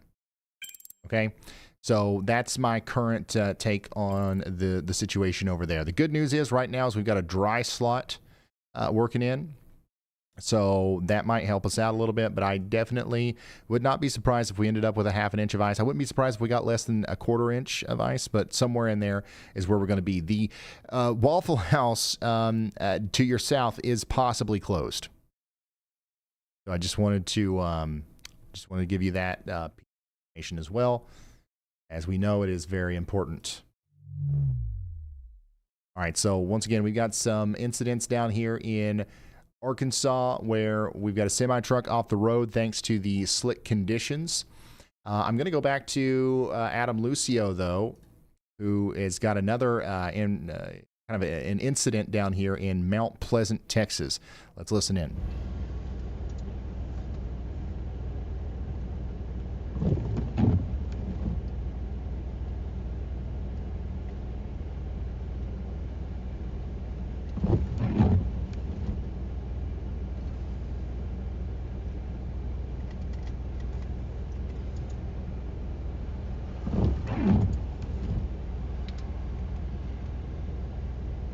I don't have PayPal or Venmo. How can I donate to you?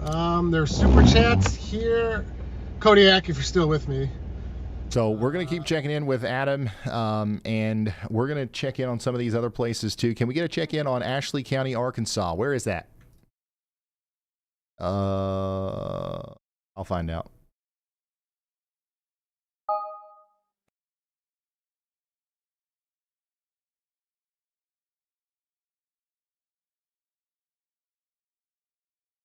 Yeah, this has been a great series to kind of test out our software and stuff, and found a lot of stuff that we need to fix, stuff that we need to add. Quick search is going to be good. Yeah, Ashley County, Arkansas is down here near Hamburg, right? Well, right now we've got intermittent freezing rain showers coming through. I see the ice. You guys see that? You can see the ice quite clearly sticking to the trees back there. We don't have a whole lot of power outage reports just yet. It's coming down now, trees and power lines. I think that we will get there. I think that this is one of the places where it's almost certain that at some point, some places will lose power. So nothing has changed with the forecast. Just hunker down, hope for the best. There's some dry slots in here. Hopefully they pass over you. But if not, there is a good chance we're going to lose power out here. So keep that in mind. Ryan, what's the weather intensity number on the top right indicate? So up there, if you see the WIS 126.93, that number is the weather intensity score. The weather intensity score is a tool that I made to, it's really like an internal tool that helps us decide like what we're going to do. When are we going to go live? You know, at what threshold do we do this? Et cetera, et cetera. Let me pull up something for you real quick. Boom, boom, boom. So on RyanHollyall.com, you can look at the weather intensity score at any time, by the way. And, you know, it updates every minute. And essentially, what it is it's an internal real-time weather monitoring algorithm. Think of it as a weather intensity thermometer that measures how severe and impactful the weather is across the United States right now, at this very minute. This is an internal tool used by me. While you may find it interesting to follow along with, any personal decisions based off the weather intensity score should be made at your own discretion. This is not like, essentially this just tells us how bad the weather is right now nationwide, which is a very valuable metric for someone who is trying to cover the weather for the whole United States. And we're monitoring every metric. You know what I'm saying? We keep track of traffic cameras in there, watches, warnings, how many people are currently watching the Weather Channel, how many people are currently talking about weather on the internet. There's a lot of different things that go into it. And right now we're in that 100 to 150 range, which means multiple areas are impacted. So that's where we are right now.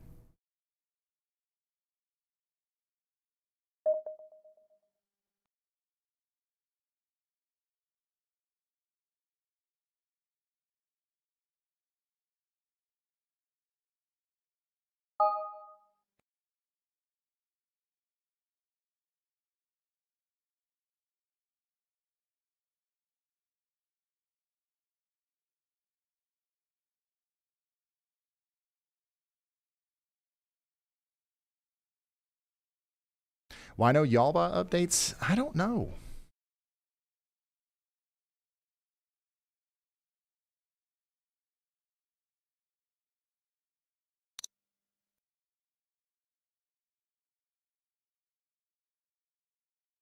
Yalba, can you hear me now?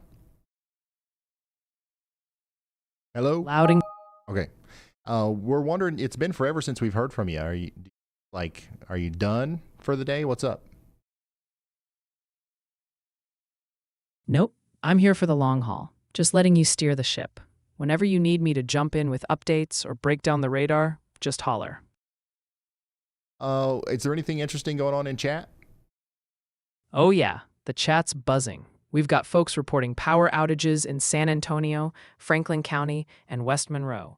There's heavy sleet chatter out of Dallas, ice on trees near Chattanooga, and folks in North Carolina are asking for updates. Plus, a ton of folks are confused about that dry slot over Clarksville and Nashville. Oh, and definitely address the app privacy thing. People think Storm Chaser mode might live stream their camera. Wait, what? Elaborate on the Storm Chaser mode thing? What? Sure thing. A bunch of viewers are worried that turning on Storm Chaser mode in the WEATHERWISE app might actually live stream their camera feed, which it doesn't. It only shares their location on the map, so you can see where viewers are reporting from. That's the big confusion in the chat right now. Okay. I don't even know what Storm Chaser mode is. What is Storm Chaser mode? I promise you it doesn't do whatever you said. Whatever that was just said, that's not what it does. But I wish I could explain it better if I knew more what it actually did do. It just shows your location on the map like in real time, right? Like for you, for only you, not for other people.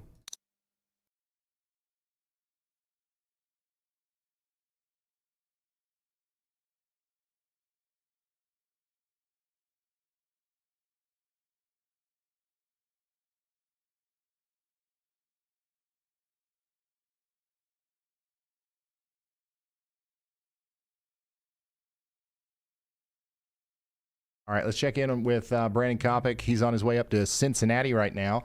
Roads don't look too bad up there in Gallatin County, Kentucky right now. Brad Arnold's still back here in Louisville, where it's coming down pretty good, but it's still, 2 or 3 inches of snow probably. It's a good bet for here. Brandon Montgomery's way down in Alabama. Jennifer is made her way up to Westchester, Ohio. Still a generally light snow is what we're seeing now in the Mason, Cincinnati, Hamilton area. So we're going to keep up with these guys as they continue to track the storm. At some point, this area is going to have a ton of snow, and it'll be a little bit more interesting, I guess, what's happening out there. But for now, that's what we got. Once again, big time accident out here in Hope, Arkansas, where there's a semi off the road and a pretty intense sleet storm moving through right now.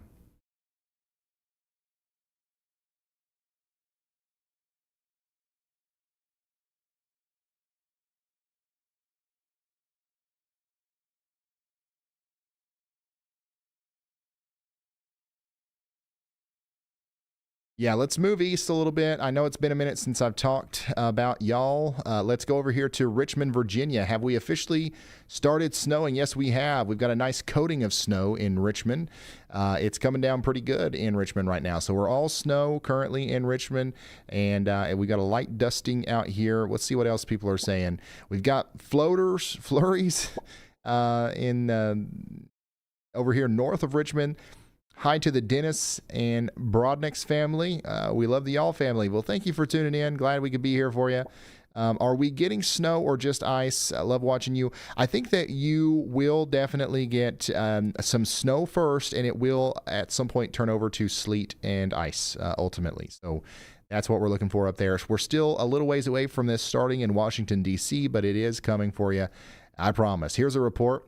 Half an inch of snow has fallen up here west of Lexington in Virginia.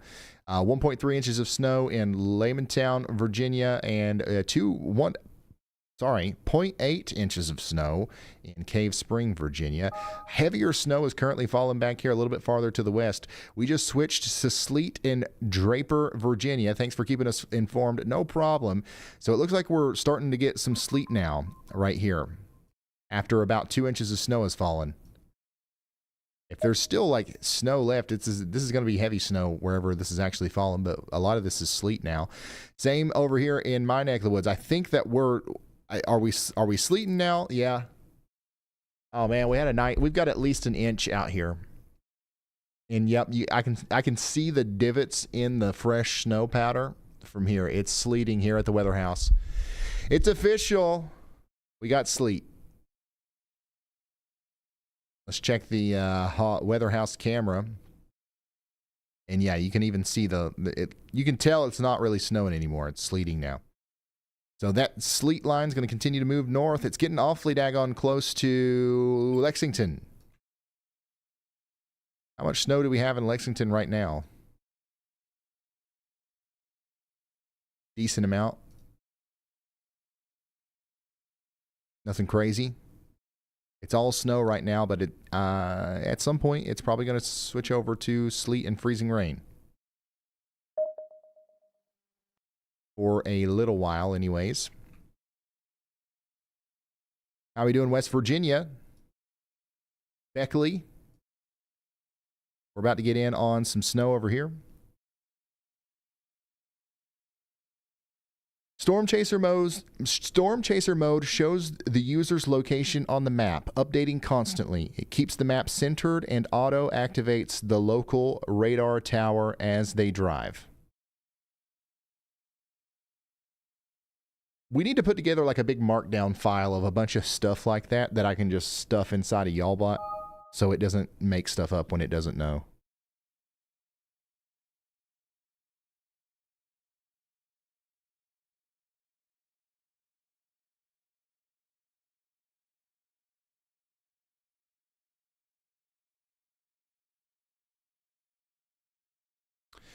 Here's what it looks like out there in East Tennessee in the Cumberland Plateau. Thanks for sending this in. We've got ice out there in Shelbyville, Tennessee. And we've got ice out here in Chapel Hill, just south of Nashville. Let's go up to Pennsylvania. Nothing in Pennsylvania yet. Is it? I mean, if it's snowing in, it's not pit snow. Whoa. Oops. How do I keep doing that? Yeah, we're still an hour or so, maybe a couple hours away from the snow starting in Pittsburgh. We've got nothing to check in on in Pennsylvania, unfortunately. Sorry. Ohio, northern portion of Ohio. It should be snowing a little bit in Columbus. It's snowing a little bit harder now in Columbus. That's good to know. It should be starting to snow here soon up here near Ashland.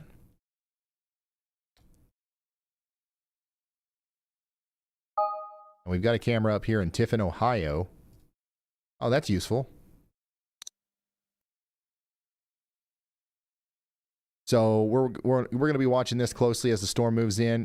Toledo, the dusting has started. All right, so we've got a decent amount of snow coming in towards you. Fort Wayne, Indiana. Where's my Fort Wayne people at, man? What? 1, 2, 3. There's 3 of yous. It should be snowing decently here. It's about to get more snowy, for lack of a better term.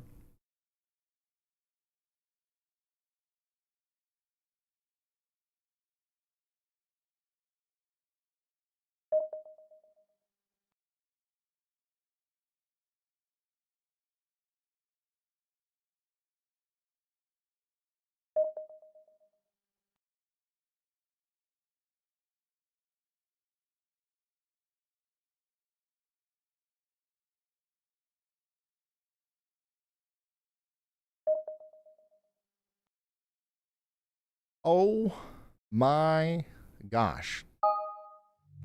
You guys see that in chat? Huge shout out to Hungry Darkness for the incredibly generous $500 super chat. Everybody say shout out to Hungry Darkness. That is incredible, not only because of that alone, but also they did this yesterday too, right? Oh my gosh.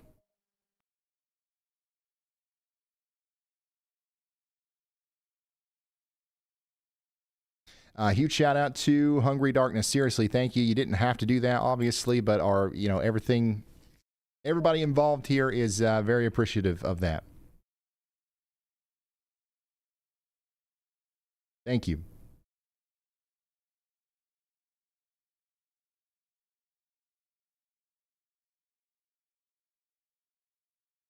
Yeah, they did that yesterday too. This is the second day in a row that they've done that. That's unbelievable. Holy smokes.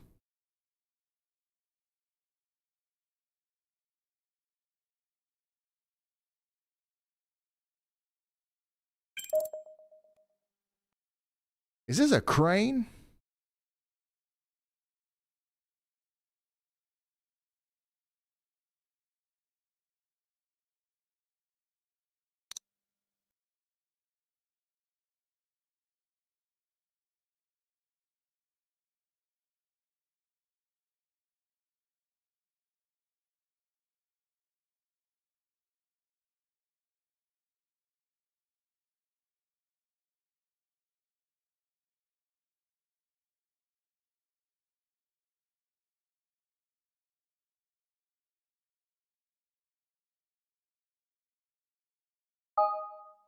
Wait.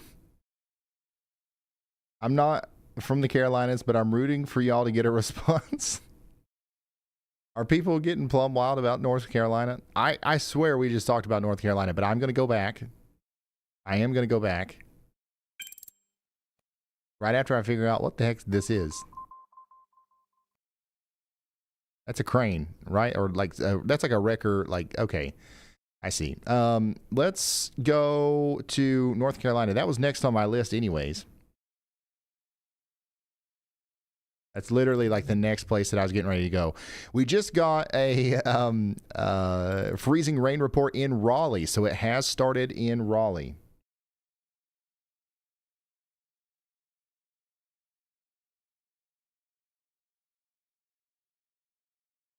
So we have an official freezing rain report in Raleigh right now, and that is going to continue. So we're going to have more freezing rain reports like this one over here in more western portions.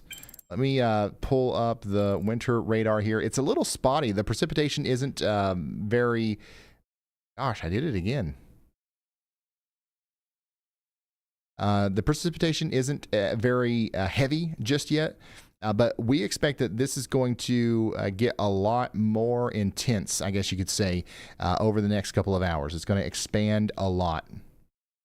And just a reminder, down here in Spartanburg, we do have a confirmed Waffle House closure. And same thing in Greenville, I believe. Yep, a confirmed Waffle House closure in Greenville, South Carolina as well. And the reason for that is because we do think over a half an inch of ice could, accumulate here. And that will lead to several problems, including, but not limited to, power outages and hazardous travel. Freezing rain is coming down good now.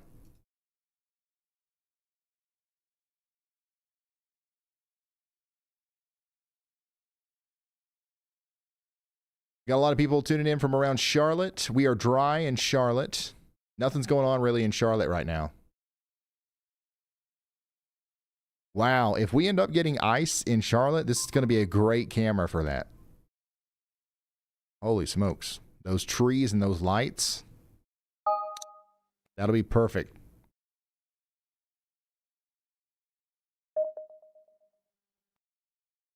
Thomasville South virtual rail cam. This is another good one. Where's all these cameras?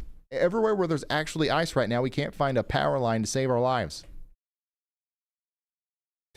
Like if there's ice, this is going to be the perfect camera to kind of keep up with. All right, how much is building up on this tree here? Okay, this light's going to illuminate it. How much is hanging off of the power lines? How much are the power lines sagging?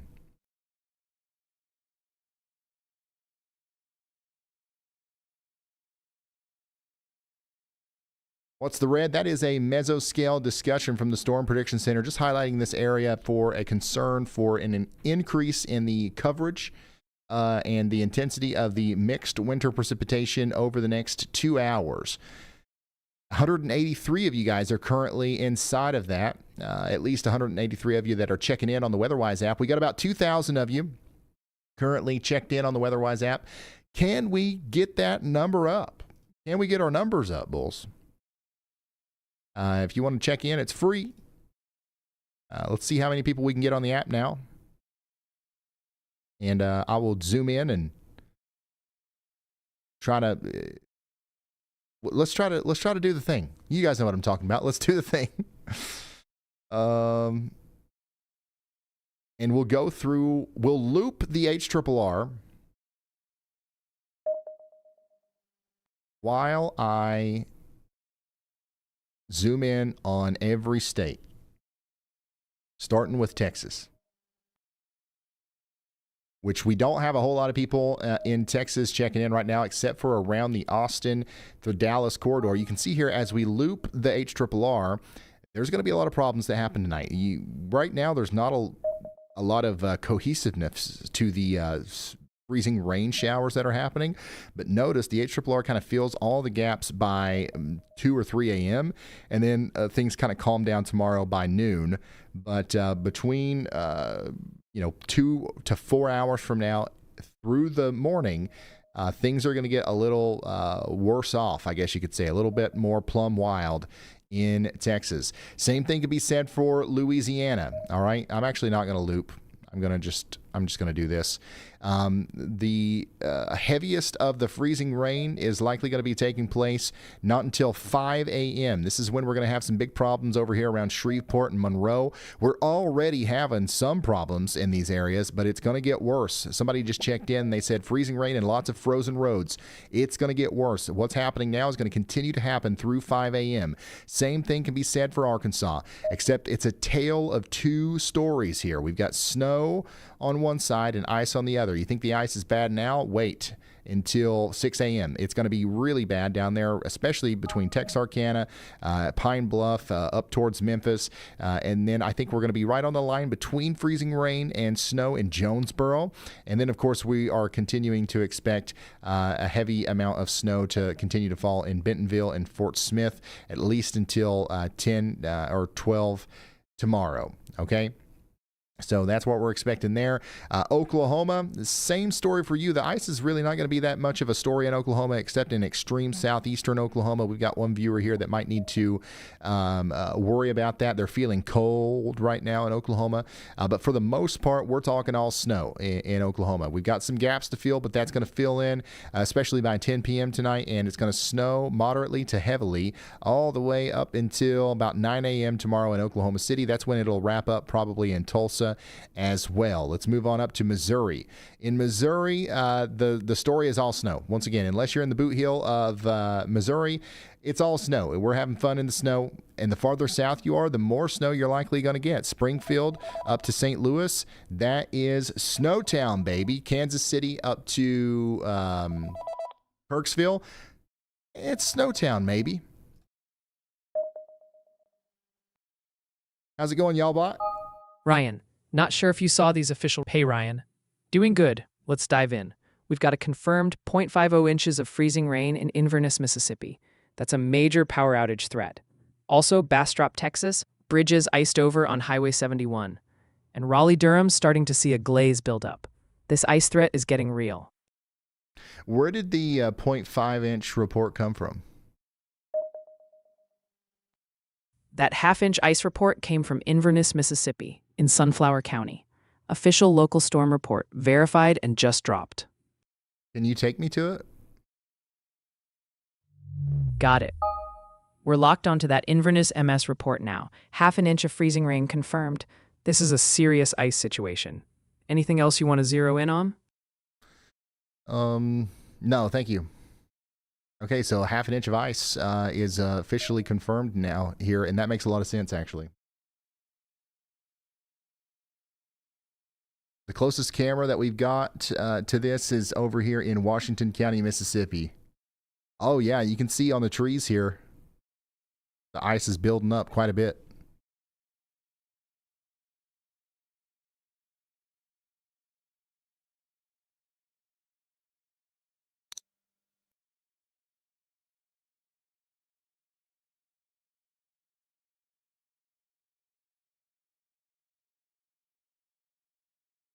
I told y'all it's weather, Jarvis.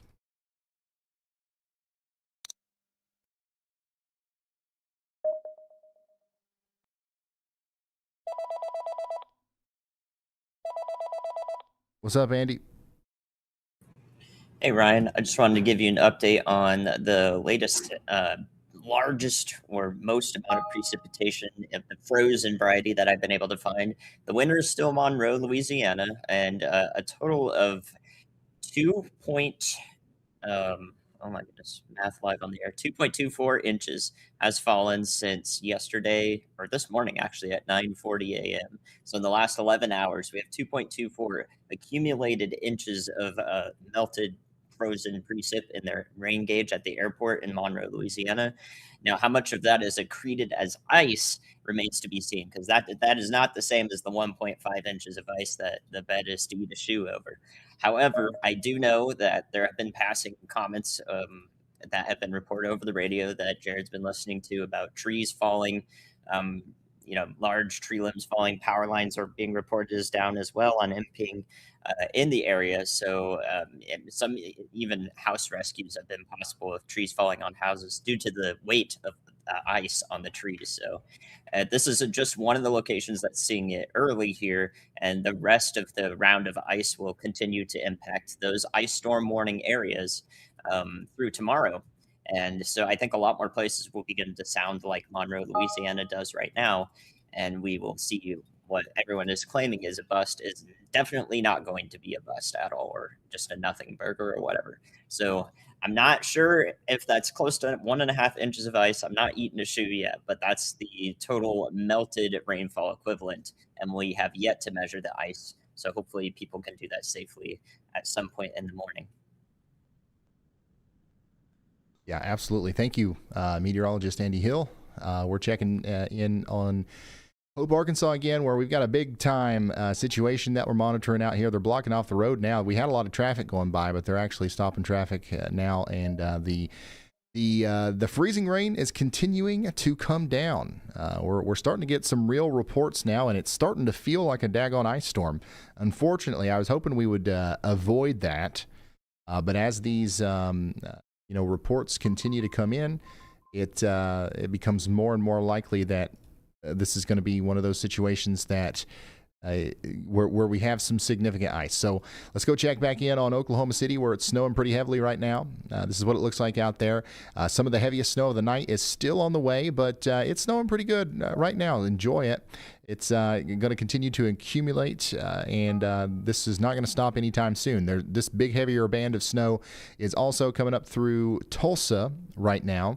Tulsa, Oklahoma, and what's happening here will eventually move off to the east over towards places like Joplin, Missouri, and Bentonville, Arkansas, and Fort Smith and stuff like that. We do have a mesoscale discussion here for mixed precipitation.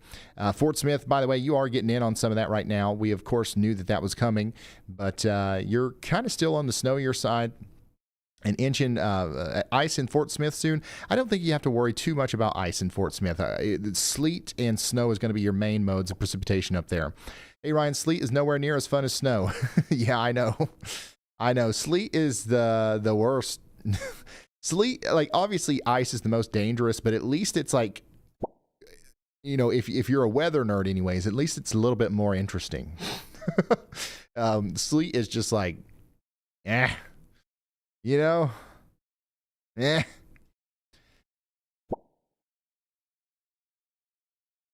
see here. 0.3 inches of ice and the power's out. So the power's already out down here? Plum Cold and Grenada. No power. All right, so we're getting some reports from people saying there's no power. Trees are starting to fall everywhere. Oh, no, that's not good. If we're already hearing stuff like that from people, that's really not good.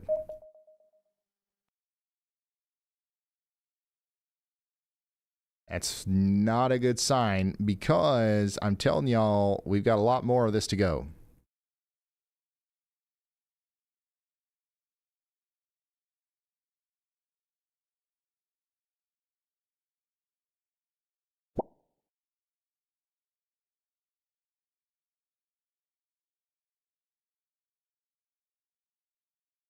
Gah. That's how you know you're covering an ice storm, when you click on a random camera and that's what you find.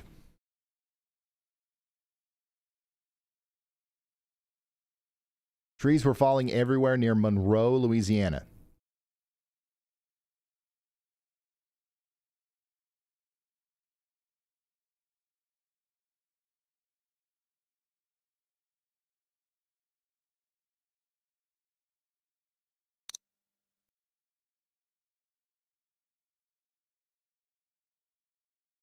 What's going on down here in Jackson?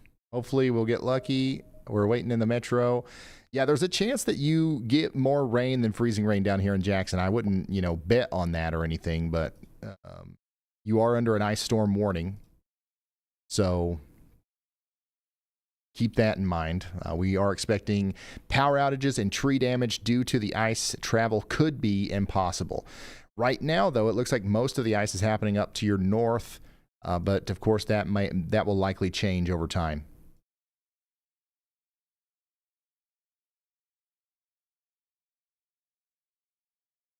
Oh my goodness.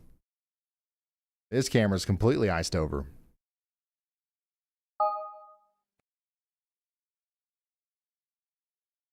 Golly, son. It's an ice storm.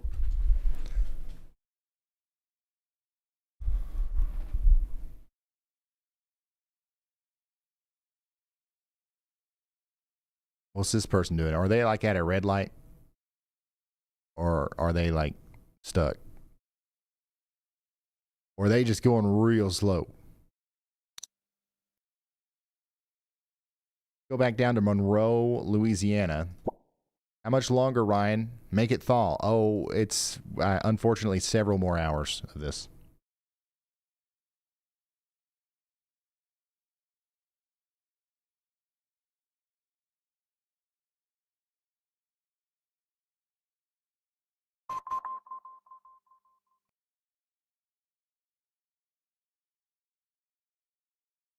Golly. Oh my gosh. You definitely don't want to be out in that. But like so far, it does seem like people are like staying off the roads. Like I'm shocked by how empty everything is. What are you guys saying in Shreveport? We've got thunder ice. Really? Thunder ice? I believe it. Yep, right here. You got a thunderstorm going through with heavy sleet, freezing rain. Dang, dude. All right. So, yeah, we've got a lot more to go of this. Unfortunately, we expect that this area of precipitation will continue to grow in intensity, and it's going to go up towards Memphis. Okay? Going to go up towards Memphis.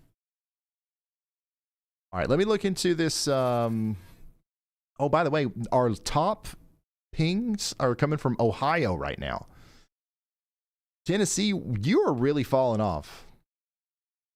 Oh, not really. Let's go to Ohio since we've got so many people watching. And then I want to look at the I got to look at the Waffle House index again. We're still waiting on the snow to get heavy in a lot of these places, but it's snowing and it's not going anywhere anytime soon in places like Cincinnati and Dayton. Okay, people are saying we appreciate you. I really appreciate that. What is this? Snowcation doing the thing? Yep, it's coming together. You got to be patient. You got to be patient, and the snow will pick up. I promise. Open to cross a foot by tomorrow night. Appreciate all the work. I appreciate you. Now Columbus, it's a real light snow over here, but same thing as Cincinnati. You got to wait. It's coming. It's going to pick up, I promise. Just a dusting here right now. Can't really see anything coming down. The heavier snow is located back here, and once this gets up there, you'll feel it. And you've got a lot more. I mean, there's a ton of snow that's going to be coming through here. And you'll see. There's my Fort Wayne people. I came up here earlier. I was like, where's Fort Wayne? And I guess everybody was just not putting their dots up. It's snowing pretty good here. I've gotten lucky with a couple of these Indiana cameras, but usually they just don't work.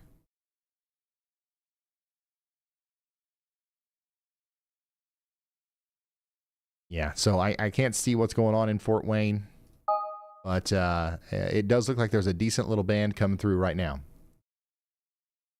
And that's going to be moving over into Findlay. Areas over here north of Lima.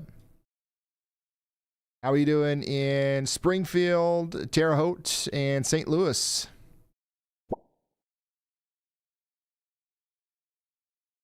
Still snowing pretty good in St. Louis, huh? Have we crossed over 4 inches? 3 inches so far. 3.7 inches. We're getting there. Yeah, we've got some pretty good snow coming through. I haven't seen a lot of incidents, not a lot of traffic incidents and stuff, so that's good news.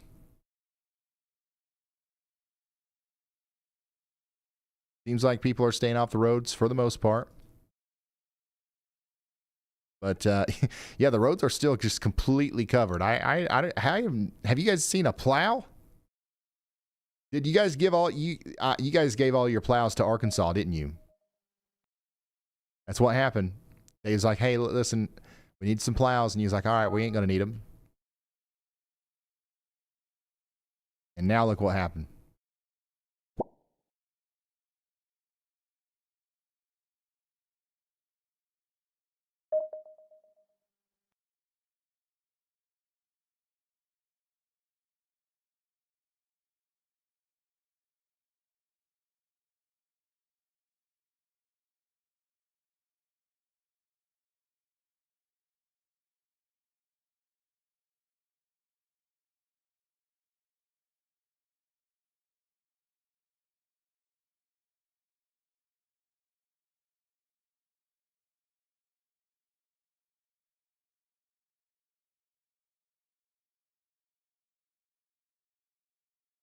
Pretty snowy. How are we doing in Louisville? Is it snowing heavily in Louisville yet? It's still pretty light. Brad Arnold is going south now. I thought he was going north.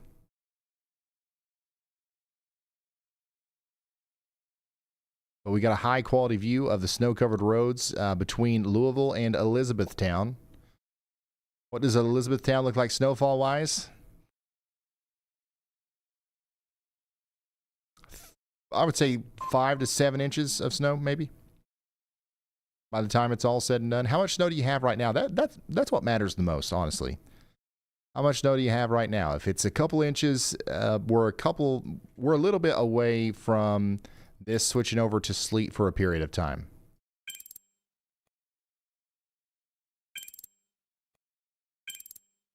Owensboro.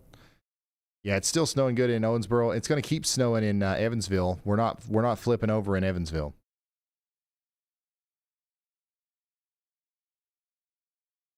This is what it looks like in Princeton South. This is a virtual rail fan camera out there in Princeton, Indiana.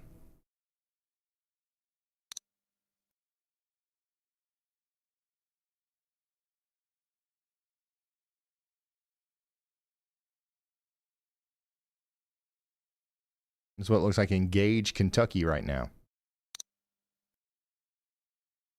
So we're doing all right. Over here in my town, we are still sleeting, I believe. The snow has stopped for the most part. Pretty anticlimactic so far. I agree, buddy.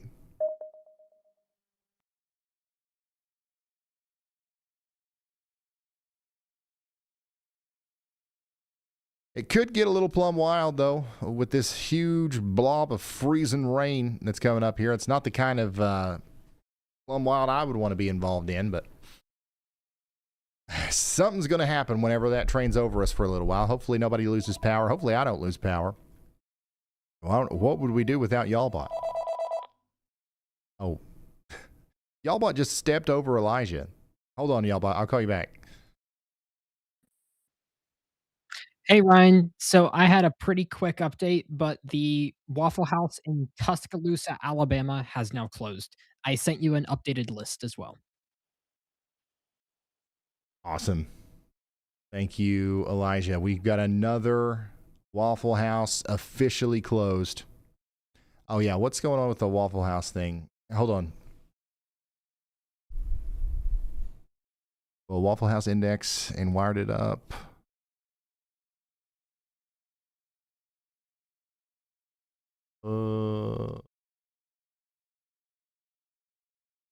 Oh, no way.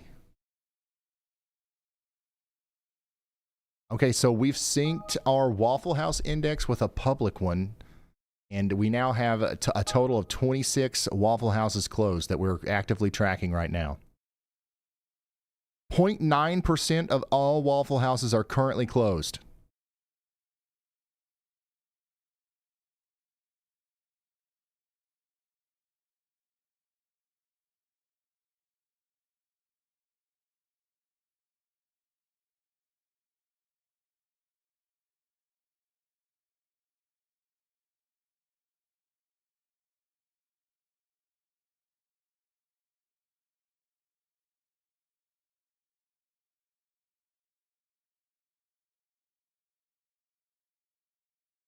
Alpharetta, Georgia, Buford, Georgia, Cleveland, Tennessee, Dublin, Georgia, Fairview, Tennessee, Fort Smith, Arkansas, Gordonsville, Tennessee, So there are 7 in Georgia, 5 in Tennessee, 4 in South Carolina, 2 in Mississippi, 2 in Texas. I got to do I got to do a thing for that. Hold on, let me fix this, the ticker here where it's cut off, and then I'm gonna. Yeah, there we go.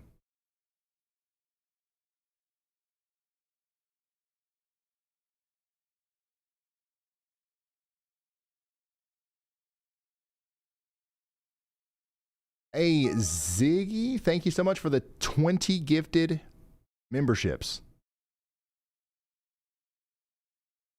Hey, Ryan, you should have a Waffle House closure ticker like they do for school closings. That's what I'm trying to do here.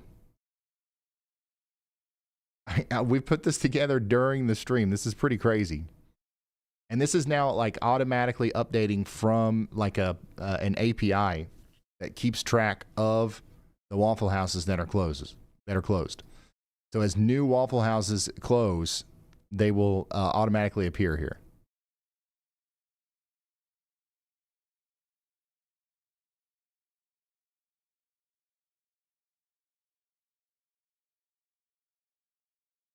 All right, yeah, let me do a quick thing for this, and then we'll get back into checking in on everybody, okay? We've just got to remind everybody that we're live. We're going to put this out there on Facebook and Twitter and stuff.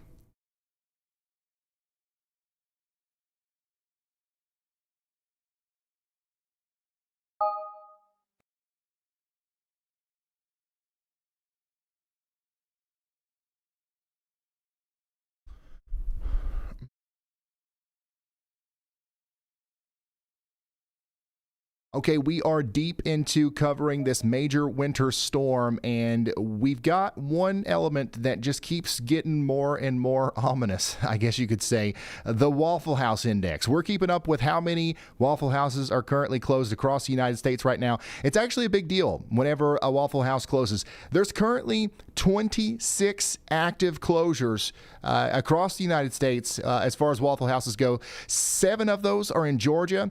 5 are in Tennessee, 4 are in South Carolina, 4 are in Mississippi, and then we also have 2 in Texas. So we've got a confirmed closing in Alpharetta, Georgia, Beaufort, Georgia, Cleveland, Tennessee, all the way down here to Greensboro, Georgia, Gordonsville, Tennessee, even Fort Smith, Arkansas has a closed Waffle House. This is a live updating component here on our live stream. So if you want to keep up with how many Waffle Houses are closed, come on over to the live stream, and we're also tracking the radar. We've got storm chasers on the ground and all that stuff as we are just now getting into the most dangerous part of this winter storm.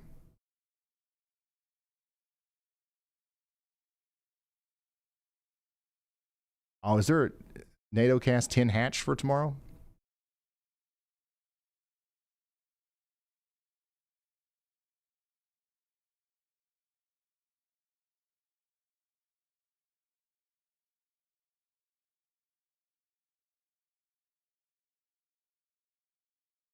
Yeah, it is actually a really big deal. I think it's kind of funny because if you just think about the whole concept, it just seems kind of funny. But no, I get it. It is actually a big deal.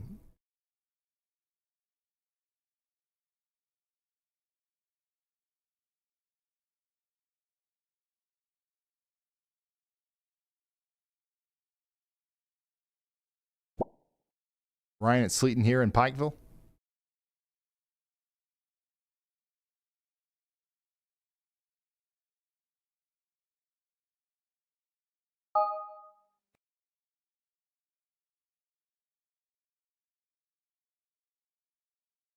Let's check in on some of our chasers again. Is Adam Lucio still out there on that incident?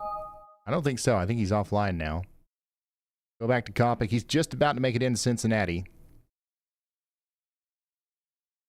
Let's go to Jennifer, if we can get that to load. Okay, we'll come back to these guys. We'll also check in on some of our reports, some newer reports that have just came in. We just got a report of freezing rain in Georgia. Is anybody out there near Cleveland, Georgia? We just got a report in of some freezing rain falling out there. We're also getting some more reports in from North Carolina. and Texas. Down here around San Antonio, there's actually some pretty significant stuff going on. It's getting bad out here. The power is starting to go out around San Antonio and the surrounding areas. All right, stuff's starting to take off here, ain't it? We might have to do us a double stream today, son. We're 9 hours and 30 minutes into this. If I've got it in me, we might try to go a little bit longer after the 12-hour mark if we need to. Let's see here. What was I going to do next? Oh, yeah, the power outage thing. I was going to check in on that.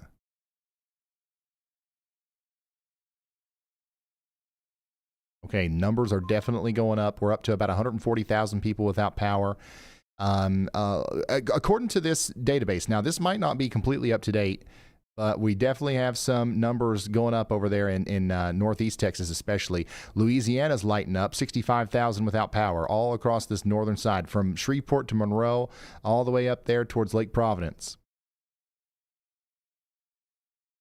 Mississippi is starting to get up as well, about 10,000 customers without power in this corridor right here. Lines up pretty perfectly with where we're seeing the ice.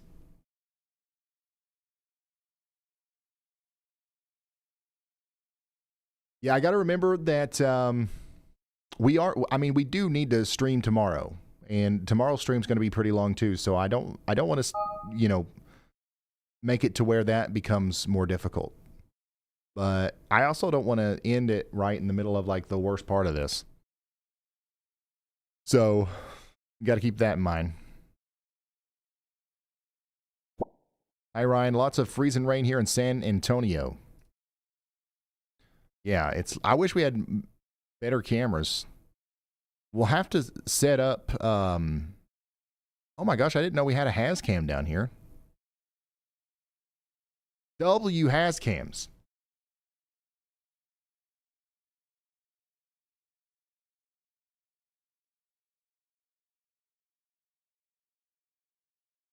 $48-hour stream.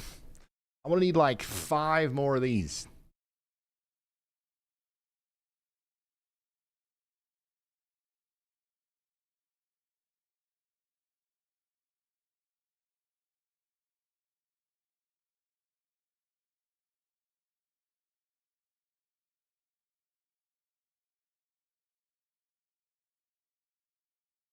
Only 5?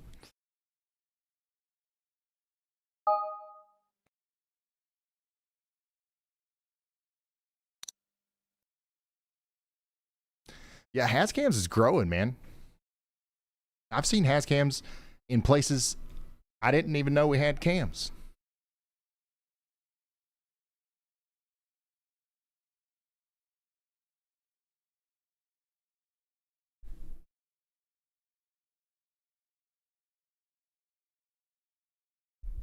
Ow. My microphone shocked me. All right. If you're just now tuning in, we're tracking this major winter storm. We've got some pretty serious impacts happening down here around San Antonio. Looks like around Austin, too. Stuff's getting plumb wild out here. Will flights be canceled tomorrow in and out of Austin? That's a good question. I would assume so. Let's see if I can find anything.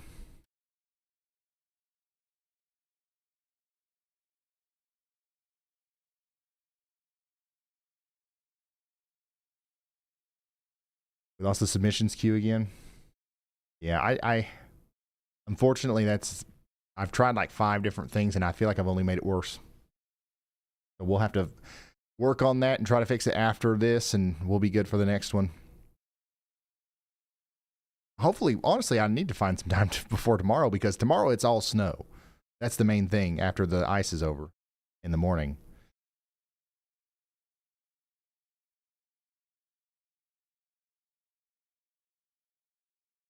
I think that, by the way, I do think that it is quite possible that flights will be canceled in Austin tomorrow.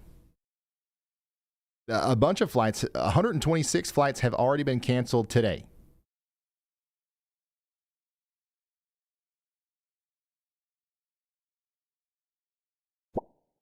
Ice is coming down now. It's plumb wild down here. 20 car pileup, mile marker 470 east. Heavy freezing rain. Yeah, this is, it's really lighting up down here. It's unfortunate.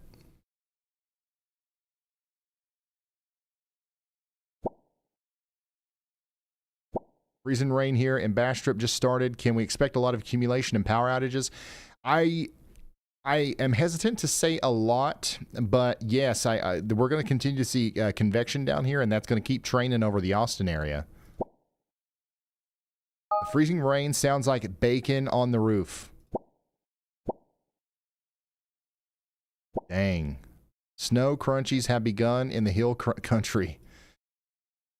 I got to figure out the Texas camera thing. Texas traffic cameras, if we've got live cameras, we got to get them. Hey, Ryan, this is the snow sniffer. If just let me know when you have a second. Oh, boy.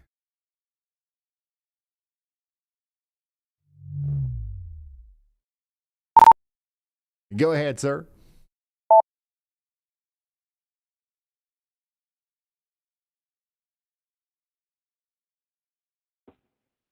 Hey, just wanted to let you know, headed south right now. The road impacts as we're going south are getting worse. We are starting to see more of a mix of snow and sleet as we're heading south towards Elizabeth. I think we're close to Elizabethtown right now. But I've officially had to put the four-wheel drive in, so the roads are getting considerably worse. I've been slipping and sliding a little bit. And this is on the interstate too, so I can only imagine, what the highways look like. But still continuing south as far as we can. Hopefully I can get to Nashville tonight.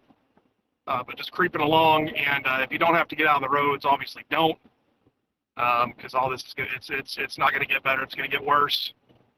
All the freezing rain, snow, and sleet. So just want to give you an update on where we're at, but road conditions continue to deteriorate rapidly here. 19 degrees right now. 100%. Thank you, Brad Arnold, for the update out there south of Louisville. Inch of snow now in the backyard in Louisville. Do y'all think Frankfurt will get a foot of snow? Or will the sleet hurt the snow total? So I'm very glad that Frankfurt was not included in the KSR challenge. Because Frankfurt and Shelbyville here is actually going to be a much harder forecast than either Louisville or Lexington. I'm pretty confident that sleet won't be a problem in Louisville. Not totally confident, but I'm pretty confident. I am pretty confident that sleet will be a problem in Lexington. It's a coin flip at this point, honestly, about how much sleet is going to be a problem for Shelbyville and Frankfurt. So that is a good question. I do think that if sleet does get in there, it's obviously going to hurt your snow totals a little bit. But we're now casting at this point. We're not even forecasting. So stay tuned. We'll keep you updated. Right now, the sleet line is down here in Lebanon to Leachfield. It's getting really close to Lexington. The snow is expected to pick up in Lexington overnight. Wanting my time lapse to be worth it. Yes, it will pick up, but at some point, I do expect it to turn over to sleet. Any updates on Lexington? I have a young baby at home. We're expecting the snow to get heavier. And we are expecting it to eventually change over to sleet and potentially even freezing rain at some point here in the near future. Thank you for everything you do. No problem. Thank you guys for tuning in. Thanks for giving me this is my dream job. I've always wanted to be the weather guy. And when I got a little bit older, I really liked the idea of doing YouTube and live streaming. So you shouldn't be thanking me. I should be thanking you.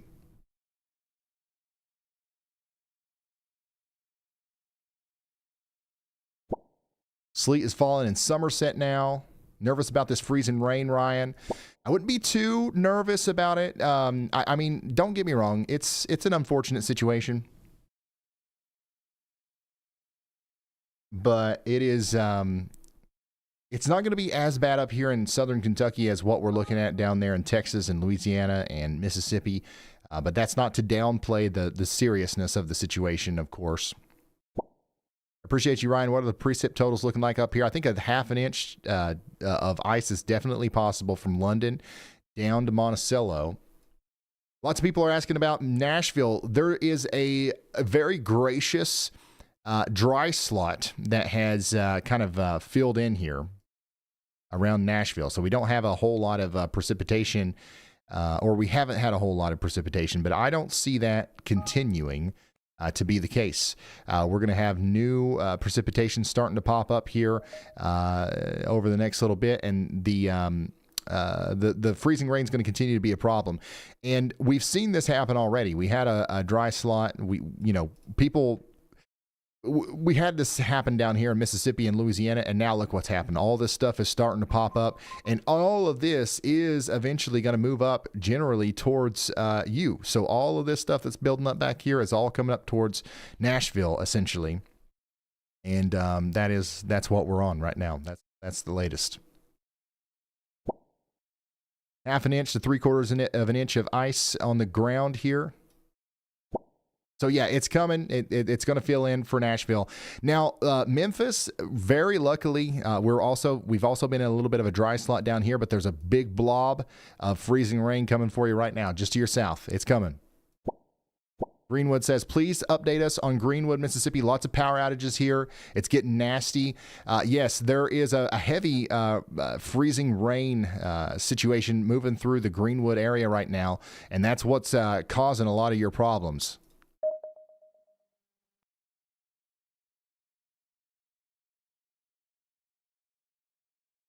And that's going to continue to cause problems as it moves up towards Grenada. Power went out for about 2 hours, but they got it back on now. They are on it tonight. Oh, I would say so. The good news is I think because this storm was so hyped up that we are prepared.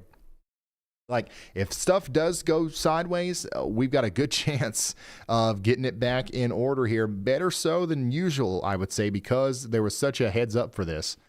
Yeah, I think that the utility crews are going to be on it. That might help a lot in a lot of these situations. I don't know if they'll be able to keep up with everything, but we're obviously rooting for them.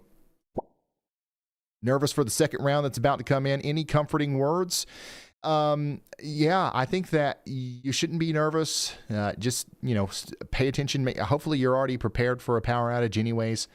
Just know what you're going to do if the power goes out, and stay with me. The good news is like there is a lot of dryness here. Okay, there is a possibility that we get less ice in Memphis than what maybe we originally thought, but that's being hopeful.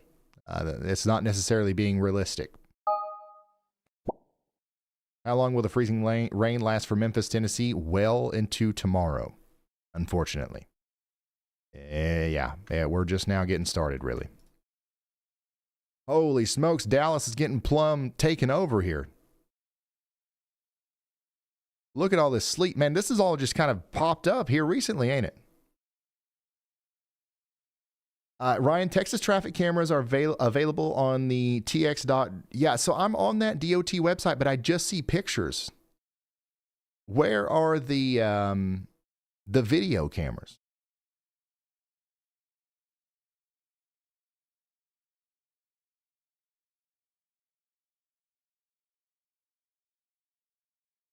Golly, son. A lot of people without power here, really? Let's go check back in on Texas. Yeah, we are starting to get some power outages. 21,000 customers without power there in Hill County. 139,000 people without power. 163,000 people without power across the United States. That number is likely going to go up, unfortunately. The Waffle House in Lancaster, Texas is closed.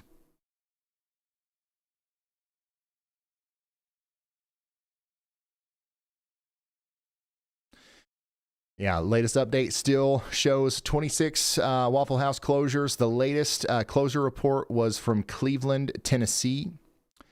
0.9% of all Waffle Houses are currently closed across the nation. 10 states are impacted. Number one state's going to be Georgia with 7 closed Waffle Houses.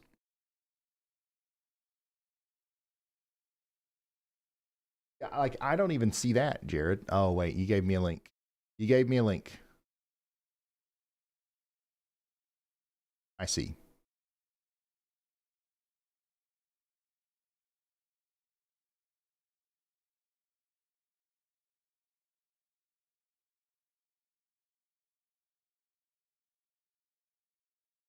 Wait, actually, I don't see what. Oh.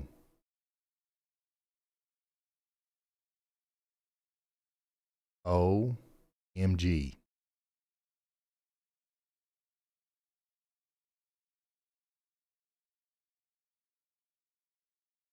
Texas has real traffic cameras.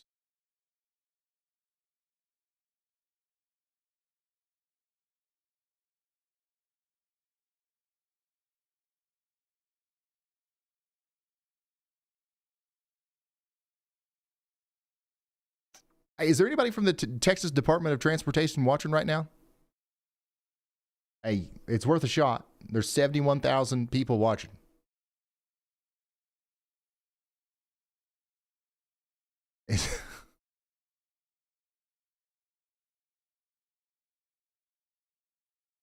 If you work for the Texas Department of Transportation, please reach out to me. We got to get these cameras. I think it'll be really helpful.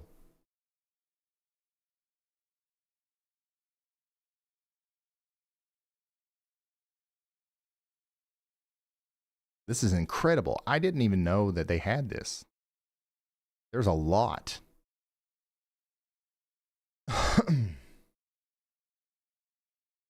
Yeah, if you work for the Texas Department of Transportation, please reach out to us, and whatever we've got to do to get API access to that. Just, I mean, like, I could use the website, but like, it would be nice if it was just in our little display here. It would make make our lives a lot easier.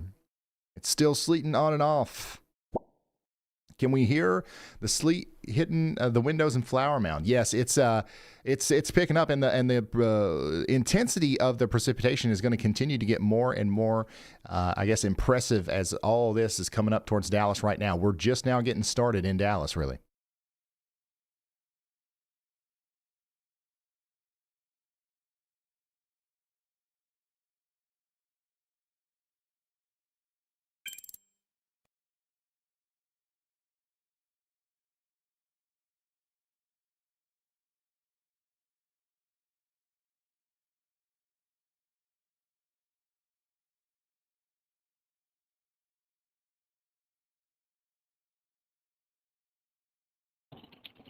Hey, Ryan, it's Brad. Can you have a second?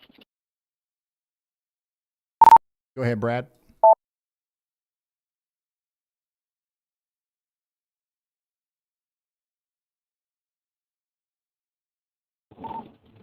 Hey, I'm just south of Elizabethtown, Kentucky, and wanted to let you know we have officially transitioned to a sleet, and now it's actually a full rain. We don't even have sleet anymore. So that freezing rain area may be creeping a little bit further north, but it's more of a mix between freezing rain and sleet. The snow is completely gone in Elizabethtown, so the ice storm should be beginning. Oh, no. Oh, no. It's already raining in Elizabethtown? That's not good. Still holding on in hope to the idea that this rain line won't make it to Louisville. But man, that's not ideal. So what does this mean? This means that almost certainly our totals in Lexington are going to be down. All right. We knew that was coming. We talked about that several days ago. It means that our totals in places like Princeton, Bowling Green, especially obviously, and places like that, even up to Maysville, may be down. And it also means that we might have a little bit more of a problem with ice in South Central Kentucky. I'm talking about you in Columbia. Maybe even Bowling Green, Somerset, and London. I know I just talked about how we shouldn't be scared down there, but half-inch of ice is definitely looking more and more probable. Maybe even all the way up here at where I live in Pikeville, Kentucky, Prestonsburg. We really need to be thinking about how this is becoming more and more of a realistic ice threat for us, because that warm nose is doing its thing, and it's oddly close to the ground. If it's already raining there, and the surface temperature, let me ask Brad what the surface temperature. Brad, did you mention the surface temperature there?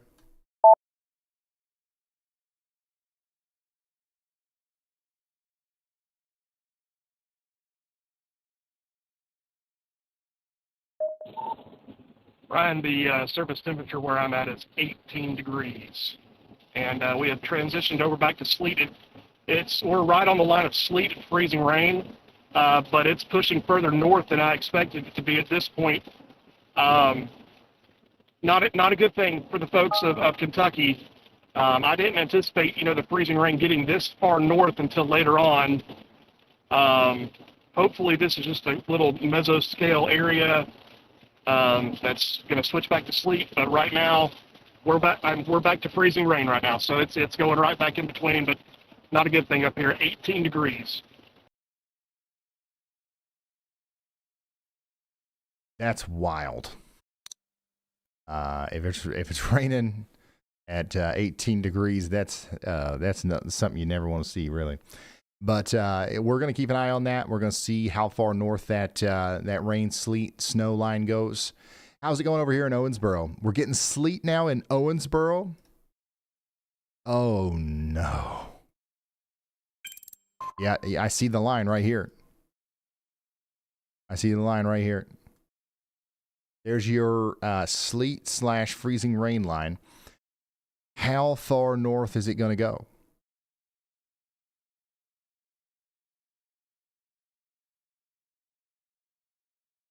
It's not moving directly north. You can kind of see the trajectory here. At some point here, it's going to stop going north. I really do think there's a good chance it still stops before Louisville, but it's already a little bit farther north than what I thought it would be. Checking back in on North Carolina. That was next on my list there, around Charlotte. Let's check in on you guys. Thanks for your early week of updates. I think ice is the most spoken word of 2026 so far. You're probably right. Shout out to my EMS peeps. Where's the ice? It's there. I mean, we've got a little bit of freezing rain around Charlotte, but we never anticipated that it would be bad at this point already in North Carolina. We are definitely going to be dealing with this more tomorrow, especially early in the morning. Right now, it's really just getting started. And you can see that clearly over here in Atlanta. It's just some cold rain, but we don't have any snow in the forecast for Atlanta. But we are prepared because we've got Waffle Houses closed. In Buford, Georgia, Alpharetta, Georgia, Waffle House is closed. Noonan, Georgia, Waffle House is closed. Greensboro and Lithia Springs, Georgia, all these Waffle Houses are closed. And this is a result of the potential ice storm that we're going to have here. And it's underway. It's just not started yet. If you're underwhelmed so far, it's just because it's not started yet. Let me flip over to the model real quick. I'll show you the future radar on the HRRR. Is the Woo HRRR guy here in the chat? It's your time to shine, brother. All right, let's do this. Let's talk about the future radar, okay?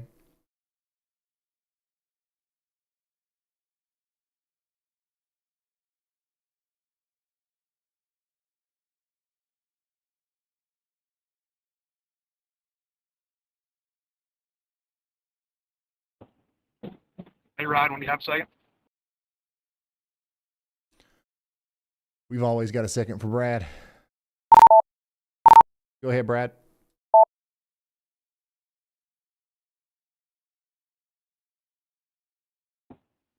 Hey, I was just looking at model output for timing for the ice, freezing rain. It definitely didn't have it this far north yet. It still had a snow sleet type setup in this area and further north. I think we need to start mentioning now, folks in Louisville, possibly freezing rain. It looked like it was going to be all snow, but it keeps surging further north, which is not what we want to see. So I think we probably need to start mentioning that Louisville needs to start watching for freezing rain and some icing issues.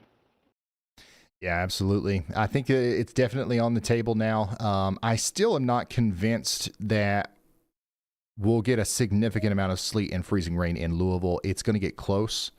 So we'll definitely be watching that in Louisville now. But yeah, we'll keep an eye on it. We're definitely all freezing rain in Lexington now, for the most part. Same thing could be said for Bowling Green. So we're going to keep a close eye on that. But let's do our update over here for our friends in Georgia. Okay, so this is what the radar looks like essentially right now. We've got a bunch of, sleet and freezing rain starting to break out. But notice how it's a little bit underwhelming. Well, if we go into the future, you can see how everything's going to start really ramping up, especially as we go into the early morning hours. 5 a.m., we're going to have freezing rain all the way down to Myrtle Beach and Greenville, Greensboro, Raleigh, Charlotte. Everybody's getting in on it, and it'll be heavy at times in Atlanta. This is when we're going to have potentially ice accumulating on trees and power lines, and this will be causing some problems. If I go even farther into the future, it's going to continue to freezing rain in Atlanta until 9 a.m., and then I think there's a good chance that our warm air area here it gets wide enough to where maybe Asheville flips over to all regular rain for a period of time, which would be good. But we're still freezing rain in Greenville, South Carolina, Columbia, Athens, Gainesville, and up to Greensboro, all the way up until 2 p.m. Eastern tomorrow. And once again, it's this area right here that I'm most concerned about for significant impacts from this ice storm. Okay, over a half inch of ice is going to be possible at this point, and this is when we're going to start hearing about power outages, downed trees, and all that stuff. Now, in Atlanta, I think we're switching over to all regular rain by 1 p.m. tomorrow. So it's not going to be as bad in downtown Atlanta, for example, as it is in Greenville, South Carolina, or Charlotte. But it is still potentially going to be bad, but the regular rain is going to come in and kind of melt things out and thaw things out as we go into the 3 p.m. time frame. But look at that squall line goes into the freezing rain potentially around 5 p.m. Just add an insult to injury for Charlotte, Greensboro, and Raleigh. We're done with this, though, by 10 p.m. tomorrow, and then it gets real cold afterwards. And yeah, this is your ice storm in Nashville tonight, Memphis. Once again, the HRRR shows this big empty area here that we have on radar right now quickly filling in. So we'll see if that actually happens. If it does, bad news for Memphis up to Nashville into eastern Kentucky and places like that.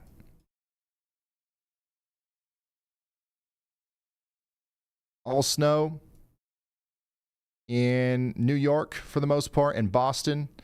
Definitely a lot of sleet and freezing rain mixing in Washington, D.C. and Philadelphia.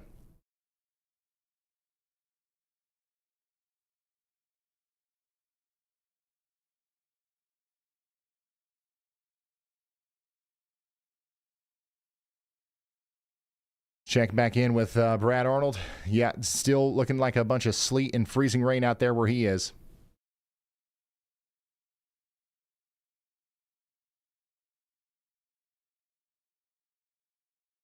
Nice setup. John is locked in. This is a Yalameter out there in Leadwood, Missouri. Thank you for sending this in, Mike James, over there on RyanHallYall.com/submit. Here's what it looks like out there in Troy, Ohio, with 2 inches on the ground. The Yalameter 3.0. Hey, what in the world? Big Sandy, Texas, melting the ice, snow, and sleet into the weather station to keep accurate readings coming. This is plumb wild. 24 degrees in Texas. Would you look at that? Dedication is what that is. Check it out. Melting the ice, snow, and sleet in the weather station to keep up with accurate readings. I just read that. And I love the custom Yolometer over here. This is great. Thank you for sending that in. Here it is, 10% hatched on the NATO cast. Tomorrow, we're not only talking about an ice storm and a snowstorm, we're also talking about the very real chance of tornadoes down here in Alabama, Georgia, and Florida.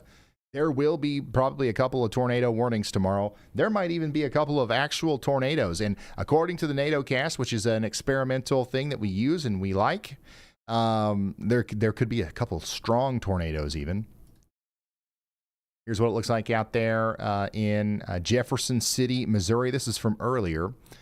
First birthday and the first time playing in snow. How about that? Thank you for sending this in from Columbus, Ohio. Here's what it looks like in Salado, Texas. Mixed precipitation out there. And this is in Christian County, Missouri. Thank you for sending this stuff in, guys, over at RyanHallYall.com. This is north of Indianapolis. This is Somerset. Look at that ice. Warren County, Ohio, and Virginia. Something's wrong with our submission system, so I'm missing a lot of these, but we're trying to figure it out. And if you want to send your stuff in, feel free to do that over there on RyanHallYall.com/submit. This is what it looks like out there in Tom Bean, Texas. Heavy sleet. That's a sleet storm and a half, 0.5 3/4 right there.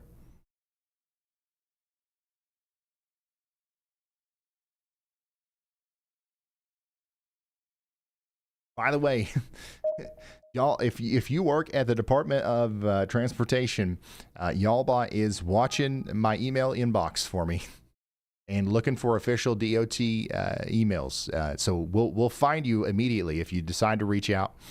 We would love to work something out to where we can have the Texas traffic cameras on our broadcast here. I know I could just pull up the website, but I want to have the radar in there and everything. We've already got it figured out. Like I'm pretty technical. I can write the code. Just make it a little bit easier for us. That's all we're asking. All right, double Yolometers out there in Lebanon, Ohio. You definitely might need it. It's starting to build up to measurable amounts in Beaver Creek, Ohio. Here's what it looks like in Bowling Green, Kentucky. Thank you, David, for sending this in. Maybe an inch in Coldwater. All right. Thank you all for sending that stuff in. We've got 1,300 people sharing their locations currently in the WeatherWise app. Feel free to share your location with us out there if you want to in the WeatherWise app. It's free. It's free. You just download the app. You click on the menu. You go to Y'all mode, and you click Share your location with Ryan, and your little dot will pop up on the map, and that'll help guide me. Where should we be paying attention to right now? Where's everybody watching at? That's the whole point. Bunch of people down here in Texas. The sleet has really woken everybody up down here, and the freezing rain. What's this? Roads reported completely iced over at intersection of RM 1431 and US 281. Oh, here we go. Richie, thank you so much for sending that super chat. He says, I'm craving a table cake. We need a table cake or 3. If you've got at least 3 inches of snow and it's piled up on a table outside, please send us a picture of that. That's what we call a table cake. All right. And it looks delicious. 51. Yeah, go ahead. Right, I wanted to advise you that 1431 and 281 are completely iced over. Intersection of 1431 and 21, just use. Oh, there you go. Completely iced over out there.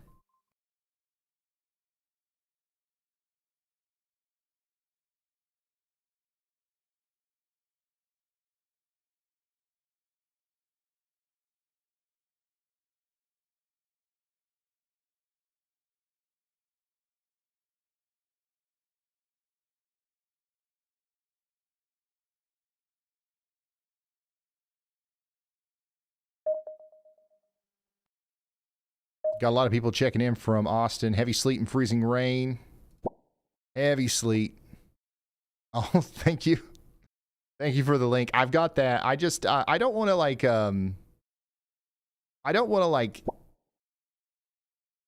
just get the cameras. Well, first of all, it's going to take me like 30 minutes to set it up if I do it myself, if somebody just doesn't give me like an easy way to do it. But also, I would like to have like an official API thing. You know what I'm saying? We got some people over here northwest of Houston checking in. Temperature's not dropping very fast, hoping we don't get what's predicted. It's raining. Ice is only about 30 miles north. The storm is nothing so far. Seems overhyped. What do you guys think? What do you guys think? Do you guys think it's overhyped so far?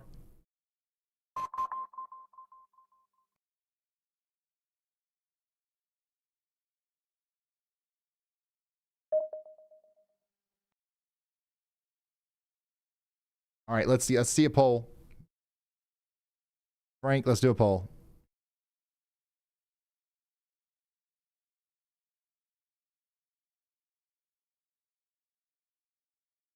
I'm seeing a lot of yeses.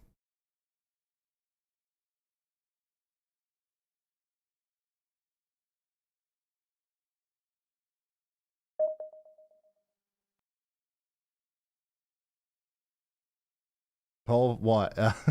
Whether or not this storm was overhyped.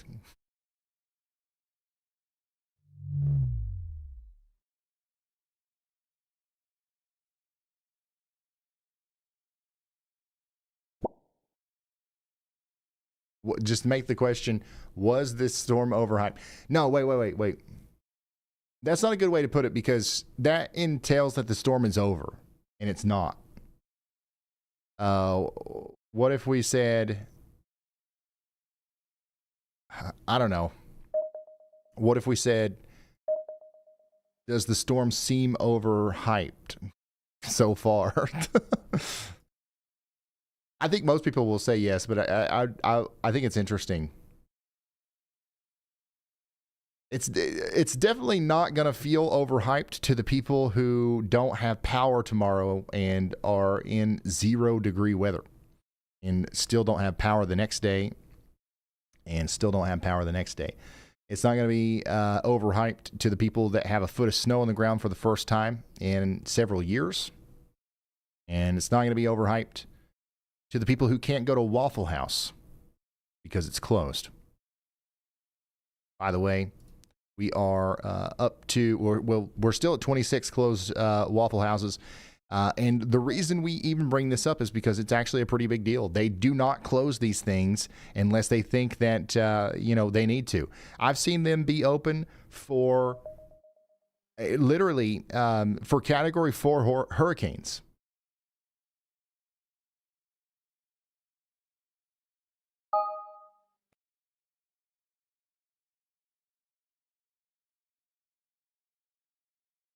Yeah, there's already 100,000 people without power. They're not thinking it's overhyped. That's for sure.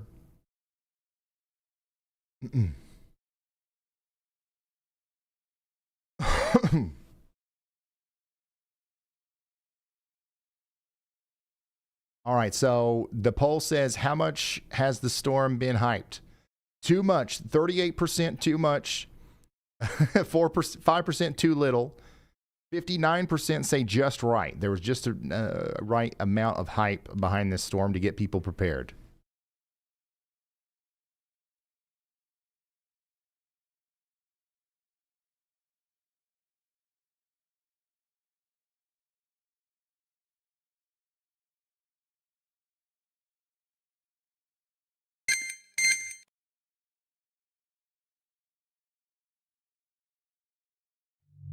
Go down here to Monroe, Louisiana, where we're starting to see more incidents popping up.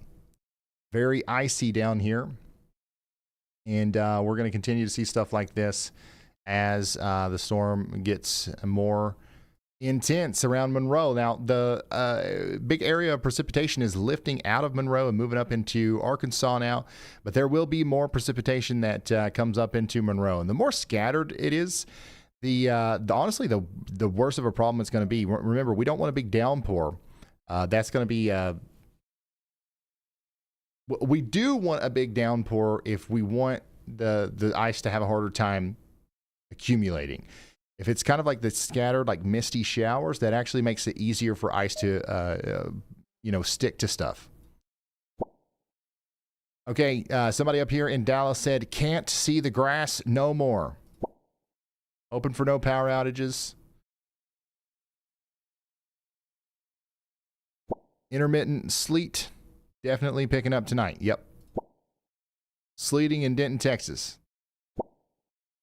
Will the snow melt by Tuesday? Not completely, because, I mean, it's going to get really cold afterwards. I think the roads will probably be okay.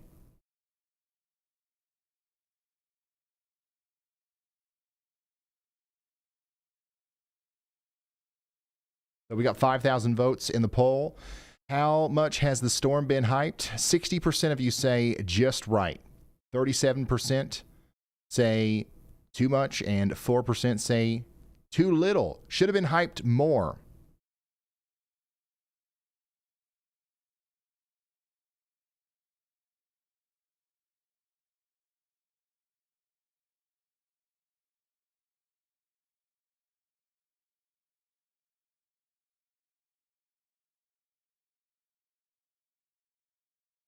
Hey, Ryan, thanks for your coverage. How's upstate South Carolina looking? The forecast has been pushed out multiple times. What do we expect tomorrow? In upstate South Carolina, if you are north and west of Columbia, I would be concerned about the ice. Okay? If you're in Columbia, Augusta, or Florence, point south and east, there's going to be some icing that happens. There's going to be some impacts from freezing rain and sleet, but the worst of the ice storm is going to be happening up here. So if you're in Greenwood to Greenville, all the way over to Rock Hill, that's where we actually might have Waffle House closing type weather. Okay, so it all starts tonight. In fact, it's already starting in a lot of these places, the freezing rain, and it's just going to keep on going until the middle of the day tomorrow.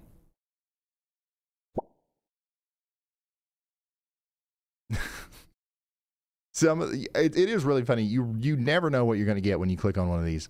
Love the beard, my man. What kind of snacks do you eat in a power outage? Personally, I like to go for a good old-fashioned granola bar in a power outage. It just feels right. Sometimes I'll even go for like one of them Nutri-Grain bars in a power outage. It's way better than beef jerky or something like that, for me anyways, whenever we're without electricity. Elijah's calling. Let's go. Hey, Ryan, I have a quick news thing. So 1/4 of all of the National Park Service units in the United States is actually currently shut down due to the weather. That is just how large this is, that 1/4 of all of the national park units are shut down. Okay, thank you very much, Elijah. Big, giant storm taking out a lot of different things. There's a lot more schools that are going to be closed on Monday than usual. There's a lot more, people that are not going to have to go to work and stuff like that. And it's not necessarily because of the intensity of the storm. It's because it's just generally the size. This thing is huge, son. Plumb huge. It's windy, and we have a mixed precipitation in Cartersville. What are the refreeze chances for us on Monday a.m.? Will the wind dry us up? I think that there's a good chance that we actually do see some refreezing in the Atlanta area after the Arctic cold front goes through. It won't be as significant as the initial icing, but it will make roads slick again.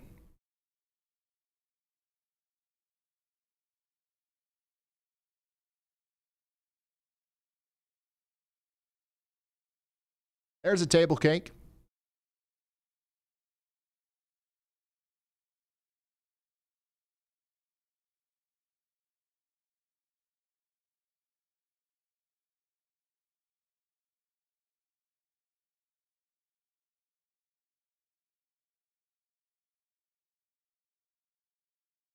There's a table cake.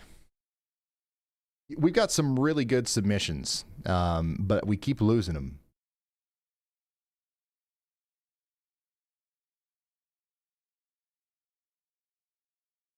we're working on trying to get them back. You guys have sent some great pictures and stuff, but for whatever reason, our submission system is not working correctly. This is about 3 hours into very light freezing rain out there in Mecklenburg County, North Carolina. Look at that ice on those vehicles, y'all.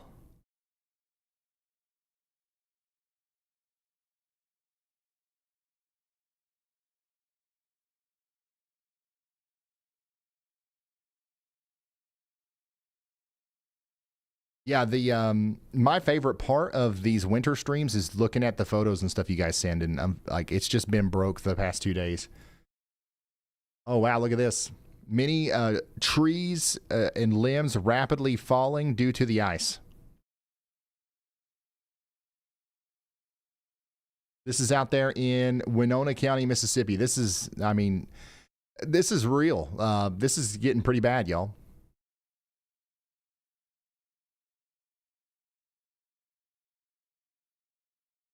Fireman 6023 says your forecast has been spot on here in central Indiana. Thank you so much for the kind words. I'm glad we could be helpful. I don't speak too soon, but I think we did a good job covering this. There was a lot of hype around this, and obviously everybody in the industry is going to learn something from this. But at the end of the day, I think the hype was deserved. Look at this. By tomorrow morning, it's possible that several 100,000 people are going to be without power. We're going to have a foot of snow in a lot of major cities. I mean, what do you want us to do? You want us to just not talk about it? You know what I mean? But yeah, thank you for sending this in, Kobe. Things are getting serious out there with our ice storm already in Mississippi, as expected. Raleigh in North Carolina, roads are completely iced over out there. Thank you so much for sending this in from Waynesboro. Here's a Yolometer out there in Salem, Missouri. We got about 3 inches out there. And then this was from earlier today in Dallas, Texas, 1 inch snow. There's a table cake in Overland Park, Kansas. That is a table cake. I think the perfect table cake is when you got about 8 inches. But that one was pretty good. Thanks for sending this in. And 2 tree limbs have fallen over here in Fort Worth, Texas with the ice. So yeah, we are having a real ice storm over here.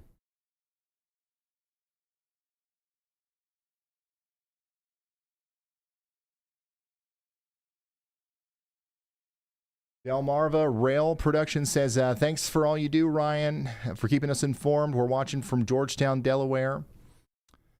Thank you for tuning in. We're going to do another update over there in the Maryland, Delaware area here soon. And we'll be here tomorrow covering this for y'all as well as the storm comes in.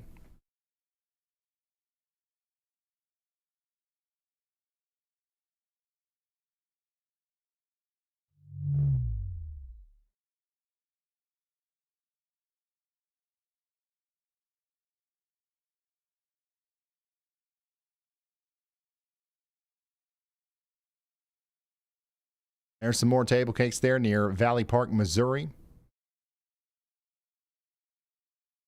Starting to get some sleet now in Spring Hill, Tennessee. Underwhelmed with the snow so far in Hardin County, Ohio. You got more coming. Here comes Andy.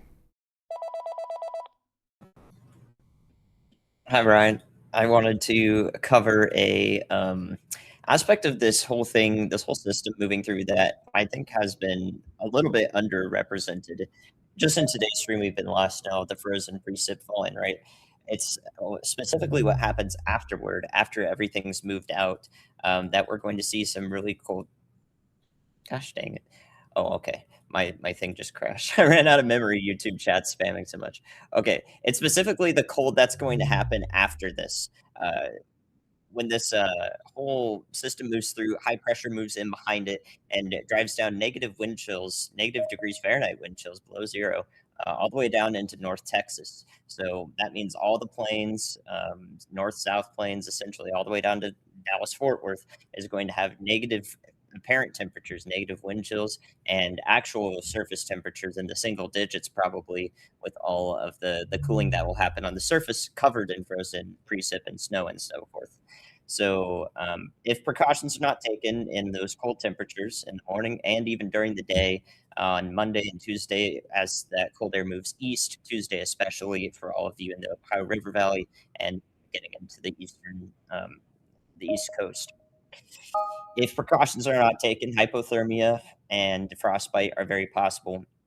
So please be, vigilant about that. Essentially, that can be just as insidious a killer as the actual precipitation and the impacts of that itself. So that'll last for a long time. It's the dead of winter, and it's going to happen right after a major snowstorm. So please be mindful and take precautions as necessary. Thank you, Andy. We'll come back to you in a minute. I got to go get myself something to drink. So I'll be right back. Oh, wait, hold on. We got a bunch of the, oh, wait, these are all new, ain't they? Hold on. I'm going to go through some of these. 4-inch table cake. Thank you for sending that in. It's too cold. This is out there in Tulsa, Oklahoma. Thanks for sending that in, Leslie. Look at the ice on the power lines and the trees. This is the best photo we've gotten all day of this. This is out there in Kingsport, Tennessee right now. This is in Kingsport, Tennessee. Oh boy. That's coming for me. What you're getting in Kingsport, Tennessee right now is what's coming up to Pikeville. So yeah, that's actually a significant amount of ice. You can see how it's weighing down on the power lines there. Power outages, if you ever see this, power outages are likely imminent. And there's more rain to come. Oh boy. Thank you for sending this in, Cole. All right.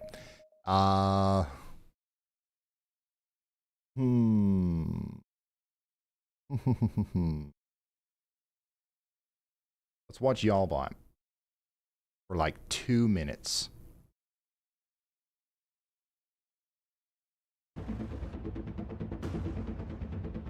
Welcome to the Extra Supporter Squad, Casey Mon. I will be right back. Jumping in right as we watch this ice threat expand. I'm just going to go stretch my legs a little bit. Snow hammers the Ohio Valley. Get something to drink. Chaotic night on the radio. I'll be right back. So I really appreciate you supporting the stream while we break it all down.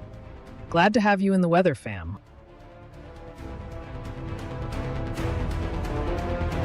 All right, y'all. I see those y'all cast requests piling up. As soon as things calm down, we'll get to them. Promise. Circling back to Indiana and Kentucky, where that winter storm warning continues for 1 day, 7 hours, and 50 minutes. Expect up to 15 inches of snow north and 3/4 of an inch of ice south, making travel impossible. Stay off the roads and stay safe.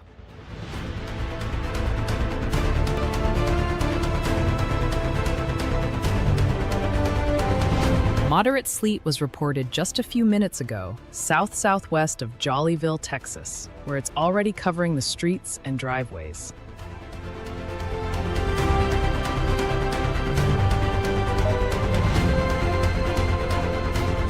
Big shout out to Add a Cryptic Flower for the support.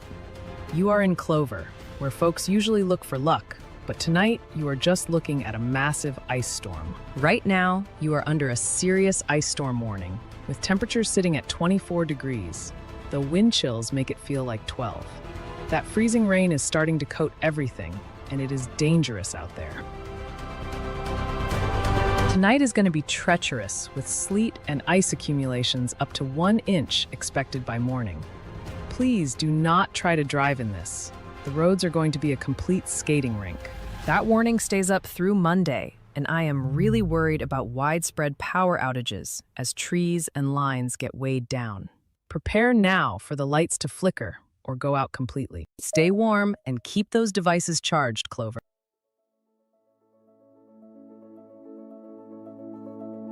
Thanks for the love, Crisp11. Maryland is in a bit of a waiting game right now because the air near the ground is super dry, eating up a lot of that precipitation before it hits you. Once the atmosphere finally saturates later tonight, look out for a messy mix of sleet and freezing rain, especially south of DC, while snow tries to take over further north. It is going to get slick fast, so stay safe out there.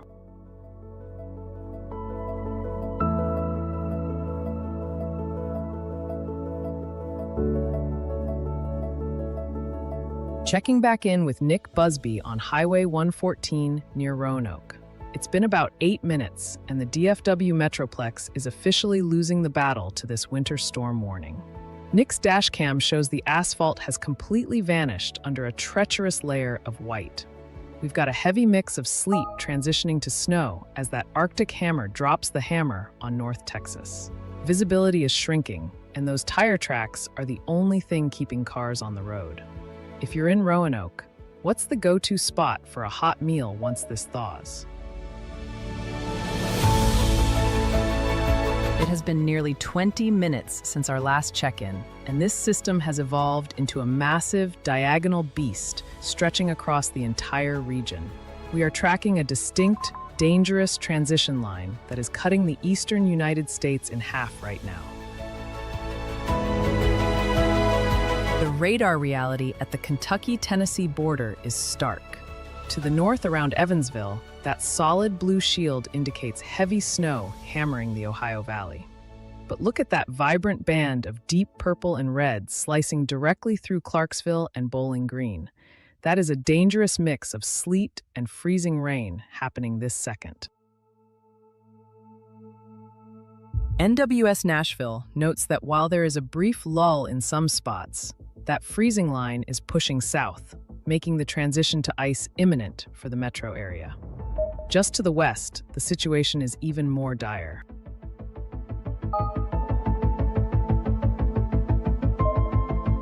We are now looking at the ice storm warning for the Memphis area, where forecasters are warning of crippling ice accumulations continuing through Sunday. This complex dual hazard is affecting millions tonight, so please stay where you are and let this system pass.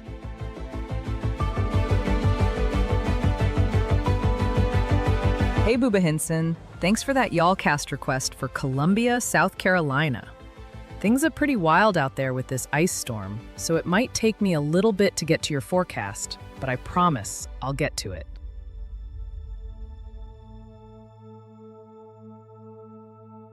Hey Meepy Heepy, thanks for that YALLcast request for Greenwich, Connecticut. Things are pretty wild out there with this continental-scale winter storm, so it might take me a little bit to get to your forecast, but I promise I'll get to it.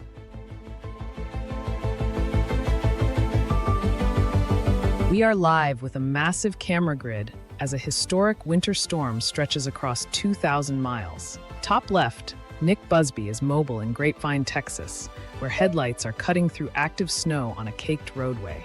To the right, in El Dorado, Arkansas, significant accumulation has buried the landscape under an ice storm warning. Moving to Monroe, Louisiana, it's a different story with wet, reflective pavement and heavy rain. In the center, Roanoke, Virginia is getting hammered. The rail yards are completely blanketed in deep white. Down in Alexandria, fog is the main concern along with damp, hazy conditions. Meanwhile, it remains quiet but freezing in New Braunfels and San Antonio. This system is delivering everything from catastrophic ice to heavy snow. If you're in the path of these purple and blue radar bands, stay off the roads tonight.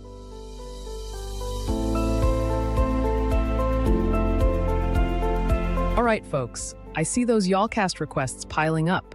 As soon as things calm down a smidge, I'll hit them.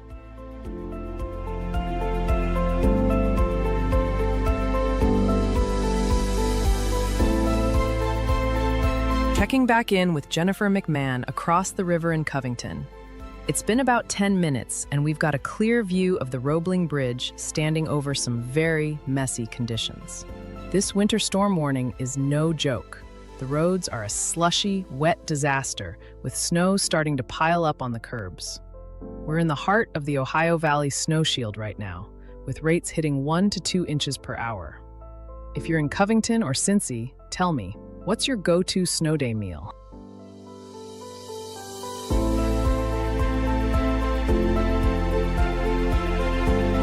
A few minutes ago, freezing rain caused an accident on Highway 290 near Henley, Texas, where roads are quickly becoming impassable.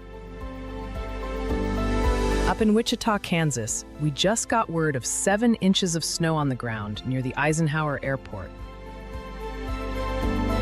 We're all Okay, thank you, YALLBot. YALLBot's great, man.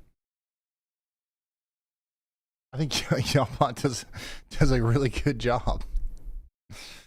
Oh my gosh. Okay. Let's get back into this. Let's go. I just want to check in on Brad Arnold just because last time we talked to him, it was freezing rain. It looks like it still is where he is. He's down there in Munfordville, Kentucky. Sorry. Let's go up here to Louisville. How are we doing in Louisville?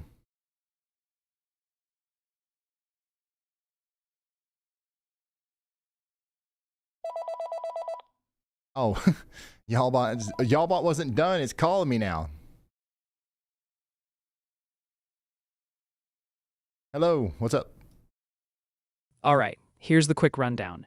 In Hayes County, Texas, Henley area, we've got a big one.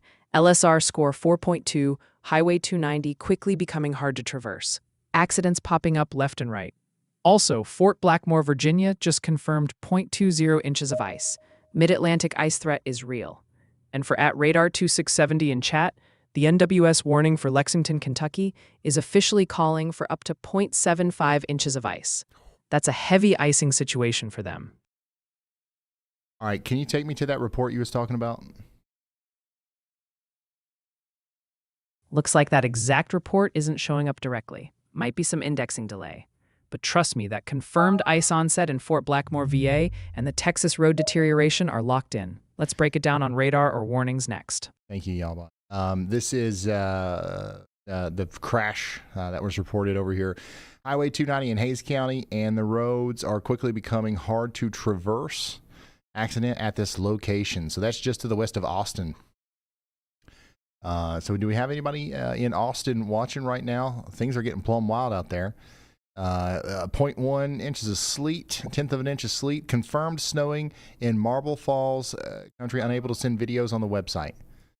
Yeah, our website is plumb broke. Yesterday we had, 70 or 80,000 people watching, whatever it was, and we told people to send pictures, and ever since then it's been broke. So we're going to fix it. We're going to get there.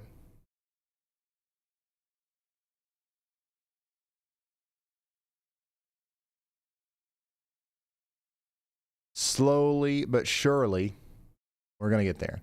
Speaking of submissions, some of them are coming through, and this is one of them. Ah, look at that. This is an ice storm, folks. This is what it looks like out there in Cleveland, Mississippi.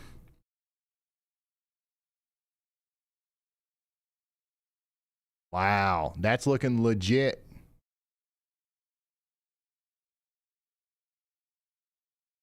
That's looking legit.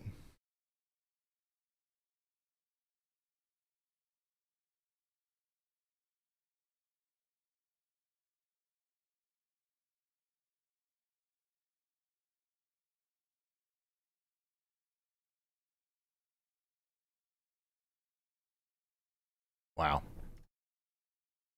We got another table cake over here, about 6 inches in New York. That's over there in town of Webster.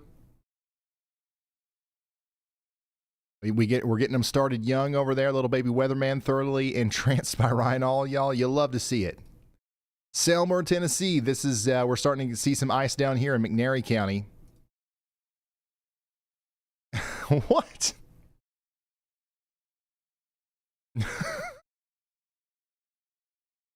What? That's AI. That's got to be AI. No, I'm just joking. Sleet bank on my back patio. Drumstick to scale. No Yolometer available. Hey, next best thing, obviously, is a drumstick. Thanks for that. Sleet is piling up pretty high there. Here's what it looks like out there in Harrison County, Texas.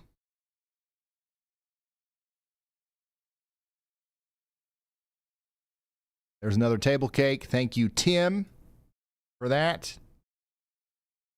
It's snowing pretty good in Tippecanoe County, Indiana.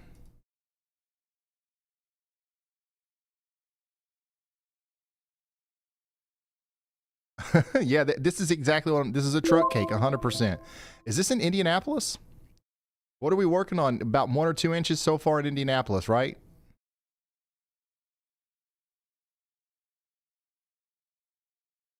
Hey, thank you guys for sending stuff in over there on ryanhallyall.com/submit.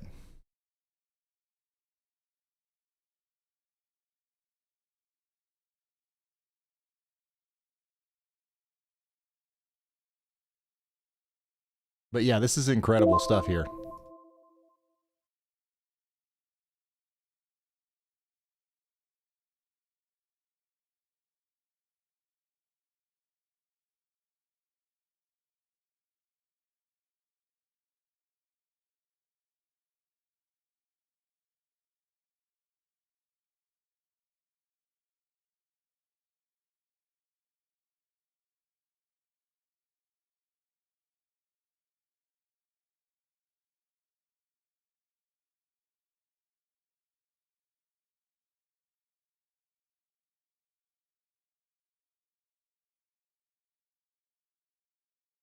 All right, I'm going to go out of this.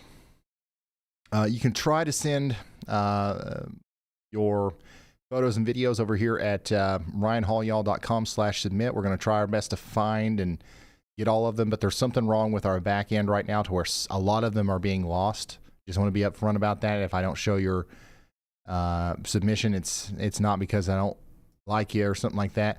We got Chandra, our own Chandra here from the y'all team is trying to send a photo, but it didn't work. All kinds of bugs back here. Hey, Grace, thanks for sending this in from Grandview, Missouri. This is coming from Elizabethtown, Kentucky. It's sleet and rain. Roads are hard to navigate. I'd say so. All right, keep them coming. RyanHaulyall.com/submit.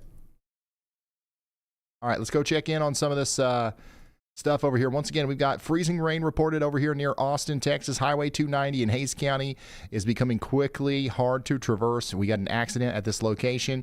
We did get a 7-inch snow report in Wichita, Kansas. How about that? 0.2 inches of ice accretion in Blackmore, Virginia. This is getting close to home. Neighbors in Pikeville, Kentucky. Get ready. In surrounding areas.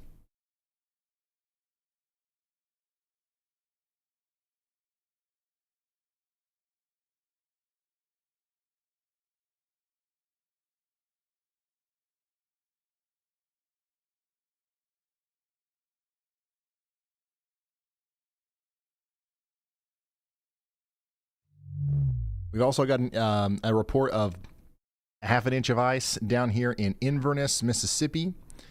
Ice report over here in Orla, Texas. 3 accidents reported on U.S. Highway 285 due to black ice. And now meteorologist Andy Hill is calling. Hey, Ryan. I wanted to point your attention to the Austin, Texas area where it looks like a pretty hefty cell just went through, primarily dropping ice pellets or so sleet. Those two are the same thing. So it looks like that just went through the Austin area, now is on the east side of it. We'll go up towards Pflugerville and Manor, maybe close to Hutto. So I think that those areas should be ready for some rather heavy frozen precipitation. And we'll see just what showed up on the airport there in terms of the surface observation station. So pretty interesting thing impacting now that, oh, good grief. That is I-35, right? I'm about to lose it if it's not. Okay. That corridor down there all the way to San Antonio. All right, thank you very much, Andy. It's getting plumb wild down here. If we got anybody watching, feel free to send us a report, video over there on the ryanhaulyall.com/submit. A lot of them are coming through now. A good way to do it is also through Twitter. My handle over there is @RyanHaulyall. We got sleet and freezing rain going on all around Austin. Can you update when the Harrisburg, Hershey, Pennsylvania area will start? Thank you for everything you and the Y'all Squad do. Yeah, let's do that real quick. Let's switch over to the model HRRR. Woo! It's time for the HRRR. Let's go.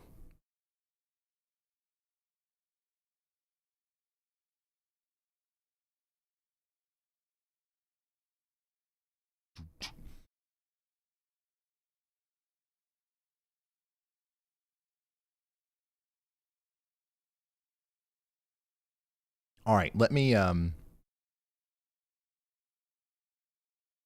right, so we've seen the precipitation actually start a lot earlier than what the HRRR has been saying for a lot of these areas. So this might be a little bit later than when it will actually start in Harrisburg, but I wouldn't be surprised if we had flakes flying in Harrisburg, Pennsylvania by 3 a.m. Could be a little bit earlier than that. It actually becomes somewhat moderate to heavy snow about 7 a.m. tomorrow morning. And then the heaviest snow will likely be during the afternoon tomorrow between 2 p.m. and 5 p.m. And things will kind of calm down a little bit after 10 p.m. tomorrow.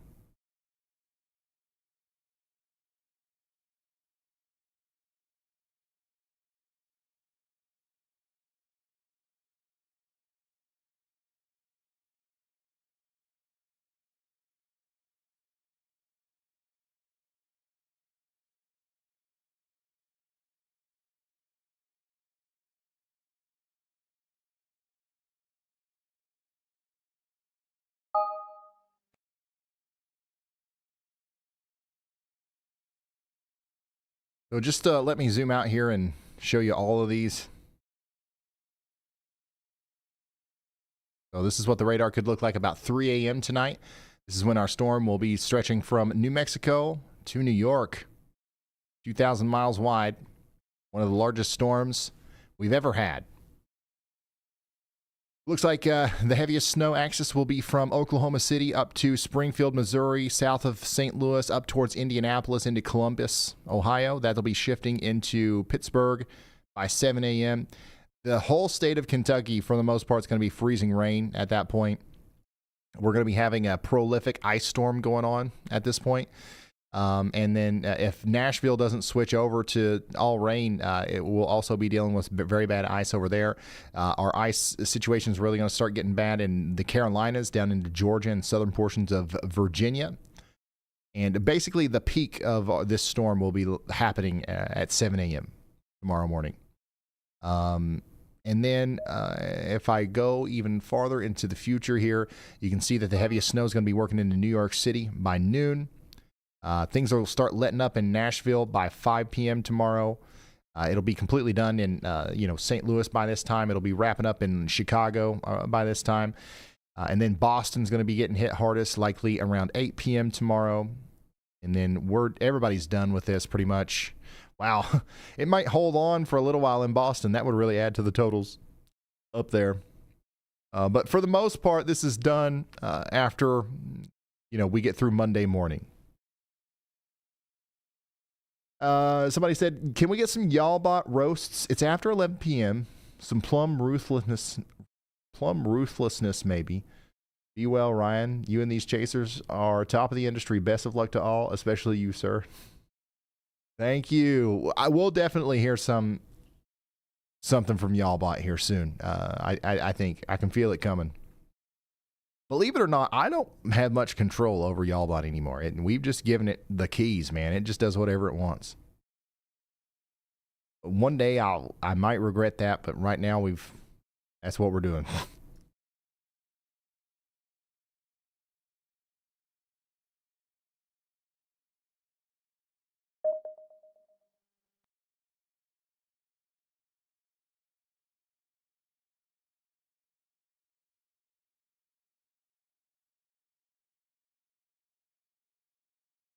Hey, Ryan, me and my family have been watching your streams. Here, let me play this while I read some of this.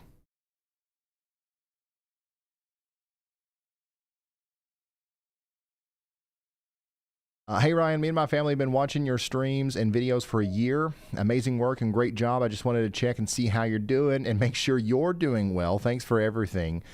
Tristan, that's honestly super nice. Thank you for that. I'm doing great. This has been a great week for me. Like you don't understand, like us weather nerds, we really love whenever there's a big storm to track. All right, so like it's been a lot of work. We've not been sleeping much or anything like that, but like this is what we live for, man. Your local weather dude has been training his whole life for this moment. So yeah, thank you all for tuning in, honestly.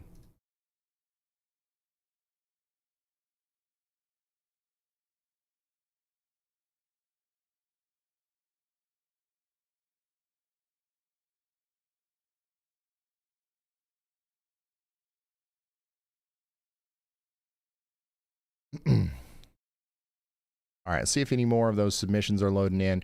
We got somebody in Virginia sending us a Yolometer picture. Already close to 2 inches of snow in Virginia, in Monetta, Virginia. There's a nice table cake out there in St. Peters, Missouri. Thank you, David, for sending that in. More ice. Holy smokes. This is bordering Alabama near Lawrenceburg, Tennessee. And this is out there at the University of Pikeville, Kentucky.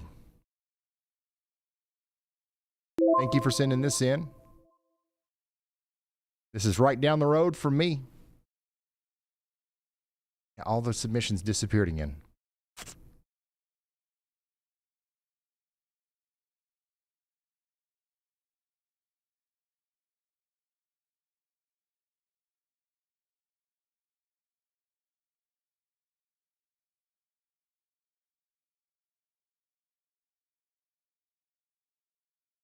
Let's check in on our Waffle House index here. No new closed Waffle Houses from what we can tell. We've still got 26 closed across the country. 7 of those are in Georgia. And the most recent one was up there in Cleveland, Tennessee.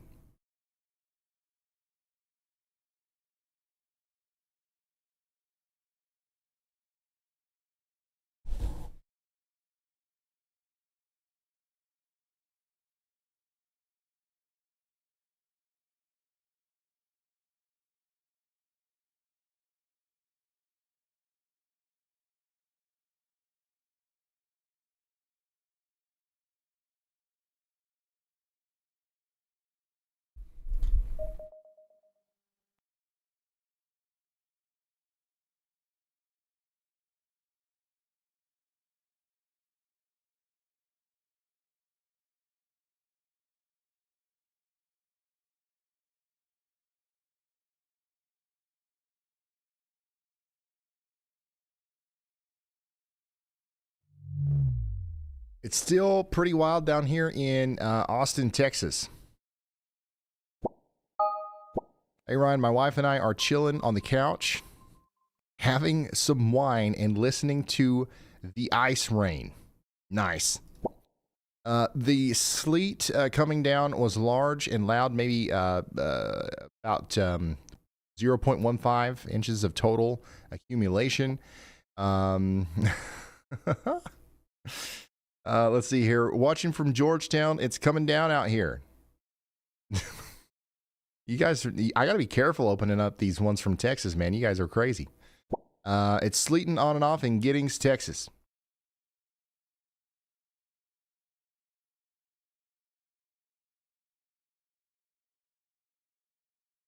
All right, let's check in on Arkansas, Louisiana, and this area where we've got some power outages reports coming in.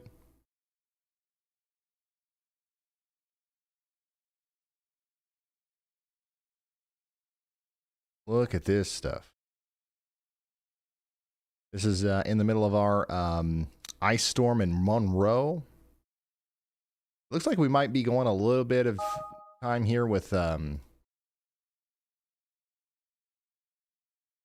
less precipitation, but more precipitation is coming in. Is HRRR in WeatherWise? Yes. Go to models, and it's the first one that loads up. Dude, have you been retyping this over and over again? Every time I come over here to Shreveport, this exact message is here.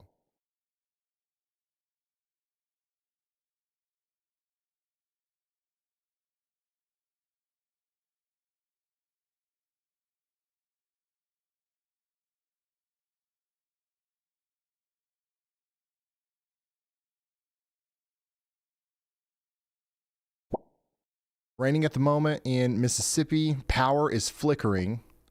People flying down my very icy residential street. Guess they don't watch Ryan Hall. That's no good. Power outages across Tupelo, but it's all wet ground and ice on trees and lines. A lot of these cameras just aren't working. Do we have a power outage in Tupelo right now?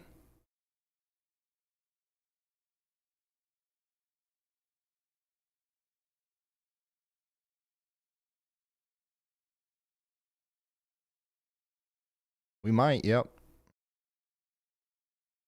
We're up to 13,000 customers without power in Mississippi. A lot of those are coming out of Sharkey County. That's over there where Rolling Fork is. That's the big, that's the town that got hit hard by the tornado.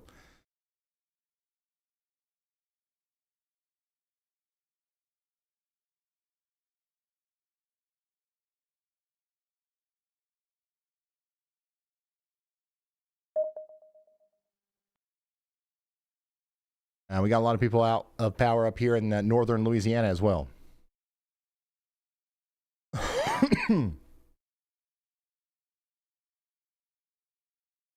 Let's see here. Osicus, thank you very much for the generous super chat. It says this one goes out to the homies working behind the scenes. Assisting Ryan. Mad respect. Also, shout out to the Ryan Hall Y'all Discord.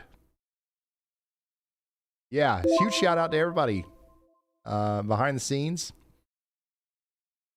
And thank you for that. Ryan, what microphone do you have? This is a Shure SMB7, I think.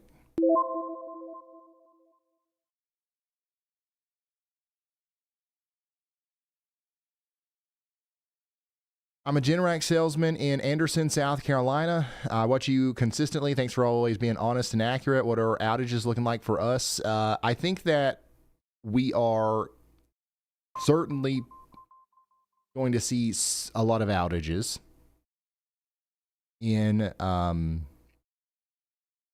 South Carolina, especially around your area.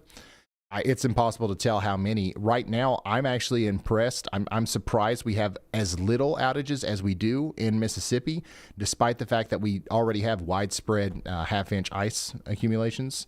So I don't know if that'll be the case in your area, though, because you know over there in your neck of the woods, especially the farther north and west you go, you've got more infrastructure intertwined with vegetation on those hills.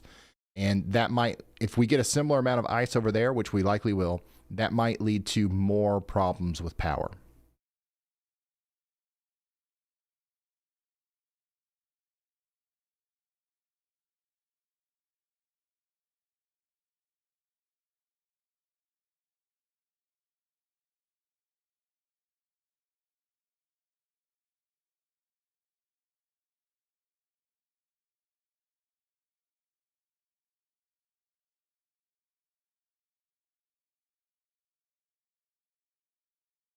Oh, this is a nicer way to do this.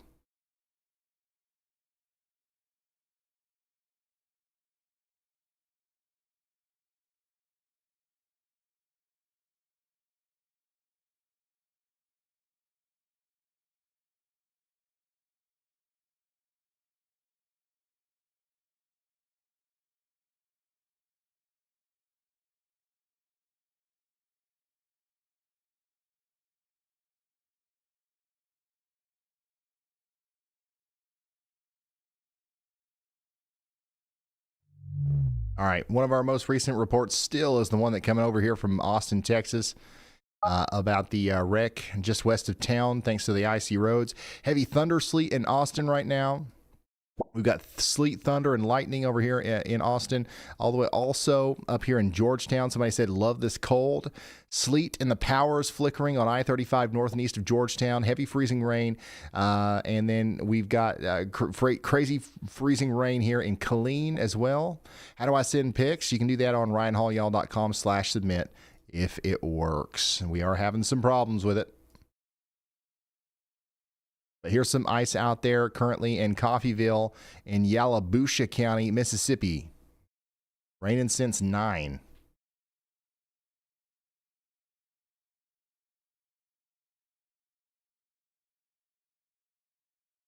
Nice. Grayson worked for hours on Yalbot. He has to use water and snow.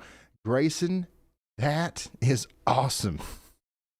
I hope you're still watching. I don't know when this was sent in. Our system's all messed up. But Grayson, I really hope you're watching right now. That's so cool. Oh my gosh, that's too cool.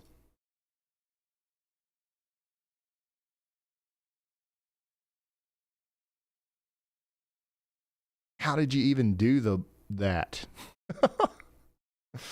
That's awesome, Grayson. Thank you for sending that in. The ice layer on top of the snow in Chapel Hill, and the storm isn't even finished yet. That's crazy. Here's a Yalometer out there in Bartholomew County, Indiana. More ice out there in Oak Ridge.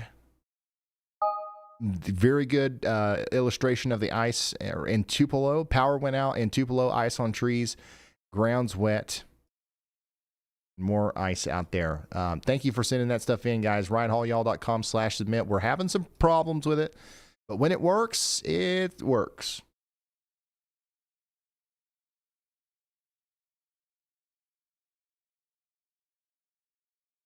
Speaking of Indianapolis, let's go check in on our friends over here from Terre Haute, all the way up to Indianapolis. 2 inches. Somebody says we've got 2 inches over here, 3 inches just down the road.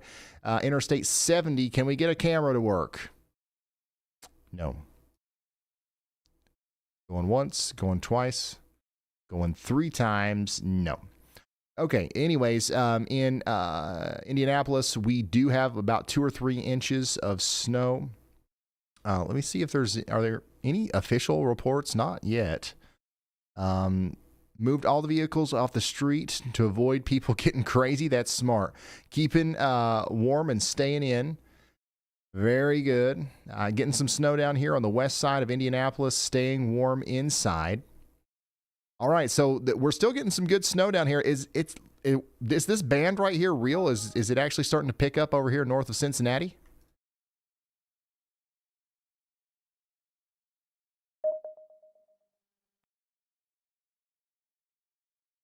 Oh, yeah, it's starting to snow a little bit better out there in Cincinnati, ain't it? We're well on the way to getting close to a foot of snow, maybe more, out here in the Cincinnati area.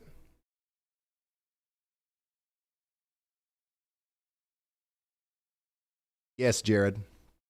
Yes, Jared, please. Social that one.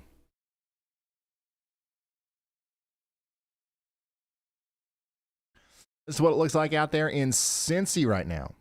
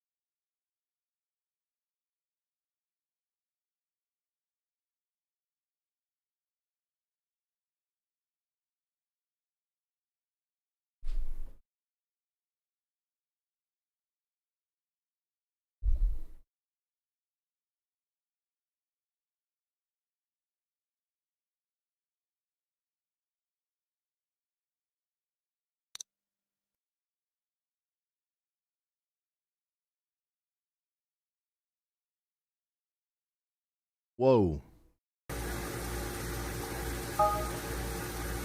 Check it out, Thunder Sleep.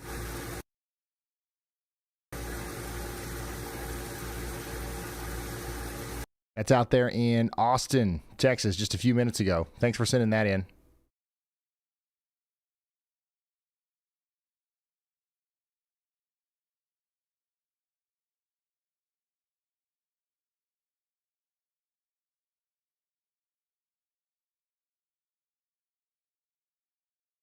This is heavy sleet and some freezing rain mixed in Georgetown, Texas. And then JP says, I'm emotionally attached to the snow and I'm patiently waiting. All right, and the snow is coming down now. Okay, we got to check out the Kings Island cameras. Is this person? Yeah, the snow is coming down now. Good. Told you. I told you. I done told you it's coming.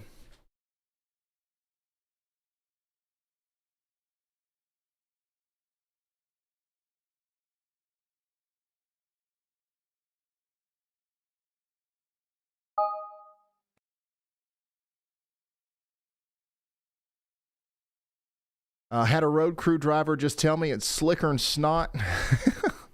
Is it slicker and snot out there in Asheville, North Carolina already?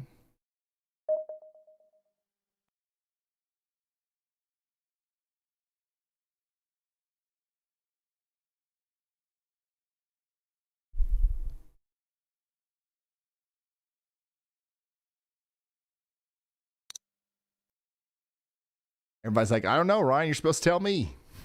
I came here for you to tell me the weather, daggone it. I guess it is slicker and snot out there. We got a report in of freezing rain. What's this user saying? Light freezing drizzle here now. So the radar is hard to go off of over here because of the mountains, but we do have some precipitation coming down for sure. Hoping we don't lose power. I'm hoping you don't lose power too. Heavy glaze of ice on all surfaces and on the road. That's over there near Silva. User up here north of Greenville saying steady snow and rain mix. Nothing sticking yet. North of Greenville just started sleeping at 11:20. So somebody has went to sleep out here and now they're sleep reporting weather. I know. It started sleeting. I know what you mean.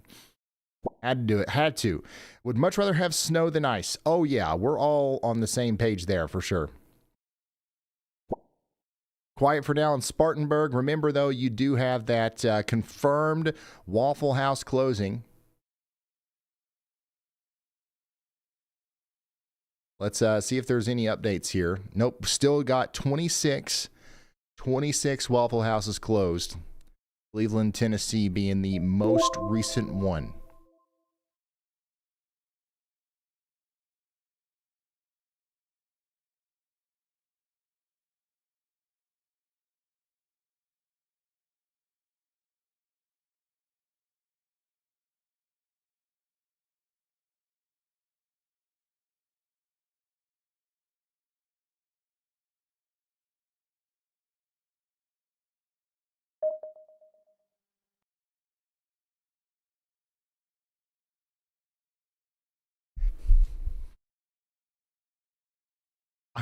I wonder if Y'allbot knows like what the record is for that.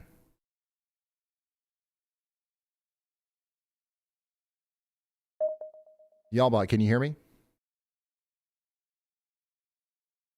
Hello, Y'allbot. Hey, Ryan. How's it going?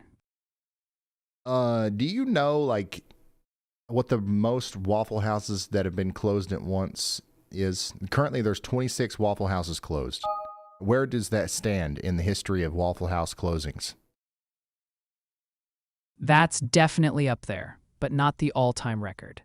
The highest known Waffle House closures came during major hurricanes, like Katrina or Irma, when over 100 locations shut down. So 26 is serious, but not the peak. All right, thank you, Y'allbot. I figured it might know that.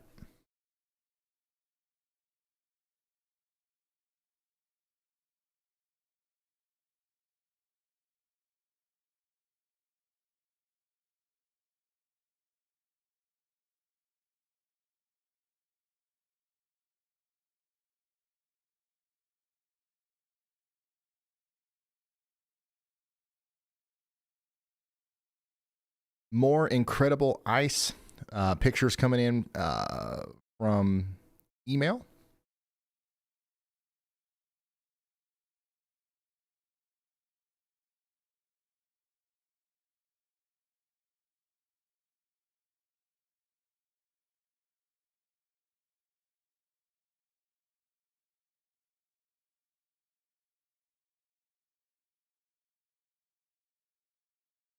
This is out there near Lake Providence, Louisiana. It's starting to get really icy. There's another table cake in Overland Park. Another one. Light. We got North Austin getting some light snow. This is from Hillview, Kentucky. Thank you for sending this in, Aaron. And here's the snow coming down in North Carolina. Thank you, Mark, for sending that in. Mike's got some snow out there in Indiana. Now we've got that freezing rain in Mississippi. Wow. Wow, wow, wow. Thank you, T. Thank you, Dakota. Freezing rain in London, Kentucky now. You can hear it. Only 25 closed for Milton?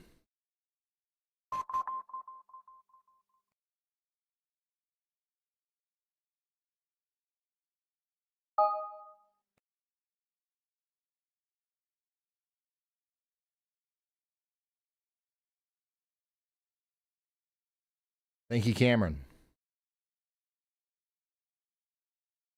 And thank you, T-Oy, for sending this in from Jefferson City, Cole County, Missouri.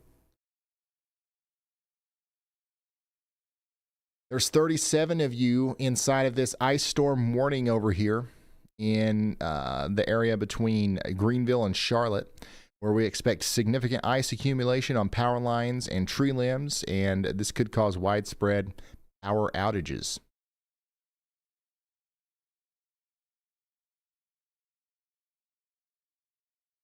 Brad Arnold is diving deep into the freezing rain here around Bowling Green. Checking in before going to bed to see if my power is going to be out in the morning. Any thoughts? The chances of that are not zero. The odds of that are not zero. I think that you could lose power in Bowling Green. Somebody said, thanks, Ryan, for what you do. It's raining ice in Smiths Grove. Bowling Green, the forgotten city. Oh, my gosh. I got to get faster. All right, now let's go down to Franklin, Tennessee. Let's do Nashville, Tennessee next. Let's go ahead and... Quiet in Nashville at the moment, but expecting a freezing rain to increase in the next few hours. I think you're 100% right on that. We've got a closed Waffle House down here. Confirmed closed Waffle House in Fairview, Tennessee, by the way. Let's see here. Let's look at this HazCam. You can't really tell anything from this. The precipitation has let up right in this area, thankfully. I don't know. I don't think it's going to last very long. You see all this? This is the big blob of rain that's caused all of our problems pretty much in Mississippi, and that's coming for you. That's coming up towards middle Tennessee, southern Kentucky here next. Is Holly Springs done with this ice? Oh, absolutely not. No. Hey, I've got a 1-year-old and a cat outside. Should I go look for my cat?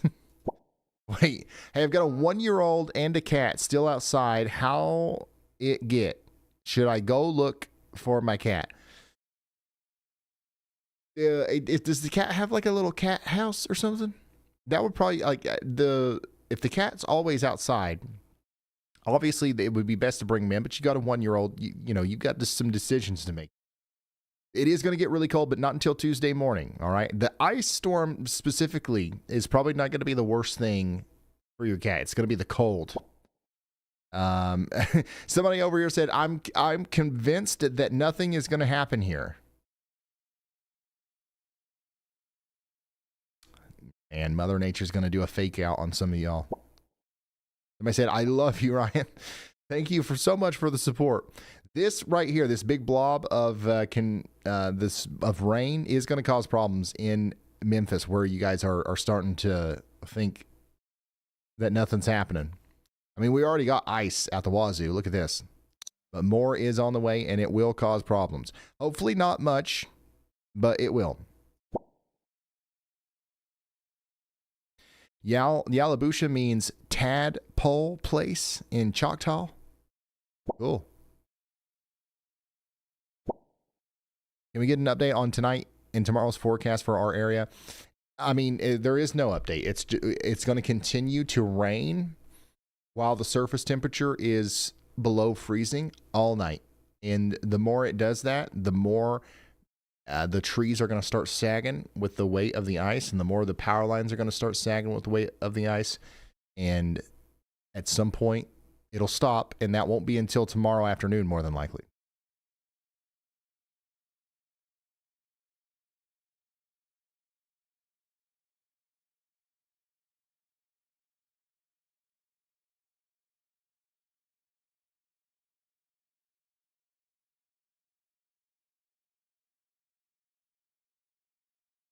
A lot of people are asking me to go up there to St. Louis. Hey, Ryan, I got my Yolometer. It's about 4.5 inches of snow. How much more?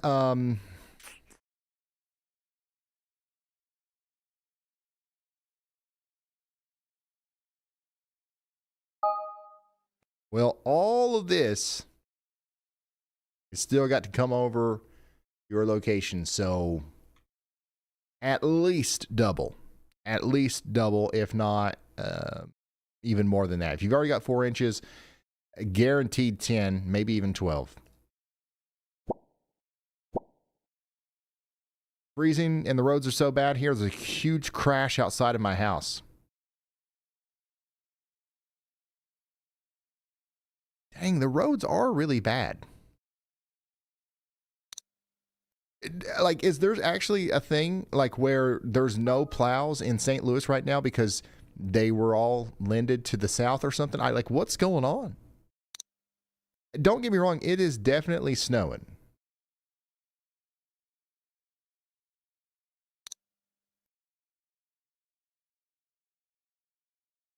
But it ain't snowing that hard.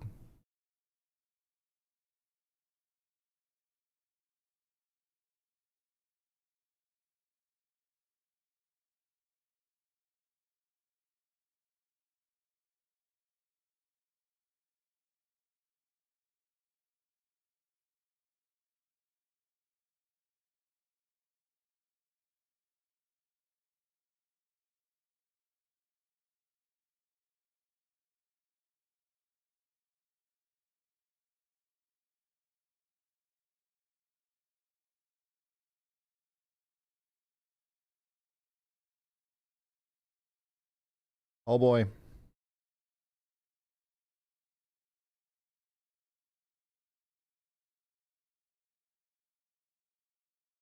We've got another exclusive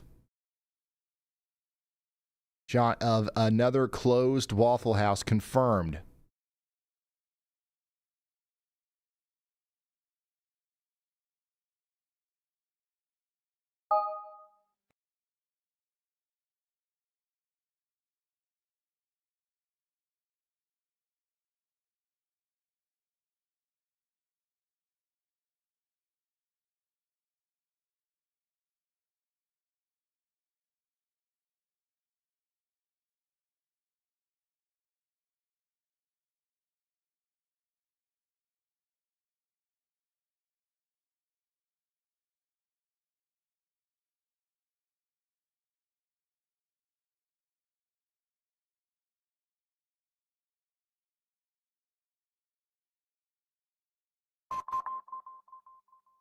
Sorry, I'm reading something. Give me just a moment.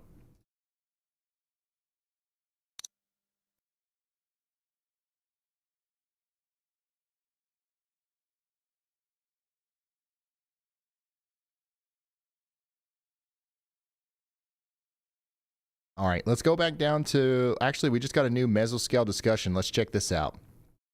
Brand new mesoscale discussion just now coming out from the Storm Prediction Center. There's 166 of you guys checking in on WeatherWise inside of this right now.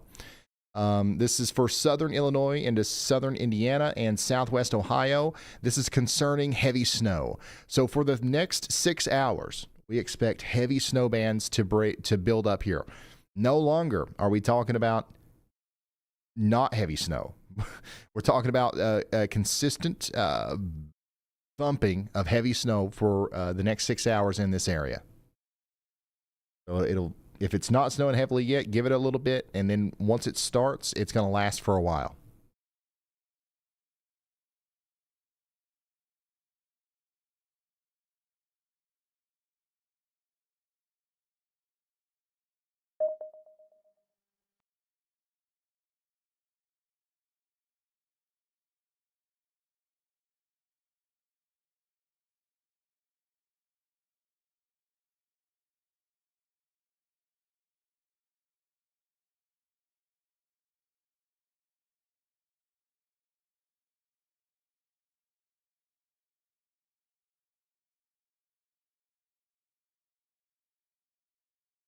All right, let's check it back in on Brad Arnold, who's in the freezing rain down here near Bowling Green. Plum Wild. I wanted 2 foot of snow. Me too, Bowling Green. Me too. You know who's going to get it? You know who's probably going to get it? Somebody between Louisville and Indianapolis, and or maybe Boston.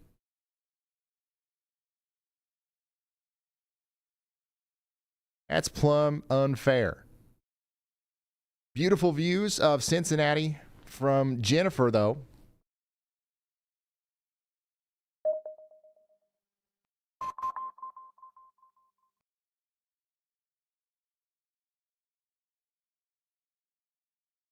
That's my dot. Somebody in chat said, that's my dot.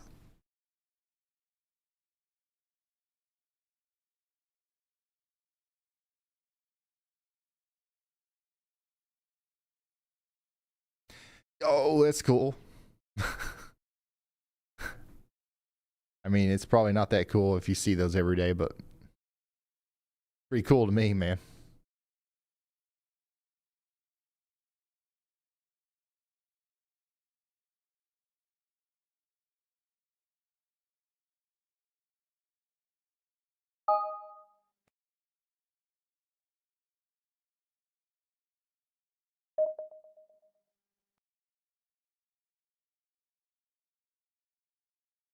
Yeah, moisture is starting to fill in back there to the south and west of Nashville, around Memphis. So if you are looking for that, it's coming.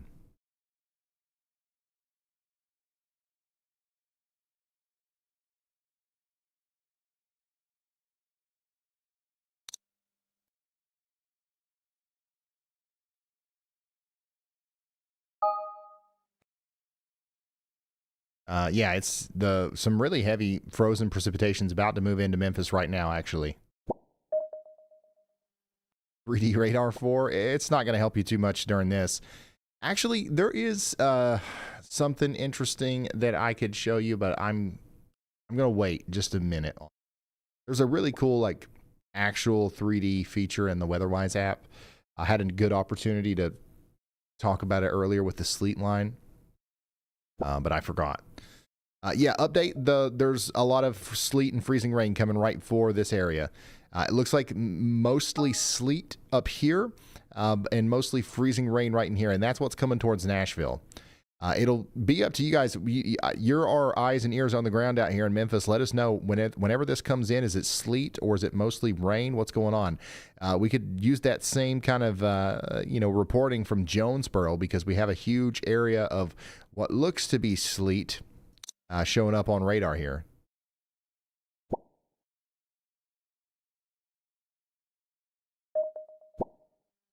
What about Little Rock? Yeah, the radar is filling in over Little Rock as well. We're getting some heavy sleet coming back into Little Rock, and that's going to be the story for the rest of the night. You're not in the clear yet. No, nobody in Arkansas is in the clear. You're not even in the clear in Texarkana. We got hit pretty hard last night in Texarkana, but we had a big break for a lot of today, but it's going to get a lot worse as this freezing rain starts coming in. Heavy sleet in Holly Springs or Hot Springs. Yesterday, the bread was gone, and now the Waffle House is gone. Exactly.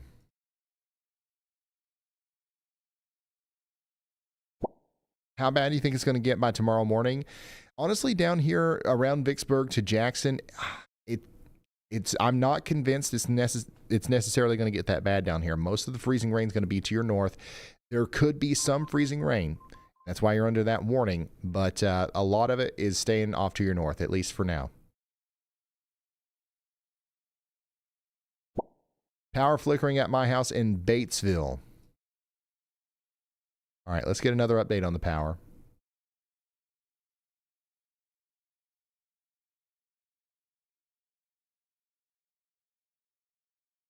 Got 168,000 people without power right now. Not a whole lot's changed here, but it's right in this corridor. That's where we're having the biggest problems with ice so far.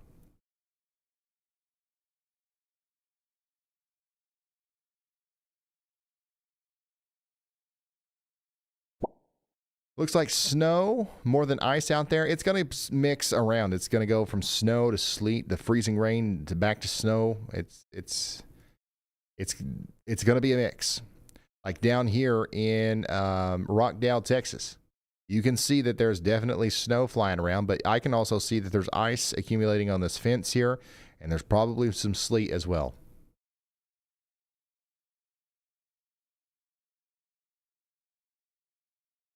The Killeen, Texas camera is completely frozen over.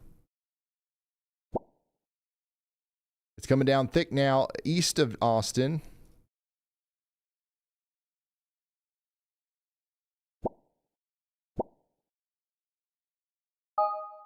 Chip and Joe say it's sleeting here.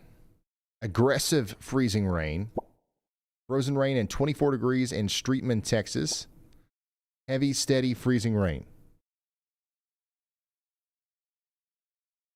So that's all coming up into the Dallas area. How are we doing in Dallas?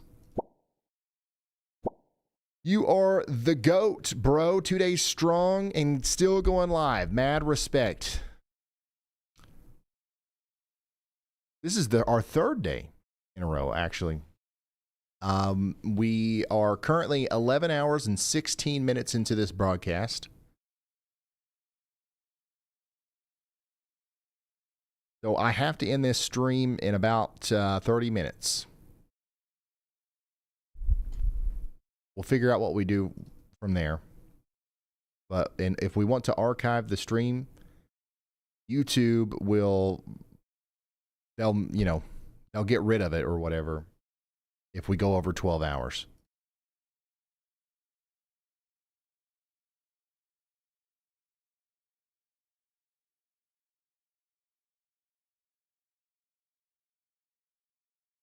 Yeah, tomorrow we have a tornado risk. Tomorrow we're going to have the ice storm, the heavy snow, and a legit tornado risk.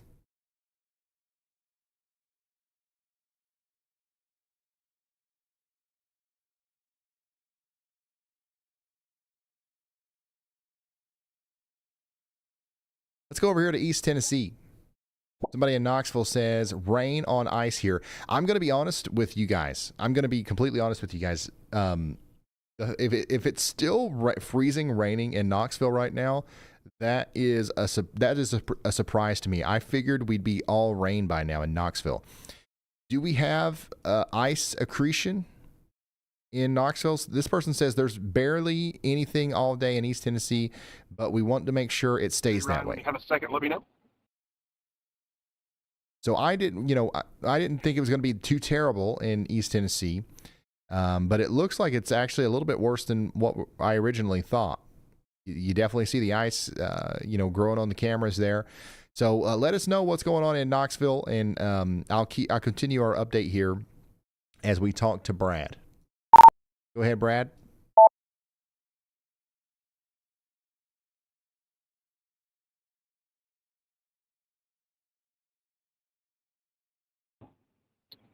Hey, I'm making my way slowly to the south. Obviously, cannot be going too fast. You can see by the stream that our roads are completely covered in a mix of snow and sleet.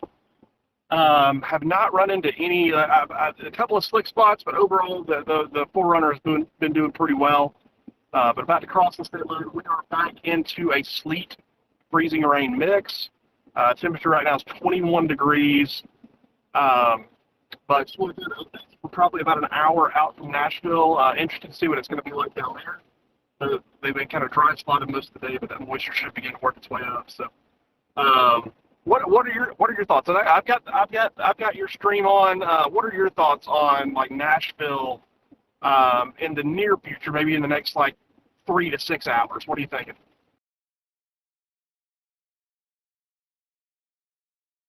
Hold on, let me pull up the map real quick.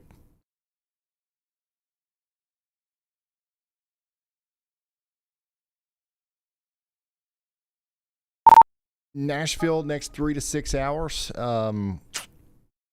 It depends on how long it takes for that big blob of precipitation to get up there. You know what I'm saying?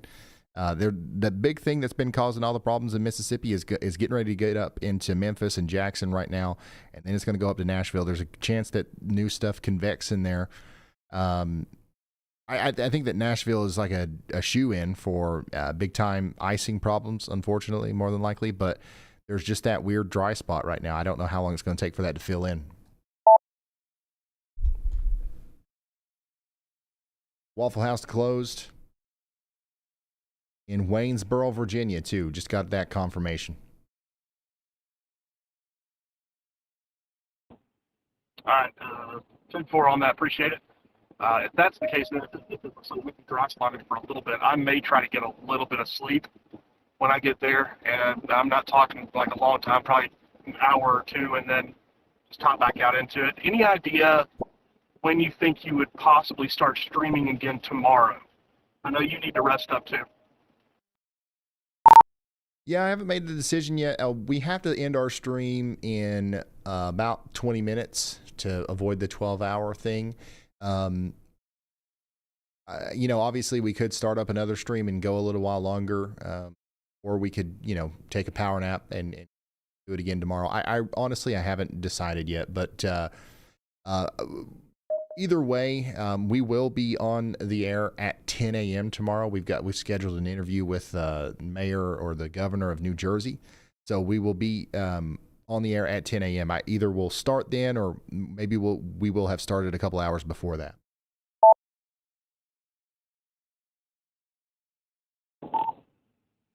Sounds good. Thank you for the update, and try to get some rest at some point. It'll be a long day tomorrow.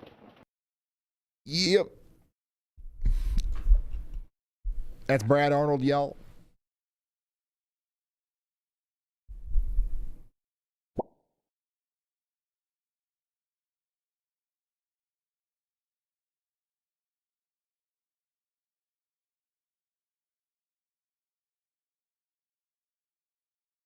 Are we getting some power outages in North Carolina for real? 7 inches of snow. Oh, whoa. 18 inches of snow. Colorado. 4.5 inches in Tulsa. We got another ice report in Victoria, Texas. Another one in Austin, Texas. 5.2 inches of snow up here in Kansas City. And we got 0.2 inches of ice out there in areas south of me. What are my neighbors here saying? Freezing rain. Got freezing rain here, y'all. Are we in the clear, Ryan? No. No, unfortunately, we are not in the clear. This whole mess right here is getting ready to come over and get us some more freezing rain, unfortunately.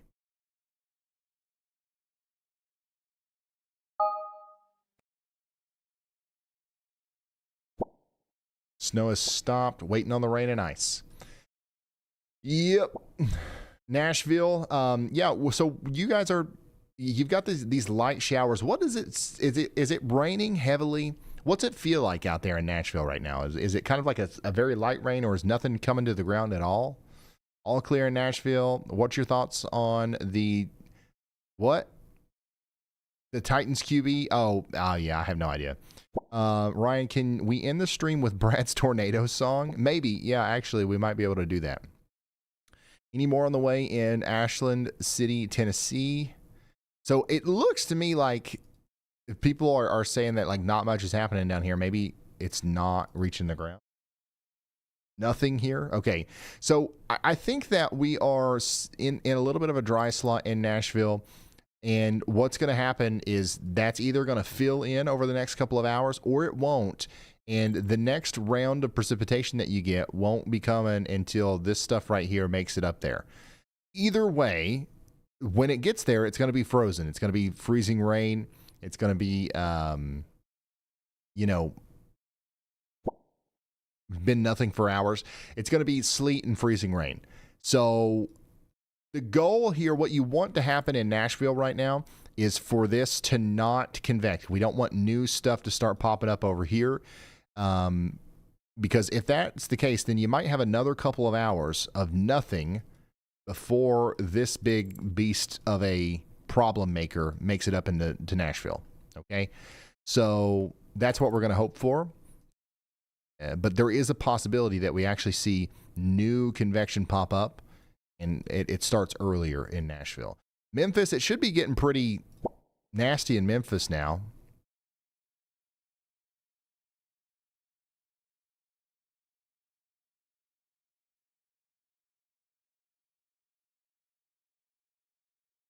Yeah, I mean, the roads are pretty bad out there.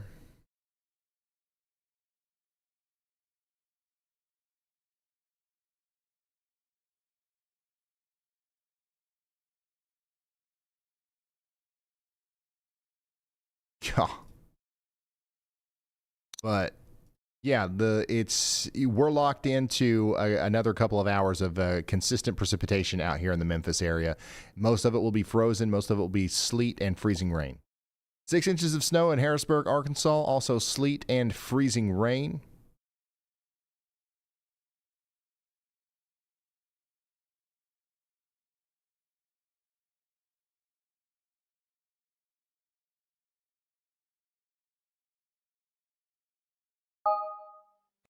Yeah, the radar's really starting to fill in around Arkansas or Little Rock here. It's sleeting pretty hard in Bryant. Sleeting pretty hard in Bryant right now. What's the future look like over here? Yeah, it's just going to be more of the same. We're going to see a bunch of sleet and hopefully not a lot of freezing rain, but we could see some freezing rain as well in Little Rock. It's going to be on and off all night, and it's going to get heavier as time goes on. Will a new mesoscale discussion be issued for the Dallas area? More than likely, I think so. But we do have this one down here for freezing rain that involves 40 of you guys that are checking in right now. Tyler, Texas, it's coming in soon. Slow icing, but not terrible yet. You're going to get a good round here soon. Thankfully, a nothing burger, this guy says, is this wall of something burgers races towards him. I think you'll be all right, but yeah, it's definitely about to get a lot nastier out there. North of Houston, it's all right now, but there is some rain coming your way, and it will be frozen once it gets there. I think the closer you get to downtown Houston, the less we're worried about freezing rain. It's more just rain, but temperatures may drop below freezing at the surface, and that's when we're more concerned about the freezing rain.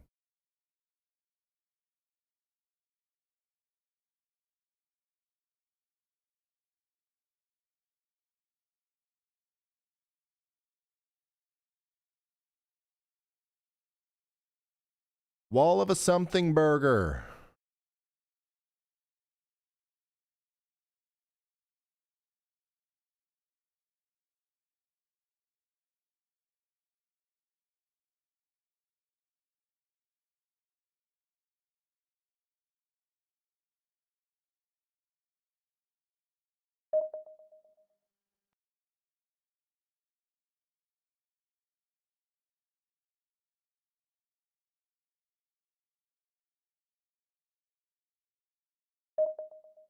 All right, I want to check in on Jennifer again. What's going on up here in Cincinnati?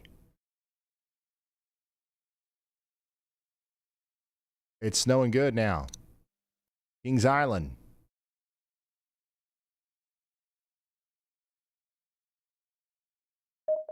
Coming down good, I believe, in Kings Island. Oh yeah, we're stacking flakes.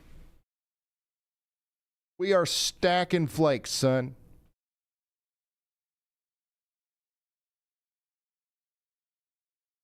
Oh.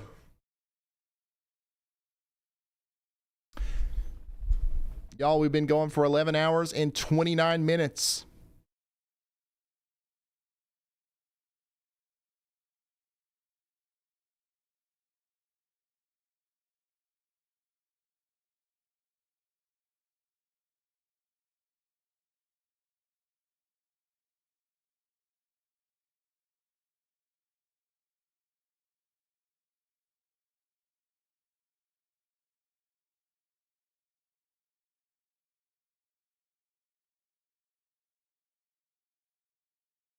Yeah, I'm going to take a quick break. I might take a power nap, y'all.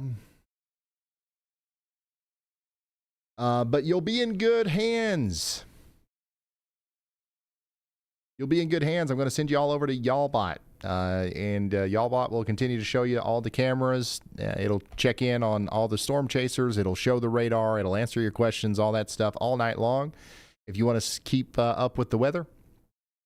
So that's what we're going to do right now. Shout out to Hungry Darkness again for sending 20 additional gifted memberships. Wow. Thank you, Hungry Darkness.